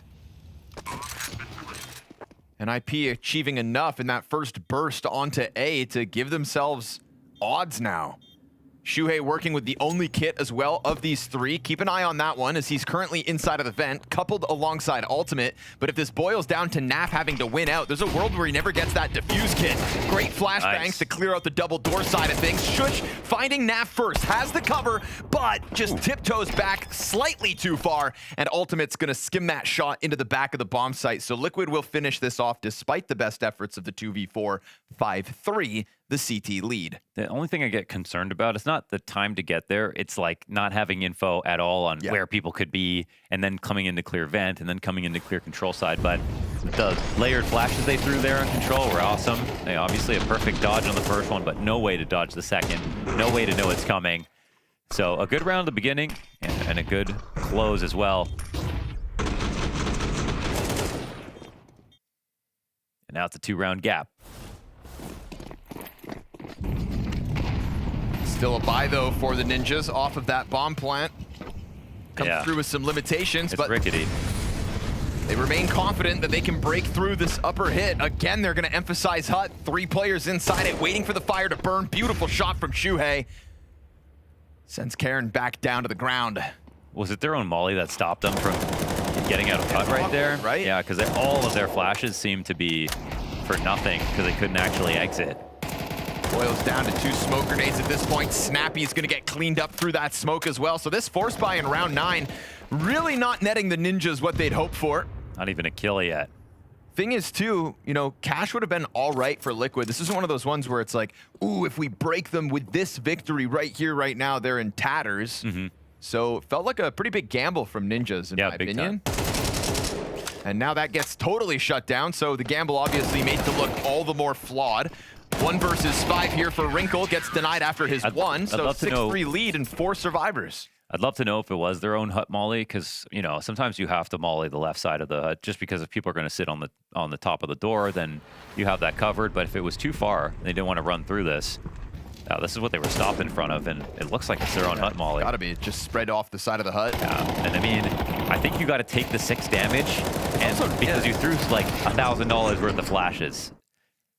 It's one of those ones too where it's like, if the whole molly missed and you had to get through the entire thing, I get it. But that was only like a little fire. Smallest little tiny. It's a tiny little fire. It's like a, you know, it's a Tiger 2. That's not even setting off a smoke alarm, I don't think. Ooh. Oh my goodness. Spersky, that was a Tech 9 kill from top silo. I think 2 of them got a headshot right there. Okay. Just competing as to who can get the kill. That throws a wrench into the works for a second. Shush ends up catching one as well with his coming out through Squeaky, somehow finding Shuhei. Oh boy. Shush actually gets the upgrade. That gets denied immediately here. Nert's controlling the scene. As Elige falls back, Nert's gonna swap out rifles, drop the vent, and then come immediately back up. Snappy sitting on the angle, caught off by that movement here from Nert's, and he will continue to keep this round in the hands of Liquid. Got sketchy for a second. That was a genuine 5 versus 3 with a rifle picked up, but Nert's on cleanup duty recovers it all. It's all the heavy-hitting riflers left over, I guess, for Liquid, and it's nice to see them shining. Because that's, again, always the thing. You look at the lineup on paper, and in your head, if you haven't watched any matches, you go, well, this is a really, really strong team. But they've never been able to all fire off at the same time. Nerds is having a great game. The first timeout's going to be called here because it's starting to now get a little... It was looking confident, but now it's getting a little sloppy, a little messy from Ninjas.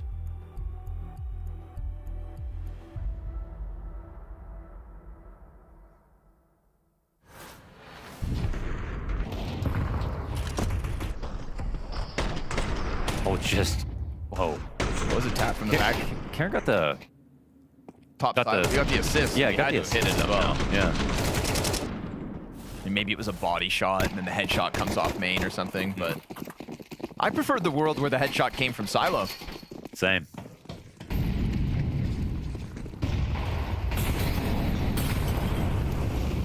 Guns back in the hands of Ninjas. We've got 2 rounds left on this T side. First gun round bode well for Ninjas. They break through with the 3 consecutive, but nice to see Liquid have an answer tonight. And now Ultimate sitting on a deep lobby angle. Will react to Wrinkle. Looked like it was going to get away for a second, but on the fallback kills Kaspersky as well. Hopper is going to net them a 5v3 advantage here in round 11. Lovely start for Liquid once more. Yeah, it's full control. It's a good amount of grenades and time left over, but that's just about it. Tiny bit of map control, but Karn gets spotted, and they have 2 guys out here waiting. He's not really lurking on anybody at the moment. He's kind of getting hunted down himself.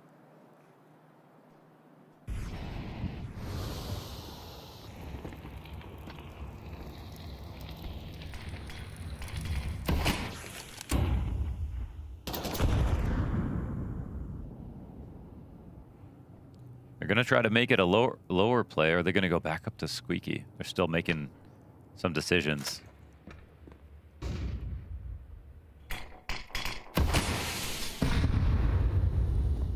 The Lurk's going to come up through ramp. 20 seconds. I mean, he's... Wait, they're going ramp now? Just want to try to get the bomb down.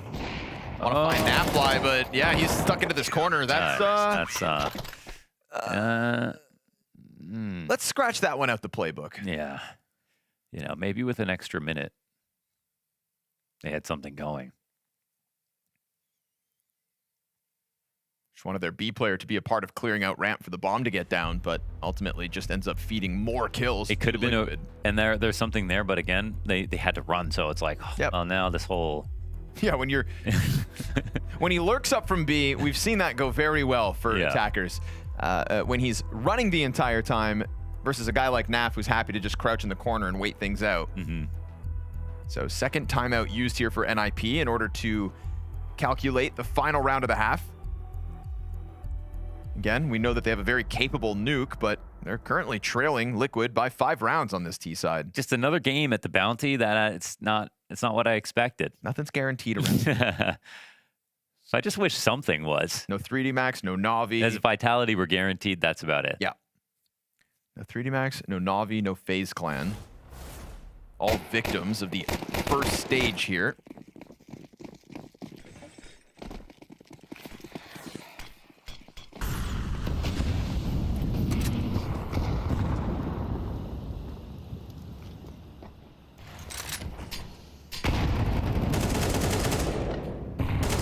Smoke spam. It's going to take Shush down by 1/3 of his health.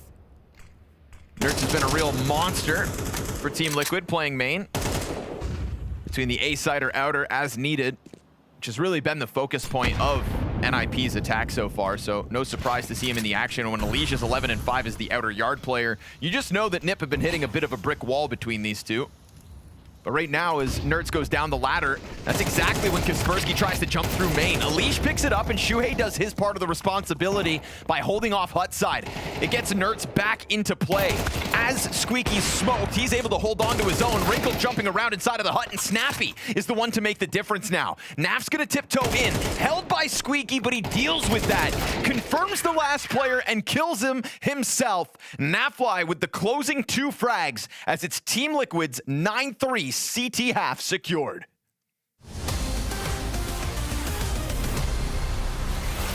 15 to the clock. It's another close call coming out of Furia in round 11. Op finds the pit kill. Somebody's got to clear Brolin out of this corner. And here comes Zershin sprinting in through the Moto smoke to send the curveball through. He can plant. Again. He can plant. Again. Just enough time. 1v3 queued up for Molodoy. Him versus Torzi. And he looks the wrong direction. Does he get wind of it? Oh, It's he must have right there spotted. for the peak, but Molodoy's still hiding, and Torzi doesn't know. He gives up the info, takes the no-scope to the chest, and it's another clutch for Molodoy, his second of this half alone. Round number 18, Furia. 5 kills away from the big stage at the Moody Center. They just need to complete this round, and it starts well. Keserato has slaughtered Flammus as he tries to burst through the smoke here. Nice jump up, but Keserato's still out there. That M4 doing all the work. It's a massive quad kill. And he already had he almost had the ace earlier. This time he's gonna try and see if he can really complete it. The USB out, and he gets it. An ace to get to the playoffs. You said Fallen's been quiet on Inferno. Well, he can't afford to be quiet here in round 22. Do they do a contact? Is it really going to be just dry? It is into the orb. Cello activates if he's necessary. Now the nade does chip damage, but still that bomb is under their control. And Fallen steps up, delivers what his team need him most. A triple kill on the orb. Down goes Rek on A, and the job is done. The round is won, 11-11. I know what Fury are wishing for. Another one of them from Fallen. 4 kills in the round. Furia stacked those rounds. m80 uses that moment to establish an angle on Hut, but first shot misses. And there's a lot of movement for Furia outer. They write off this threat. Kicksand can't get his. This is Yakindar just trying to charge it down. Multiple bodies still, but he doesn't give a damn. He's not done yet. Oh, he's just tearing right through everyone. He's a bulldozer. Nico, last man standing here inside of the site. It's a quad kill for Yakindar. He will stare them in the face and step up to the plate. What a monster, Yakindar. Take a look. Nothing that he can see, but if he continues on this journey, he could have caught them off guard. Molodoy, though, all the wiser. Magazine's They are empty. trading him. You get Magus No, they coming are trading through. him. Sunpius found a kill as well towards A. Molodaw's able to get one. 3 on 5. Get the 4K, there's one. Makes it all the harder. 4 shots, 4 health. This is a crazy play. Senpai's looking for him to go up above. No kit here for Sunpius either. He's wasting critical time on this, but he does manage to get out. Another missed shot here from Molodoy. Oh. The last shot closes pistol. It almost looked like G2 would take it, but the 5v3, Molodoy the sole survivor. Wow, what a lovely little start from Team Liquid here in 2026. Just when you think your expectations are gone. I'm excited, even though I know I'm not supposed to be. They just pull you back in. And you see what you see, and what you see is good. This time, so far. So far. There's a T side that lies ahead of us here. Team Liquid fans, don't hold your breath. We've got ninjas on the defense of a map we know they love. Coming off of a great Budapest. Felt like expectations for NIP kind of skyrocketed after that one. We thought if there's one element of their gameplay that still maybe needs to catch up, it's just the ability to close. But here on Nuke, they've yet to really open. Second pistol could be critical here for NIP's recovery, and Shush starts it with man advantage. Karen and Wrinkle gonna make sure that that's not in vain. And Nertz at 57 health has a 1v4 ahead of him. Gets found out outside. Whittled down to 30. And that pack of ninjas just gonna go running out through main to finish this one off. Ninjas in Pyjamas kickstart their CT half with a, I'll call it much needed pistol win. Very much needed, and it wasn't just an upper hold, it was good flanks in place. They seemed really prepared for this specific idea, so they're probably happy about the prep coming through. And watch this from the right POV, Shush just locking it down, delaying as well. And like, delaying is just precious seconds from opposite vent, but like, they need to get out squeaky. They need to make sure they get opposite so that no one can push through the mini smoke, because that's just something everyone's doing at the moment. But no molly there. Didn't think he'd start there on this pistol.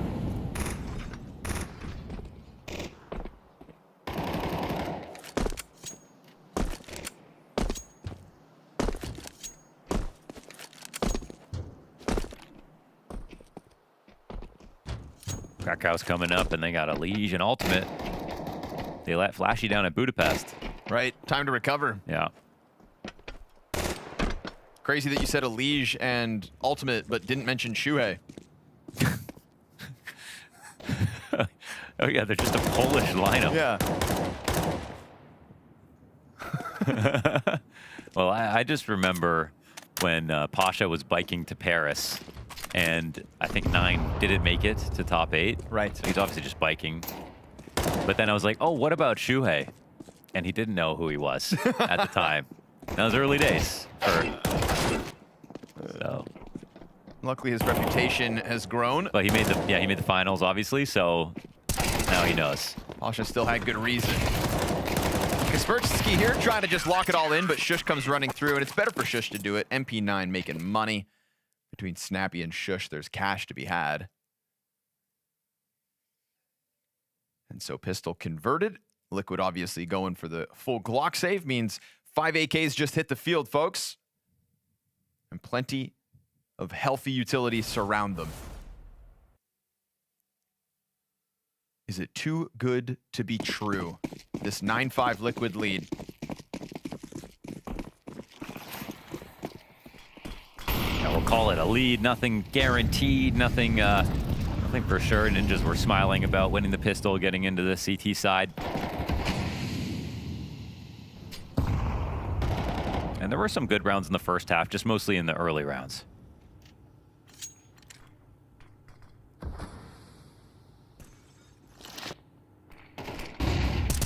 Snappy eats that flash, still tries to just poke the barrel around the box. Cairn drawn towards it, but it's Wrinkles pop up from Secret that instead gets the opening kill here for NIP. And that's just going to free up Cairn to give over hell for a second.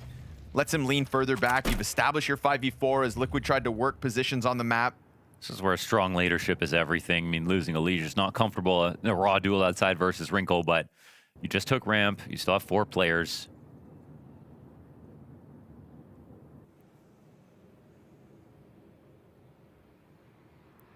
Wrinkle's floating, man. He's in such a good spot to just get a lineup 2K, you know?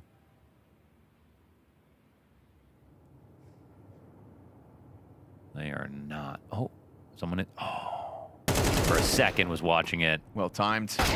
Wrinkle hits the blind side. Nerds hits the blinder. Just whips that AK around to deal with the lobby flank. So luckily for Liquid, at least that doesn't hemorrhage into an additional kill. Cairn tries to take his duel towards ramp and catches it, but there is still a bit of footing here between Nerds and Ultimate on A. It's certainly not an ideal spot, but considering it started so quickly for NIP. Ooh, careful with the smoke spam. Shush gonna cover Snappy, and then 3 players duel out from the fading main smoke. So it goes about exactly how you'd want it for NIP in the post plant. 4 still stand, easy defuse, and continue to cut that lead down to size. So just a very high value rifle kill there from Wrinkle to take out a Liege one-on-one outside. That's one of those situations where it's like, you know, Liege beats almost everybody all the time. And then he turns it into even more value with the big flank and staying alive and everything like that.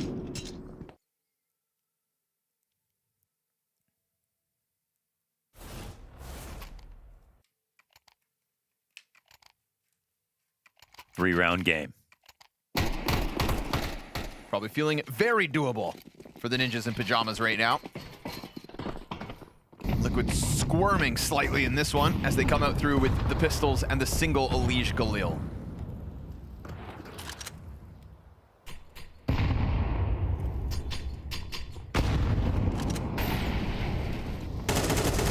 Yeesh, awkward here for Shuhei. The Pressure bomb in through Squeaky. Tech9's trying to save him. Ooh, drop over top of main. Oh. Nap even burns Kaspersky off of the side of vent, so now Shush alone suddenly, in a matter of seconds, loses 2 players facing from the front of the A site. He's on the recovery into Hut. Oh, Nap can't fluidly jump away. Looks very awkward for him, but Shuhei still with legs to stand on, catches the kill to the back of sight. And with 45 health, just lost his teammate. Otherwise, would have been the 2v2 post plant. Yeah, and yeah, there's a bit of wandering playing here in individual spots. They just wanted to get a flank kill on somebody. Now Shuhei will have to clutch. He was very worried about lobby presence there. We saw him staring at Hut the whole time. He's going to split the difference. He waits too long in this spot. It's going to be very hard to multi on 45 health. Here's the ladder go to heaven. Wish he took some kind of risk, and now he's starting to, but... Exposed, but he still gets it. Down to 12 health, though. I mean, massive health advantage here for Snappy. All he's got to do is shoot him anywhere in the body, and that'll cut it. So, flies up that vent, causes a bit of chaos for Shuhei, who reacts really nicely to that main peak. Yeah. But that's about it. So if they had held Mini and then planted for it as well, and, you know, didn't split up, obviously, this is a recoverable spot, but it's also around where, like, it's Liquid who don't invest much into it. So it's more scary for Nip and shouldn't have been, maybe. But a nice attempt at this clutch. Don't like seeing Naf try to jump away, getting his head stuck on the roof and then stalling in the air like that. It's like some Pasha movement. Yeah. Speaking of poles.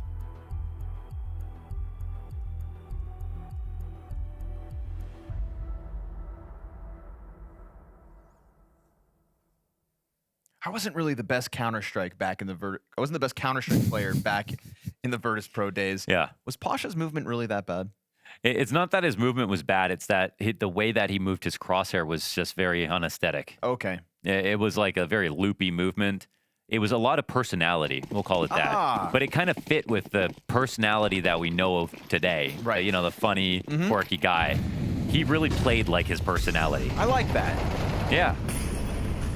Now Ultimate, right on the top of the box, and Wrinkle's gonna pluck his teammate off, but you don't get away for free with Ultimate on this spot. Perfect position for the trade back. In fact, Karen gonna catch one on top silo, fall into the cover of main, barely escaping with 14 health. But he gets away from it, and Ultimate will be blindsided just based off of a half-second timing. Just slipped by, saw nobody back garage. Kaspersky steps into it and catches a 4v2 advantage from that one. So now NIP's CT side looking rock solid. It is yet to lose a round at this rate. Nafly did just get a refrag kill on the back of Big Garage. That's something. One more lurk mistake, and now it's a 2-on-2. Could have been with the frag to Shush. Instead, Naf's 30 HP. Gonna be dealt with. Shush teleported. Real rapid there from the high ground to the low ground, and a kill from both grounds. Not quite grounds for dismissal just yet, but Team Liquid are starting to throw this. Their lead cut down to 1. We saw a series of kind of good refrags, but always just like not starting off, getting the kill, just entering back. And 2 multis for Nep on there for Liquid.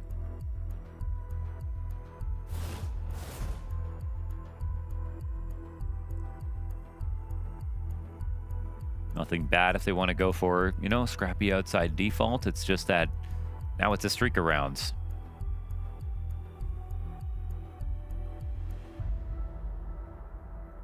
It looks like Nerds is getting involved.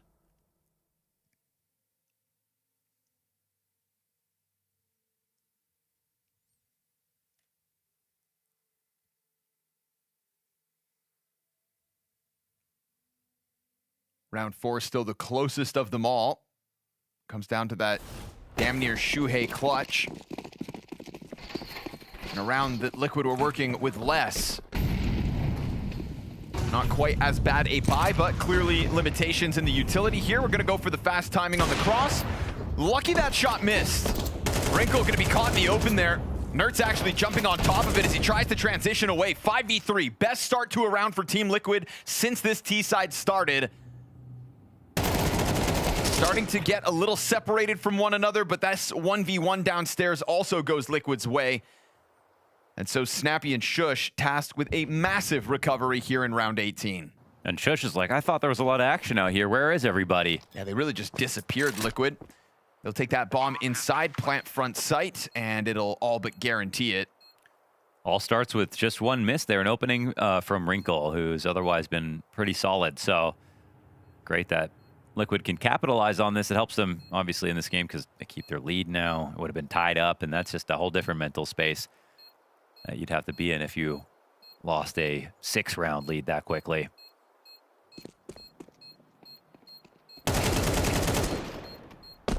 Well, that's costly. There goes your op, if you're Liquid. Yeah.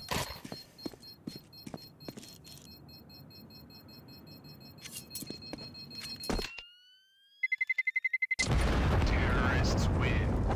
Won't be getting that back this round. Still majority alive, but just felt like a needless loss. Oh, creepy shush hanging around hell. Creepy shush. Imagine if that was your nickname.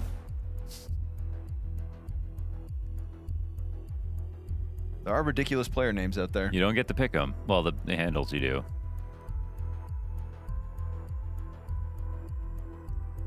We've had this conversation, right, about what I was named before Scrawny? A bubonic. Bubonic. Yeah. It's a good thing that didn't blow up.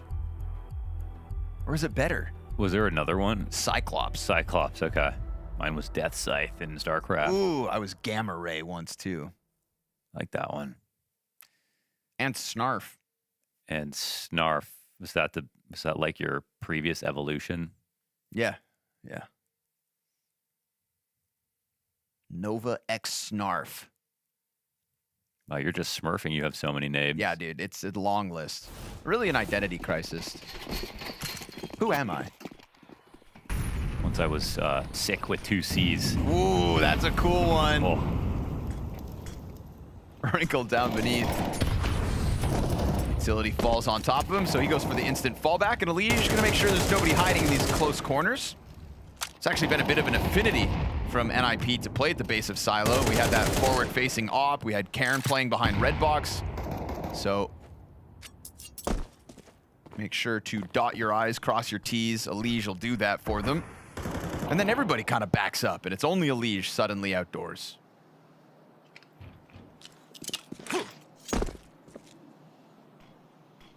Looks like Nip are going to try to starve him out here. Let them take a little bit of space. This could be good for Liquid, actually. They go to look for some info, and no! A 2K spray down for Snappy. Missed shot from Wrinkle. Could have kept that one even further. 4v2 would have bode real well. Yeah, that was a round winner. That's a 1 HP Shuhei for the record as well, to just really hammer home how much impact Snappy just got out of this. And I thought he was going to walk into his death. But also the fact that, you know, Shuhei's still here and still somehow a threat on 1 health. Wrinkle's like, I think just watching his heaven flank. Yeah, not the ladder itself. And oh, okay, turns to cover it. No problem. Look at that. Bomb delivered at his feet. Bomb delivery.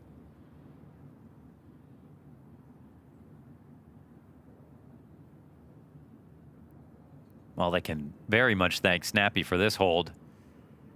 The way he was walking into that, he could have, he would have about to pre-aim way too deep and then just get caught off guard. So very nice from him to just stay vigilant. I thought that was going to be the liability of the round. I thought he was going down with nothing. Was going to beat himself up for deciding to change position. Oh, they could have used the timing like that. And the only reason that push came was because Liquid actually got them back out of outside, had them with no vision, and Nip don't like playing with no vision right now. Like their style of gameplay, it's very map control focused, updating info all the time.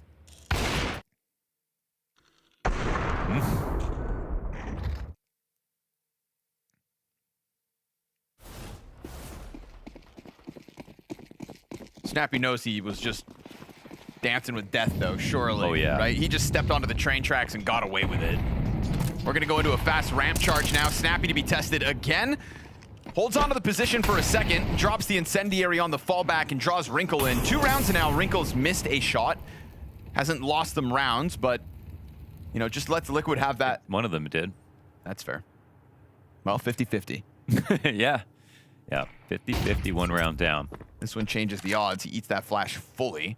Slams his head into the doorway, and luckily for him, no pressure for Liquid towards Hell. Instead, all in lower. Snappy leaning into the back of sight. With double doors open.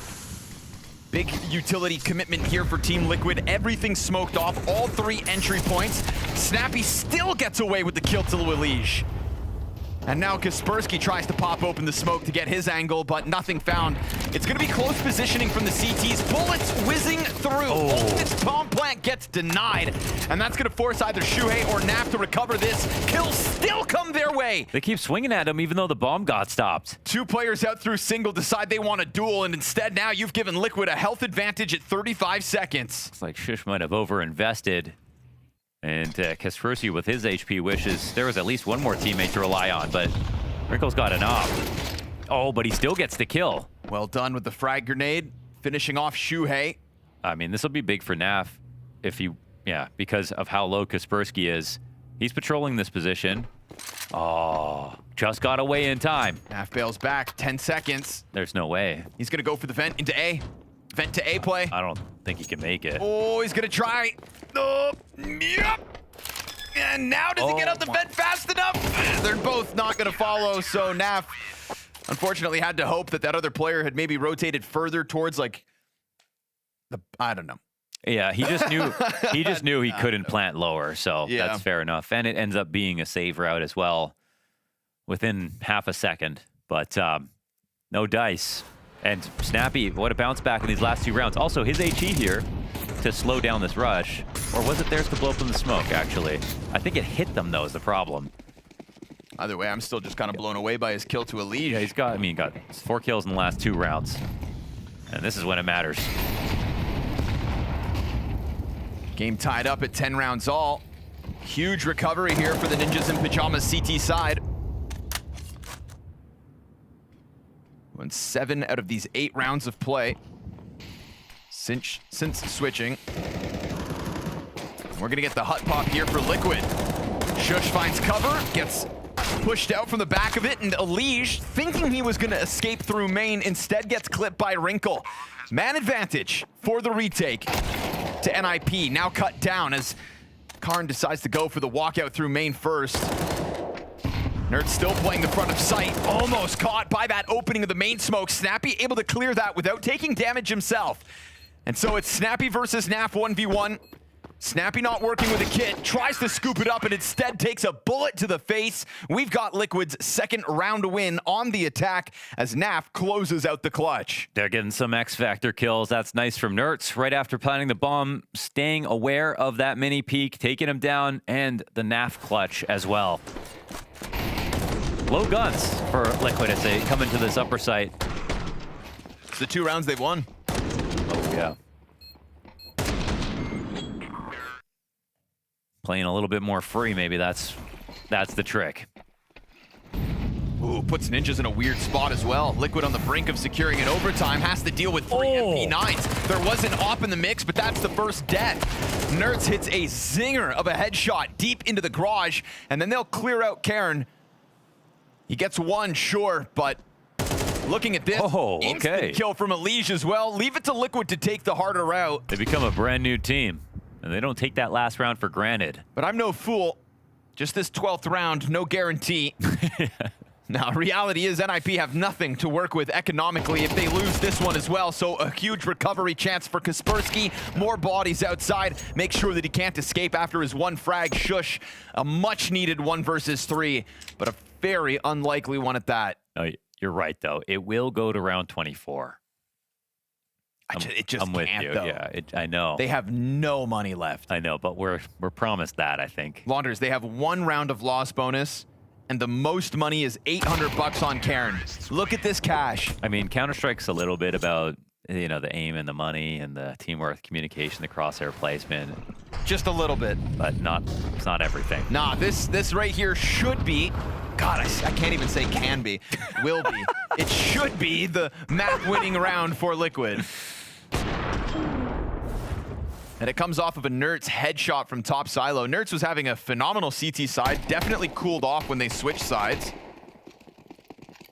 But he finds that insta-kill from top silo, and things change suddenly. 2 map points for Liquid versus nothing. I mean, FAMAS here. 1 FAMAS. 4 grenades for the entire team. Make it sound as bad as you want. 3 Deagles. A 5-7.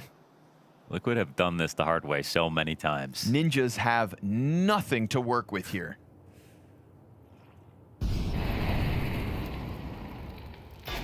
for this is what should be GG.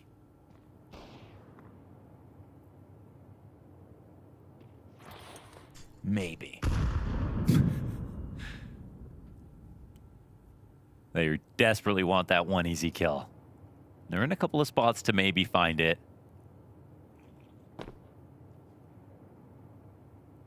I don't feel like committing. There is an amount of time where it gets scary to do anything, so they need to keep it moving. Nades are... Lower's given over, so this one's, likely coming ramp. They're not doubling up on it either. Deagle duel downstairs. Elige has shadow advantage. He's not going to shy away from that. Utility lands inside of the upper hit. Kaspersky still just leaning back behind the bomb site. They had nothing to work with from the get-go, and that fall missile drop with nothing. Only one so far from Kaspersky.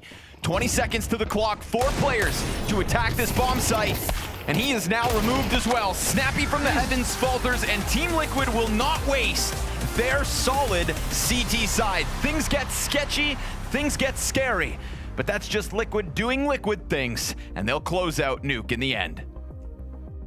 A fantastic start on the CT side for Team Liquid, one to be proud of. But then when we flip the switch, we go into the second half, NIP started to show up with a good game, a good plan, and looked like, okay, we can see why you picked this map. But the last couple of rounds, the economy, everything that factors into it, it didn't work out for them. This was a good-looking Liquid. NIP simply just didn't give themselves enough of a buffer room off of their T side. I expected a lot more in terms of calling, in terms of variety. I feel like they sort of pigeonholed themselves on that offensive half, and Liquid, sure, it gets a little bit dicey, but they just had so much runway that eventually something's going to get it over the line. Let's start with looking at some of the positives for NIP though, right? Ken obviously getting off to a good start in his NIP career. I know it's not with a good map win in here, but you can see the moments, you can see kind of why he's being picked out here. Yeah, this was a great round that I picked out just because I really like the presence of mind that Karen had. He gets the first kill on a trade, but I love this wide swing right here. Everybody on his team seems to be already kind of huddled around the lobby, but he still has the presence of mind to go for that wide swing. And then the later portion of this round is just good calling from Snappy. Recognizes that the defense is either going to make a proactive play, so they're there to punish, or they're going to spread thin as they try to figure out where the next attack is coming from. So great trades onto the bomb site, and it was looking good for NIP. I felt like this was a moment. They made it 3-2 there, 3-3 after they converted the eco, but they just didn't really get a lot more than that. So Karen, despite the fact that in some of the early moments looked good, you could see that I would just say that he wasn't quite ready to play this match, and I think that kind of shows in the later rounds for NIP's T side too. Yeah, and that can start to hurt them, right? If we're going to focus on NIP's T side, we're going to look at also the positives for Liquid. Yes. These holds were so good from Liquid on this CT side. They were ready for every pace change, every attack that came at them. See, this is where I say for NIP, I would probably even pose them the question in a post game here is just like, why did they want to just keep attacking A? I know that Snappy does like his A execs. He's always had those in his back pocket when he was calling for ends as well, but this just felt like there wasn't the level of or the depth of the playbook that I expect, because when they had U-jerks, they would throw outside yard smokes, as you see here in this image, and then they would have so many different iterations of how they pressure outside, and this kind of felt like a shortcut. This felt like a team that just started playing Nuke in the last week. I know it's one player change, but you could actually kind of see how instrumental U-jerks was for them and how much of his presence went missing there, because Cairn, who seems to be taking over all of U-jerks' roles, or even shifting roles around a little bit for their CT side, he just didn't really pressure that outside yard the way U-jerks would have. And looking at some of the players on NIP right now and where they're at, is Wrinkle had, I guess, 2025 was exciting at the beginning, then really slowed down. He lost his own form. We spoke to him about it at the major. He had lost some of his confidence. Do we still believe in him as being like, maybe not the biggest star of the future, but a player who can have that impact? He can be the star that at least NIP need. Wrinkle's a guy that I definitely jumped the gun on. I love the aggressive opping style. When you can make it work and carry a team through a tournament, it gets me extremely excited because there are so few cases of that. And see how Moladoy, for example, has completely changed Furia.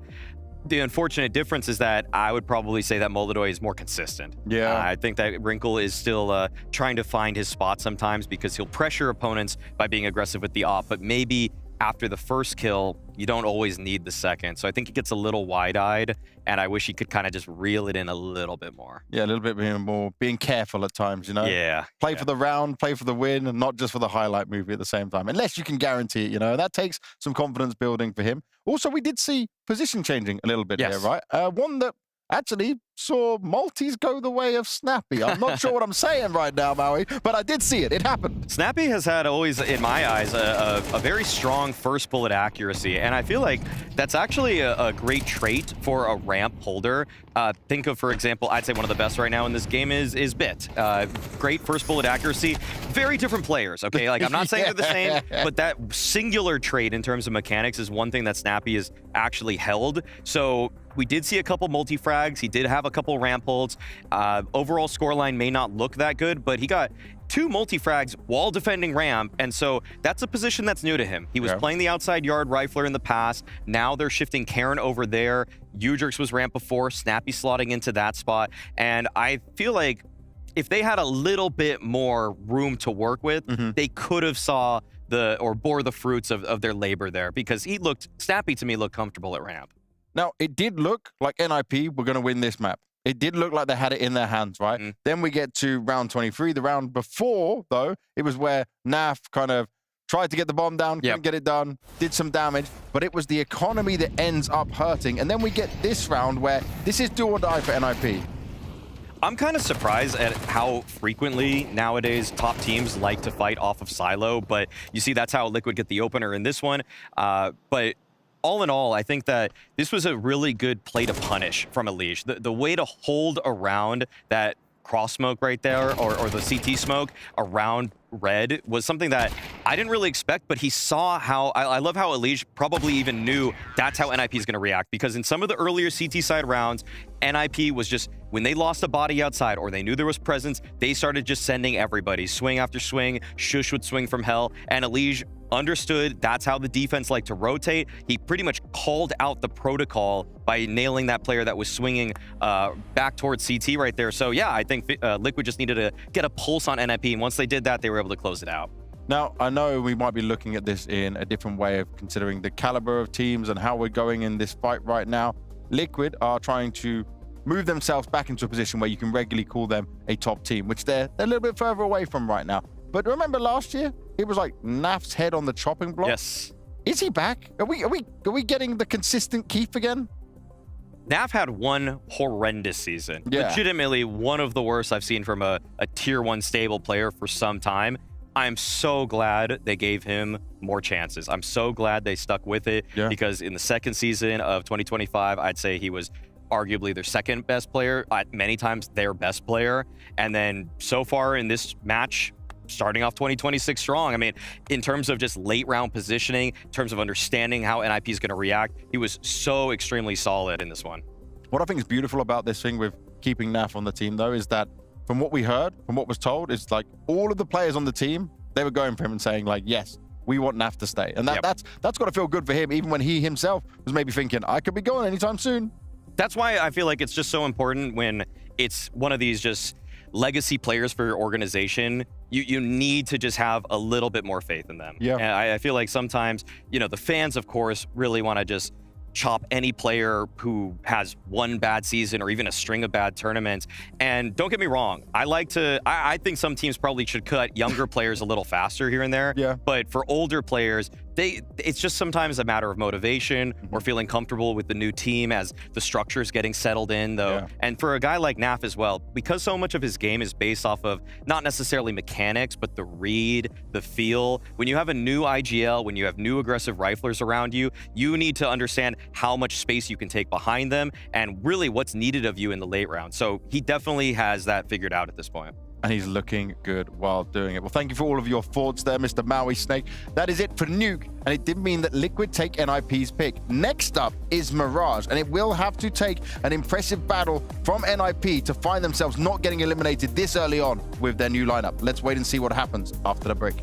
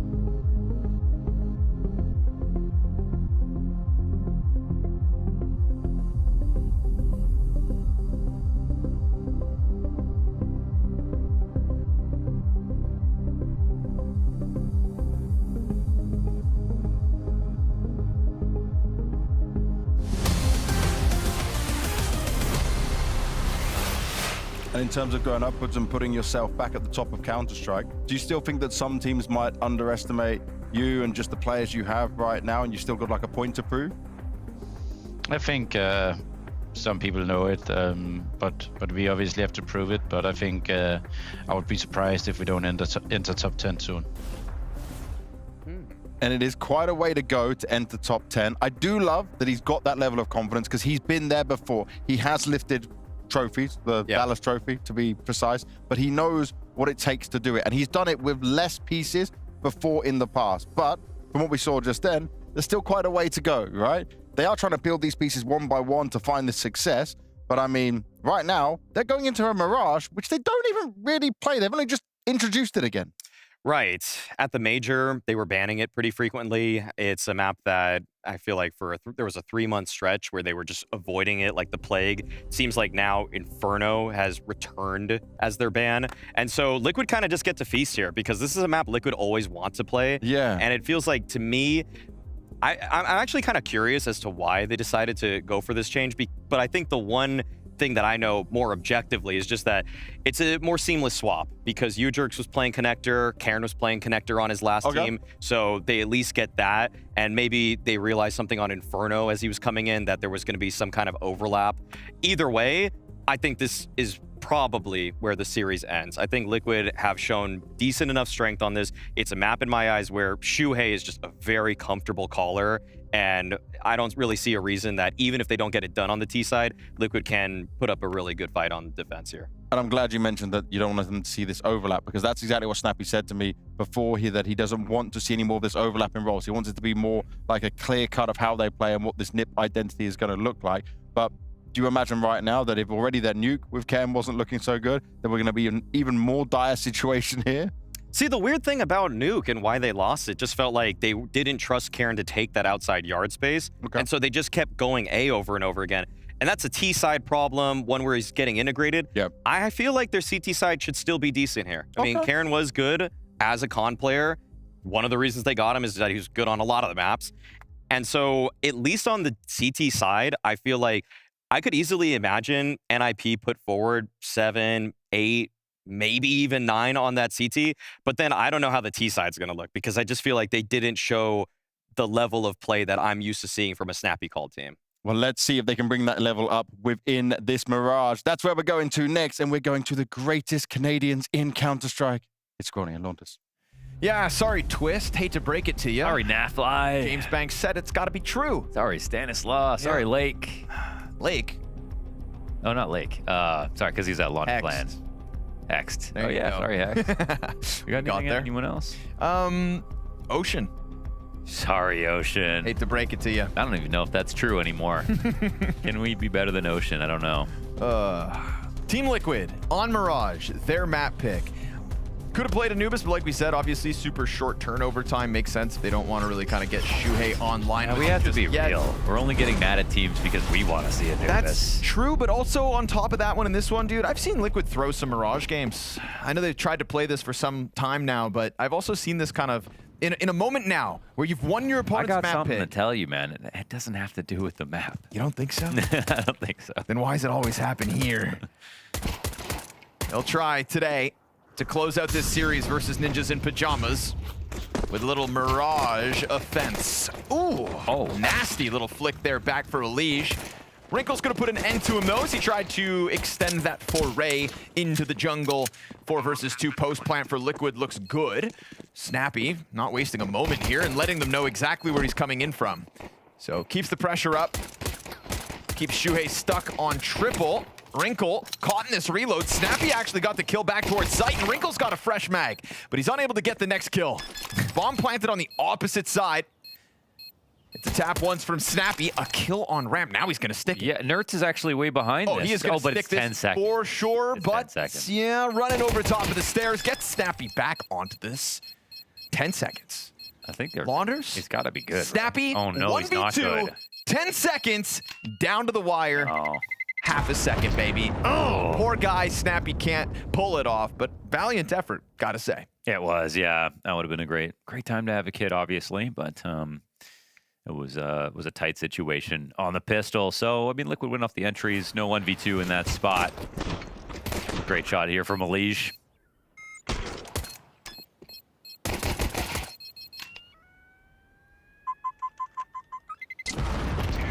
Oh, we've all been there. Interesting buy. Stacking Kaspersky and Cairn with M4s and nades. Yeah, and all their smoke, so they can at least try to funnel. I mean, M4s could definitely catch Liquid off. Nice.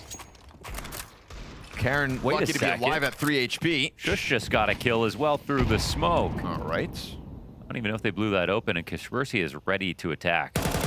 They're going to lose Cairn. Inside connector. Shuhei clears Kaspersky out of the window as well. That's the 2 M4s down.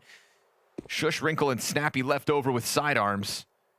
Snappy, though, right now, very much alone. They're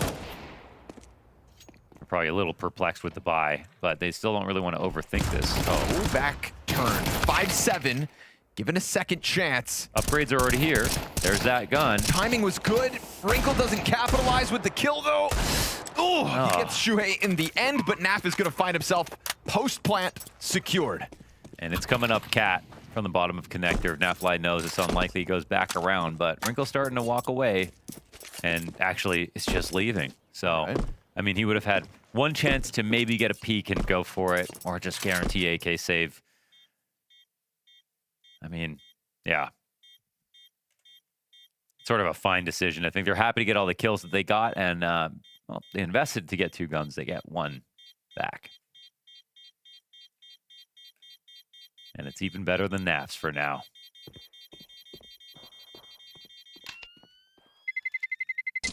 Terrorists win. So this Deagle kill, that was okay. Sure. Yeah, All right. that's yeah, crazy. Yeah, of course. No problem, bro. Reported. Sure thing, Chief.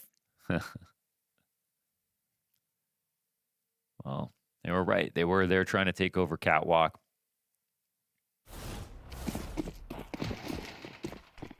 I feel like Shuhei helps him navigate that disaster with his 2 frags on Cat. Ooh, for now. Ooh, they're going through it. They're going through it big time. They're going through it. Snappy burning. Oh, it's getting too hot. Down to 2 HP. Easy pickup. And Wrinkle taking a look from the marketplace. Looking to get that AK in. Ooh! Sprays 2 players off the bomb site. They keep this pressure on with the purchase back, and NIP almost had an advantage there for a moment, but it'll boil down to Shush off Catwalk. Taking a little jiggle towards the site. Utility flies in, and he's able to skate past it already. This timing could catch them off guard. The way they're spraying as if he's all the way down Catwalk. No, this position for sure catches somebody. But who and when?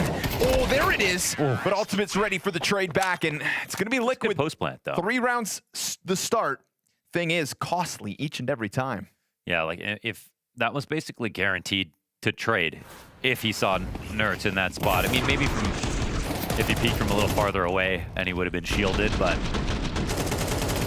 the specific way he was scaling. So, messy situation. The one gap they had was somebody running out of that door, and they left it open. So 2K happened, but again, 3-0 start.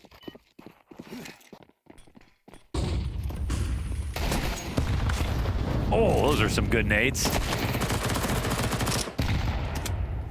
Looks like Nip have always got a chance. Dude, these force buys every single round.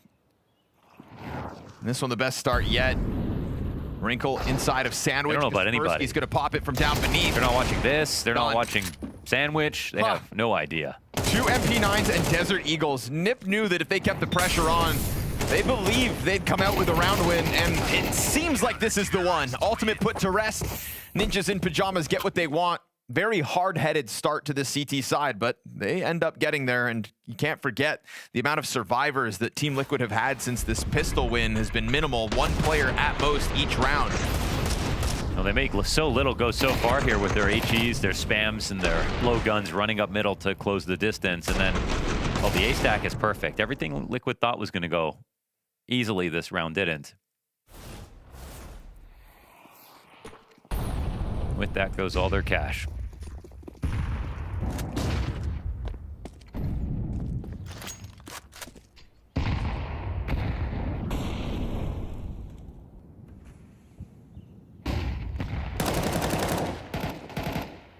Gonna block it down to the bottom of connector. Oh, he's right about the window gap, actually. Liquid's forced by, not seemingly... Oh, never mind. Take that back. I was going to say not going as well as they want, but with the... Oh, Galil walking out on the low health. I thought they'd have that. Desert Eagle kill also for Nertz. Naf going to find a fight in Murder Hole, but it is Nertz left stranded in the ladder room. He announces himself, but he is also playing with this AK. So let's give him just a little bit of belief here, falling back through underpass. On this very expensive round, I mean, hey, had a chance to actually bring that close. Karen really seals it up, I feel like, with this 22 health, down to 2 health. Got a second kill on the window lurk.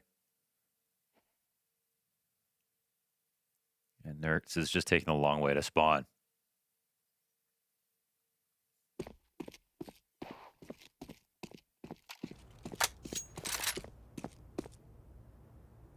Looks like he's going to see what's shaking on the A site, maybe. But this is a big site to just walk in and get a plant. Is he really going for this at 15 seconds? Is anyone going to make a mistake? That gun's sticking out. Sees it now. Yeah, Kills on actually. site. Default plant covered. Oh. Shush has got the cross from jungle, so all's good NIP. Costs them one more, but obviously op saved by Shush. So 2 survivors for the Ninjas, and the force buy back from Team Liquid doesn't impress as much as that of NIP. And again, because of how well Ninjas played these rounds they lost, Liquid still don't have any money.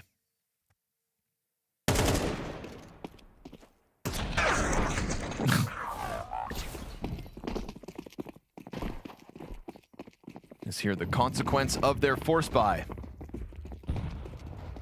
Stuck on Glocks.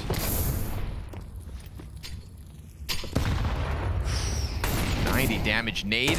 Molly drops him down to 5. Nertz lucky to be alive in this one. Oh, there we go. Found it. Dies entirely to the util.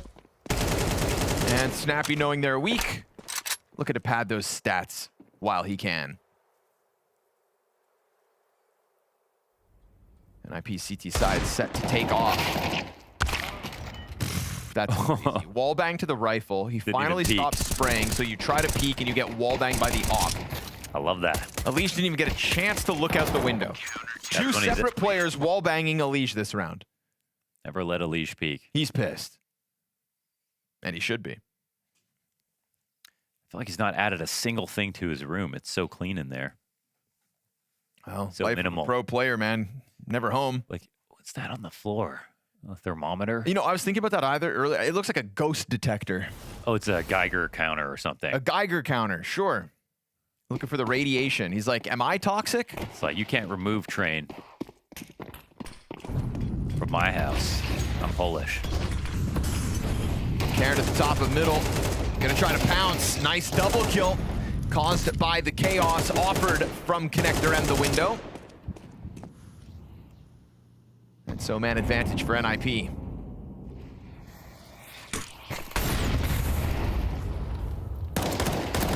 Another fight queued up, man. Content to take these duels.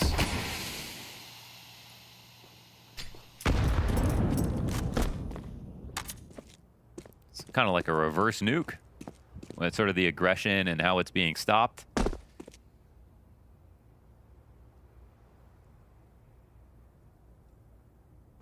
But it's Nip leaping forward into this map now.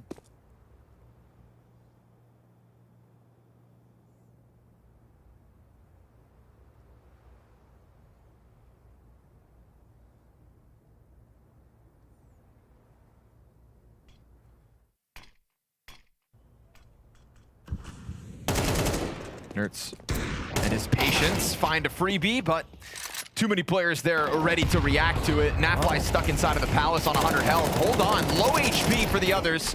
And Ultimate does finish off Wrinkle in the backdrop of jungle. So this is actually possible. Even though Ultimate only has 12 health, they're a little bit worried, I think. Should be able to plant. I'd love to have an HE. They could put themselves into a spam position. Kaspersky bringing the Molotov. Oof. Oh, the bullets are now so he's standing low. in the front. Yeah, I don't think so. He was so worried about Ticket Booth, but no threat in that direction. Gets cleaned up, and NIP continue winning ways to the 4-3 lead. Yeah, so much fight for them to, I mean, again, bring all the first 3 rounds close and then actually just start winning and stop looking back.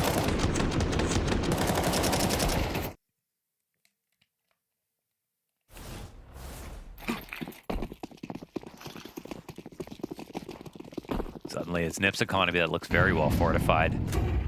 And they can afford to lose a round and they get another one to farm. Crazy how stubborn they were with those force buys, but you can see why. It's earned the momentum now as pistols flood through the palace.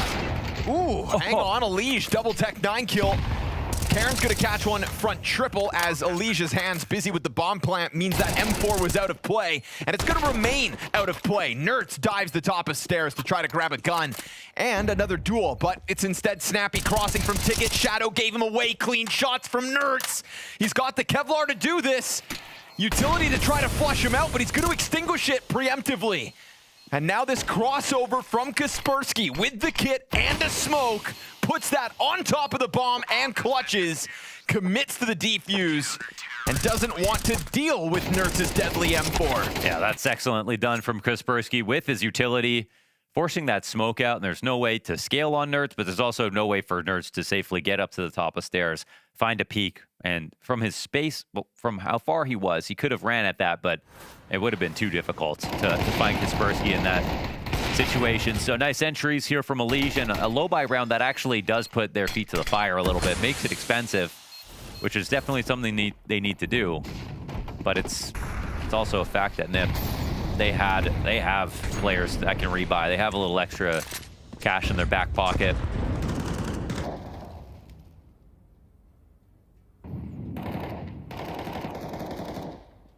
Snappy, confident he can take control of this round, was right about the decision. Just, oh, even that nade. Wow.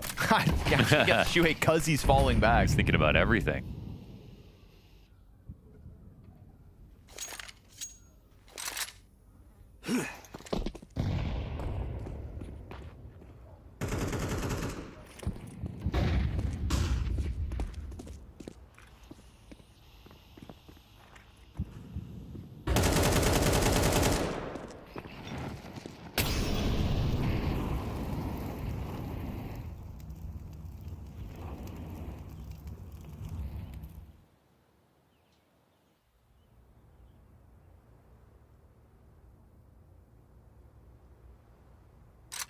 They've got everybody in a good position to crumple this site up, and there's no one in Ticket to stop it. So it's going to be very active from the jungle side, window, everything like that.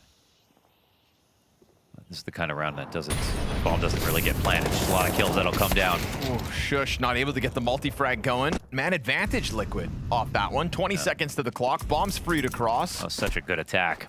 And it'll boil down to what Kaspersky can throw at them, but not enough pressure to deny the bomb plant.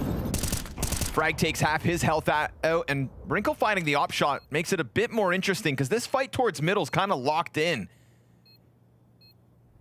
Can they keep them busy? Nertz can't really move. He's just got to wait for Snappy to get into action. Wrinkle catching a leash, but it will be Nertz to still win his fight towards middle. And Nafly's reposition. You can see Kaspersky still eyes towards Palace. Worried about the connector duel more than anything, but Naf strikes with the element of surprise. And Wrinkle continues to find victims in this round. 3 clean op kills in the middle of all of that, but none of it enough to deny Team Liquid their 4th win. I love the look from Liquid. It looked like they were kind of running out of steam for a bit, but like right here, this connector split with the CTs in those positions, how quickly they got into all their spots, didn't lose a single guy. They do everything well from setting up to actually executing, and that's kind of what they did last round, but they just didn't have the weapons, I feel like, to just hit as hard.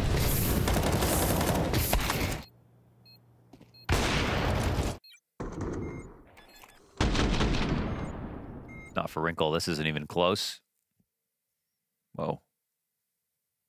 Okay, he's telling jokes. I like it. Honestly, I'm kind of down with that. I feel like Ninjas do need a little fire starter. I feel like every team needs it, right? Every team does need it. Like they're particularly a team that's really like it's been an absence, you know. True. Liquid too, right? Oof. Karen trying to swing out, only the one. Kaspersky at bat next. Plenty of targets to shoot at, but unfortunately for him, they shoot back. And Ultimate catches the headshot. Wrinkles Op is connecting. That much is for certain. Unfortunately, it's the only thing left in this one, so he's got to concede the round, and Team Liquid just keep it pretty quick this time, straight back into an A execute, and one that catches NIP unprepared. So tied game at 5 yet again. So, yeah, I mean, yeah, Liquid are not out of gas. They're keeping the ideas good. It's the A plays, obviously, that's so core, but I love the execute so far. It's looking difficult to stop. We've seen that NIP sometimes have odds and retakes, but with the way that they're playing the site, they're playing to basically win or lose a round almost before the bomb gets planted, just looking to trade.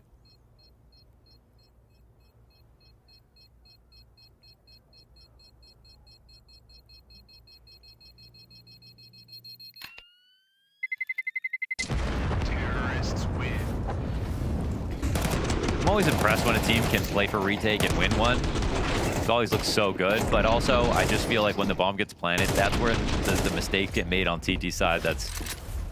I feel like you leave it a little bit up to luck sometimes if you try to play for too many retake spots up. I appreciate the way that NIP are going at it, and that's just, again, them. Their personality is quite aggressive. But as it stands so far, their approach to defending A, it's not working in these past couple of rounds. They probably want to try something new. Maybe it's doubling down on the aggression in mid or going for an early push or pick play on ramp or palace.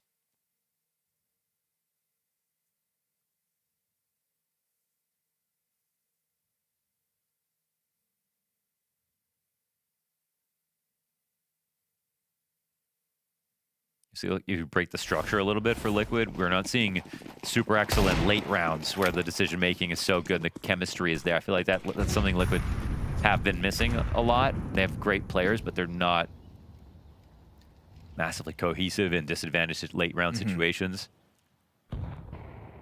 Great players, but just not always as gelled as you want them to be. Yeah. Yeah, so here's the A ramp push. Take the edge off, right? Yeah, I like that. You know, it's right into what you're discussing. Just throw something Liquid's way, see if they can handle it. The unexpected, Nafline, good. It's the kind of guy you want holding your flank. I know. And of all the shots that we've seen Wrinkle hit, he's been solid. Misses that one, tiptoeing out through underpass. Would have been a great chance to get the numbers back. He's got to iron that out, you know what I mean?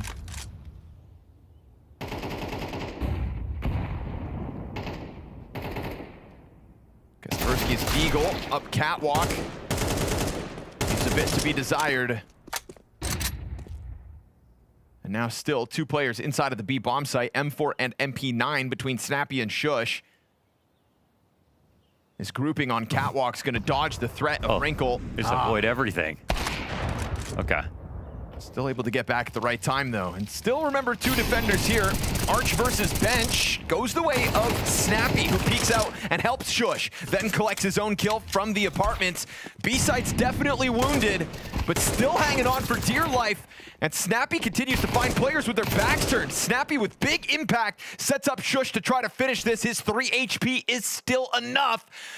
Oh, missed shot by Wrinkle is gonna have him jumping back into the cover. You've got 6 seconds. You're gonna let this round fizzle out. Ultimate just crouch crawling his way into the line. Rock solid stuff from Snappy, in fact. That was so annoying from Snappy, the way he played it. I loved it so much with the MP9. Shooting a little bit, peeling back on that headshot angle from below. With a teammate alive in the site too, so it didn't all come down to him.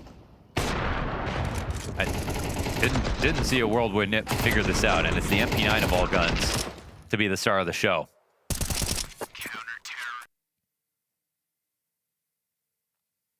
Another crucial Snappy 2K. Counting 3 this series. Critical point of the game as well. When money was getting low, Ninja's able to rob a round away and give themselves the best chance in this one. And they jump on that, pouncing into the mid-fight. Again, Wrinkle continuing to collect these frags, off to 14 and 6 with that most recent kill towards Ram, but he gets a bit too tunnel vision, and Naf tries to draw this one back with a multi-frag of his own. Bomb is on ultimate in a 1 versus 3, working with the AK, has an isolated duel right here on stairs, but fully flashed, and it is indeed going to be NIP with the last 2 rounds of this half, a 7-5 lead heading to the T side. Hey guys, this is Mahone, and I'm going to break down how the pros hold short on Mirage so you can do it just like them too. Let's go. At the start of the round, typically you'll want to throw a flash at the top of mid to push the T's back. This flash hits anyone standing between top mid and the chair, ultimately creating space for you to peek middle. The top mid flash creates an avenue to peek middle, but you also have to worry about someone coming from underpass. To deny the possible T coming from underpass, you can throw a Molotov at the entrance to prevent them from getting to bench. This gives you more safety when you fight top mid. The top mid flash and underpass Molotov are good tools to help you fight, but before you reach that point, there's a chance a T could cross the initial angle before you get to bricks. This is possible if the T has the best spawn and your teammates at window and connector get smoked out. If this happens, you can Molotov the bricks and progress as the Molotov is still up. But if the T's don't push up, a great angle to hold is between the bricks and the corner, where you can't be seen from chair. This is strong because T's tend to clear the bricks angle on the right corner, but not exactly the spot in between. This also allows you to be close enough to spot if a T runs up connector. Another spot you can use is on the ledge in front of ladder room. Holding this specific spot matches up with the right end of the bench, so if T's jump onto it, you'll be able to catch them mid-air. Being up close also allows you to see the T even if they crouch, whereas if you stand further back, the T now has the option to crouch for cover. If you want to get a deeper view into mid, you can get a boost onto the bricks. From here, you can catch T's running down the slope of mid from an elevated position, and even if the T's throw a smoke at Cat like this, you'll still be able to see over it. Now, these are some great positions to play on short, but you'll likely want some flexibility to move to ladder room. The best way to do this is to throw a smoke at the front of catwalk. Not only does this block the T's from pushing up, but now you can move to ladder room without being caught. Being in ladder room allows you to defend against T's coming up short and through window at the same time. You also get access to this position on the cement blocks in window to spot the cross towards connector. T's often overlook this position since they're clearing the top of connector when they enter. But holding short is just one part of being in this area. What are some other ways to help your teammates? If you don't use your smoke for front cat, you can also use it to re-smoke the bottom of connector, which slows down the T's map control. If a B push comes in, putting yourself right up to the bricks gives you an isolated fight for the window. The power behind this is that the bricks actually covers up many of the common flashes that pop towards the B site. For comparison, exposing yourself to the site with the same flashes would look like this. Now, despite everything you can do as the short player, don't forget you can start the round by going through window instead of B site. If you make the cat jump, you can contest mid far earlier. And instead of jumping on cat, you can also go for the ladder room jump. Being in ladder allows you to cut off any T's who go fast towards short. But if you peek middle from ladder room, keep in mind a T with the best spawn can already make it to second chair. And that was the last piece on how to hold Mirage short like the pros.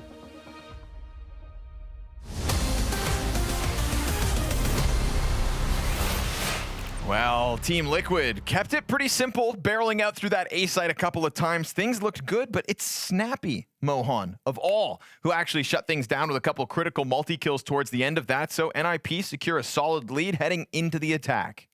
The nuke map was really close because of Snappy's impact in, I think, back-to-back rounds, 2K holds on CT side, even though they didn't pull it off.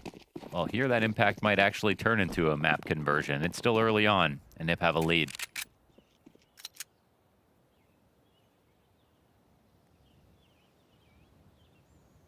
Bomb inside of Palace. 2 defenders here for Liquid. And they're going to send Elige in off the flash. Owned. Snappy turns back into it. Puts a bullet between Elige's eyes. And now Shuhei's got a lot of responsibility here. And he's also lost his closest rotate. Still hangs on himself. But if Team Liquid walk away with this pistol, it's very much going to be because Shuhei's able to find something. Everybody else just keeps dying around him. Wrinkle catching the kill into jungle there. Shuts the rotate down, and Nerds is a bit too late to this party. Already Snappy deep inside of that CT spawn. Looking very likely that Ninjas in Pyjamas start this T side with a pistol win. Shush, another blind side. So many instant headshots coming out of the Nip camp this round. Shuhei has watched his entire team die around him despite being here since the get-go. Yeah. And so he's probably felt helpless the whole time. His time comes. Ninjas in Pyjamas 8-5 off a pistol win on the T side. If someone's still cracking jokes over there on NIP, that's going to be their biggest weapon. Probably feeling real good. You've got the lead secured. A pistol in your back pocket. And in this pistol, everybody's shooting clean.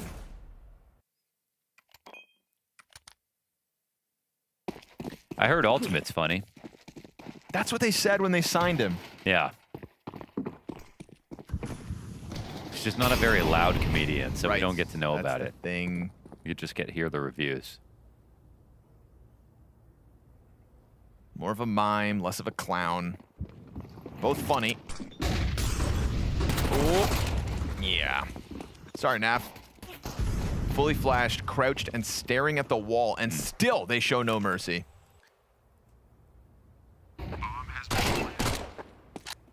Is it weird that Karn almost looks like Karn from like Fnatic Karn as well? A little bit. Cairn does look a bit like Karn. Yeah. That's why in the green room today I was double checking. I was like, guys, this isn't Karn, right? Yeah. Because I see it. Because there's extra letters. Yep. And also, like you're saying, a similarity between the two. Little similarity. Lives on in spirit. We're going to find out it's actually pronounced Seerne. And he's Spanish. Who knows, man? Yeah, you never know. You never know with Nip. They've done it before.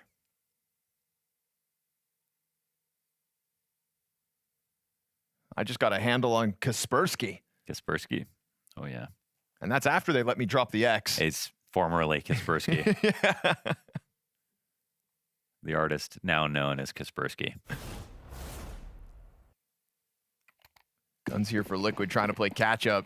I don't know, man. Feeling to me like Ancient's coming. But we'll let this CT side do its talking.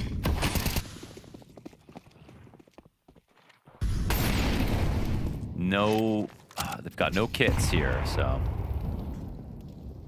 that's the feeling you've got. It's not the strongest buy ever. It's good guns. If something comes fast, that might work out, but it'll be difficult to go for any kind of retake. This one's gonna get real creepy, real freaky up cat. Oh no, actually they're coming underpass. Change of plans. No lurkers over towards A. 5 guys inside of middle. Nip play numbers strong.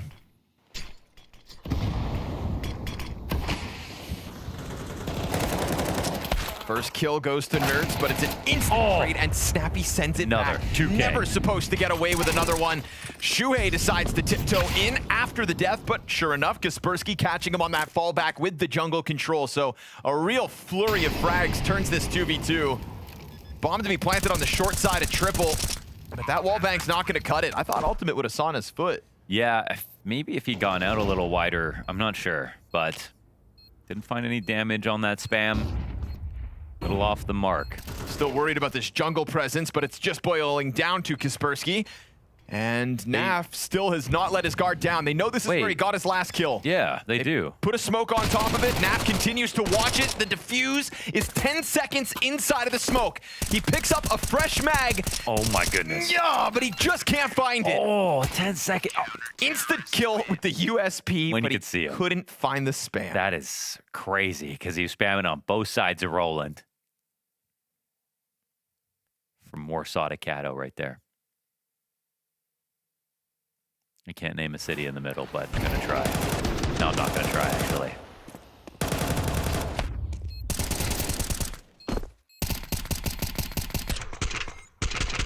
It's frustrating, especially with the CS2 smokes. You're like, I just need to see something.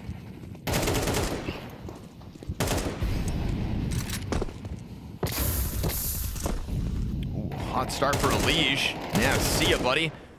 Burned out around the edge of the smoke, and with only that FAMAS, he's an easy pickup from top middle.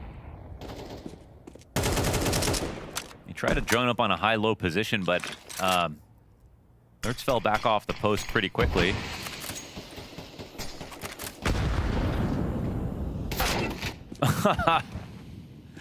Oh, man. That grenade and a headshot. And suddenly it's just smooth sailing here for Nip.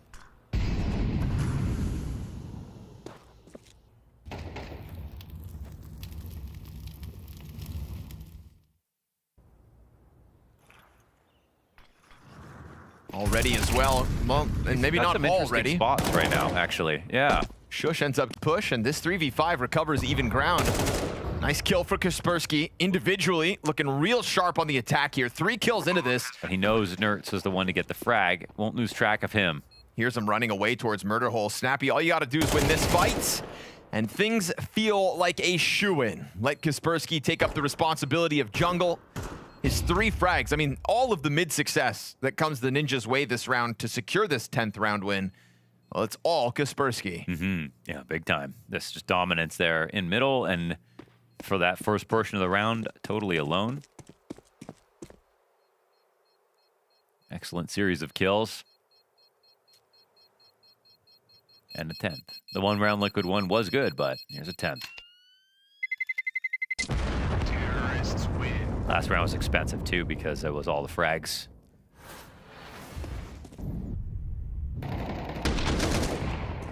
Just insta-kills here through the edge of the smoke, through the Oh smoke. my gosh, yeah. And then this beautiful tap shot onto Naf as well.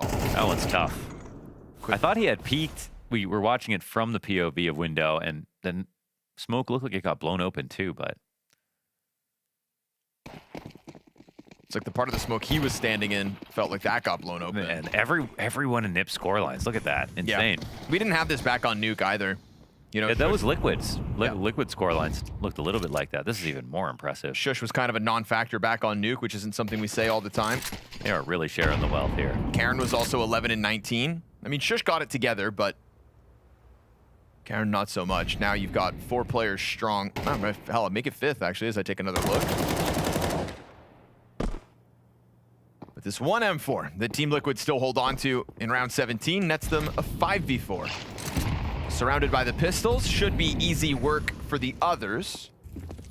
And you've already got NIP taking a sniff at this A bomb site. They'll find no resistance beyond that first kill, so easy bomb plant, easy 11th round. Every time Nip need to make it expensive, they do it when they've lost so far on this Mirage.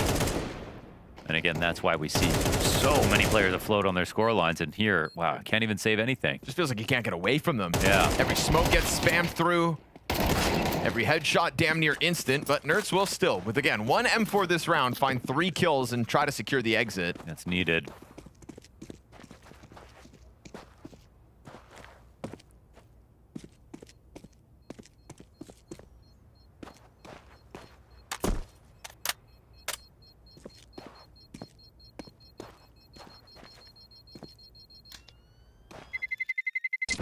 Terrorists win.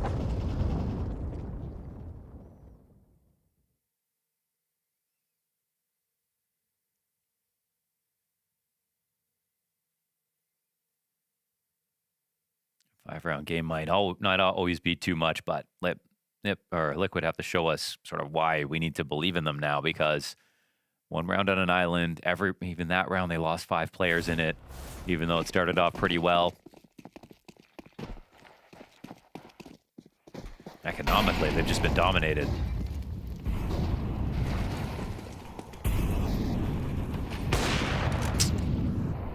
Easy pickup for Ultimate to start this one, but again, this pressure on A site remains constant. And Nertz is going to be a little more rambunctious this time to just make sure he's closer to help out. That bomb's not able to cross just yet. They'll throw down smokes to try to guarantee it. Liquid's hard-fought man advantage secured. Karen, though, jumping up onto the bench, exposes himself, and we know that Nertz has been hitting shots.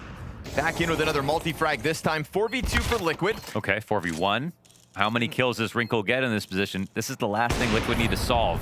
And it looks like they've tightened up just enough. Wrinkle won't even try it. Nah. And, well, Liquid win this with 4 alive. That's maybe their best round this game in terms of how much they've got away with. So, solid stuff. Nerds in these last 2 rounds. High volume of kills.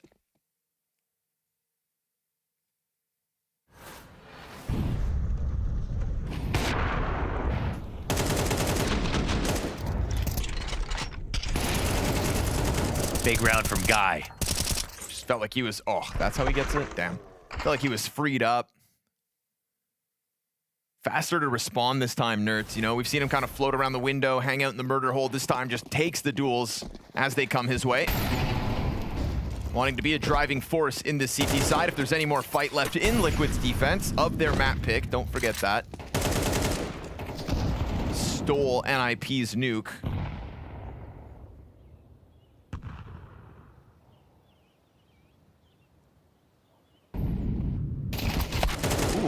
What you doing out there, Shush? Floating around on the Palace exit. A free 5v4 favoring Liquid. This shot on the crossover to the Tetris. It's gonna get Ultimate to drop his utility. Shuhei burned into the open, decides to take it on his terms, and it's worth it. 5v3 here, momentarily with Ultimate low. And again, fast on the scene are the rotators. Wrinkle's got the only rebuttal so far for Nip, and it's snappy to tap into Firebox to He clear couldn't get rid of Shuhei. that nade. Remember, Elish was tagged up in the middle of all this, so who's going to be able to put this in the bag for Liquid? Little tag, any gap. Will he take one through the smoke? He's looking around, but they're playing to win here. They want to get that bomb down safely. Ticket's wide open. Elish will walk the flank, which gives them time to get organized. How creative can they get? Nerds has a molly right here. They're saving that.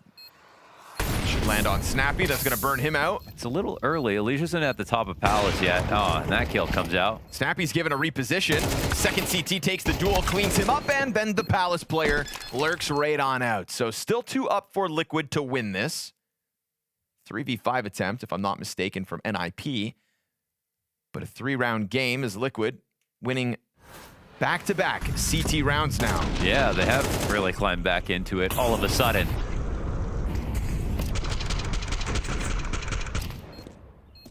Four of the first 5 all Nip off that second pistol win, so kind of did the majority of their work. Finally, the money's at 0 after this buy for Ninjas. Liquid have successfully chewed through the fat. Fully blind those Nerds out middle. Oh, just trying to find refuge. Luckily for him, nobody underpass for the attackers. And he's gonna double right into Karen. Never mind. Apartments player's gonna nab on the side of the smoke, and NIP make absolute mincemeat of Liquid here in the first 25 seconds. How did this go so wrong? It felt like Nerds getting away was just the lucky moment that saves the round, and then instead they just keep running up Cat, get a kill into connector, another guy gets confused, Nerds still dies pushing through underpass. But I guess that's just what Nip have done. Never let him get comfortable.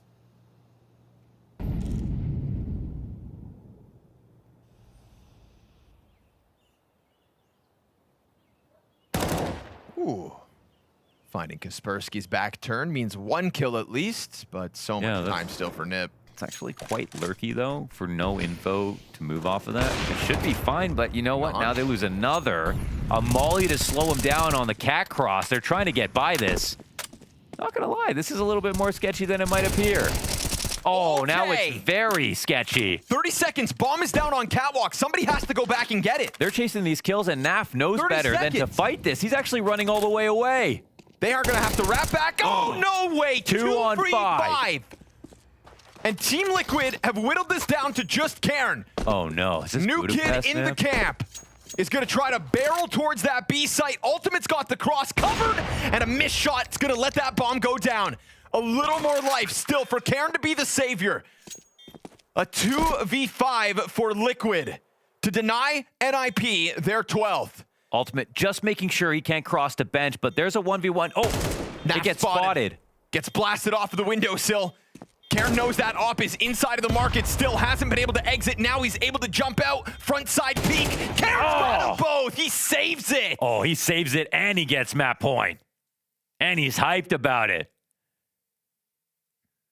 30 seconds, you had a player top stairs and one on bench. When he decides to run back and grab that bomb, loses his teammate in the meantime. What a Hail Mary sprint towards that B site, and what an unfortunate missed shot by Ultimate from Market. Yeah, I mean, unfortunate's a word for it, for sure. And no guarantee with Nafly walking out that they could hunt down this kill. Nafly exposed himself before actually peeking. And wow, they shouldn't have won a 2v5 when it got to a 2-on-1. They had such good odds. Expectations obviously were probably through the roof right there.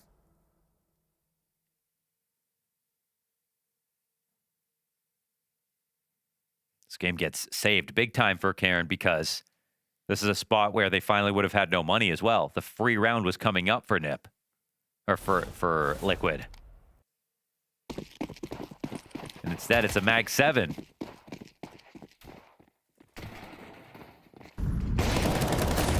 Top mid fight gives Elige 1, but you've got Elige dead in the opening duel. I think you take that if you're NIP.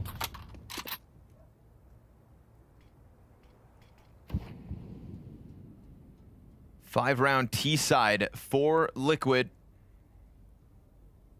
Only 3 rounds since. I think it's going to be yet another disappointing loss on Mirage for Liquid.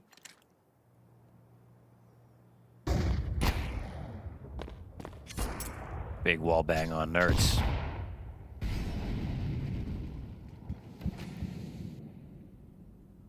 Wait, the Mag 7, is this the right gun? Oh, how did that not hit him? 15 damage. 15 damage? What? That's all you get. Snappy's gonna burn Nerds inside of the marketplace as well somehow. Missed wind, missed smoke there. Makes this very weird, but still Wrinkle just gives the cover. If the lines are open, go ahead. It's not the prettiest round of CS, but it's a place to end it. Ultimate into the 1 versus 3. His position will be known. Shush goes for the deep apartments play. No kit coming into the retake. Flash isn't great. God damn. Same one. It's not pretty. Could still pull off the heroics. Incendiary over towards the back of site. Ultimate just looking for a thread to pull on, but nobody's going to give him that shot. And as he works up to the bomb, he gets on it, and the moment he does, he taps it for Shush to just finish this. 13-8. NIP's T-side on Liquid's map pick leaves Liquid in tatters. We're trading maps here at the Bounty, and I'll take this moment to say, NIP, Snappy, I was not aware of your game on Mirage. Even Snappy's individual level right now was looking strong on this map. They were having a field day. Liquid maybe made it competitive in the first half, I'll give them that. But once we got it switched over, it was NIP all the way. I'm surprised that NIP had a T-side that was that formidable. I really thought that Liquid was going to pull off the comeback. Yeah. That's really how I preempted it, that even if they don't have the best T-side of their own, I thought their CT side would shut it out. But NIP, they had a lot of force towards middle. They were able to really dispatch of those Liquid players very consistently. It was almost surprising how often they were getting the better of them. And yeah, a lot of good individual moments from Karen. Yeah. So I'm loving that the new guy is getting involved. Not just getting involved, but also like getting set up as well. This was the surprise for us in him being kind of brought into the team and also being ready on a map like this. That's what we were saying before we got into it. Snappy wanted to set this guy up, and I mean, yeah, you're throwing flashes for him through middle. Shush, I mean, this might look like standard flashes, but if there's actually a fast play coming out ramp, that's a very vulnerable Shush. So you could see they're dedicating resources to get Karen set up, and it's helping them win rounds, because starting with that sort of advantage, then you can play the trade game if you're NIP. So for Karen, I would say his nuke was okay. I would say that his Mirage was great. So great stuff from the new guy. Yeah, solid stuff for him here, especially it's his debut for NIP at the same time. We'll run the Cairn highlights across the board because he did have a great individual map in there. The clutch at the end as well. There's a lot to be positive within Mirage, at least for now, of how he's being used. And you know what? Considering it is his very first outing on NIP, he's It's a new language as well. You got to remember that for him. That's true. We didn't factor that in. We forgot all about that.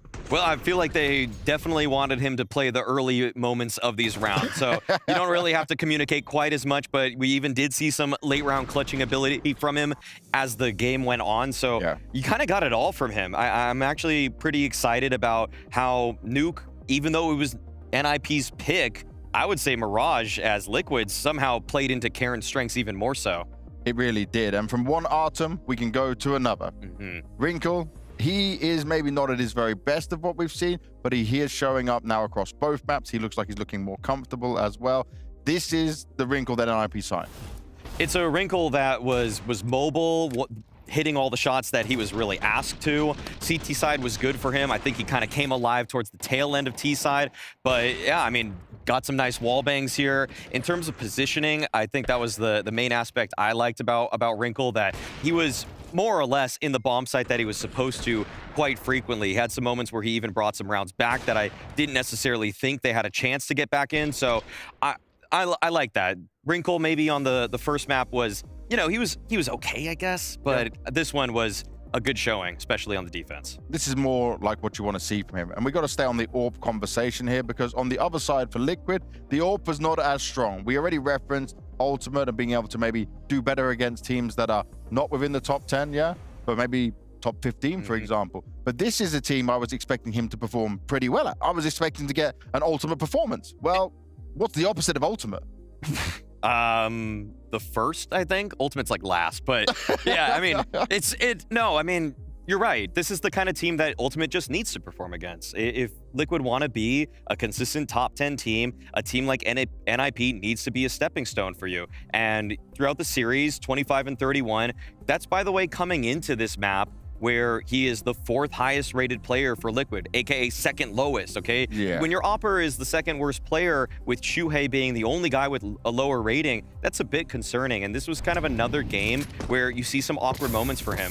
There's a smoke in middle or in window that's going to be stopping him there. He gets called out in just a second by some utility from the side of NIP. And this, to me, was just a little bit awkward, okay? They throw a nade right at him. As he's really kind of slowed a little bit by it, he just goes for the peek there, dies pretty much instantly. That was never really going to be a strong peak for him. Am I stupid? But like, you can also just wait for the smoke to come back up after that. It's only been broken. Like, he didn't need to push that. I mean, I feel like that's sometimes Ultimate just feels like he's limit testing in ways where I feel like by now you should know what your limits are. You don't need to necessarily go for those kinds of peaks. I feel like sometimes it almost feels like reacting to information. He's kind of between two ideas. Like, he wants to just throw caution to the wind, be puggy. And that's why sometimes you see those Ultimate games where he just hard carries, where everything's clicking for him. But in my opinion, I feel like I'm just seeing more where it goes against him. Yeah. And then there's this other moment where Naf did everything to give Liquid a chance to come back into the series. Like, he was pulling off all the kills unexpectedly. They're in a 2v4, and suddenly, okay, Ultimate's getting some kills here. This is not too bad. Naf gets some more. He's doing all the legwork. He even gets chased down by Wrinkle, finishes Wrinkle off as well. And you're thinking, this is a guaranteed Liquid round. I mean, this is a round where Naf was just in no way, shape, or form should this been a Liquid one. But this is where it was really concerning. Like, the cushion on the shot there feels good enough. There's a player running. I thought Ultimate was going to hit the shot right there. I'm also kind of surprised that Ultimate let him just cross all the way to this side instead of holding the default peak. Like, you have the AWP, but instead he held this really passive angle. After he missed that first shot of the player going on the bomb site, it felt like he went too passive, as if he says that Naf has to make the play. I mean, there's just little moments where it feels like Ultimate doesn't seem completely connected to what's going on for Liquid, nor is he even starting the round out as strongly as he should. So, I mean, he just leaves a lot to be desired right now. And that has to turn around, because one thing we said about Ultimate coming into this, right, is he's normally a really good player when you're facing elimination. Well, guess what, guys? Last Bounty is elimination only. You are eliminated if you lose one game. That is where he now needs to shine. So maybe it's Ancient. And one thing I'll say, if you want to switch things to be positive, is in the coming up map, it is normally his best map. So he needs to deliver here, because I feel like with Liquid also thinking about they didn't take the invite for Cluj, was it? So that was a strange one. Yeah, I just that feel didn't make sense. If you're Liquid right now, you kind of have to accrue points pretty quickly, because I mean, they're in a position where it's just, I feel like they're kind of teetering. They're not really as comfortable as you might think for an organization of their stature. They definitely need to get some VRS pretty quickly, and especially losing to a team like NIP that's beneath you in the rankings. Like, you can't be dropping the series or the ball versus anybody who is so desperate for those points against you. Do you think that if Liquid are not careful, obviously they've got a bit of a buffer now. Right now they are, I'm just going to check it out. They are 13th in VRS, but if it continues to be so bad, you know, and we're getting closer, do they maybe go back to some of these smaller LAN events again? I think that's actually fairly likely that they might have to do that throughout the season. So maybe that's in the cards for them in the future, but Ancient in general, I think they can turn it around. I'd probably have them super light favorites in this one, just barely.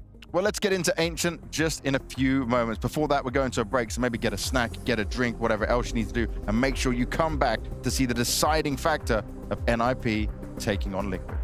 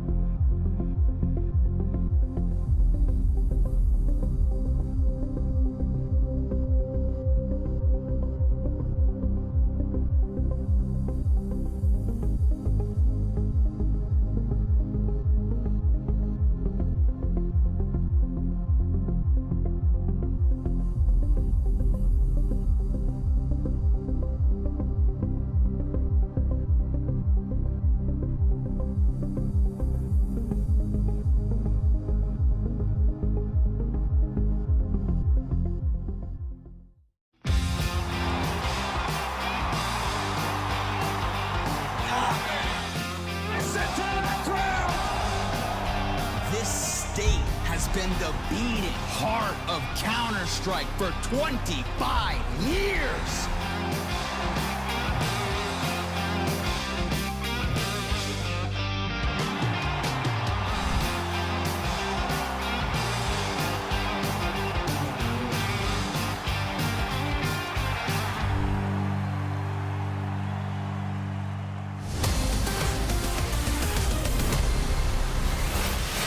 That's right, ladies and gentlemen. We are going back to Texas, this time to Fort Worth, to bring more epic Counter-Strike action to America. We are really trying our best to make America great again. Okay.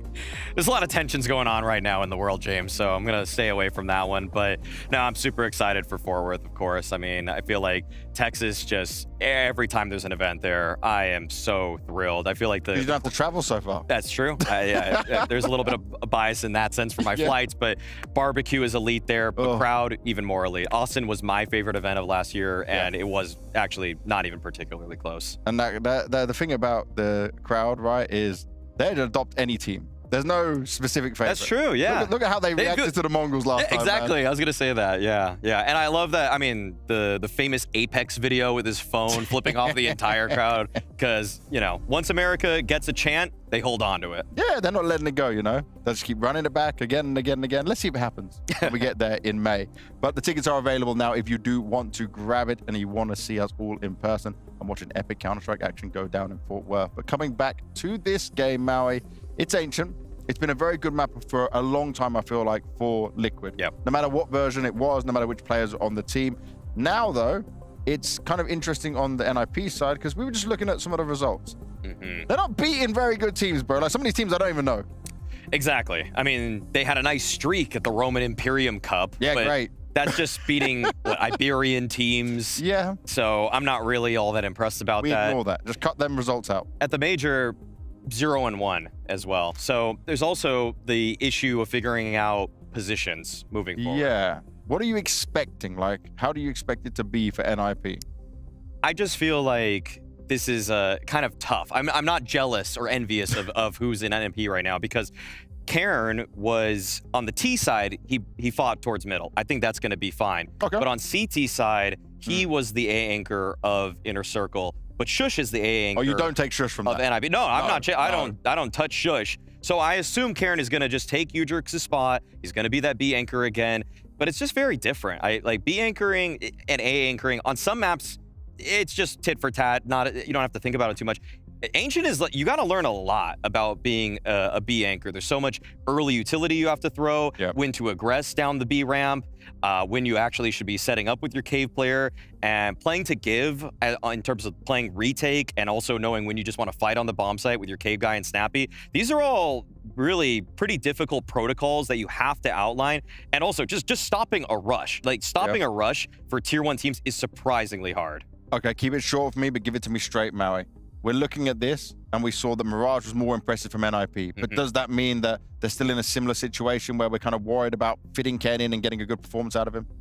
I feel like they should try to set him up a little bit. I feel like if that means that they're going to fight with him down the ramp or even send him middle sometimes, just make it happen. Make the playbook easier for him because, yeah, he had the one nice clutch in the last map, but I felt like he was way better in the early round. So as long as he's thrust into more engagements early, he'll look his best. Well, let's get more of your questions answered. Let's see how this is going to go down. It's Ancient, it's the decider, and we get to listen to those beautiful voices of Scrawny and Lawrence.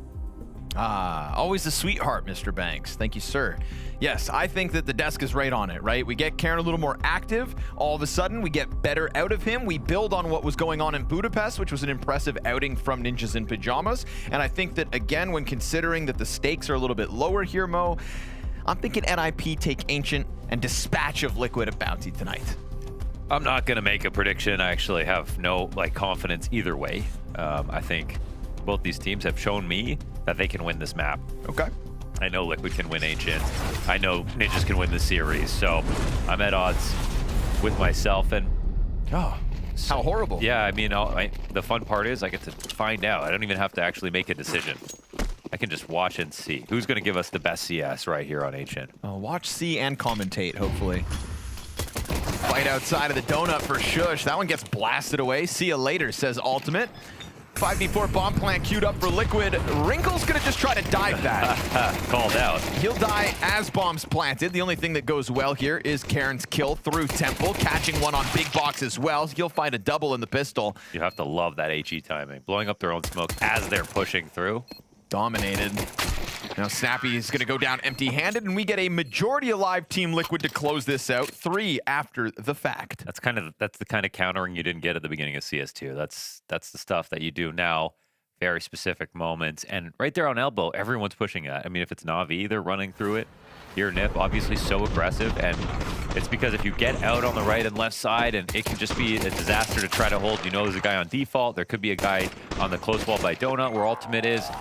And so instead of letting the smoke decide, the nade also gets some damage. Already out middle this round, Liquid.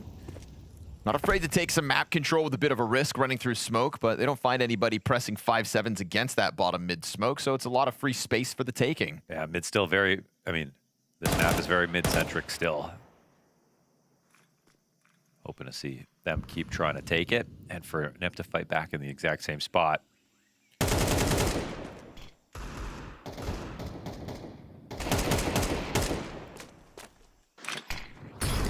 Oops. Yikes. Oh, man, that's really rough. Not ideal for Kaspersky. That's awful, unfortunately. Desert Eagle behind it and Snappy. That's a big error for Kaspersky, and it's going to cost 3 bodies inside a cave. It's crazy how much that impact that had. I mean, even if it landed in front of him, it would have been just fine. He went for a deep smoke. It just landed behind him, blocks anyone who could be helping him, makes it impossible for him to fall back without being seen. Like, that is just about as bad as it gets. Pixel of difference from delaying and losing the whole round. Boy, nice shot, ultimate. Yeah, no death so far. A little MP9 headshot meant to keep him on his toes. He doesn't mind. Sweaty, bro, flashing into Shrek like that, Nafly. Yeah, I that's see wild. you. I see Flashbang in my swamp. I don't think so. How would you say that in a Shrek voice? Flashbang. A flashbang in my swamp, donkey! Something like that.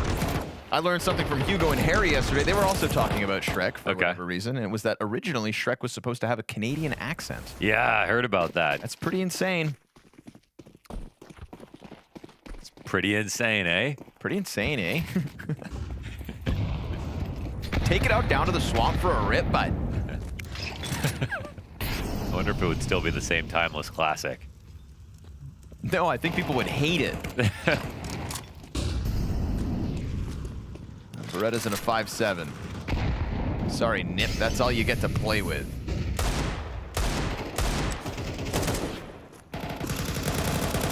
Caught out along the wall is Snappy, so unfortunately nothing really going their way on this B bomb site with just pistols. They'll have to wait until they get their guns, and luckily for NIP, that's next round.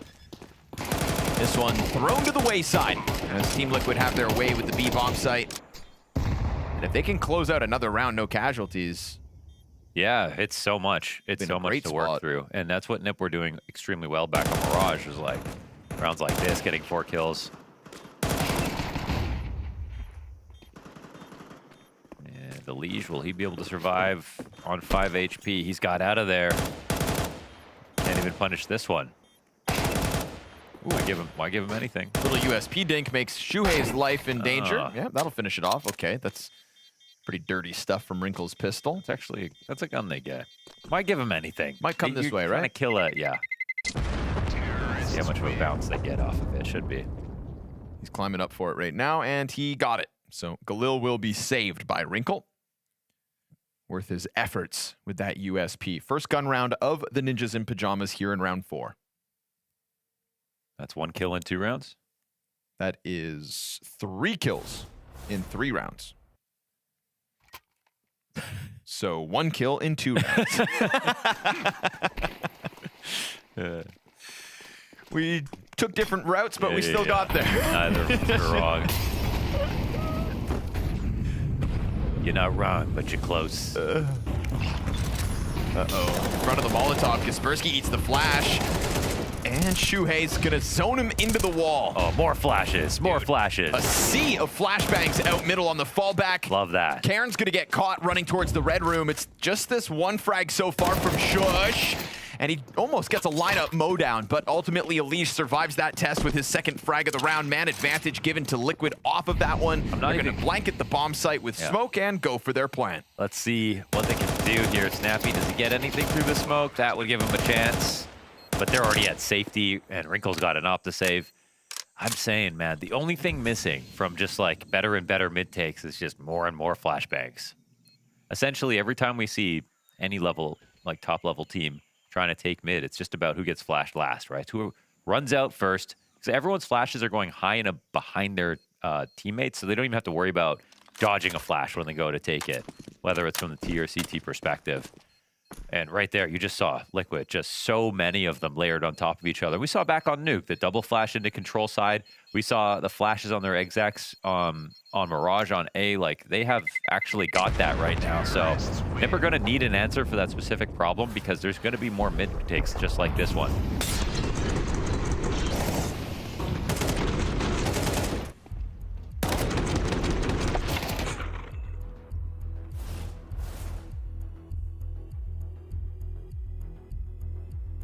I remember as Ancient kind of evolved, how it started with like there was 2 good waves of flashes, and then suddenly there was 3 good waves, and then 4 good waves, and I felt like we kind of stalled out for a little bit. That felt like 6 waves of flashbangs all of a sudden. Yeah, it just felt like bonus ones when it felt like it was all done. Activating free spins, everything. The lights on the machine are blaring. Yeah. The attendants are coming over. They were in Vegas, not Ancient. Free steak dinner.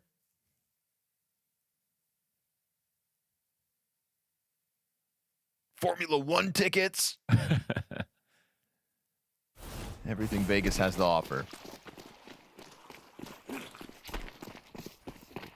Thinking about it again, dropping mollies in front of it, good run boost. And again, weaponizing Karen at the start of the round. That is what the Desk were hoping to see. Out. And unfortunately for him, he doesn't get a fight. Flash. Eats 2 flashbangs. Full blind there. Karen still finds Shuhei. Does he find an escape? Because right now, ramp is ablaze. Where'd this extra kill come from? Kaspersky. Oh, that was a moment. And actually, nice save, Karen. Very sharp. Second frag for him this round. Flashing his way back into the safety of B, and that is a route he's allowed to take. Double stack inside of the A site for NIP in the meantime. I would be surprised if they try to follow him because he was in a very push spot, which implies that his team aren't just in standard positions over here, but he has done a good job of moving around. Down to 40 health versus keep pushing, 2. though. Yeah, he is. Caught off. Got a little bit too curious, I guess. I mean, it was the movement that got him the kills in the first place. Damn, Nerds wanted to check the flank real quick, but he's the bomb, so it's going to delay things. It's not one way to lose. Comes back over, commits to it. No kind of love pushes, this plan. obviously. They go together back in a CT, but they believe that the CTs are coming from here. In reality, Ninja's both coming in from middle. They didn't make the cool move, unfortunately. They just battled the guy in CT.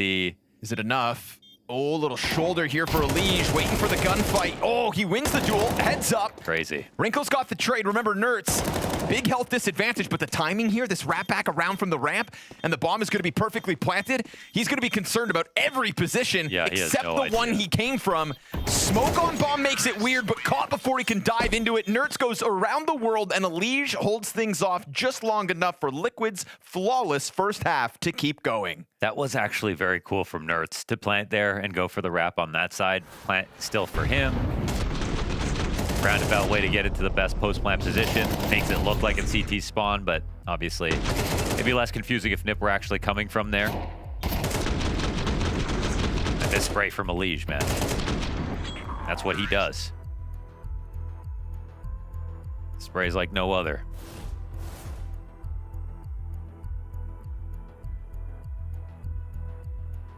I think it's really a testament to how unpredictably Nerds played that round when the last CT alive clears every position he can. You know, has to go to the back of sight, takes a glance at ramp, comes back to short. Long could still be the... Like, you are at a loss, my friend.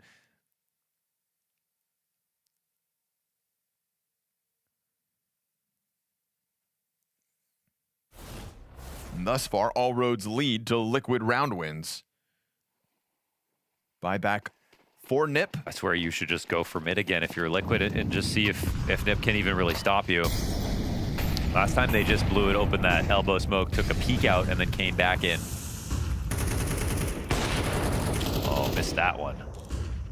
Bit of an opportunity for ultimates left on the table. Wow. Crazy risks being taken here to get some vision. Oh. Keeping the pressure on, but all this pressure and all this presence has put NIP in a place where they're going to stack this bomb site with 4 strong. Yeah, but like they've totally vacated mid. They didn't leave anybody here. There's no one in window to watch this. They just have a gap that they're going to have to pay for later. Oh my gosh, the amount of times they peek this.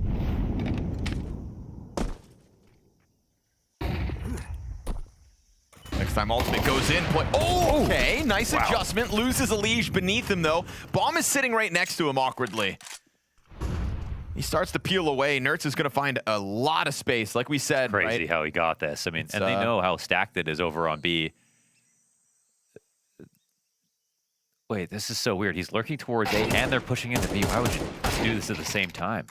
Naf tries to walk this up. I guess it's just a bait, but... Gonna buy Nertz a guaranteed kill here on the bomb site, and the bomb can work its way over as close as it can get before he pulls the trigger on this, I suppose. I guess, they've got the donut route open. No one's inside of window. Snappy already in CT on this angle. Oh, Nertz nearly gives himself up for that. Snappy's gonna try to stop it from donut, but he's a second too late. He could dive the bomb. Oh, what? Wrong it's side. Covered. Nertz ends up getting the kill from the big box, and now Cairn has the recovery. Bomb planters dealt with. They know where both of these remaining Ts are as well. Shuei's going for the push in the middle. This one's going to take a second. And Nertz has to stay alive now. He's able to catch contact backside. Shuhei decides not to go for that red room flank all the way around the world. Has to bite on this defuse attempt. Shuhei jiggles on it. Player pushing into him. Mid spray was wrinkled. That's an easy pickup for Shuhei. Wow. And now he knows nobody's on the defuse. So fumbling on the retake. Shuhei is going to lock this one in from Donut, and it's a 6-round flawless T-side so far. Oh, and Shuhei, chance to get this bomb down, but no. Cairn will stay alive, get the op shot, and bring it into the next round. This round had a lot of mistakes in terms of the micro. It was definitely losable for Liquid. Crazy shot here for Ultimate. This is CS2 for you. It's on the way down as well. That was a sub-tick flick. Beautiful stuff. I swear his mouse hit his chest the way he flicked like that.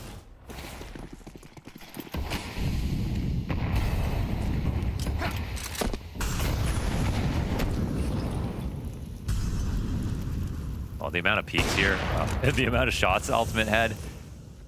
But the fact is, they never killed him, so... Here comes the counter pick, right? He tries to play this 2 rounds in a row, but he's ready. That wasn't safe, I don't think, from Wrinkle.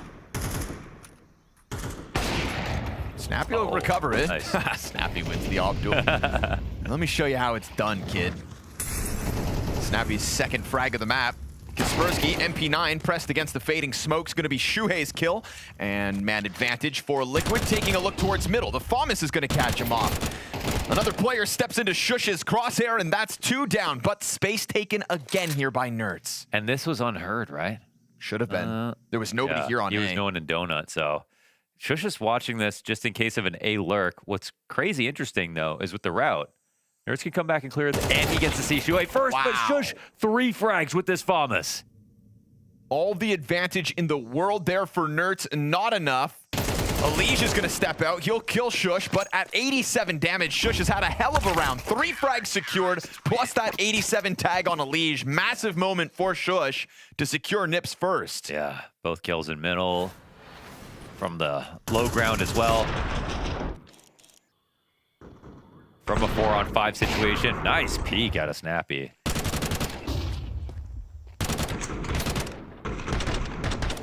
It's great. It's just great firing with the Famas. Great adjustment. Couldn't have really asked for a better round out of Shush, to be honest. Yeah. So that's how they net themselves their first.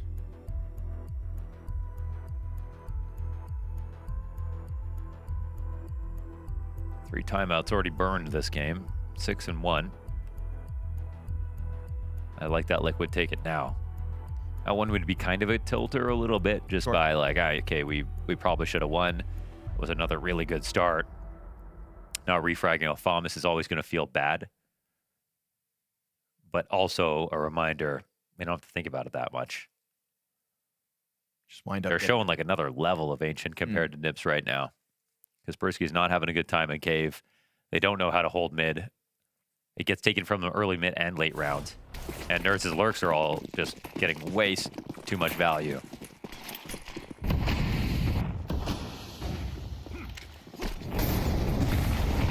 Gonna charge through that smoke, huh? Molotov, rather. Straight through the flames. Taking the damage. Snappy cutting down one. And so a bit of footing here, but remember, MAC-10's in hand for the majority of Liquid. They just want this bomb plant at least. Hope they can hang on to the post plant. Nafly burned down to 30. And Nerds just tries to walk through. Insane. That's so crazy. How many players did you expect to be back there? Because even two could have just waited for you to make a move. This time they do flash, makes a difference. Then Snappy extends without the flash and confirms everybody's back there waiting. And NIP just kind of given the cleanup here on the B site. They didn't flash, right? Didn't hear anything. I didn't see it, hear it, feel it, smell it, taste it. Twist it. Pop it. No, didn't see one for Nerds. They didn't clear this wall. Are we wrong? No, we're not wrong. It's just Nerds running through. And there was a second flash, actually, for him to try to take a deeper peek, but nobody blinded by it. So Nerds ahead of the flashes. Shuhei supported by them, and... Well, they tried to go hard off a tack pause with a rush. That's all their money. You can buy next round, but not much coming into this. As if Snappy's gonna fall for that. Yeah. Oof. See ya. Lack of Kevlar here is gonna hurt Liquid, surely. MP9 thrives for the first two. But Naf still has something to say in this round, and Snappy to pick up the position inside of Cave. Eagle spotted over towards the ramp. Snappy happy to take the duel, deal with that, and go 4 versus 2 over Liquid now.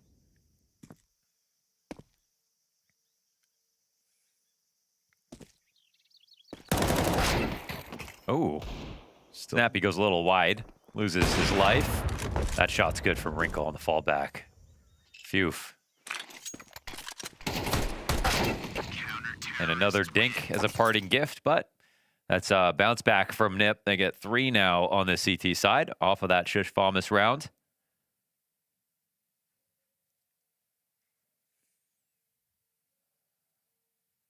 That's what they were kind of waiting for this whole half. One big pop-off moment. Well, Shush delivered it, and NIP don't waste the opportunity.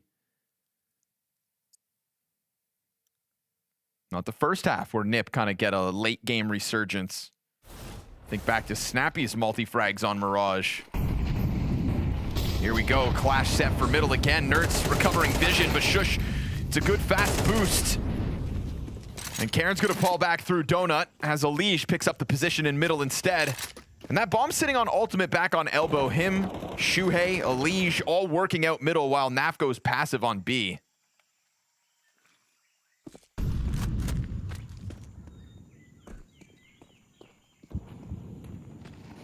They smoke Donut and deep molly through Red Room. As this rotation from NIP comes back to hold it. Spots like this, you actually don't need that much utility. It really just comes down to how effective these lurks are going to be. It looks like Alige wants to... Maybe he's picked the perfect angle, actually, to not move. Instant headshot, and doesn't bait anything out. Wondering, oh, the shot comes in, but no damage at all. Yep. That would have been one of those critical ones for Wrinkle to land. Yeah, and he wants to get it back now. Trying to stick around and trying to recover it, but looks like Alicia's dodged him for now. Kaspersky takes a dink, but only for 33 damage. That kind of baits Shuhei in and gave Kaspersky a chance at the multi-frag. Wrinkle now clipping Naf, creeping up the ramp. And as he turns attention to Cave, smoke will bloom in front of him. And the molly as well. Yeah, you got to try to put a shot through this and see if you can get some damage in. But 39 HP for ultimate. Full-on retake now. We're talking about no smokes. 2 kits. An HE that could make a difference. It's tough, though, to land that HE on Ultimate here, playing this front wall. Thing is, right now, Ultimate's alone. If they make it happen, if they catch him, yes, looking both directions. He just considered short instead while Alige was absent. And so now Alige tasked to the 1v2, confirms his position. Bomb is planted on this side. Wrinkle down to 2 seconds. Alige, oh, he got him off, but he'll get back on with time, I believe. Easy. Gets right back on it, secures the fourth, and Elige scares him off the defuse, but takes a bullet to the brain. Yeah, good for him. I mean, even just with that little bit of time left over, it's calculated perfectly. I gotta say, I hate how disconnected Liquid look in all these 2v2s in general. Like, I think, you know, the reason that Nerds goes in with Elige earlier kind of goes unnoticed or unsuspected is because it's like, how did he spent so much time away from him? And then in this same situation, it's Elige they don't expect, but Ultimate's watching two sides of this flank. It's almost like they don't really have a set plan for that situation. Now Karen just gonna slam the M4 into elbow. And Ninjas in Pyjamas in a very real recovery. This was a 6-0 start for Liquid. It could be a huge day for Nip. Make this bounce back happen. They'll be over the moon. That lead has evaporated.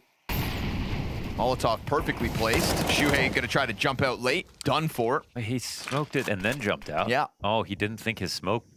I don't know. Wow. Leads him to the slaughter.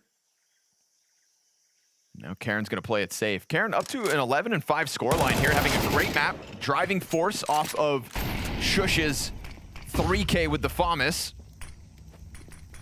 Not wasting the opportunity to shine here in his Bounty debut. Wrinkle taking an op shot as Bomb Site does get wrapped up by Liquid. Naf falls back into Donut. He's going to be the anchor in this moment. A duel towards middle that he kind of gives up, and he'll be clipped by Snappy's retake out through Temple. If only Ultimate had more than 4 health to work with. His temporary smoke dissipates. Coverage offered. Kaspersky doesn't even need to see him to kill him. And that is now 5 straight for NIP as they try to tie up this half. It's real classy. Again, off that FAMAS hero round, they have not looked back. Nothing but wins here for Nip. Super solid composure, playing their game, and now they're even winning in middle. That's just not something I thought we'd see in this game. Liking Karn on these aggressive moves, absolutely.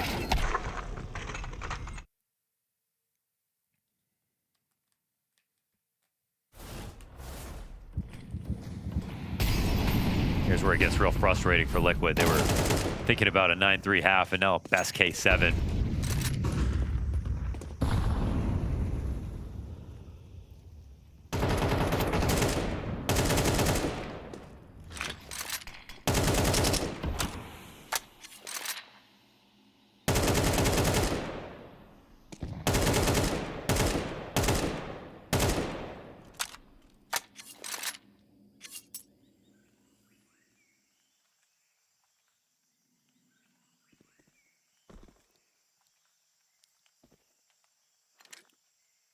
Ooh,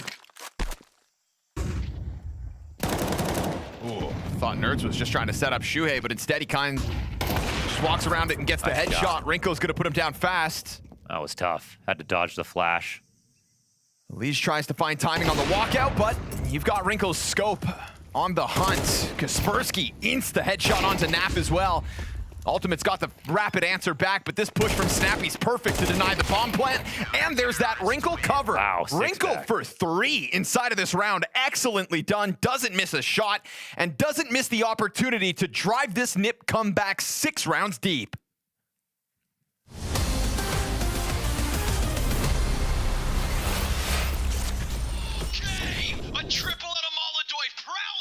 He's not warming up. He's hunting. It's just a fluke. You can't drop 30 like that every match. What possessed God in heaven to make a player like Molodoy? God did not make Molodoy. I made him.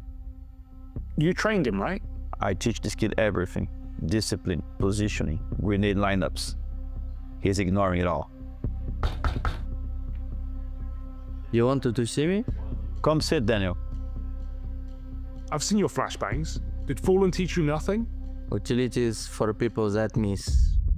That's not game sense, bro. That's madness. Madness? No, confidence. He's not blinking. I don't think he's blinked since he walked in. Look, Daniel, the teams out there, they know you're dangerous. They're planning around you. They don't want to end up in another highlight reel from you. If they don't want it to be in highlight reel, they're gonna need one thing. And what's that? Disconnect. He's so intense. You think you can keep this up every single match? They can't stop me. You remind me of me. Just younger, TikTok generation. A little bit less patient, but still very good. You can't coach that. You can only survive it. Stop trying to coach me. Start following my goals. Ha, be careful.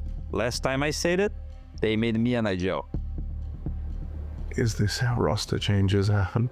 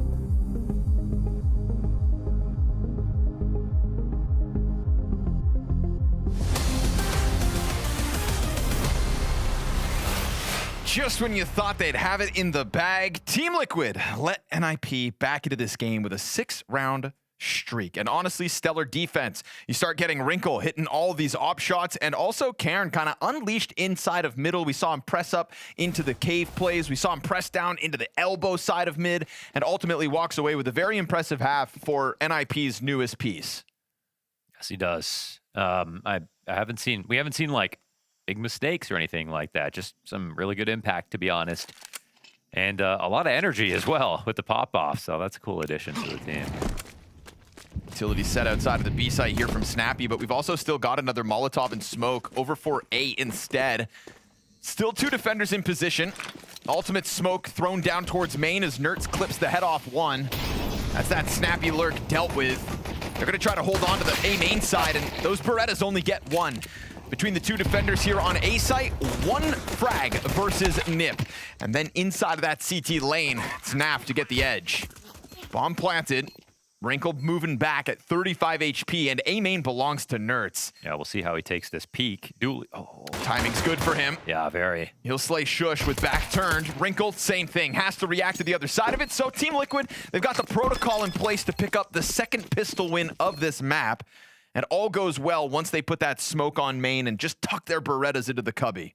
It's pretty key. Yeah, they have to leave that first half behind them, which we know sometimes can be hard for Team Liquid. For Nip, they got to take another breath because they worked so hard to get tied up. This is a promising pistol as well.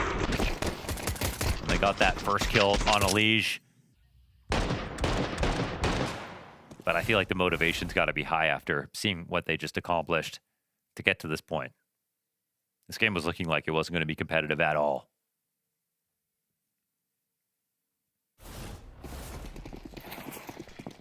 Remember that constant force war that Ninjas started back on Mirage? Well, they'll try it again. They've been very successful at keeping the pressure on Liquid with these kinds of buys tonight. Liquid, no strangers to a mistake or two. It's a recipe for disaster in a round like this.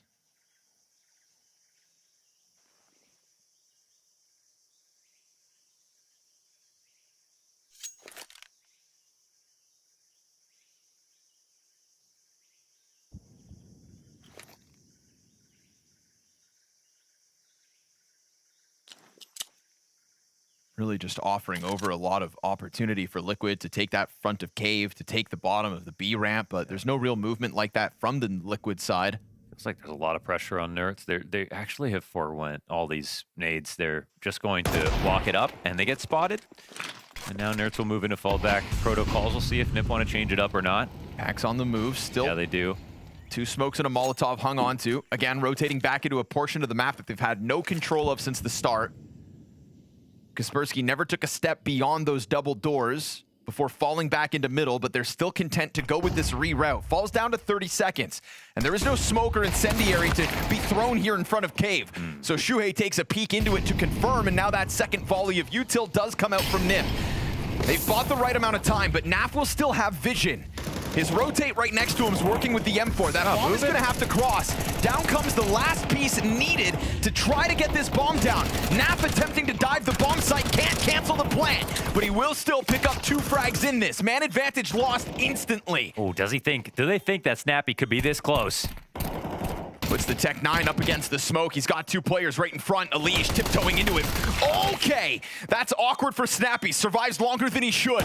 And so Nerds into the 1v2 denied. NIP rotating blindly towards a B site with no control, but the perfect amount of utility and the right amount of time. I mean, I love this round from Nip for so many reasons. I mean, the way that they use their utility, they changed their idea 3 times. They didn't initially take over mid with nades when they saw they didn't have to. They didn't commit to Donut when they pushed everyone back, and they loosened the grip on Liquid over on B without actually having to risk anybody's life when they went to take it. And then by the time they went into their B exec, which again, their third idea, they had a full exec to go off of. Everything landed in the right spot with just enough time to plant.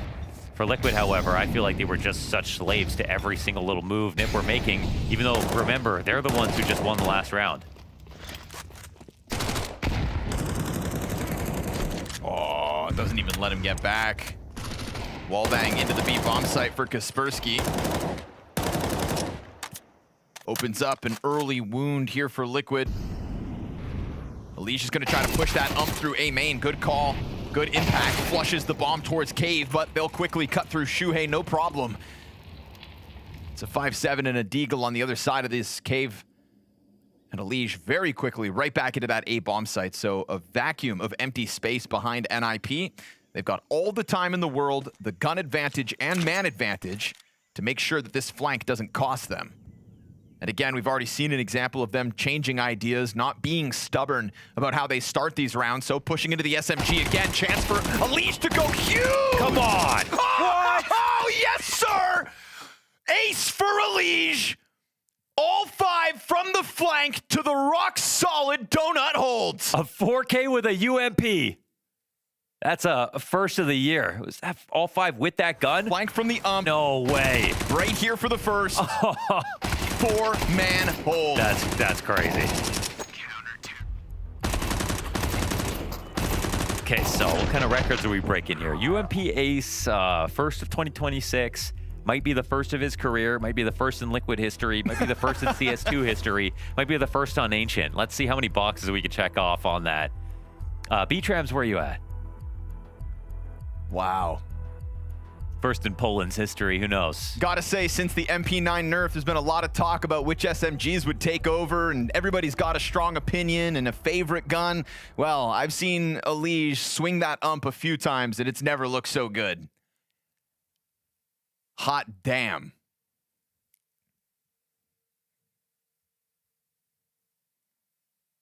That gun doesn't have enough bullets to do that. That's the one thing about it. Guess it depends on who you are and how you use it. That is what Liquid need to try to get back into this game. That wipes away all of the negative energy from losing the 6 rounds in the first half. Yeah. Right? You need something that's just going to kind of springboard you back into a positive place. That's the moment, especially for Elish himself, who can get bogged down. Now Kaspersky catching Nerds through smoke makes it weird. Elish continues to try to take things into his own hands, and Naf is going to catch one with the frag while Wrinkle's getting wrapped inside of Donut. Shuhei and him both in here, done. I didn't even know they were sharing a wall right here. And Elish is getting active. Another 2 frags from him with the push through the smoke. They kept the pressure high. We'll see if that's their version of the Shush FAMAS 390 damage round.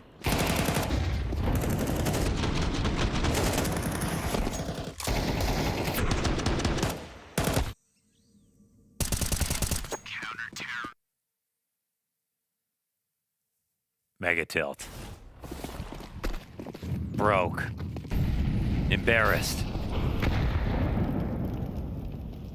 Kaspersky wants to be the hero, comes in with the Kevlar Galil. Is he ever going to buy another SMG after that? Is there a reason to? What's the MP9 done for you lately? That's what I'm saying. 2 kills? Mm-hmm. A clutch? A 1v1? Maybe a jumping headshot here and there. But you want to be that guy? You want to be the guy that goes for jumping headshots? Or do you want to be Jonathan Jablanowski? You want to be remembered. 25 bullet, 4K mowdown.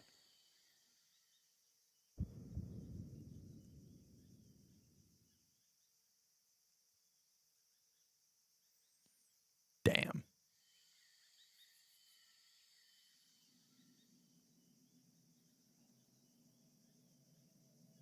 Crazy is we're not in the team speak, we're not in the server. I can feel the change of energy within Team Liquid. You know what I mean? It's out there. It's in the ethereal that is a game of CS. You can all feel it from home. Come on. Nafly 4K right after. What? They stomp on the attempts of NIP to get out through the double doors. And what? Just suddenly feels like the entire everything's just shifted. Tell me you can't taste it. I can smell it. It's in that Maltese sea breeze. It's right there on the tip of your tongue. What? Nafly gets a lower third after the UMP round? Yeah, right. For a 4K spray down on Eco? Okay. Where are the bald eagles at? Moses? I think he's at home playing with his magic cards.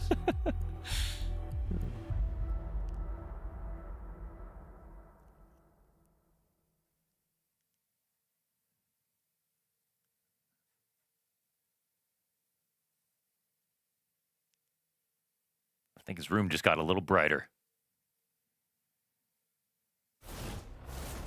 It's because he's glowing after that round. A human light bulb.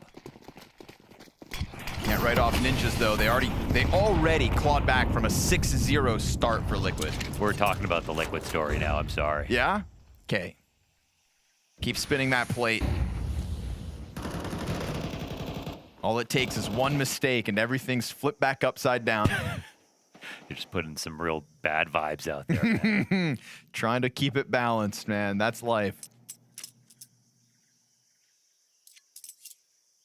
And I've also just seen some good, promising decisions from Ninjas throughout this, right? The moments where they keep the right amount of grenades. They've really played, I think, a T-side that's had options. Each round's had options. Yeah, there's too much respect from Liquid on their second round of this half. They still want to play like they're winning.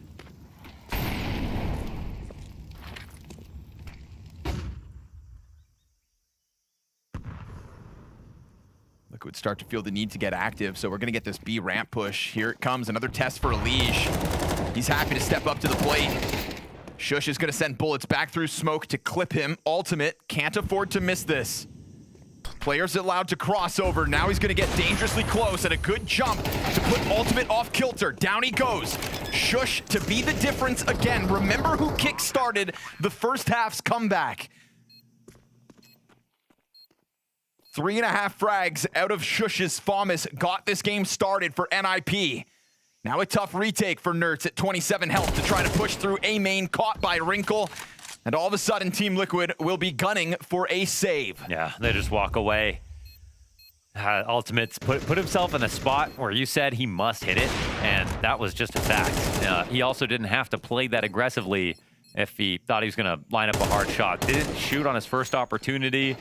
Didn't have a chance on his second, or would have had to hit a really hard flick. And so, as this round plays out, it's Elige to get 1 kill. Nothing else from anyone else here for Liquid.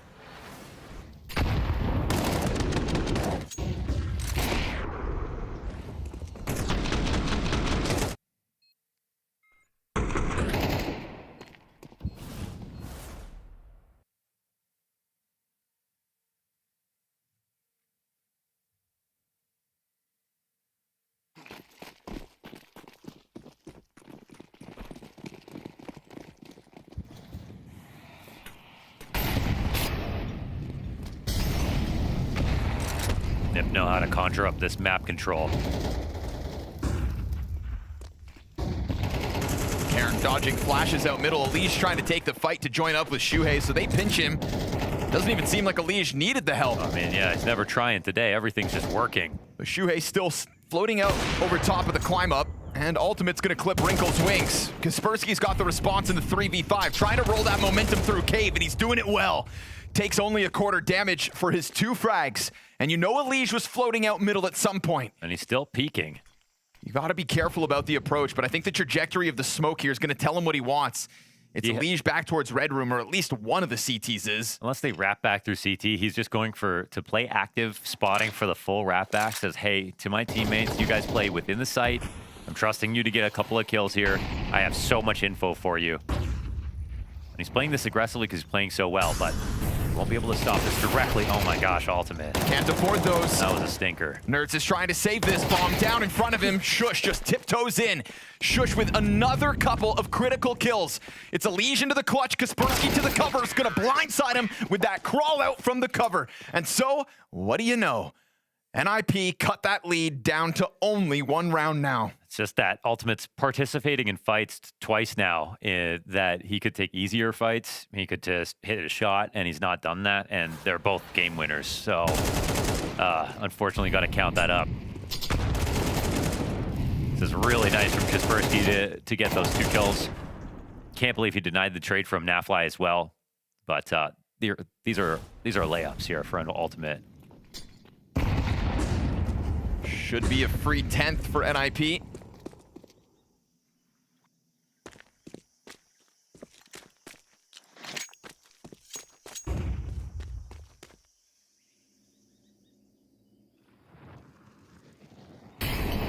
Empty B bomb site, prime for the taking. Ninja's about to find this one vacant.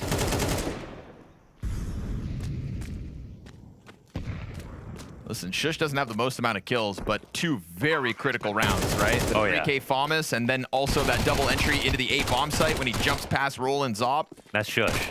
All Shush. 12 and 15 otherwise, but it's quality, not quantity, with his impact in this decider map.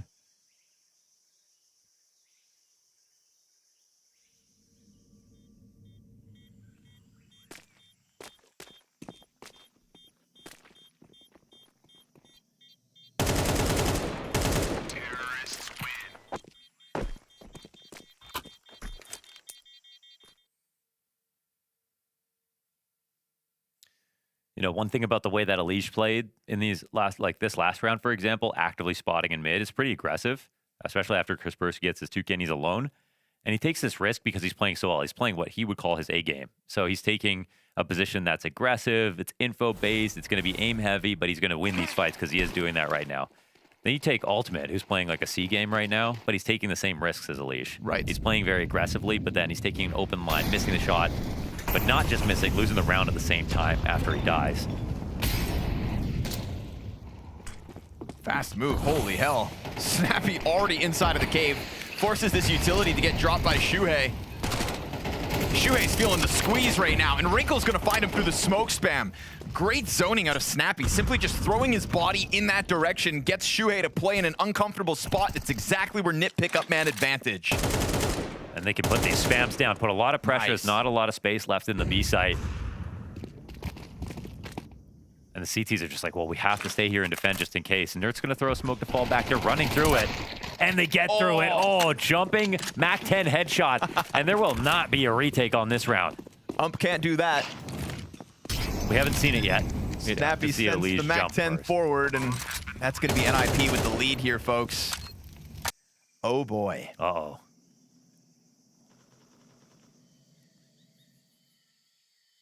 I think it's important to bring up actually the VRS forecast for this one too, because Liquid's stock rose after their, bit of major success.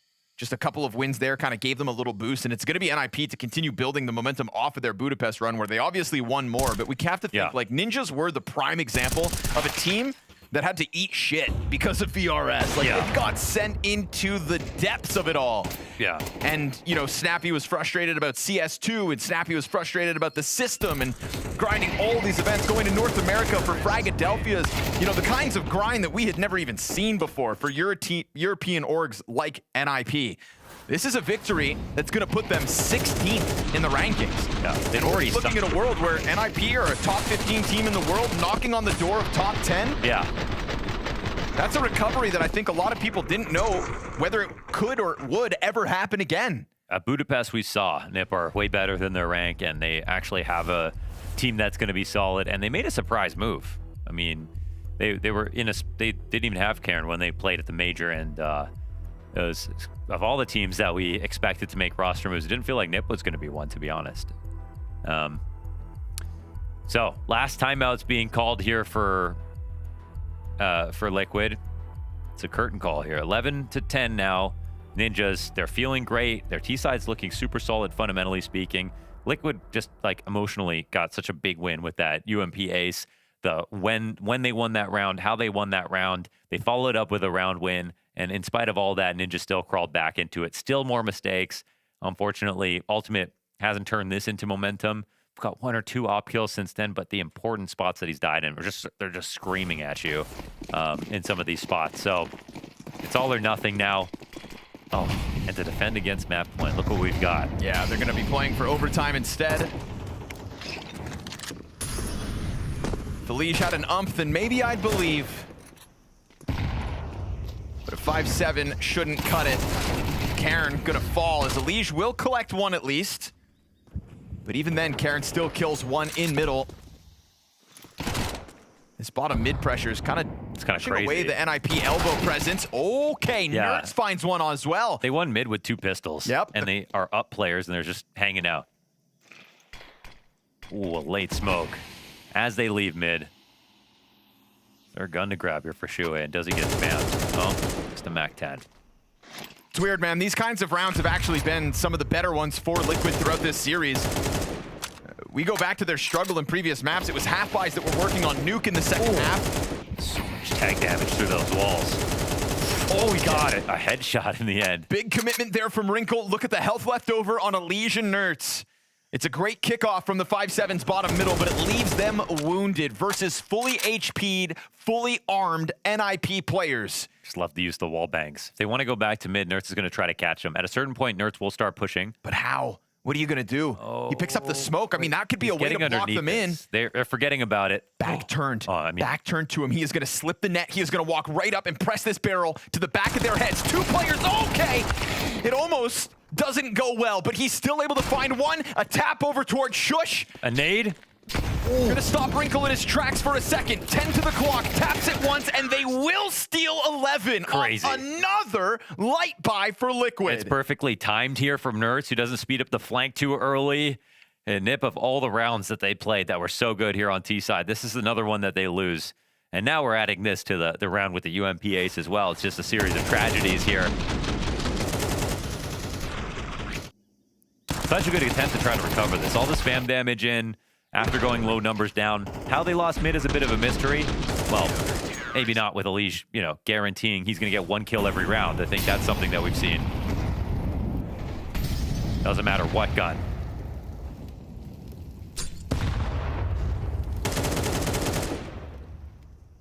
Kaspersky wants the challenge. Instead, it's going to come barreling through elbow. Karen was good for 1 last round. He knows you're locked into the cubby here. Nerds up close. His first victim. But Elige gets the trade back. Down to 16 health. Elige's double kills key. Nap from the red room keeps this even. Caught in the bottom middle, but fine by Snappy. And it's redemption here for Ultimate if he can pull this off. A 1-on-2. The bomb's not yet planted. He's going to make it over to this side of the map. He's got an op that he could trade out for a rifle if he wants to, or if he doesn't want to make noise, he could try to do this the hard way.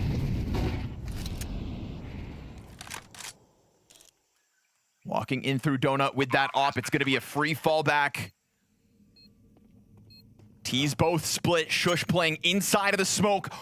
Whoa, my goodness. He's crossed those paths. If he doesn't think about this moment, And he is. He's going to consider it, but tuck back around the corner. Shush just got into position. And the fact that Snappy's playing so deep inside of main, this is going to buy critical amounts of time off the clock for NIP. He tiptoes in and gets blasted. NIP take 12. Wow, they pulled it off. That's a 2K again from Elysian side of middle. And Nip still run over them. Elige left standing, 25 kills, 17 deaths here on the decider. He's been the bane of NIP out middle.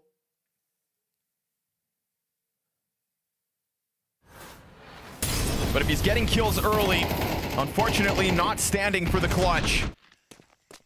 And Snappy's duel versus Naf here's key. Takes the man advantage, cuts off the rotate for Ultimate.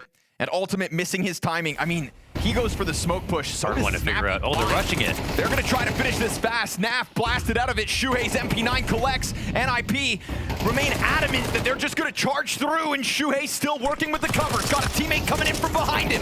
Karen's able to catch it. Elige is on the scene, and we go OT. Oh, just like that. NIP tried to rush this over the line. All 3 of the last rounds that they've won have been with mixed buys. Liquid. They went to Value Village to get the guns for these rounds, and they still pulled it out. It's at least 5 rounds across this series that have been like this. It's some of the better rounds that they had over in the first map when they were struggling to win gun rounds.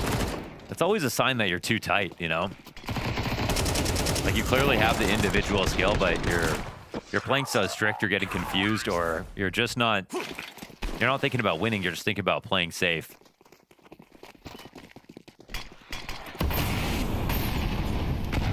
It's the biggest tell in this game.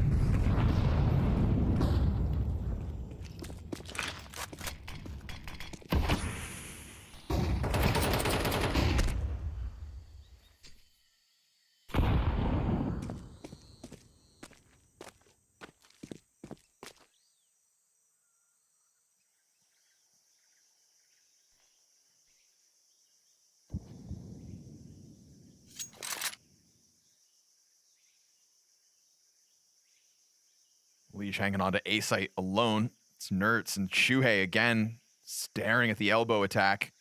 I mean, they have mid, you know, with Nertz and yeah, Shuhei up in the spot. Doubled up on Cave. They're really ready to defend against some kind of A-split. Shuhei's duel first. Kaspersky catches Nat, pushing out through the cave there. Nertz still able to hang on, but that challenge is coming Shuhei's way, and it almost felt like he forgot about him. Yes, well handled, though. They didn't expect 3 CTs. Wow, I don't know how they knew so clearly that this was going to be an A-split, but every single player in this spot was ready for it. Even though it looked like it was just Elige by himself on that side of the map, they had everything covered to help him. So Nertz is afforded a chance to tiptoe away back into Donut. Snappy's going to give chase to this. Him and Wrinkle versus 4. Bomb leading the charge into Donut, announcing itself as it stomps through. And so Wrinkle's trade's good, but at 15 seconds, you've got Elige cemented in this bomb site. There's no time to win this now. Ultimate holds the line, won't miss that shot. 13th round secured by Liquid. They're in the lead. Believe it or not.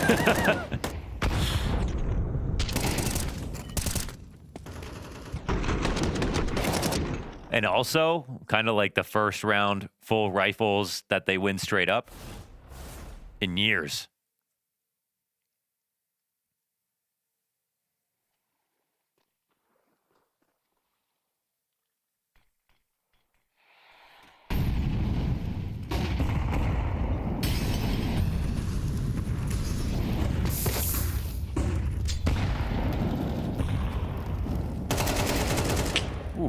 Shuhei's just given the duel. Had an extra second to get that spray in order, and he used it wisely.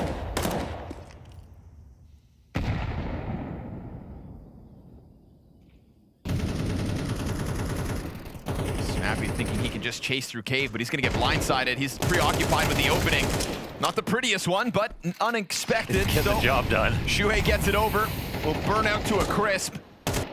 And a 3v5 recovery has begun for the Ninjas. Problem is they're getting corralled with that A main push out of Elige. I love how Elige is being used in all these rounds, actually, just as a team. Him coming in on this flank. Oh, I mean, nasty. He's being used as a weapon. He's alone, but he's also being aggressive. He's being active, and they can overstack everything else. Numbers strong inside of the site. Ultimate still floating towards CT spawn. But Nerds here to secure it. Gets popped by Wrinkle. Huge clutch attempt now. And still a separate duel versus Nap for the time being before Roland gets on the scene. Nap's going to just lock this in. Up to 20 frags himself now.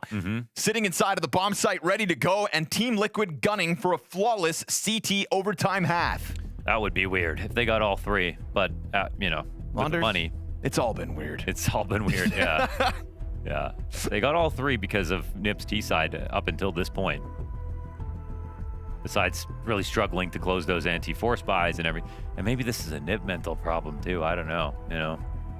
Well, this is when we tap back into They do Budapest. have that problem. We discussed their shortcomings in Budapest specifically because of all the overtime losses. We said, well, it's no longer the major. It's no longer progression to the final stage. Yeah, I didn't even think about it because it's not as serious as, you know, a major qualifying stage. It's just their first event back after that with lots of time to think and, you know, expecting them to start out really strong, but I mean, the symptoms are there. They're losing all the wrong rounds. Exactly. They're blowing leads. I'm not going to say this hurts as badly as it It's would overtime again. Exactly. But they are there. You know, you had a player break to have that wound kind of scab over. Worst case scenario that after a 6-0, 6-6 comeback and plenty of chances in the second half, to just kind of break Liquid. Okay. You lose to far too many half buys, but now it's the rebuttal. Is it now? Alish, other ideas with the double headshot on Snappy 30 and Karen. kills. How many multis? How many openings? He's in donk mode right now. Switches one ace already. And then as he gets into the cover, he's got a chance to get himself another.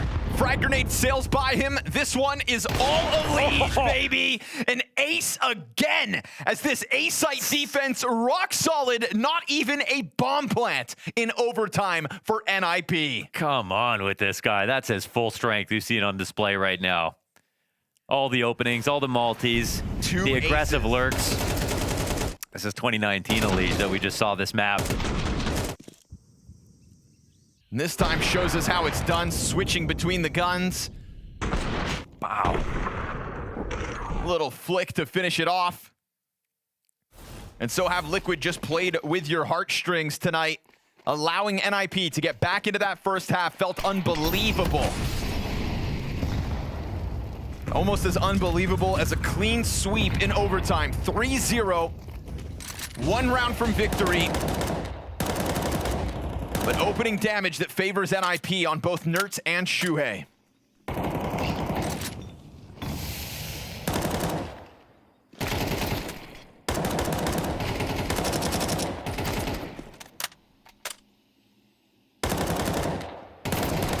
Big commitment to duel for this cave, and eventually it catches up to Nertz. Kaspersky's wanting more out of this, and he's gonna catch Shuhei awkwardly with a grenade. He gets away though. Yo, yes, barely, but jumps back into the cover. And so 5v3 established here for Nip. So it looks like it might not be a sweep, even though they're here to the T side.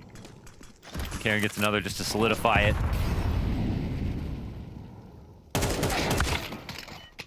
Double overtime now, just 2 rounds away. Yeah. Very convincing first round in OT for the CT side of Ninjas. I mean, we got to see when the last time Nip won in overtime, because it wasn't December.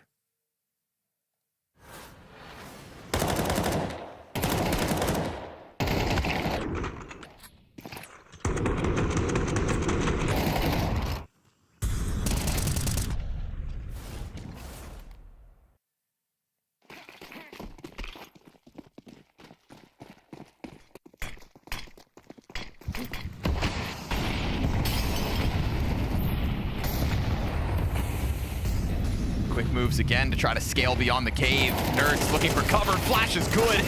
Keeps Karen locked in. It's Naf and Alish out mid. And this one they won't lose. Bomb's Mr. already going to go Multi-kill. sprinting towards the A site. Alish with a double to 34 frags. And so Team Liquid take the long road. That 6-0 start here on the Decider map had you believing in Team Liquid. NIP's attempts in Budapest to impress were real, but their 2026 will begin with a fumble. Snappy's got to believe in it, but now as he announces himself, he'll be found out by this donut player. Pinch is already set up, and he is done for. Liquid survive a test and a half. But can you truly believe in a setup that banks on so many half-buy wins, so many glorious moments from Jonathan Jablonowski? 2 aces tonight to make this happen. 16-13, map 3. The North Americans of Liquid hit hard and came up strong right when they needed them to. This was an impressive fight, especially the comeback towards the end there for Liquid, who looked like they were fumbling. A good performance starting on Ancient. Like, to go, was it 6-0? Then it trades 6-6, and you think, what the hell's happening here, guys? How are you dropping this like this? I didn't believe it in the beginning. I thought Liquid really had it. I mean, the 6-0 start made me think that, okay, we're going to wrap this one up. It's more convincing than I figured it was going to be. I thought NIP was going to have more fight. Thankfully, we saw it. We saw a couple of the players come in tow for NIP, even though there were a slew of position changes that I didn't quite expect. They were able to actually right some of their wrongs and make this extremely competitive, but Elige was just a level higher than everybody else in the server on map 3. Bro, he could do no wrong.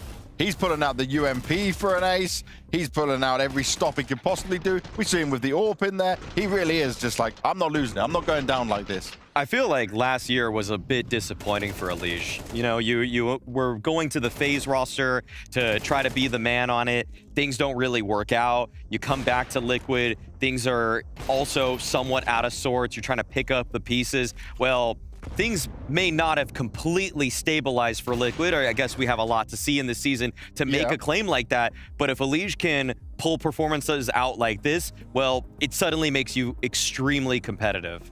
It does, and it looked really, really good for him across this series. He had been a standout player for him. Nap as well certainly deserves some credit in it. I need to talk about NIP and overtimes a little bit, though. Oh, no. It continues. The trend continues. And it's not even like I can say they're playing nerves or playing differently. It's just, it doesn't connect when they get to overtime. At the major, there were some choking moments. This one, to me, more so read that Elige was just on another level. So I'm going to give them that pass in this one. But it's going to start creeping into your head, right? You keep it's in their head. Oh, it's definitely in their head. Yeah, I mean, this has been a ongoing curse. I want to say at least 3 times I've seen OTs where it just collapses for them. Remember Paravision, FaZe, this one. So there might even be another that I'm not remembering off the top of my head. I'm lightly concerned about that for NIP, but I feel like this was a tall order for them. I mean, again, I'm going to just kind of refer to the position changes that I witnessed in this one.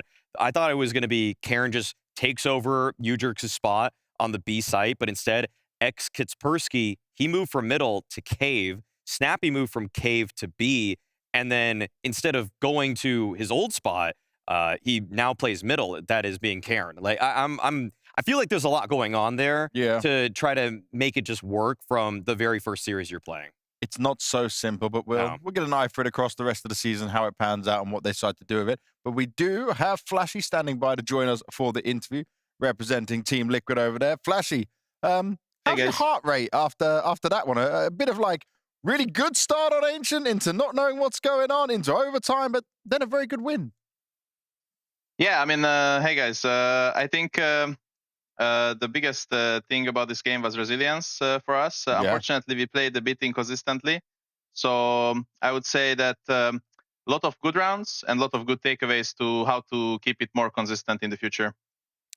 Flashy, after your guys' stage 3 at Budapest, I'm sure there was a lot of footage that you went back to the drawing board for. So in terms of maybe just high level, don't need to get into the nitty gritty, what are some of the main objectives or main lessons that you guys had to learn in the break or the time coming back? We were trying to, in the off-season and even now in the beginning of the season, we are trying to create a more, like an easier and simpler system in terms of like how we structure our rounds and how we structure our like round starters, transitions and finishers in the round. And we are hoping that this will help us to be more consistent on the officials, because what was our issue on the major is that we couldn't really transfer the performance from the practice to the officials. So as soon as someone made us like more uncomfortable than usual, then we kind of shut down, and that's what we are working on. Who are the voices that are really contributing to make that happen? Because we heard a lot about how when Elige went to FaZe, for example, he was trying to bring all these code words or shorthands so that things were smoother in live environments? Is it mostly him, or is it you and Shuhei doing the bulk of the work? I would say it's the three of us mostly. We are all contributing to this system. Even our role players are fully aware of what we are trying to achieve, and they are also giving a lot of input. But the most of the brainstorming goes in between the three of us. And looking at this for your start of the season, obviously there's more now you can work with here. You've got the same lineup as well. Are you feeling more confident now that you've been able to have this time and get things going the way you'd want it to do? Yeah, definitely. We are playing more confident, but I think as the days and weeks go by, I think it's gonna just get better and better. I think the more tournaments we play and more the material we have, like you said in the beginning, is gonna help us to elevate our team to the next level in the next few months. Well, hopefully it will continue going that way for you. Flashy, thank you very much for joining us. We'll see you later on in the tournament. Thank you so much, guys. Always well spoken in there. Flashy, great to hear from him. And right now, I guess he's finally got what he wants in terms of the building blocks. I do just still worry a little bit about Ultimate because I don't need him to pop off every single game. And you've got Elise who can do this as well. But I mean, it does feel like if he had that little bit more impact, he was hitting some of these shots that like some of the misses were crazy. Yeah. Some of the misses were unacceptable. Yeah, it's a fair concern for Ultimate. I feel like if you actually, just by the numbers there, Elige almost had more kills in map 3 than Ultimate did for the whole series. Like, that's just painting the picture bluntly. So I feel like in this series especially, there were times where it almost just felt like Ultimate was rusty on a mechanical level. Sometimes he was peeking a lot of angles, just crouch walking into the angle. I get that with the op, but sometimes it just felt unnecessary. Like, you know, if you're trying to make a good peek, you're trying to crouch into it so you're moving at a decent velocity at the bottom of your crouch, and then that's when the fight happens, not trying to crab walk into the angle on a left eye, which is sometimes what he actually legitimately did in the series. So I just want to see him pug a lot more. I'm not even kidding. I think he just needs to grind a bit more because it just feels like there's a little bit of ring rust from what I even saw mechanically last season. Well, hopefully he can turn that around because there's a lot more games coming his way across this season. But we got one more game here for today at the Blast Bounty, and it's a big one. Falcons going up against ECSTATIC. And I caught up with TMB earlier, so listen to him during this break. TMB, you're coming into a tough Blast Bounty, but it's a good test for you with your new players and stuff. The first thing I wanted to ask about where ECSTATIC are is just losing Sira. How much do you feel like that hurts your team? Of course, I really think it's sad we lost Sira because he's a really big talent. But yeah, hopefully, I think we got in 2 really new good replacements, and hopefully we will also find some new, maybe some stars in Nikodos. So hopefully he will be doing the lifting instead of Sira now. Okay, so how is it that you plan to use both Nikodos and Buzz? Does it change the way ECSTATIC plays at all? Does it come in with a new approach? Yeah, so of course, when we lost Sira, we had up to find a new star player on the T sides, and Buzz is not really that kind of guy, so we have changed a bit of positions on the maps. But I think it will be fine because before we had Sira, we also used Anelele in those spots, and he did really good back then. So we hopefully he can find back to his level from back there. And looking at Buzz, we have seen him in the past before. He had his chance on Astralis. We saw him in the OG lineup as well. How much do you think he's maybe underrated as a player, and how much more you might be able to get out of him in order to succeed? Yeah, so of course Buzz hasn't been playing official matches in a long time now, but he has been doing really good in practice.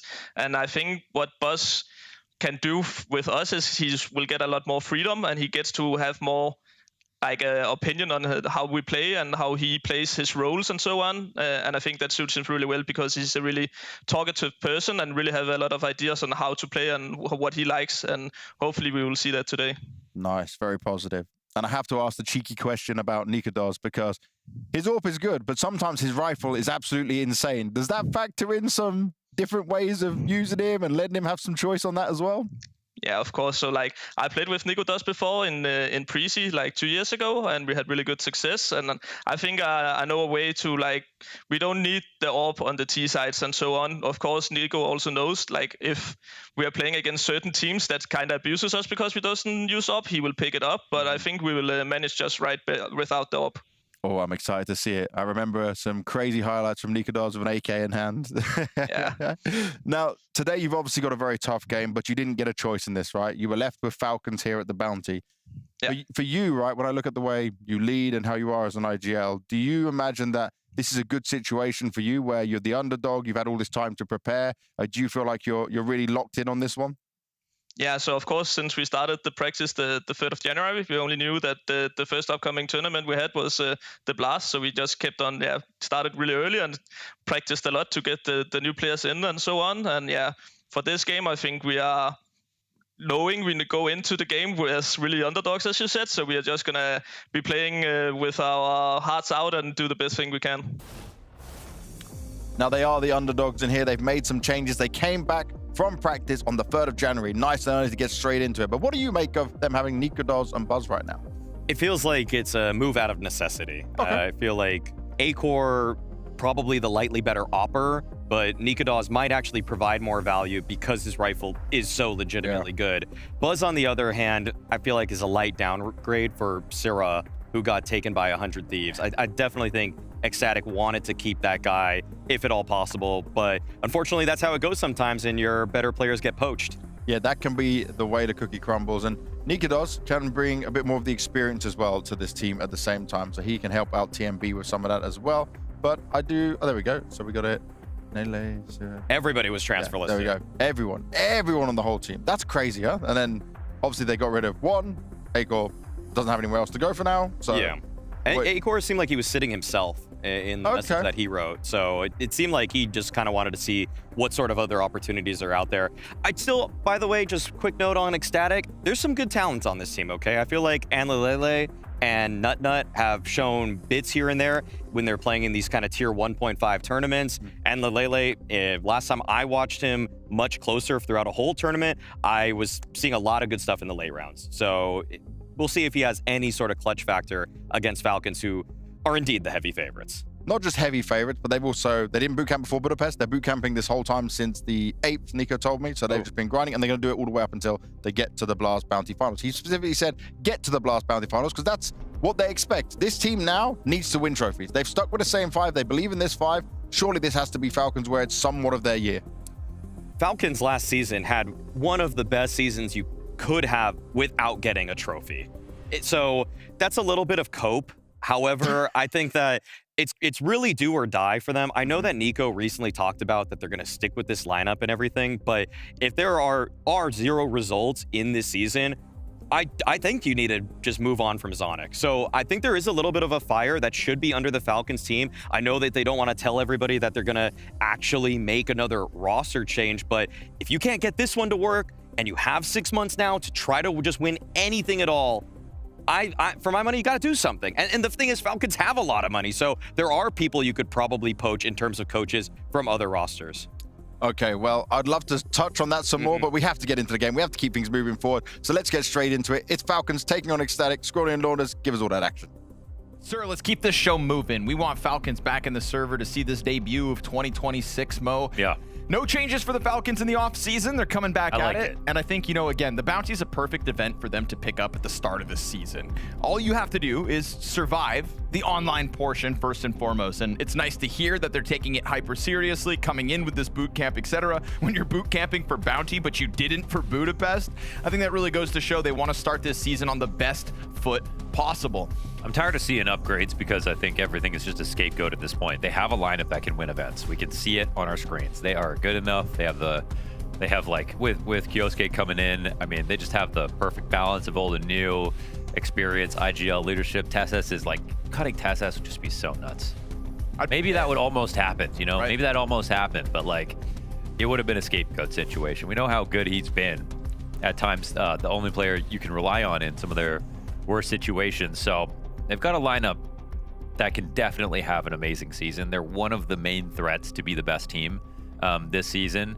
And I like that they're going for this boot camp right off the bat, right up to the finals.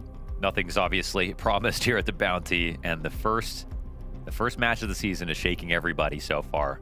And we've seen Falcons get shaken sometimes. But something about this feels like they run through this team. I mean, Ecstatic, that all the we have hardly any reason to sort of believe they're going to make any run here. They have a great lineup on paper, but with everyone getting on the transfer list, the recent roster moves, there's just like a lot of mix-ups going on. It's just, you know, tons of trying to come parts. up with something. Yeah, 100%. I mean, but at the same time, Mo, I mean, Na'Vi were on a boot camp taking the start of the season hyper seriously. Boot camps are the funniest thing. Did we think Eyeballers had any chance before that game went live? I mean, maybe more so because it is a project that, you know, has been trying to make waves and they've been on the brink of getting invites, etc. Yes, they are actually That's like fair. trying, yeah. We put more stock in Eyeballers than we do Ecstatic, but Loki actually this as a Danish team, yes, it's pretty cool. Oh, I'm all aboard. Yeah, don't get me wrong. I'm nuts for nuts. I've seen TMB cause ruckus at the showdowns/bounties before, so why would this one be any different? You've got an online best of 3 in front of you. You've got the player with the most kills in a map at the major in Nikadaz, ready to go. And as TMB said, he knows how to weaponize him because he's led him in the past, this hybridization between the rifles and AWP. Let's see what he's got in store. Falcons 2026 debut begins right now. Now. Just the best shoulder peaks right here.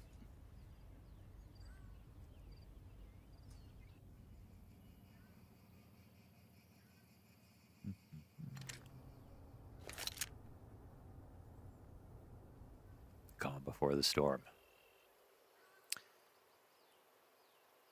If Kixan gets clipped off in a 1v1, this is going to be very, very difficult to get over to help m0NESY. And he is holding back with the smoke. They're going to go through it. Red is ready to rip. Oh, that's the and that's the pistol. No guarantee just yet. Buzz still it's our a side. huge advantage. And there's this lurk coming in too. But this bomb's going down. Retake won't be able to be in place for a long time. No kit in the round either here. There's still 2 guys on A. And they don't know about the lurk either. Deep positioning from An Lalele. And Buzz has even slipped the net into Arch, so he'll catch the headshot to Kyosuke. And Kixan kind of caught between 2 duels. Who do I want to trade? Well, odds are you're not getting into that bomb site, so even with Nico finding the back of Buzz, it's a save call in the pistol. It's the perfect way they played it for the setup. I mean, maybe they really didn't believe it was going to be B, but I was kind of surprised at how long m0NESY was holding back with the smoke. Now, if he was on Car and he could spot down a half wall with the smoke, that's a little different because you fall back, you throw it, it's kind of harder to run through. Don't know exactly where the CT has gone, but he was alone, so the fact that they were that close to the site already and he was still holding that smoke, it just looked really, really risky. But that's what tells me, like, Falcons just didn't believe it was going to end up being B. A lot went into that read. That's certainly going to be one of the advantages if we can find any for Ecstatic over Falcons. All the game tape in the world versus a team that was, like you said, transfer listed and brought back. Falcons have been probably thinking about themselves more than anything else when it comes to a boot camp. How many rounds before they find their game? Right now, m0NESY's scout peeking down mid, peels back before he even gets a shot. And so that'll be tucked back in.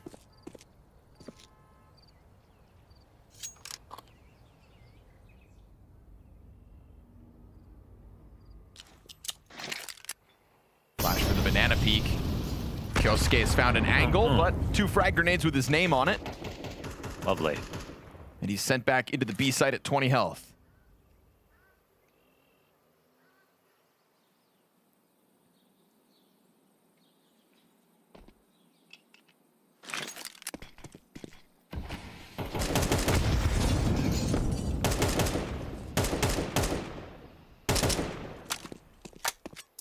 No movement otherwise for the Falcons. They want these duels on sites instead. And yeah, Ecstatic don't feel comfortable enough to stick around, huh?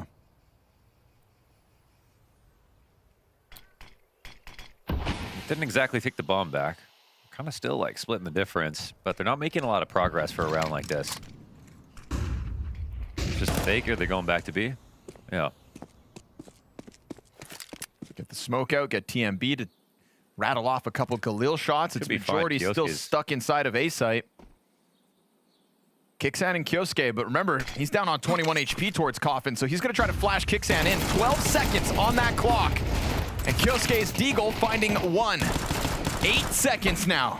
As Kixan would love to find a way through they this dropped the smoke. bomb. Nutnuts just barely got it. Oh my god, and the cover he didn't get it. denied.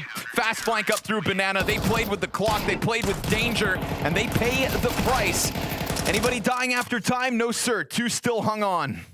Falcons throw a wrench in the works early. Yeah, and a little bit of ecstatic doing that to themselves. I think there wasn't that much pressure that laid on them to make all those bad decisions. They sort of didn't know what they wanted, and they really, I think, were looking for just a first kill so that they didn't have to think too much. They'd have some direction about where to go. They could just automatically say, all right, this is the weaker site, but they didn't get that kill. They don't realize how much damage they did with their HEs to begin with at the beginning of the round. And somehow Kioske, on that low HP, got a deagle kill. Yeah, he was just running for the back of the site. Yeah. Nails the headshot. Nico's going to clear the corner of Nikodos, and TMB's double kill. That's pretty impressive coming out through that smoke like that. Bit of a Hail Mary moment here as the force for Ecstatic otherwise nets them little. So a chance to catch their breath, grow their cash, build interest. The intelligent investor. Just a humble portfolio.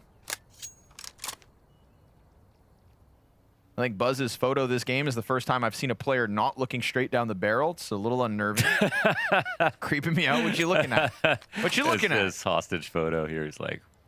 Blink twice if you need us to save you. Oh. Blink twice and you'd miss those kills. That's instant headshots out of TESS. The Buzz story is that he was Device's friend on Face. His Device's very talented friend on Face.it. That was the scout, basically. Got his chance to play on Astralis. Pretty good friend to make. That's a sweet friend to find out of nowhere. If I happened to find myself in a pug with Device, I too would try to become his friend. He must have played it so cool, though. Oh. Deve? Deve. Yeah, I've heard the name. Yeah. You're a CS2 player, right? Have you played at a major before? I think you're pretty good at this game. You can add me if you'd like. Oh, he must have played it so cool. No promises, though. Yeah. I'm a busy guy. I'm Buzz.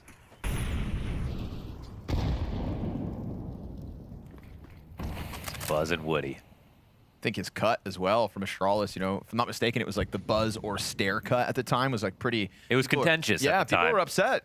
I think obviously Stare went on to show us again a ceiling that maybe merited his... It's kind of crazy looking back because they paid a lot of money for him. $600,000. Yeah, they paid a Monacy for him. Plus, he has way more experience than Buzz carrying, in the pro level. But that just goes to show the promise that Buzz showed for sure.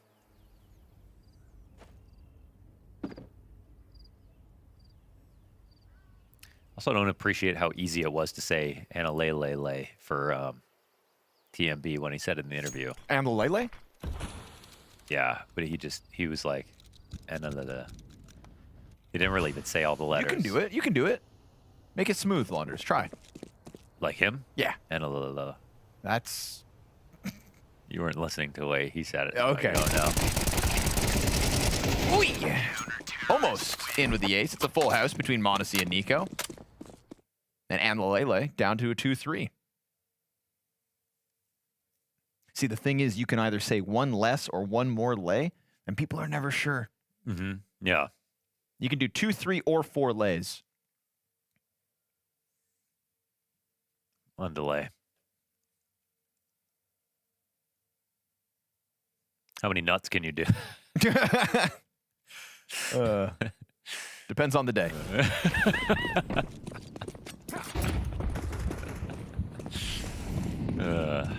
Not November.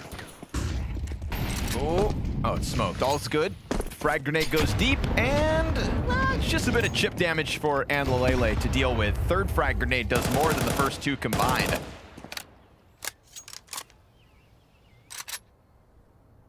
What a suffocating experience it must be to play versus Falcons. You know their potential for the pop-off. Yeah, no easy fights. Kicks out on his best days, a beast as well, so...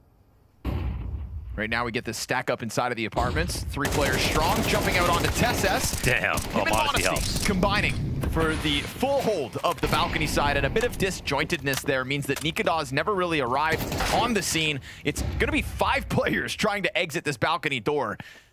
And funnily enough, Nikadaz is allowed the space to get into the bomb site with bomb. Bit of a moto positioning here as the smoke will be replaced, and Amlalele tucks into the pit. Hit himself with his own grenade. That's the 4th frag grenade that has chipped away at his HP. Nikadaz actually just tapped Kicksand somehow.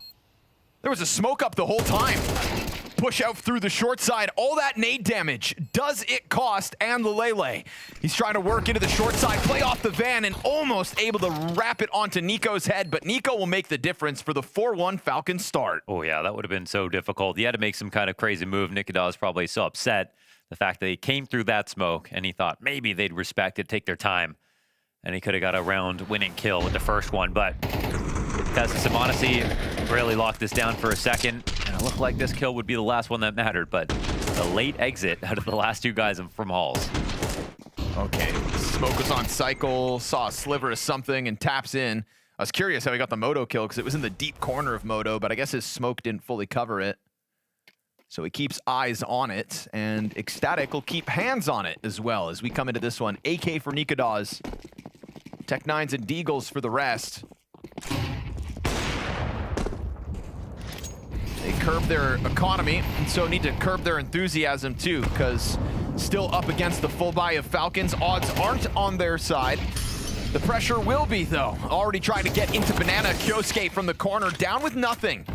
As that solo AK from Nikadaz tries to move into the CT cross. Oh, that flash is so good. Damage. Flash fantastic out of Nico. Clean shooting. Great cover as well through the spam for Nico. And so man advantage secured, and still flustering that bomb plant attempt to just dive in behind the fountain instead. And that's where Nico decides to hold off and wait for support. It is just going to be a regular retake now. They have the nades, they have the HP, and they have the numbers. I don't know if ECSTATIC have an interesting move they can make in this spot, but they need to find one. They don't have nades for it. Can't really jump the gun. Eat another flashbang, back turned, and it's a cleanup here for TESS. So feels like Falcons in the driver's seat since round 2. That force buys net them now 5 rounds straight. It's like excellent flashes this round. Even Kyosuke's position, jumping up on onto the sandbags, that was calculated. I think it's just that Nikadaz might have got an anti-flash position right before the duel, I'm not sure. But right here, this is just so excellent between Nico and Kicksand. If he wasn't careful, he would have ate that too.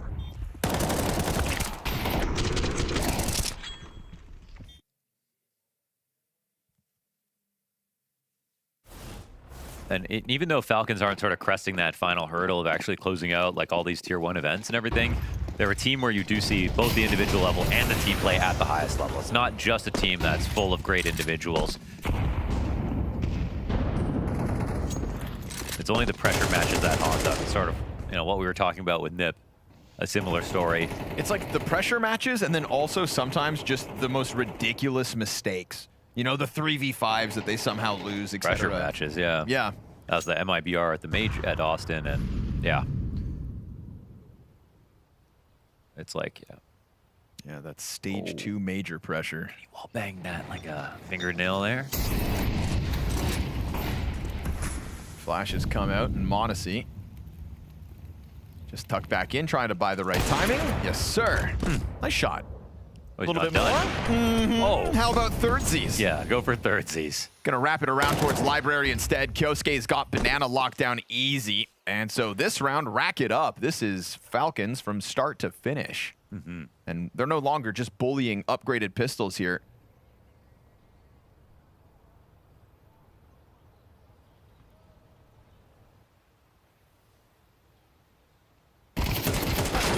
Nut.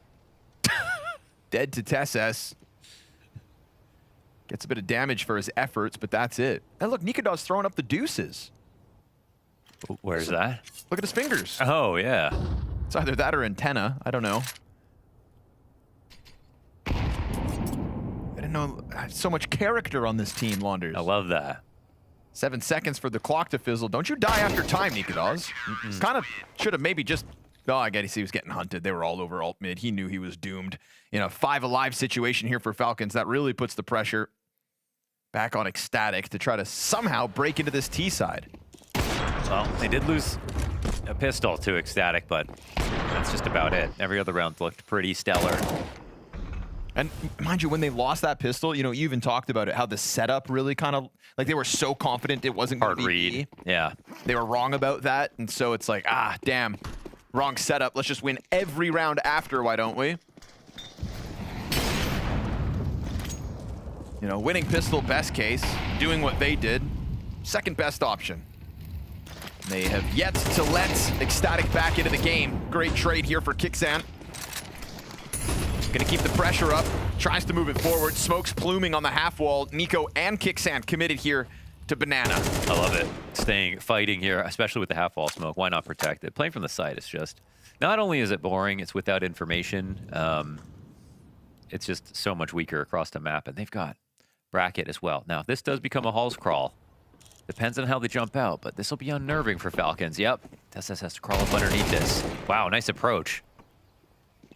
Knows the buzz is down beneath. He's got the gun advantage, hands down. And a teammate now behind him. They're just confidently coming clear it, let it go, make Ecstatic feel as though they don't have an option to follow through, and with 40 health on the last 2 players, odds most certainly in Falcons' favor. You hear the stomping moving outwards, m80 hitting another insta-kill, and Kixan there to clean house. So 7-1 for Falcons, making quick work of Ecstatic's challenge tonight. Yeah, very fast.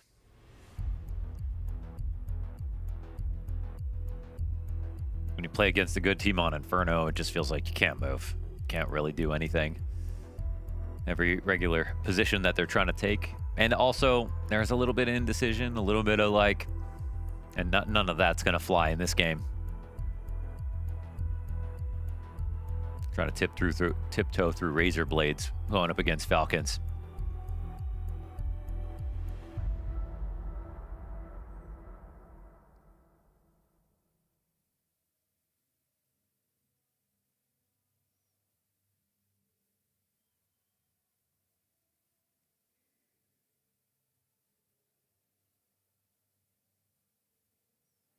When are you going to make your own headphones? Headphones? Yeah. No interest. I was thinking about making charm bracelets. Charm bracelet for in-game? Yeah.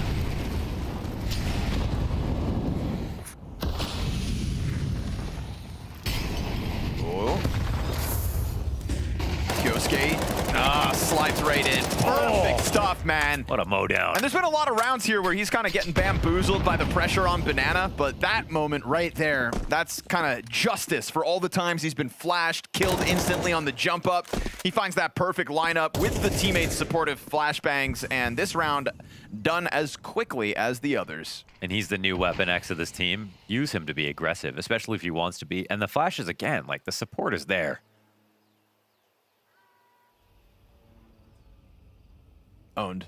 Yeah. That's one of those, like, you can't do anything if you're Ecstatic. Can't be mad about it. No. Can't hype, you know, can't overanalyze it. It's like in the movie when the guy sort of laughs right before he dies. You just kind of have to... I never stood a chance. I guess you win, Bond. Internal bleeding.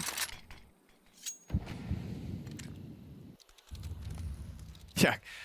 Guy's internally bleeding for like 40 minutes, though. Yeah. Yeah. It's like, buddy should have been done in 20 seconds. He got hit by a car. At least TMB looks like Blake Griffin. Blake Griffin. In the little photo. Yeah.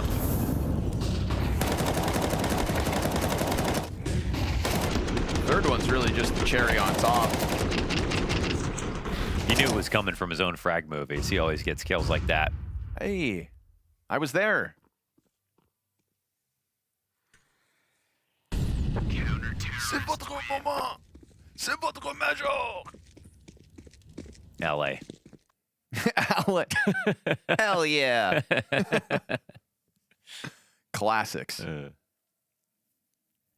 2023. Can you believe that was 3 years ago? Yeah, you were about to say like 10 years ago. Time flies. I was going to say 6. Feels like it. But it's 2026 now. I had to write 2026 for the first time with pen and paper. That felt weird. Yeah. 2026. You think it's going to be better or worse than last year? Oh, boy. Let's leave it there. That said a lot. I think it depends on who you ask and who you are. I mean, I was talking to you. Well, I'm in Malta right now having a grand old time, so I'm having a great year. I've had a great 8 years. This job's sick. I'm saying.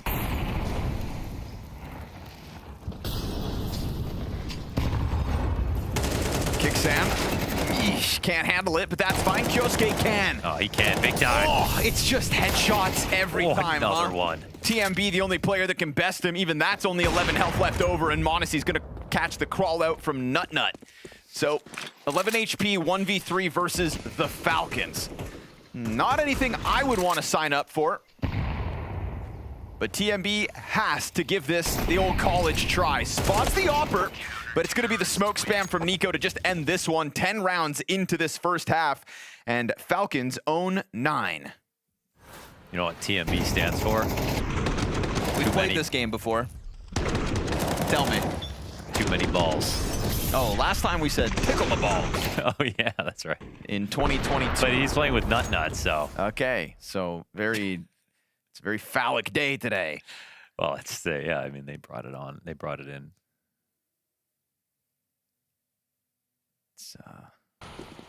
It's what we're all here for. Tickle my balls. I forgot about that. That's what we said last time. Yeah. That's even, that was a good one. I like making myself laugh from things I don't remember. The internet always remembers. Nade goes deep. That's half of Nikadaz done for. And Kyosuke blasted. Nice entry here from An Lalele. I can't believe they're not scared of him yet. Nico's trying to sprint over to help out. Kicksan tucked into orange. Oh, great flashbang. Oh, it's beautiful. So good. Nico got that flashbang in him. Seriously, it's like they got 2 Kyosuke's as well. Just going to keep on sending out the util to try to stave off the commitment. ECSTATIC, they would have loved to try to jump on this, but instead they find themselves 2v4, lost the map control. Deagle's peeking down middle to really just force Buzz to come and join Nikadaz. They don't want to try to play this B site. It's rough. They've got 2 guys in the site that can both get 3 kills. You really don't want to move forward if you're ECSTATIC here, but you kind of have to because bomb possession belongs to Falcons. Kicksan got away with the 1 HP robbery.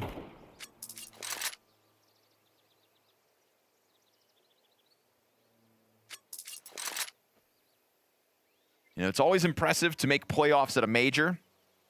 8 teams did it in Budapest, and of those 8 teams, we're making 2 piles. Those piles are teams that lose their opening game at Bounty, whereby right. You've already got Na'Vi and FaZe Clan, and then the other pile with Vitality. And anytime we make categories, you want to be in the category with Vitality. That's how the last year went. For the last year, yeah. So Falcons looking like they're going to join them on that list. Any comparison you can get to that team, that's what you want. If you've got to sit down at the lunch table and there's a seat next to Vitality, you take it. Did you know on this round 2 Falcons players got 3Ks? Was there a team kill? Oh yeah, right there. Poor Kicksan. He'll laugh it off. Everything's funny when you're winning 10-1. Yeah. That's when you start laughing like a rich guy. That's my favorite pastime. Fast Mac 10 wrap around Arch. We'll see if the library player can pick it up. It's been a while since SS was tested, and he will get 3 here. So Nico tries to arrive to help Arch, but by the time he gets here, that player's already done for. Really nice move there by TSS, changing targets left and right. Another 3K for TSS. Has everyone got a 3K this game for Falcons? Maybe not Monacy. He had that Arch hold. There's only 2 on that one? Yes. Watch Nikadaz try to clutch with his 3K. It's short-lived. An excellent 11-round streak out of the Falcons, showing us that they're going to start this year on the right foot.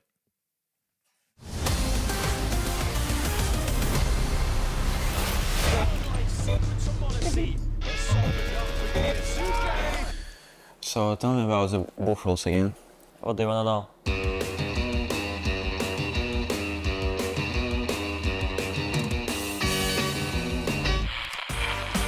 So commandeering is illegal, right? It's legal, but in 100% legal, we cannot just rock up to the booth and start chugging on a branded can. They want you to wrap the can up so nobody can see what the brand it is. And that's just in booths or stage 2? Okay, so it breaks down like this. It's legal to drink it, it's legal to bring it with you, but you can't show it when you're out on the break. But it doesn't matter, because for them, it's illegal to stop you. And that's the right that referees and player managements don't have. Okay, next time, I'm bringing some with me. But you know what's the funny thing competing around the world? What? It's just small differences. They got all the same shit over there that we got at home. Example? Okay, like look at the last 2 Blast Majors. In NA you can join any fucking server and it will be filled with crazy people. And also the craziest comps I've ever seen. And in Paris, do you know how they call a fucking deagle? They don't call it deagle? They got different callouts, man. They don't know what the fuck a deagle is. Then what do they call it? They call it le coup. Le coup? What does they call a force buy? A force buy is still a force buy, but they call it le force. Le force. What do they call full save? I don't know, man. I didn't do any crowns.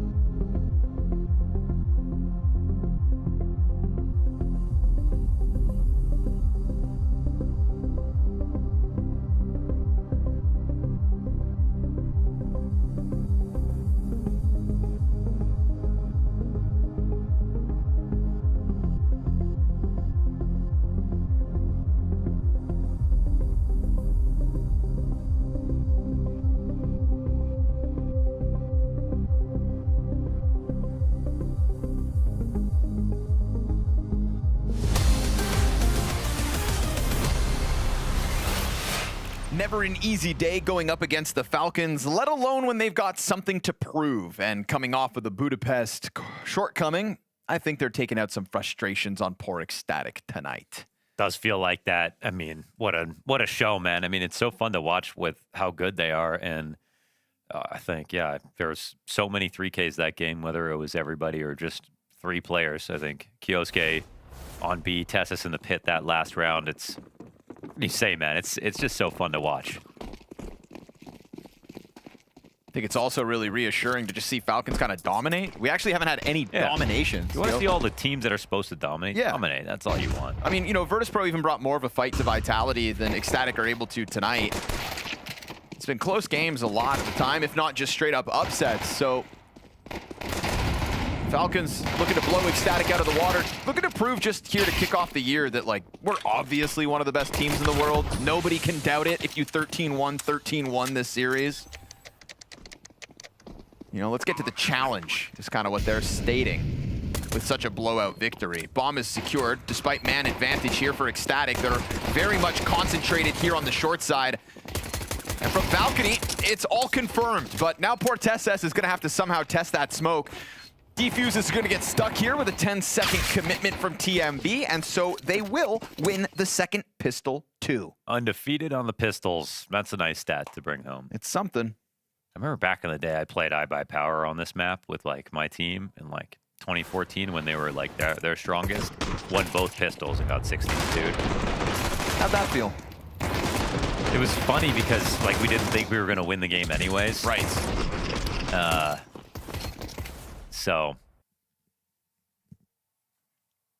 I'm sure Ecstatic can't come in thinking that today, but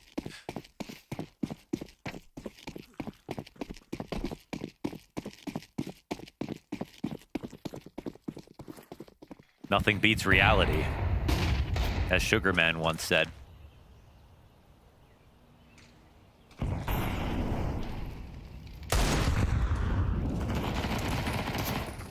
I love that one deagle shot through a smoke gets 2 fully automatic guns to just spray back down through it. Like, Yeah. Nico knows you're over there and you're so ready to try to use your advantage, but of course Falcon's gonna let that smoke fade.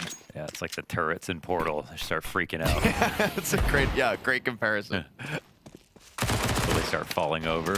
Who's out there? Wally. Eva.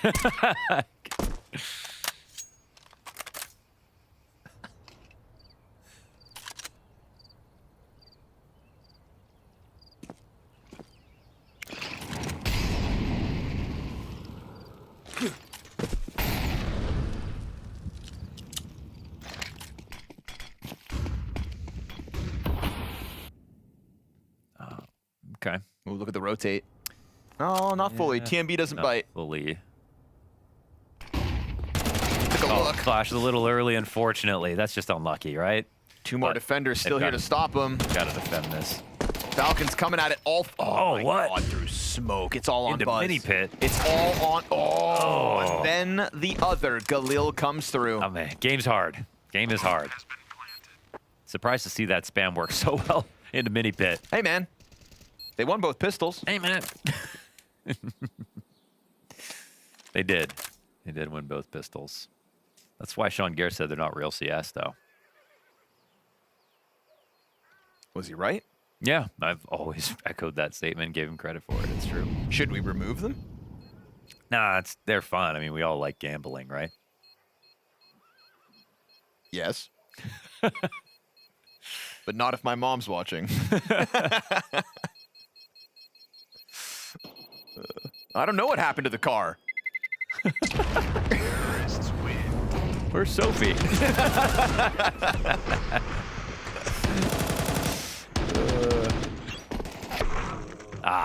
That's crazy. Poor guy. Just trying to mind your own business, hang on to the bomb site, do anything, and you get 5 Falcons players running you down. Shooting you through the smokes of all things. So 10 map points secured here for the Falcons.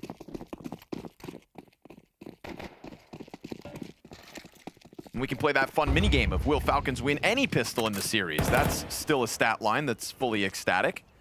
Yeah. And it would just further prove the point as well. Or we find out that Ecstatic are just the best pistoling team in the universe.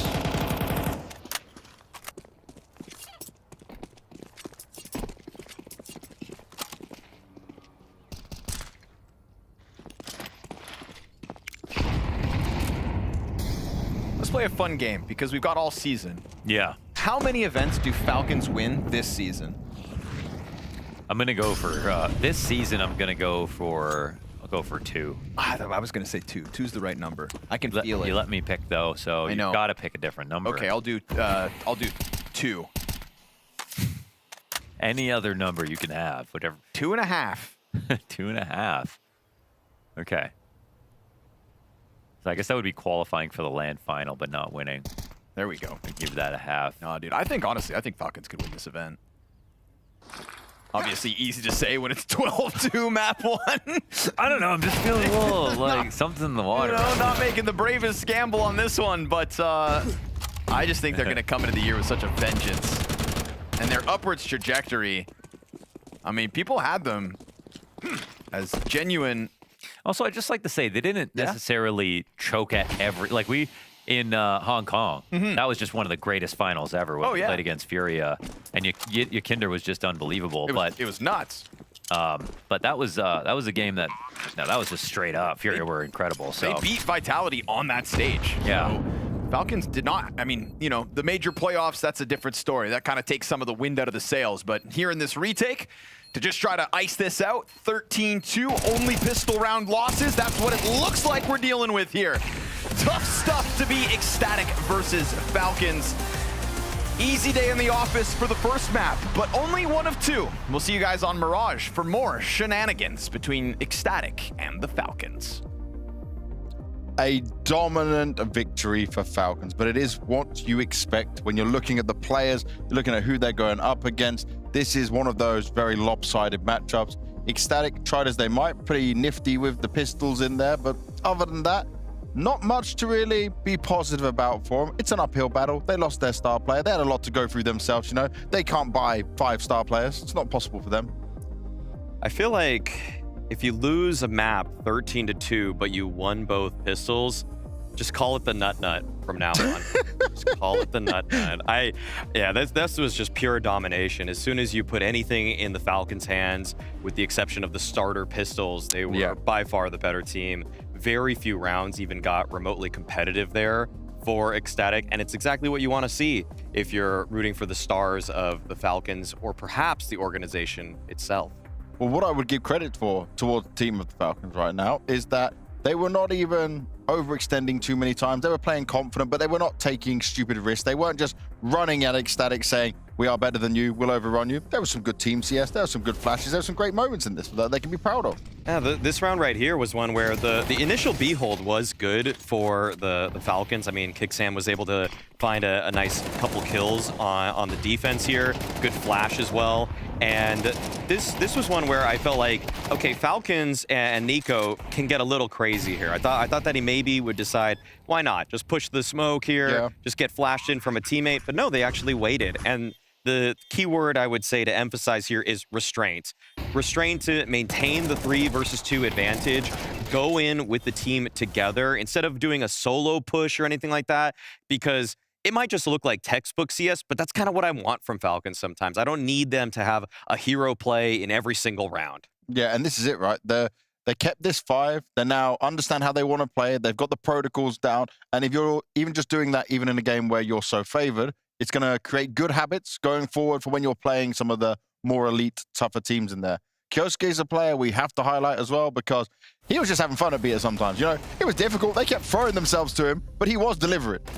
I feel like it's been quite some time since I've seen a player be so capable of holding an angle and just dominating players running into their crosshair. It's almost like at the end of CSGO, when some of the anchors were so good that they could do this stuff. In CS2, I feel like it's been a little bit more difficult for people to just immediately headshot everybody rounding the corner, because swinging in this game still feels very powerful for the peaker, but people like Kyosuke make you forget that holding angles in this game can feel hard. And a reminder for everybody at home, the first round and second round of the bounty is played online, so that's even a little bit harder than it would be in a LAN setting too. Not comfortable at all, but you know who someone is looking comfortable and looking like he's got a point to prove? It's TeSeS. TeSeS was owning. He was putting us back into like glory days of him on Heroic. My favorite Falcon. I'm not afraid to say it. My favorite Falcon TeSeS. I am always so impressed with what he's able to come up with in, I would argue, the worst positions. And the smoothness, James, is really something that we keyed into with just how sharp TeSeS looked, even mechanically. Well, you know, I'm a bit of a nerd with this stuff. He actually, towards the end of last year, changed his mouse. And I thought at the beginning, okay, it's kind of a risk, not something you want to change too much. And I've been seeing now, when we start to slow some of these down, he's got almost that kind of similar aim, the similar sprays we were seeing. You know when he made the highlights for Heroic and he was putting off phenomenal sprays? It's almost like he's got his groove back in that sense. So maybe it took some time, but it wasn't this pretty. And yes, you can say it's against ECSTATIC, but this is just how he's moving. This is what I'm looking at, is the way he is aiming. And it does just feel like I've got a sense of TeSeS being back in a good position for himself individually. Prime TeSeS is a player that is able to move on immediately after kill confirmation onto the second target. It's why I've called him in the past the second best sprayer in the world. And wouldn't you admit that last season, he wasn't doing that when he was trying to be more comfortable in this role? And then I got worried because he changed mouse. Like that for me is a worrying sign. You've given up on like, oh no, I need to change something. I'm not quite there. But he's obviously put the time in. He must have grinded some more. It just feels like watching this single map thus far of the season, there's just so much control, the precision. I feel like this game just doesn't really have a lot in terms of strategy or tactics that we want to break down. So really just hyper-focusing and fixating on the mechanics of these individuals is one of the big weapons of Falcons and why they were the final pick in the bounty. You know, people were even more willing to pick Furia, Vitality, Na'Vi, it doesn't matter, because Falcons, on day one, you know that their players are going to be extremely sharp, but we just didn't expect that it was going to be Tessus that they should really seemingly fear the most. Yeah, that's it. But it is great to see him back, and it will be interesting to see if we can keep that going, but we're just nerding out on some of the smaller details in there, considering how fast the game went down. We also should come back a little bit onto Nico in here. I think he had the most flash assists for this game. This guy was doing everything for the team to help out, also doing well onside the server, but within the top 20 players, right, he ended up on 18th.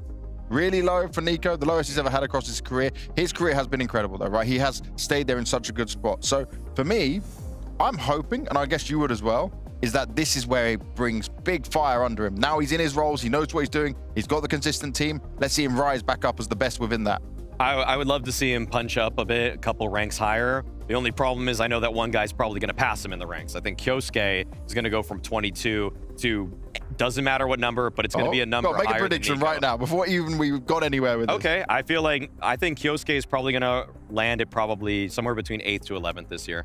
Oh, okay. Yeah. I thought you might have gone a bit higher. I thought you would have been like 10 to like 6 or something within that round. You're being safe. You know, they couldn't get trophies. There's going to be a couple teams that play better than the Falcons, and so those guys are going to get the awards over him. Okay, yeah, I like what you're doing. You have to be aware of it. But when it comes to all of this factor and just what Nico's going through, I did catch up with him before the game, so have a listen. I know this year was for the HLTV top 20, was not where you wanted to be. You said that now is about how you want to bounce back with your own level. Obviously, you've been through role, position changes at the same time. So do you have some plan in your head how you get back to your usual level, how we see the best Nico again? Yeah, I mean, I kind of already figured out what I want to do at the major, and I think I did okay. So, but there's nothing really crazy to do for me. It was just about being a bit more consistent in some of these events and games. I think I had a lot of, like, usually I don't have really bad events. At least I didn't have up until the last year. And this year, I mean, the last year I had a lot of these events where I would go even like negative ratings. So that was a bit weird for me to see. So for me, just about finding the consistency now that I can on the team. I think now I kind of settled in with my role and with the space that I have on the team. So now it's just, I'm still confident that I'm one of the best players, of course, in the world. So now it's just about, I don't feel like I'm washed or whatsoever. So now it's just about putting in work and getting back on the level or close to the level that I was.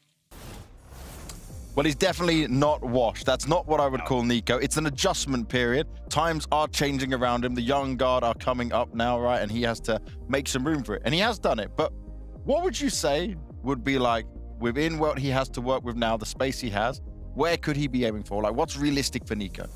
It's legitimately just 12th and above. I mean, like I said, I just think that Kyosuke is going to pass him. And so I would just slot Nico right behind it. If everything goes well for Falcons, then Nico can be one of their better players in any given match. I know that he isn't getting maybe all of the most primary star spots as a rifler across every map, but he still gets to play a couple of really good spots. I mean, I think on the upcoming map, for example, he's going to play still Khan. So, I mean, it's not like he's just suddenly jump spotting on B or anything like that. I feel like we're talking about, yes, the priority has shifted. Kyosuke has been outlined to be the starter in many rounds. If things go according to plan, he'll take that opening duel, but that means Nico gets to follow up. And I don't really think that's outside of Nico's wheelhouse. Like, remember when he was back on Mouse and it was, you know, Nico Sports back then, he was lurking a lot more. So he's gone through a lot of different changes in terms of positions in his life. And it's good, right? If you've got m80, Kyosuke, and now you add Nico finding his form back in, finding his comfortability again, this is when Falcons can be real title contenders. The only thing that stopped Falcons from winning titles last season was just in those top tier moments, late into a tournament, semifinals, grand finals, they'll have one catastrophic error as a team where they just needed to play first contact a little bit better, where they needed to make sure that the opposing player on the other team couldn't win some ridiculous clutch, just swinging and playing just ABC CS. So if they can calm their nerves in those situations, I'm not looking for the last 5% of Falcons to be adjusting to roles as much as I am just wanting them to look a little bit more centered when the highest pressure is mounting on them. Well, it's something to keep an eye out for across the rest of the season. It's only just the beginning, but we do need to go to a quick break because Mirage is coming up next and the Falcons picked on into it. They already won 13-2. Let's see if they can do any better this time around.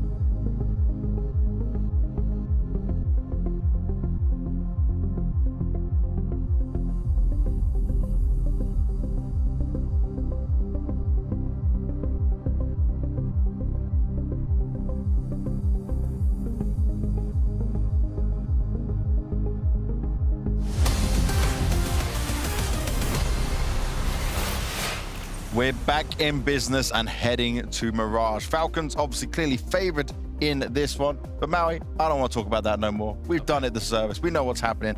I want to get involved in some of my Nova shots right here because we got some points to spend. You guys can do it at home as well. It's completely free to sign up and get involved in. And looking at this, right? Do we want to see Falcon stocks were declining? They were going down. Do we want to see a bit of a jump up into that? Do we want to see, we believe Why would they go down? Far? I don't know. Why would they even go down? From the major? This feels free to me. This feels totally free. We like this. How much you want to, we got 1,000. How much you want to go in? Let's do 50 or half, 50%. Oh. 50%. Yeah. I was going to say, only 50? You're trying to give me the pimp treatment? See, I can agree with you. Pimp was trying to make me spend less. You're trying to diversify stuff. We no, let's just get one more in there. One more prediction after that. Let's go. And then who else would you want to be putting some into? Who else? Like, think of a team right now that might be one that people are underrating still or not expecting of. Because I'm thinking, like, we are probably positive on Spirit, right? Yeah. And they are going upwards right now. It says this is all the line is green right now. Okay. But I feel like it can rise even higher. I think matches can beat our expectations. Versus Sinners tomorrow, I feel like they got that one in the bag. Come on. The full 50%? Yeah. Full 50%.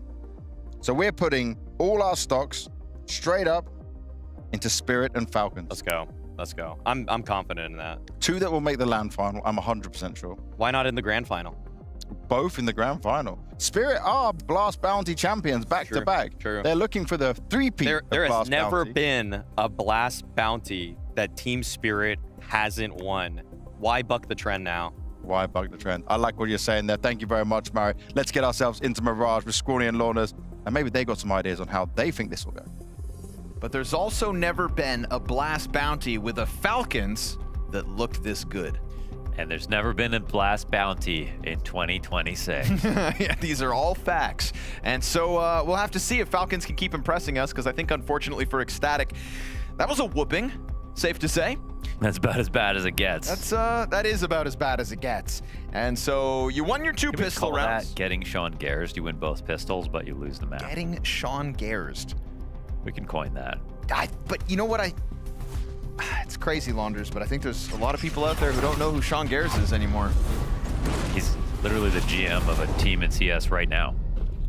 Yeah, but do they know who he is? Do they know the legacy? Do they really know? I hope so. You would hope so. Get to know him. You're telling me there's a guy who knows Nut Nut, but not Sean Gares right now. Yeah, there's definitely some Danish kid at home that wants to be Nut Nut, but doesn't know Sean Gares, 100%. And now he's sitting up in his seat because he's like, that's me. I am the Nut. Cracked wide open, back on Inferno, exposed for the gap that exists between Falcons and Ecstatic. Execute into the B bomb site off this smoke. Lands on market window, insta-tap for Kyosuke. And they stall for a moment. Fast flank coming through. Nikados tapping away the heads. Very nicely done. Him from Cat for a 3rd. Nikados doing all the lifting inside of this B site. Quad kill, Nikados 3 for 3. Ecstatic in the pistols. There's Sean Gares in it up right now. They just have to, it just depends if they win this next round or not. But then we have to reignite the conversation. Welcome, Nikados. Nikados was last on OG at the Thunderpick World Championship.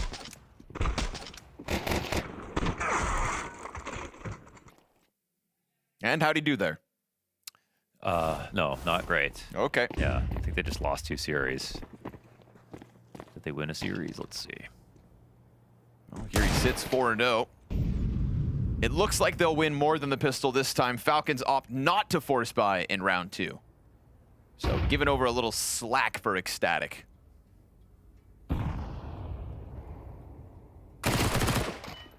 Ooh, bomb delivered at the feet of TMB. There you go. Think about that. Oh, he's sharp. Enjoy that one. Starting off the year right.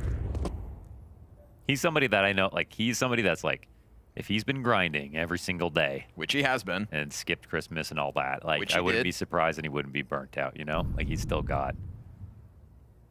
Kyosuke is the last person on earth I want to hear use the word burnout. Yeah. Just skyrockets onto the scene. Plays like half a year in his rookie year. Yeah. Is a top 3 rookie of the year and goes, nah, I'm actually pretty tired. Yeah, but he does act like a burnt out vet sometimes, so. Yeah, it's in the eyes. Nut Nut jumping MP9, making a good amount of money here. Ooh, 4K for Nut Nut. Locking down that B-bomb site, but again, a gift given by the Falcons because they didn't buy. So round 3 here with AK-47s featuring the Falcons. Okay. Saving for this moment. And taking the game seriously, not going with some errant force buy too early. Where we find out if we've got a game. Nikados has earned himself an op on this round. Who threw that? Who threw that? Tess or Nico, one of the two. Okay. Tess threw it. Everybody point and laugh. I don't want Tess under heat right now. Okay. Nico threw it. Lie to the masses. What could go wrong? Bomb walks out top middle with Kixan. And we get the two-player underpass move here from the Falcons as well. So Kyosuke given the responsibility of taking a look towards Cat. Falcons not really forcing the issue just yet either.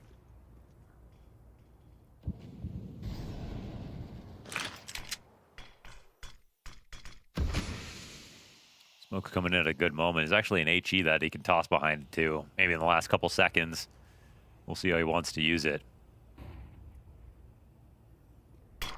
Certainly could have a big impact. Oh, just between three. They spaced out nicely for that. I feel like there's just too much positioning given away to Falcons. Like, look at this. They're even crawling up behind TMB. And even though this kill comes down, it's so tough with where they're at. And Lelele trying to get it out through that back door will be able to slip the net onto sight. Catches one.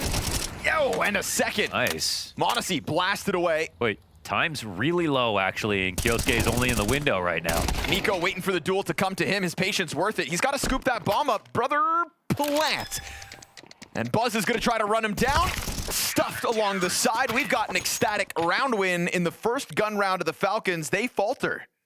All because of Anla Lele, who gets involved jumping out of the window. Now, they needed to cover that, obviously, with the players they had on the site. So that's a bit of an avoidable mishap, if you will. As was this. We did that smoke get missed.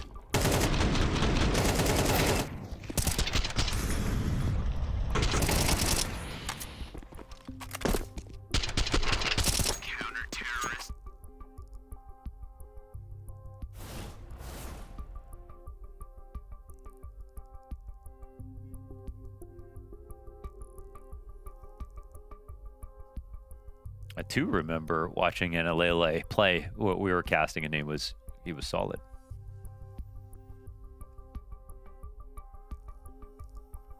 Trying to find runway as a team at the moment. We were asking who are the Danes, and then we brought up last production, which is true, but then also this team is here. For now. I can guarantee you they're going to go international. I mean, I can just guarantee you Blast Production will be at this event until the last day. Yeah. No, I just mean existing in the world. Oh, okay. Because, like, who's the Danish team? Well, in which case, yeah, we could talk about Ecstatic as those guys. And for the sake of them being 3-0 up on Mirage, hopefully they give us more to talk about tonight. Because it was feeling like it was going to be a very quick-lived attempt at Bounty.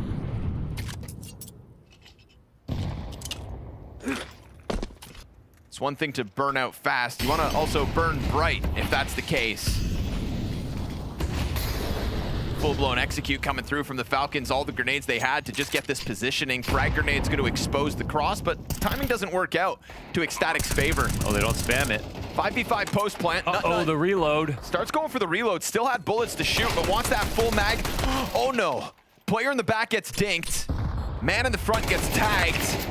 Gets away from Kyosuke. Desert Eagle off the top of the stairs, only good for the one. And so the retake in full effect as Nico is stuck on default. They're going to smoke off Palace just in case. And then the retake comes through with 4 players surviving. So sure, you give a little bit of money over. But I think if you're Ecstatic after the Inferno beating, this is feeling real good. 4-0 up on Mirage. Marginally scary. Reloading, falling back in CT, but not did it safely. And they almost took out his teammate, but didn't finish off that frag. So lots of money saved here for Ecstatic. Overall, great success.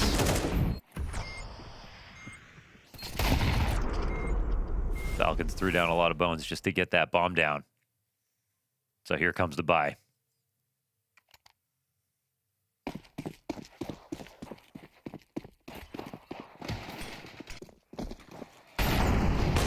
Oh, man. Nicely done, m80. Woo. See a lot of people try that. Did not see a thing. Don't often see it go so well. Look how far he flew. That's just because of how good the shot was. It was because he was midair, right? That's how much momentum he had. Yeah. That's how fast he was running. It's 400 miles per hour into that corner. Damn, he went far. Was he jumping across is what I want to know. Is that why his body did that? Nope, just running. Oh, just... Yeah. Exactly. Couldn't put that into words.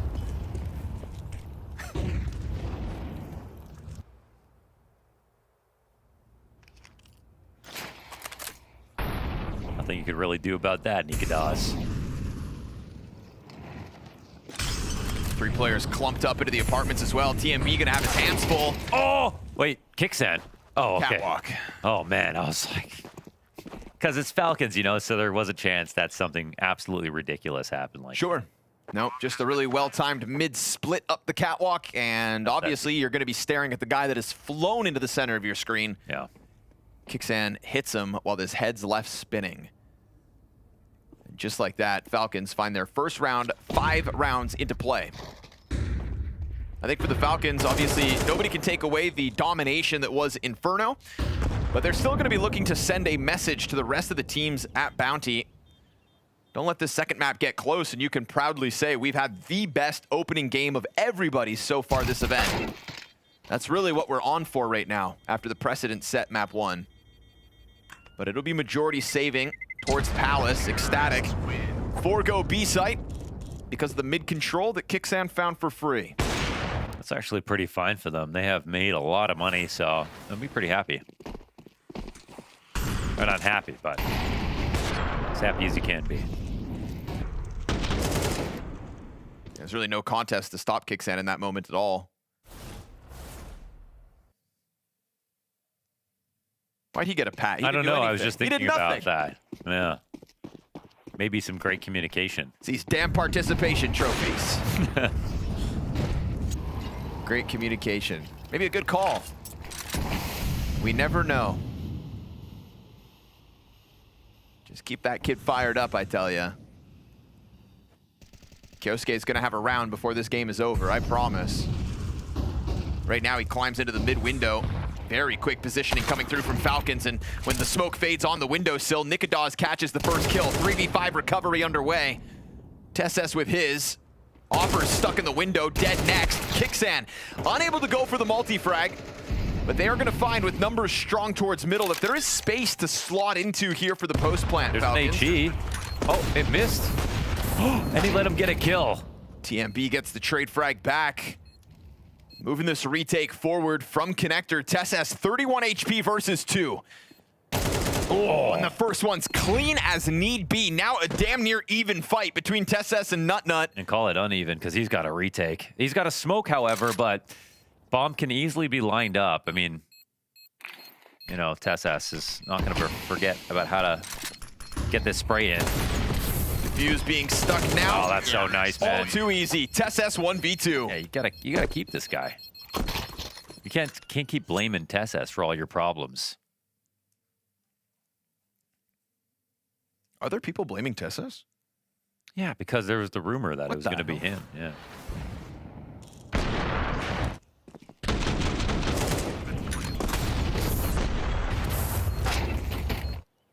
Who knows? Maybe Jimmy was going to coach.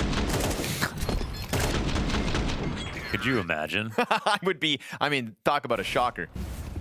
I feel like you'd get some of the funniest listenings ever. Oh, yeah. Guys, I really don't know what I'm doing.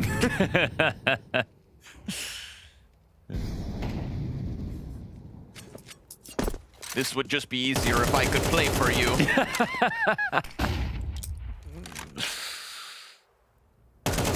Blindside. Oh, big time. Oh. Kyosuke knows there's another one bottom middle. It was spotted, and that's why he finds his headshot. Ooh, but it's NutNut to come through with the m80 frag top mid, the Kyosuke kill bottom mid, and then here comes TeSS just headstrong into the B bomb site, getting dinked through the bench. He'll hang on for dear life.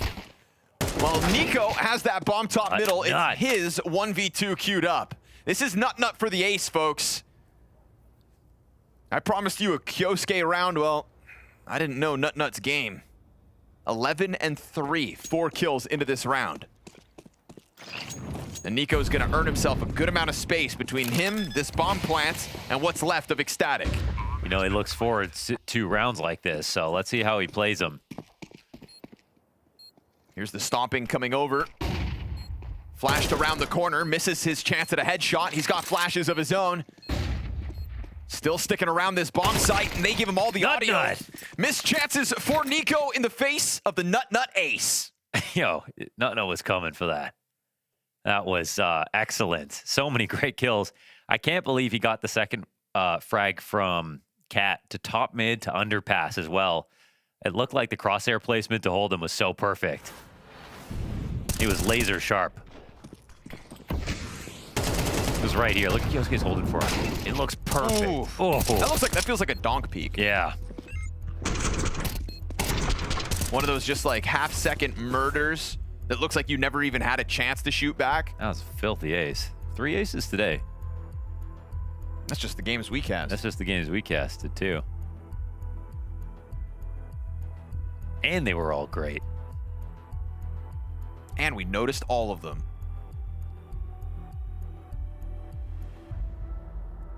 That's when we find out there was a fourth.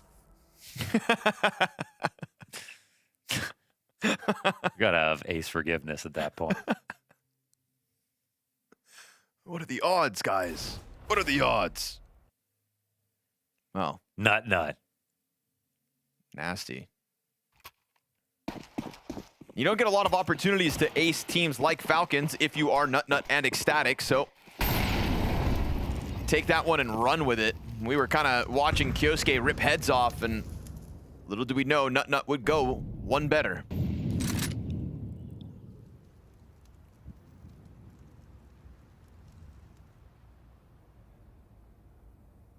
Question will just remain, can they keep up this level of play?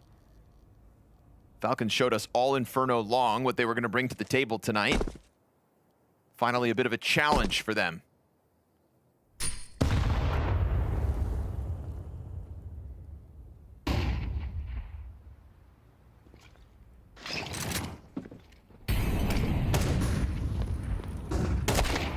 Good angle. Nikadaz hears the rumblings of that approach. Puts the op on the window and stops it. Lands that for 82 damage. And then follows up with the wall bang to end it. Buzz thought he was going to get to escape. Nut at bat again. Goes into the Tetris fight. Takes no damage for his efforts.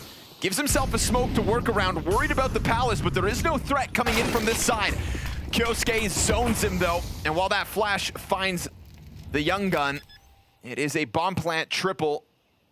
Unstopped. Nikadaz waiting for smokes to fade as Kyosuke still sits on the same position. It's fresh. I mean, with this flank coming in, I feel like, m80, it's going to be hard to take his attention away from this. We'll see if he looks anywhere else. I think Nikadaz has got to pull him. Oh, maybe.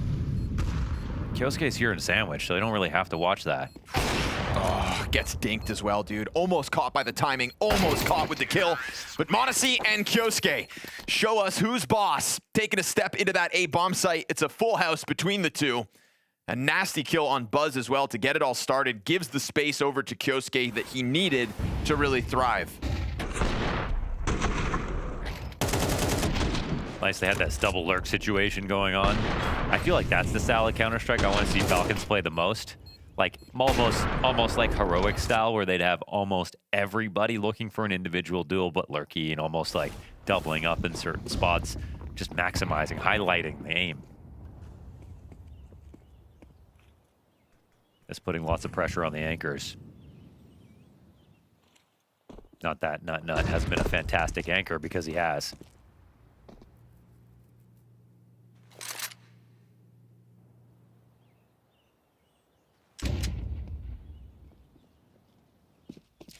And it's not that, Nut, you think Nut, haha, he's 13-4, having a great game. No, he's not like Nut, the support player. Like, he actually does do this. He's actually a big talent in Denmark, honestly, and I think he should have got a couple more shout-outs for bold predictions.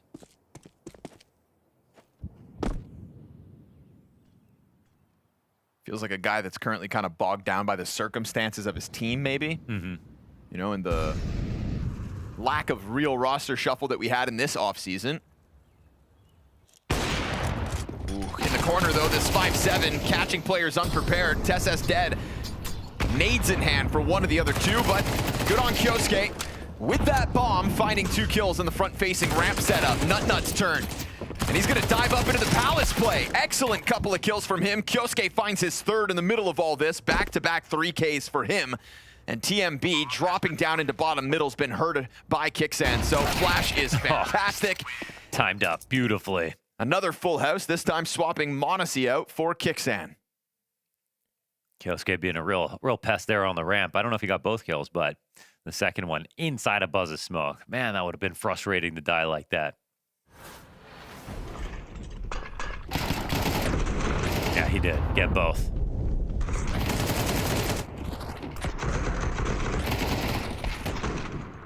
And another great try.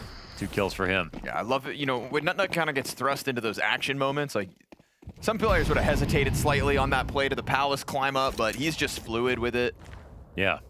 I think that's where his multi-kills are kind of stemming from, is just, you love a player who just has zero hesitation in their gameplay. And like no wasted movement. Yep. Yeah.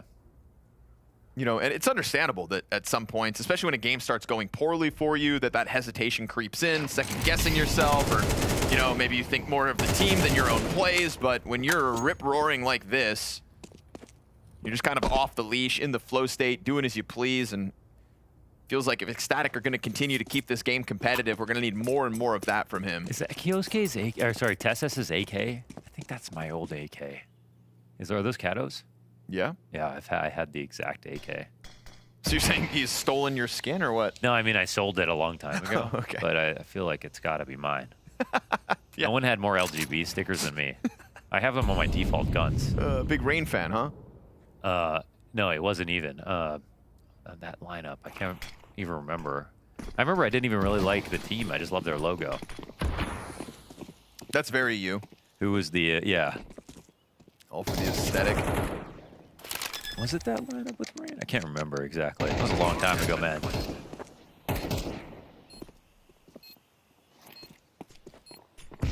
It's because it's just impossible to picture Rain on anything other than FaZe. Yeah.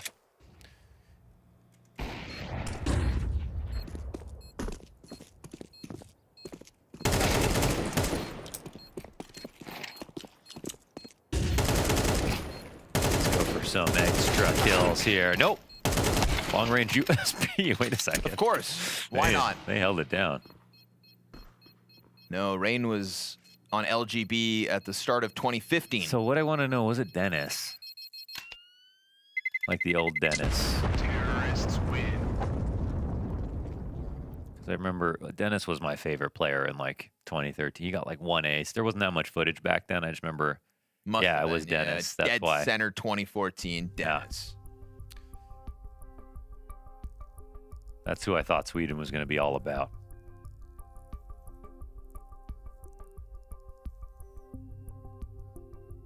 Then I think he went to work in Egypt or something. That's a career path. Yeah. Doing like tours of the pyramids or finance? You'd have to...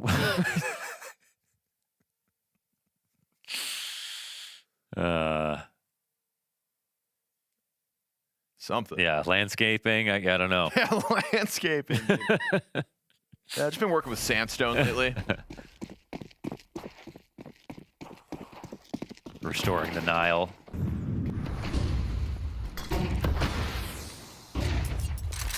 Filling up camels.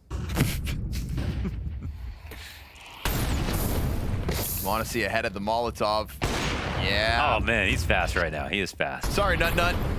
Done for in this one. Luckily, Nikodas brings it back with one. Bomb's still over towards T-spawn as well. Doesn't feel like Falcons can kind of rush this.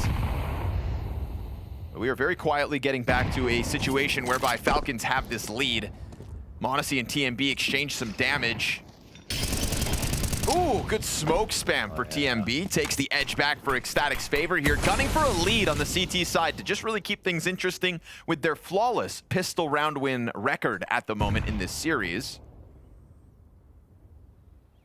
It's going to be hope held high moving into the second half if they can close out this one. Looking like a likely 6th round at the very least. Nico's been struggling big time. He's 1-9 so far this game.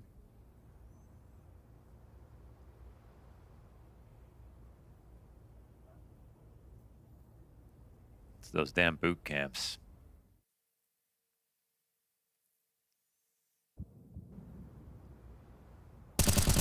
It's like, what are you supposed to do? If you have time and money to boot camp, why wouldn't you do it? But then we hear so much about, we basically see every time it doesn't work. But maybe, you know, the first tournament back, it doesn't work, but the boot camp you did 2 months ago ends up paying off later. So we got to look at it like that. Yeah, it's weird. Just don't do one before the major. That's what we've learned. Also just feels like everybody's trying to figure out their own groove. You know, like 3D Max just did their first boot camp, but then they played Bounty not on the boot camp. Right. Imagine if Falcons spend all this time, they're in Serbia right now, doing this boot camp, and then they just decide to go home to play these games. That to me has got to be the weirdest formula of all. Yeah. Like, but I can excuse 3D Max because it was their first boot camp, so of course they're going to make a mistake. It's your first boot camp. Yeah. Oh, I don't know how this thing works. My suggestion, stick around for the officials. But hey, what do I know? I don't boot camp. Yeah, you do Battlefield boot camps. Those are LANs. Oh, yeah. The difference? You're practicing Battlefield. Pretty freaking good, man. I don't think m80 took a leg shot here. It wasn't off, though. Through middle. Not exactly sure how he ends at 27 HP, but he's hurt. Buzz looking to put him in the body bag. Man, this is a solo A setup for Buzz. He catches wind of what's coming his way, drops the utility. From incendiary to smoke. But nobody moves over just yet for ECSTATIC. Now it's starting to happen. And the Lele goes for the flank. Nikita is going to bolster that A defense. Thing is, there's a lot of bodies coming for the Falcons' commitment here. Final round of the T side. Looking for the tied half. And TESS going to shave Buzz off the bomb site. Nico's going to find himself a second frag this half. And then TMB drops him. So 2 and 10 is Nico at the end of the 12th. And the flank held by m80 yet again, always seemingly ready for that ramp flank. Man advantage for Falcons. But a nice timing here from TMB, testing the water, getting ahead of that smoke. He will still be found out. And so star of the show in Nut denied. No chance at the 1v3. We go 6 rounds all after a 4-0 start. But remember, ECSTATIC win every pistol. Flamesy's got players breathing down his neck, and there's a ton of pressure coming in on Mezzi. He lines up the bodies, though. So solid. Locks this down. Another multi-frag moment, but here's Donk's rebuttal. Okay, over towards outer, damage onto the op. And now ZywOo slides away. No fast moves. Donk gets into the back of the site. This is a 1v5. He can sense the fear. Rotation around for ZywOo. Donk comes back. ZywOo, remember, full health over onto the AK. They're feeding Apex to him. And now this huge health advantage. Time's ticking. Donk's out wide. Okay. Clashes and kills them off. Always reliable Russian rifling. But your answer comes in the way of a Molodoi A-site entry. Spam down through the smoke as m80 continues to counter and Kickstand walks this over. But here comes the clutch. K-Serrato so low already. No need to finish this off. It's gonna have to be a guillotine from K-Serrato, not once but twice. Off default, and he's moving up. m80's been playing phenomenally in this 4th map to keep the Falcons' dream alive. How can he get 2 from this position? I don't know. He's trying to think different. He might catch 1. If he gets both, it'd be a miracle. He will stay tucked in and hidden and hope. And as they encroach closer, he remains in the shadows. This is Falcons getting closer to that bomb now. The retake's in full effect. m80 stomping over. It's a headshot immediately. No! An act of God from K-Serrato. At times when we've seen Vitality kind of come in after that first volley, this is a different timing from them, and they're going to try to send one through the car. Oh, that beautiful flash out of Mezzi. Oh! Good recovery for m80, not letting that go for free. We've got that smoke still for m80, and he gets the answer back. All right, now we're talking. It comes down to 20 seconds. It is right there. Rob's not sure from which avenue. TESS going in first, dies out to Mezzi. m80's got himself a 3rd, and the quad on for an ace, and time to plant, and Sanctuary on the other side as Apex will walk this approach. He's got to take a breath. m80 low HP, 14 health, looking for this last kill. Locked in, holding the angle, Apex's head, primed for the popping. a full house for 4 rounds. Monacy uses that moment to establish an angle on Hut, but misses. And there's a lot of movement for Furia outer. They write off this threat. Kixan can't get his. This is Yakindar just trying to charge it down. Multiple bodies still, but he doesn't give a damn. He's not done yet. Oh, he's just tearing right through everyone. He's a bulldozer. Nico, last man standing here inside of the site. It's a quad kill for Yakindar. He will stare them in the face and step up to the plate.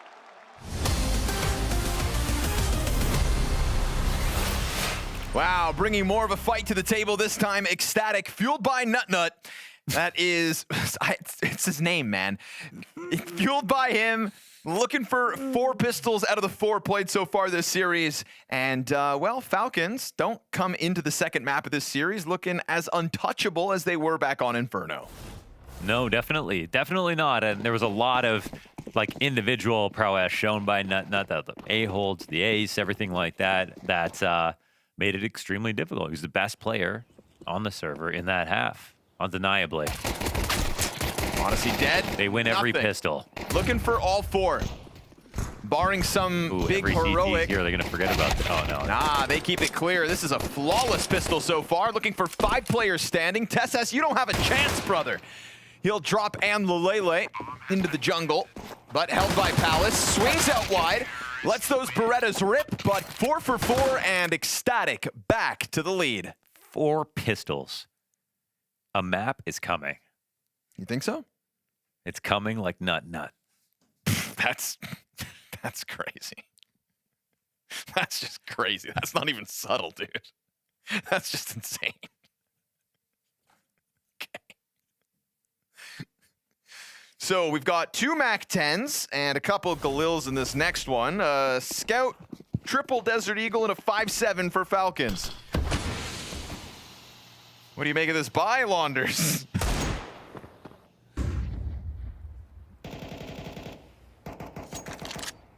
The Falcons buy? Yeah. Yeah, it's going to be enough.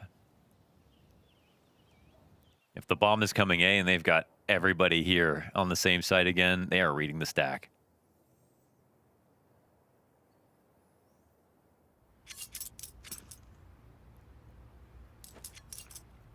But the Scout is in the mix. And remember, 4 pistols, but 2 of the 3 they've already secured lost to this kind of a force buy. Yeah. That's what Ecstatic wants you to forget about. Only 1 conversion on these 3 pistols. It's a missed chance for the Scout, and first 2 bodies down. Highly unlikely from here on out. Buzz comes through, keeps it clean. And Nico's fighting from the bottom of the scoreboard here to leave an impression on Mirage. But down he goes, bottom connector. 4 players survive. This is looking real good. I mean, seriously. It's actually just pure class right now. So, I mean, we got the interviews beforehand about just sort of the turmoil. I mean, that was also just the framing of the desk because there was the reality of, like, all the players going up for sale and, you know, the roster moves and just uncertainty and everything like that. And also just their overall ranking. But what is the actual mood on the team, I wonder?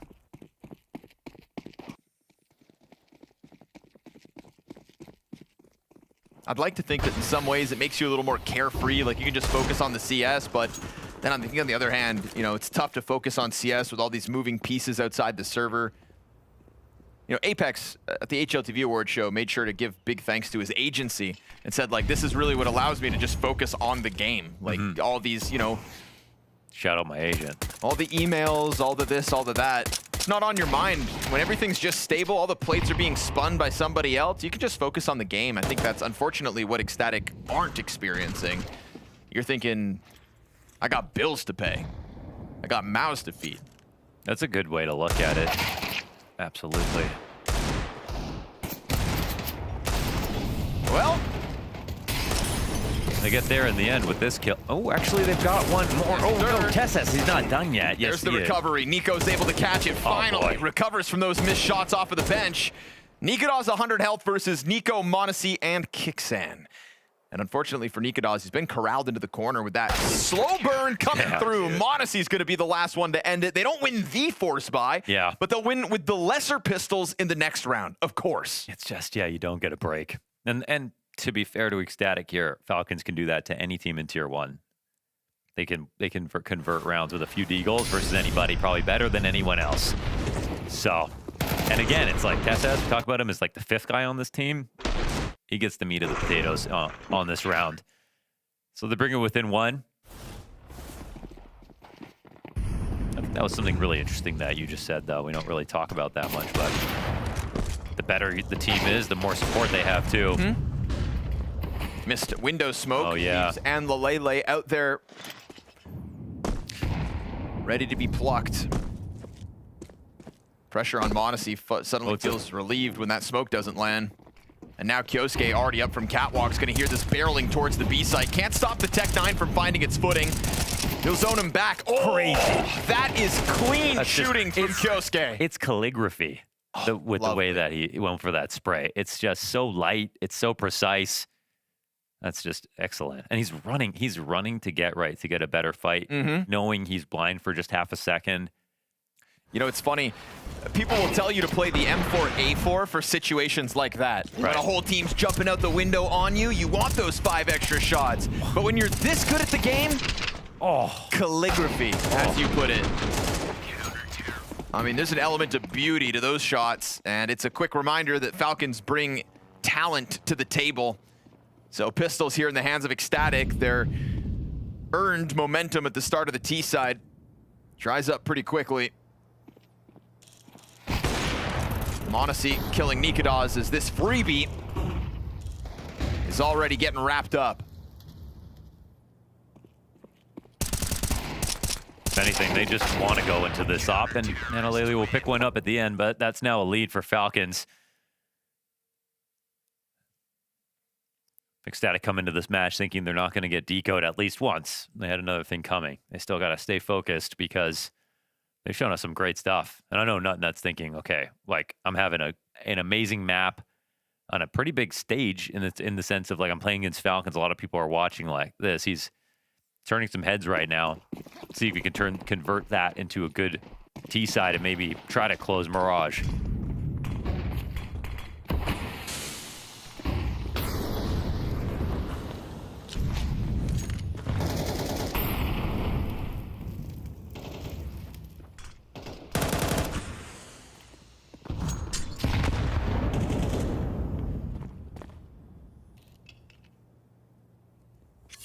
I feel like being a two-way player is one of the best compliments you can get in Counter-Strike.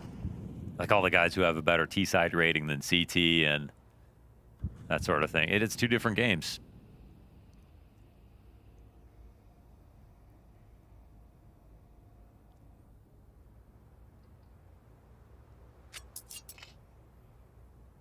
We always have extra credit to give to players that show diversity and like being able to be a noticeably strong pistol player. An Opper who can just as well thrive on a rifle. The 2 sides of the game, definitely, you know, it's the clutch factor. If you're that whole package. But there's nothing inside of the A site. They're gonna go hard on middle in order to come back and deal with A as needed. And honestly, good emphasis on mid. 2 kills made easy. The Palace hold comes through just as the execute attempts. And so Buzz is going to have to pick up that bomb at some point, but it's going to be tough, so he'll go for the fight first. That would earn him a bit of space. He decides not to take it from the top of stairs. They're just so layered up right now. They can just swing it any moment. Molly's going to make it uncomfortable, but even Kixan's just going to be the one and only that has to take that duel. Ends it right then and there. Double digits secured by the Falcons. This won't be easy. It's already impressive to have had the lead in this game at one point. ECSTATIC grinding through a lot of situations. Safe to say, though, that that lead was very much fueled by Nutnut in the first half, and he has cooled off. Yeah, we saw him at 13 frags quite some time ago. I was going to say, he's been on 15 for a while. And it's always an amazing day when you can kind of take it to the Falcons as a team that gets much less experience and reps and support and all those things. But it is also common to see that kind of return to the norm for him. So things slow down, nobody else picks up the slack, and now the superstars continue to shine on the other side. Falcons can do this all day long from top to bottom. And so they slay inside of this B bomb site. 3-round advantage secured, 2 rounds from progressing to stage 2 of Bounty. Yeah, so nice. It's barely even any flicks. There's no stress situations. Every shot looks so easy.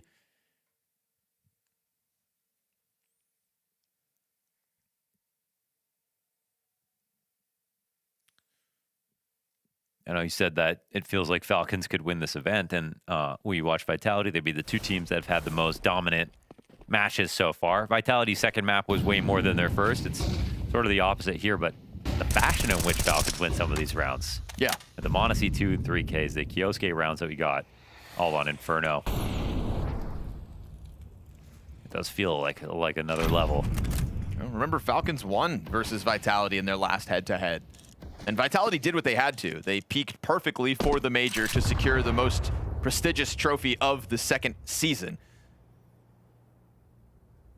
But they were not flawless going into that, and so you have to wonder whether they'll be flawless coming out of it. Whereas Falcons, so hungry for trophies this season in contrast. Hungry, angry. Yeah. Invested. Quite literally. Nico's gonna find timing for the window peek. That'll kill Nikodas. Nutnut shuts him down after the one, and Kioske wants in on the connector hold. Oh, that's two. Yeah, sprays through, gets the double. Buzz will find footing, but then m80 is right there for the fight, and it's a great kill from Nutnut. Chance to clutch. And with the bomb on his back, Kioske tucked back into mid. But if he keeps his back turned towards sight, TeSeS is gonna creep up on him, so he's gotta be careful here. Tries to elicit the reaction from Ticket. TeSeS doesn't bite immediately, but still goes back in, does a ton of damage, but still fakes it a second time. Oh, he's so clean. Two nuts. 1v3. Just when we wanted a little bit on T side, here he is.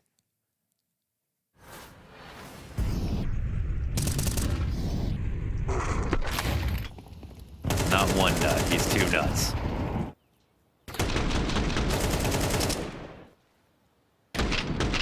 Beautiful. It's inspiring. To tap Kioske out of a round like that. Yeah, right. You know what I mean? He got Nico in that last ace that he got too. And took the duel on his terms. 9 HP, confident into the swing. Crouch crawls out, insta headshot. Did what he had to. m80 missing a shot twice inside of middle. Could have been worse as Nico's recovery, solid enough. Another dink. Takes Nikodas down to 22. You've got Nutnut softened up to 50. And, blindsided by TeSeS. This could spell disaster for ECSTATIC off a critical 1v3. Boots on the ground at B. More damage done. Huge health advantage in this 2v2. Yeah, 4 rifles coming in, especially with HEs. It's going to get very scary here. He got Buzz on E-Box, but that means he can't even watch the window cross. Kicksan's playing it slow. And Nikodas getting held off on both windows right now. He's going to take in the peak, but no. Yeah, nothing. Again, too easy. To the wolf that is Kioske after all that damage dealt. 3 map and match points for the Falcons. When it's good, man.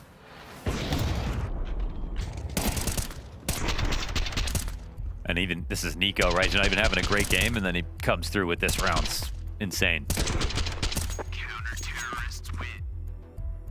Just a critical contribution to put the brakes on this otherwise great performance from Nutnut and a much stronger showing than Inferno from ECSTATIC in general. You know, we've gave praise to teams that have failed to win their matches at Bounty. It's so cutthroat with single elimination. The second map, obviously, they'd love to have shown us more on Inferno, but cool to see that they brought that fight and that Nutnut can step up to this caliber of CS. I mean, remember how convincing Falcons were on Inferno. It's the same team that stepped into the second map, and yet he was able to hold them back at times on his own. You're spitting. An ace, a 1v3.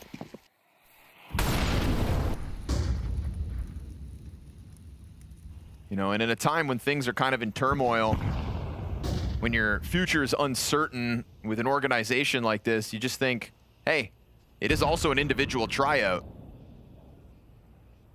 You may not remember ECSTATIC at Bounty, but you will remember Nutnut. Nikodas blasted off of the stack bottom middle. Exposed inside of connector, but TMB is gonna jump on that chance. Double ramp challenge. One goes down and Kicksan slips into Palace. Do or die from here on out. Lele, he wants to be able to wrap this, but He doesn't know how many people. Oh, Nice shot. what a spray. TMB reminding us that he's also got a little X factor in him. He's been on the bold prediction list as well. TeSS taking a look at the retake. TMB right there. Oh, supposed to have caught him on the jump up. TeSS back into the cover. No 39 punish. health for the 2 remaining Falcons. Ooh, that smoke. Wow, where is it? It's no, other side of default though, isn't it? Great flash. Wow, another one. Kyosuke evens this one out. He's going to burn that T back into the open. Swings in and kills him. Knows the last player's ramp.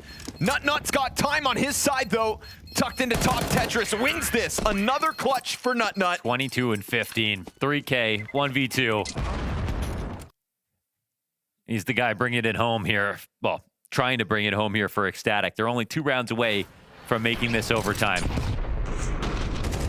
It's a nail-biter of a round as well. A lot of very critical duels and a lot of X-Factor here for Ecstatic. The wallbang kill from TMB. Yeah. Even for Falcons' His retake entry, too. attempt. You know, really great zoning into jungle. Kyosuke waiting the perfect amount of time. Yeah, love the molly usage, the flash that he waited for, the patience, and the aggressiveness all the same. Falcons being forced to try their hardest. Yeah. And that's worth something. There it is, another Nico good has tactic. had a lot of impact as this game's gone on, but the road may end here. Just any moment, you know, could just be the end. Doesn't matter. You can't steal their confidence. It's so constant in the multi-frags. We go back to Inferno. We said everybody's walking away with 3Ks left, right, and center on the Falcons side. And, well, that's kind of the inevitability sometimes with Falcons. Nutnut's still in this mix, but not meant for the world. m80 finds an angle through that smoke. TMB surrounded, and from top connector, missed chance. But this one ends here and now. A 13-10 close, a convincing blowout back on Inferno. Pistols a struggle for the Falcons this evening, but they will move through stage 1 of Bounty to start 2026. It wasn't as easy as the first map, but Falcons still got it done. There was a Newt clutch or 3 by the looks of it, and he was doing his best to fight back against the Falcons. He was showing that he could be maybe the star player of this Ecstatic lineup, but it is very hard when you're being overwhelmed time and time again by so many uniquely skilled individuals. Nutnut was clearly a standout for Ecstatic, and I know people might be listening to this wondering why even talk about a player on a team that lost so badly in the series, but I mean, that was kind of a formality in our eyes in some ways. I felt like the Falcons were almost always going to win this kind of series. Of course, upsets can happen, but Nutnut caught my eye, and I was really pleased with the way that he was able to battle back versus them in especially late round situations. That's the key for me. Just sure, early mid-round, he had some moments here and there he could hold his own, but the late rounds when pressured against the Falcons, and the way he even took some of the fights, just the swing outs, the precision, all of that combined made him clearly a player that I hope we see more this season. Yeah, he's a player that might be looked at going forward, right, for Ecstatic and how they want to play out this roster and all the changes they need to go through, because Syrah is leaving a big gap. TMB told us it was Analele. Nut, whatever you want to call him, he is at least a standout player within this series. But it was a tough series for them, and it was a dominant one from Falcons. Yes. Falcons didn't show us the same Falcons, though, that we saw on Inferno. I don't care about the scoreline, but I wasn't seeing at the beginning, like, the same team play, the same chemistry.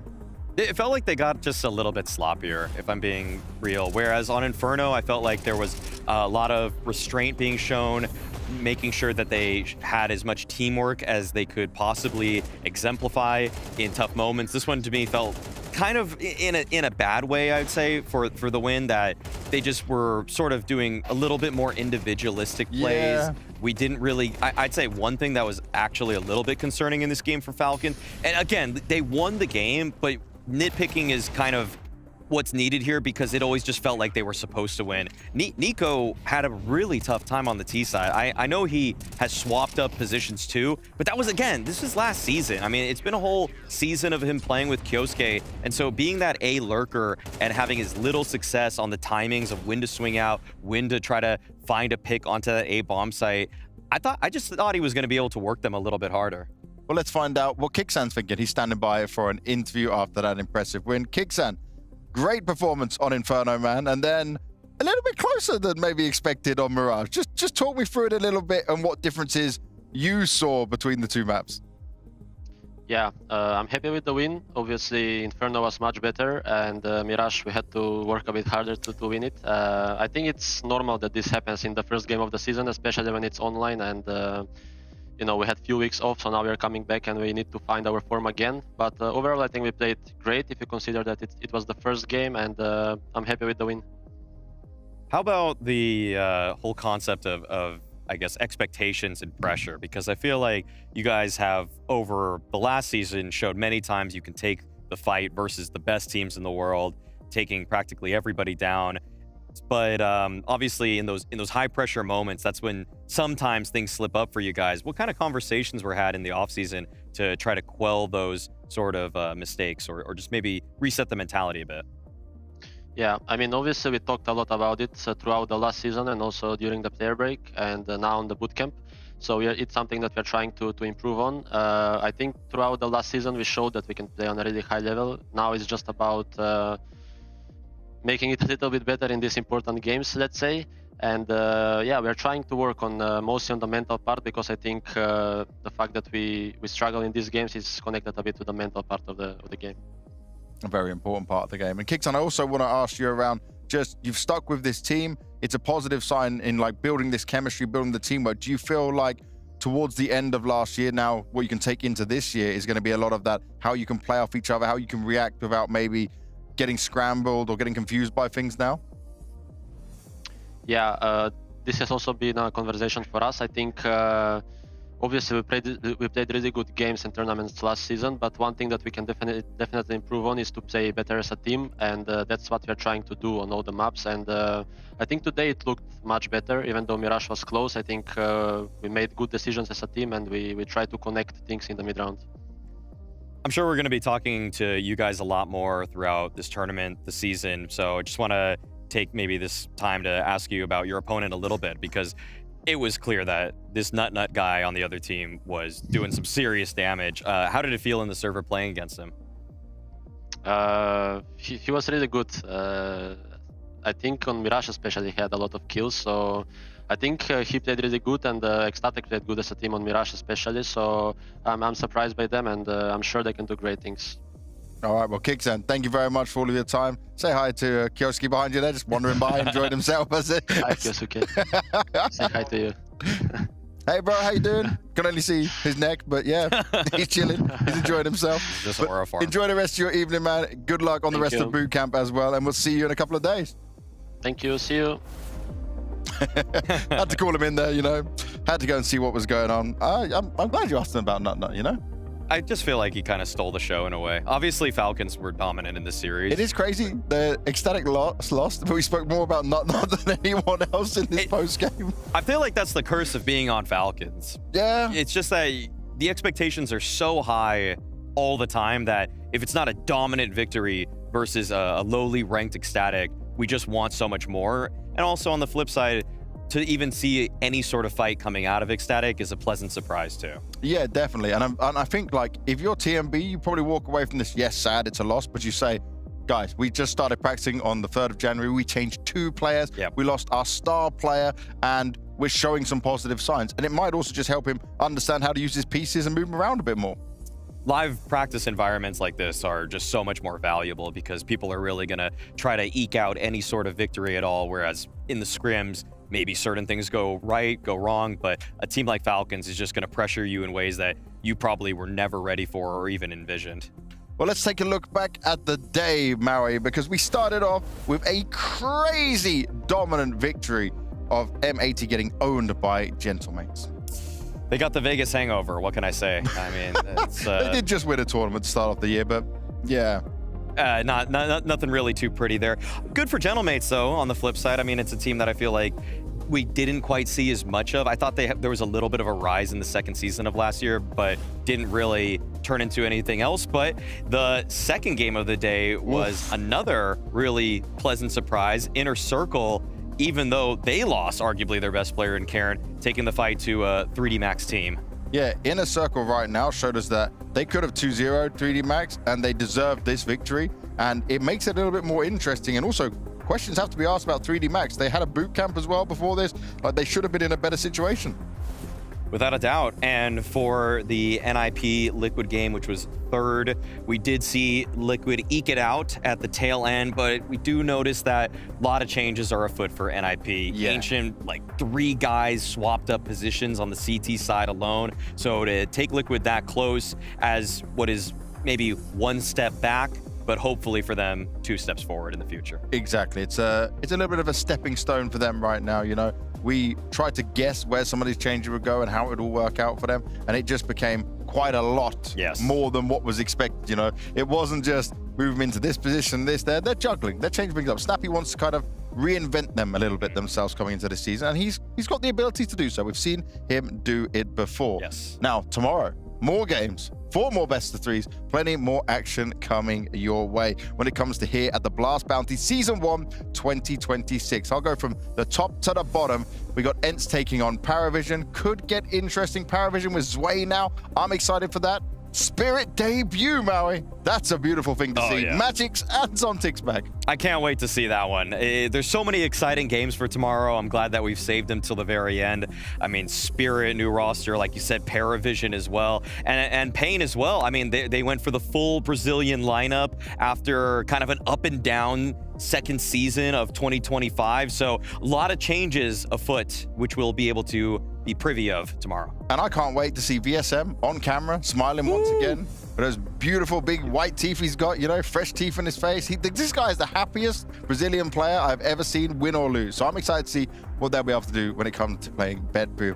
And last but not least, Furia. Furia taking on 9. Furia right now, we expect them to start the season hot. 9 are very used to this environment, trying to punch on upwards, but they quite so often can't really hold on to the roster they want. They want stability. That's what Raul told us, right? He just wants to have a stable roster to work with. It's going to be pretty difficult. I'd say it's a trial by fire against a Furia team that we know is going to be hungry coming into 26 because they were on such a nice hot streak going into that Budapest major and then definitely, in their eyes, falling short in the quarterfinals. Now, we've had an upset today. We've had upsets for the last couple of days. Who is getting upset in those next 4 games, Murray? Someone, call it. Man. I mean, I don't want to see Spirit or Furia get upset, so can I take the easy route out of this? Can I just say it's going to be Pain? Yeah, sure. I'll just take that one. Take it, Pain. I'm taking Pain. I'll say there is a 50% chance that one of Furia or Spirit will stumble. No. Come on. What are you talking about here? I'm joking. That's ridiculous. Hey, get out of here. Wilder things have happened, and we're getting wild on the desk just before bed, so it's time to sleep. Remember, Nut Nut is the name, and he's playing a great game for that ecstatic lineup. Don't forget it. We'll see you tomorrow.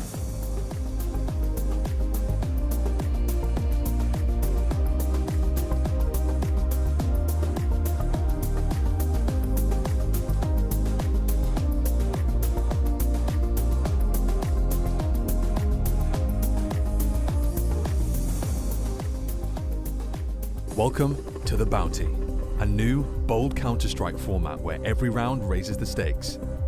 Here's how it works.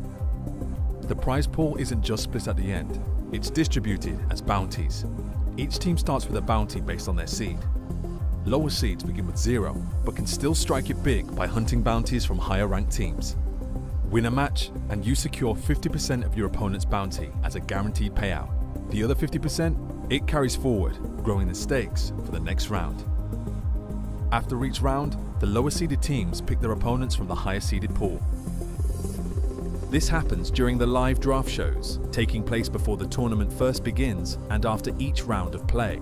Bounty hunters can choose from the most wanted teams, deciding if they want to choose their opponent based on strategy, past history, or simply going for the biggest prize available.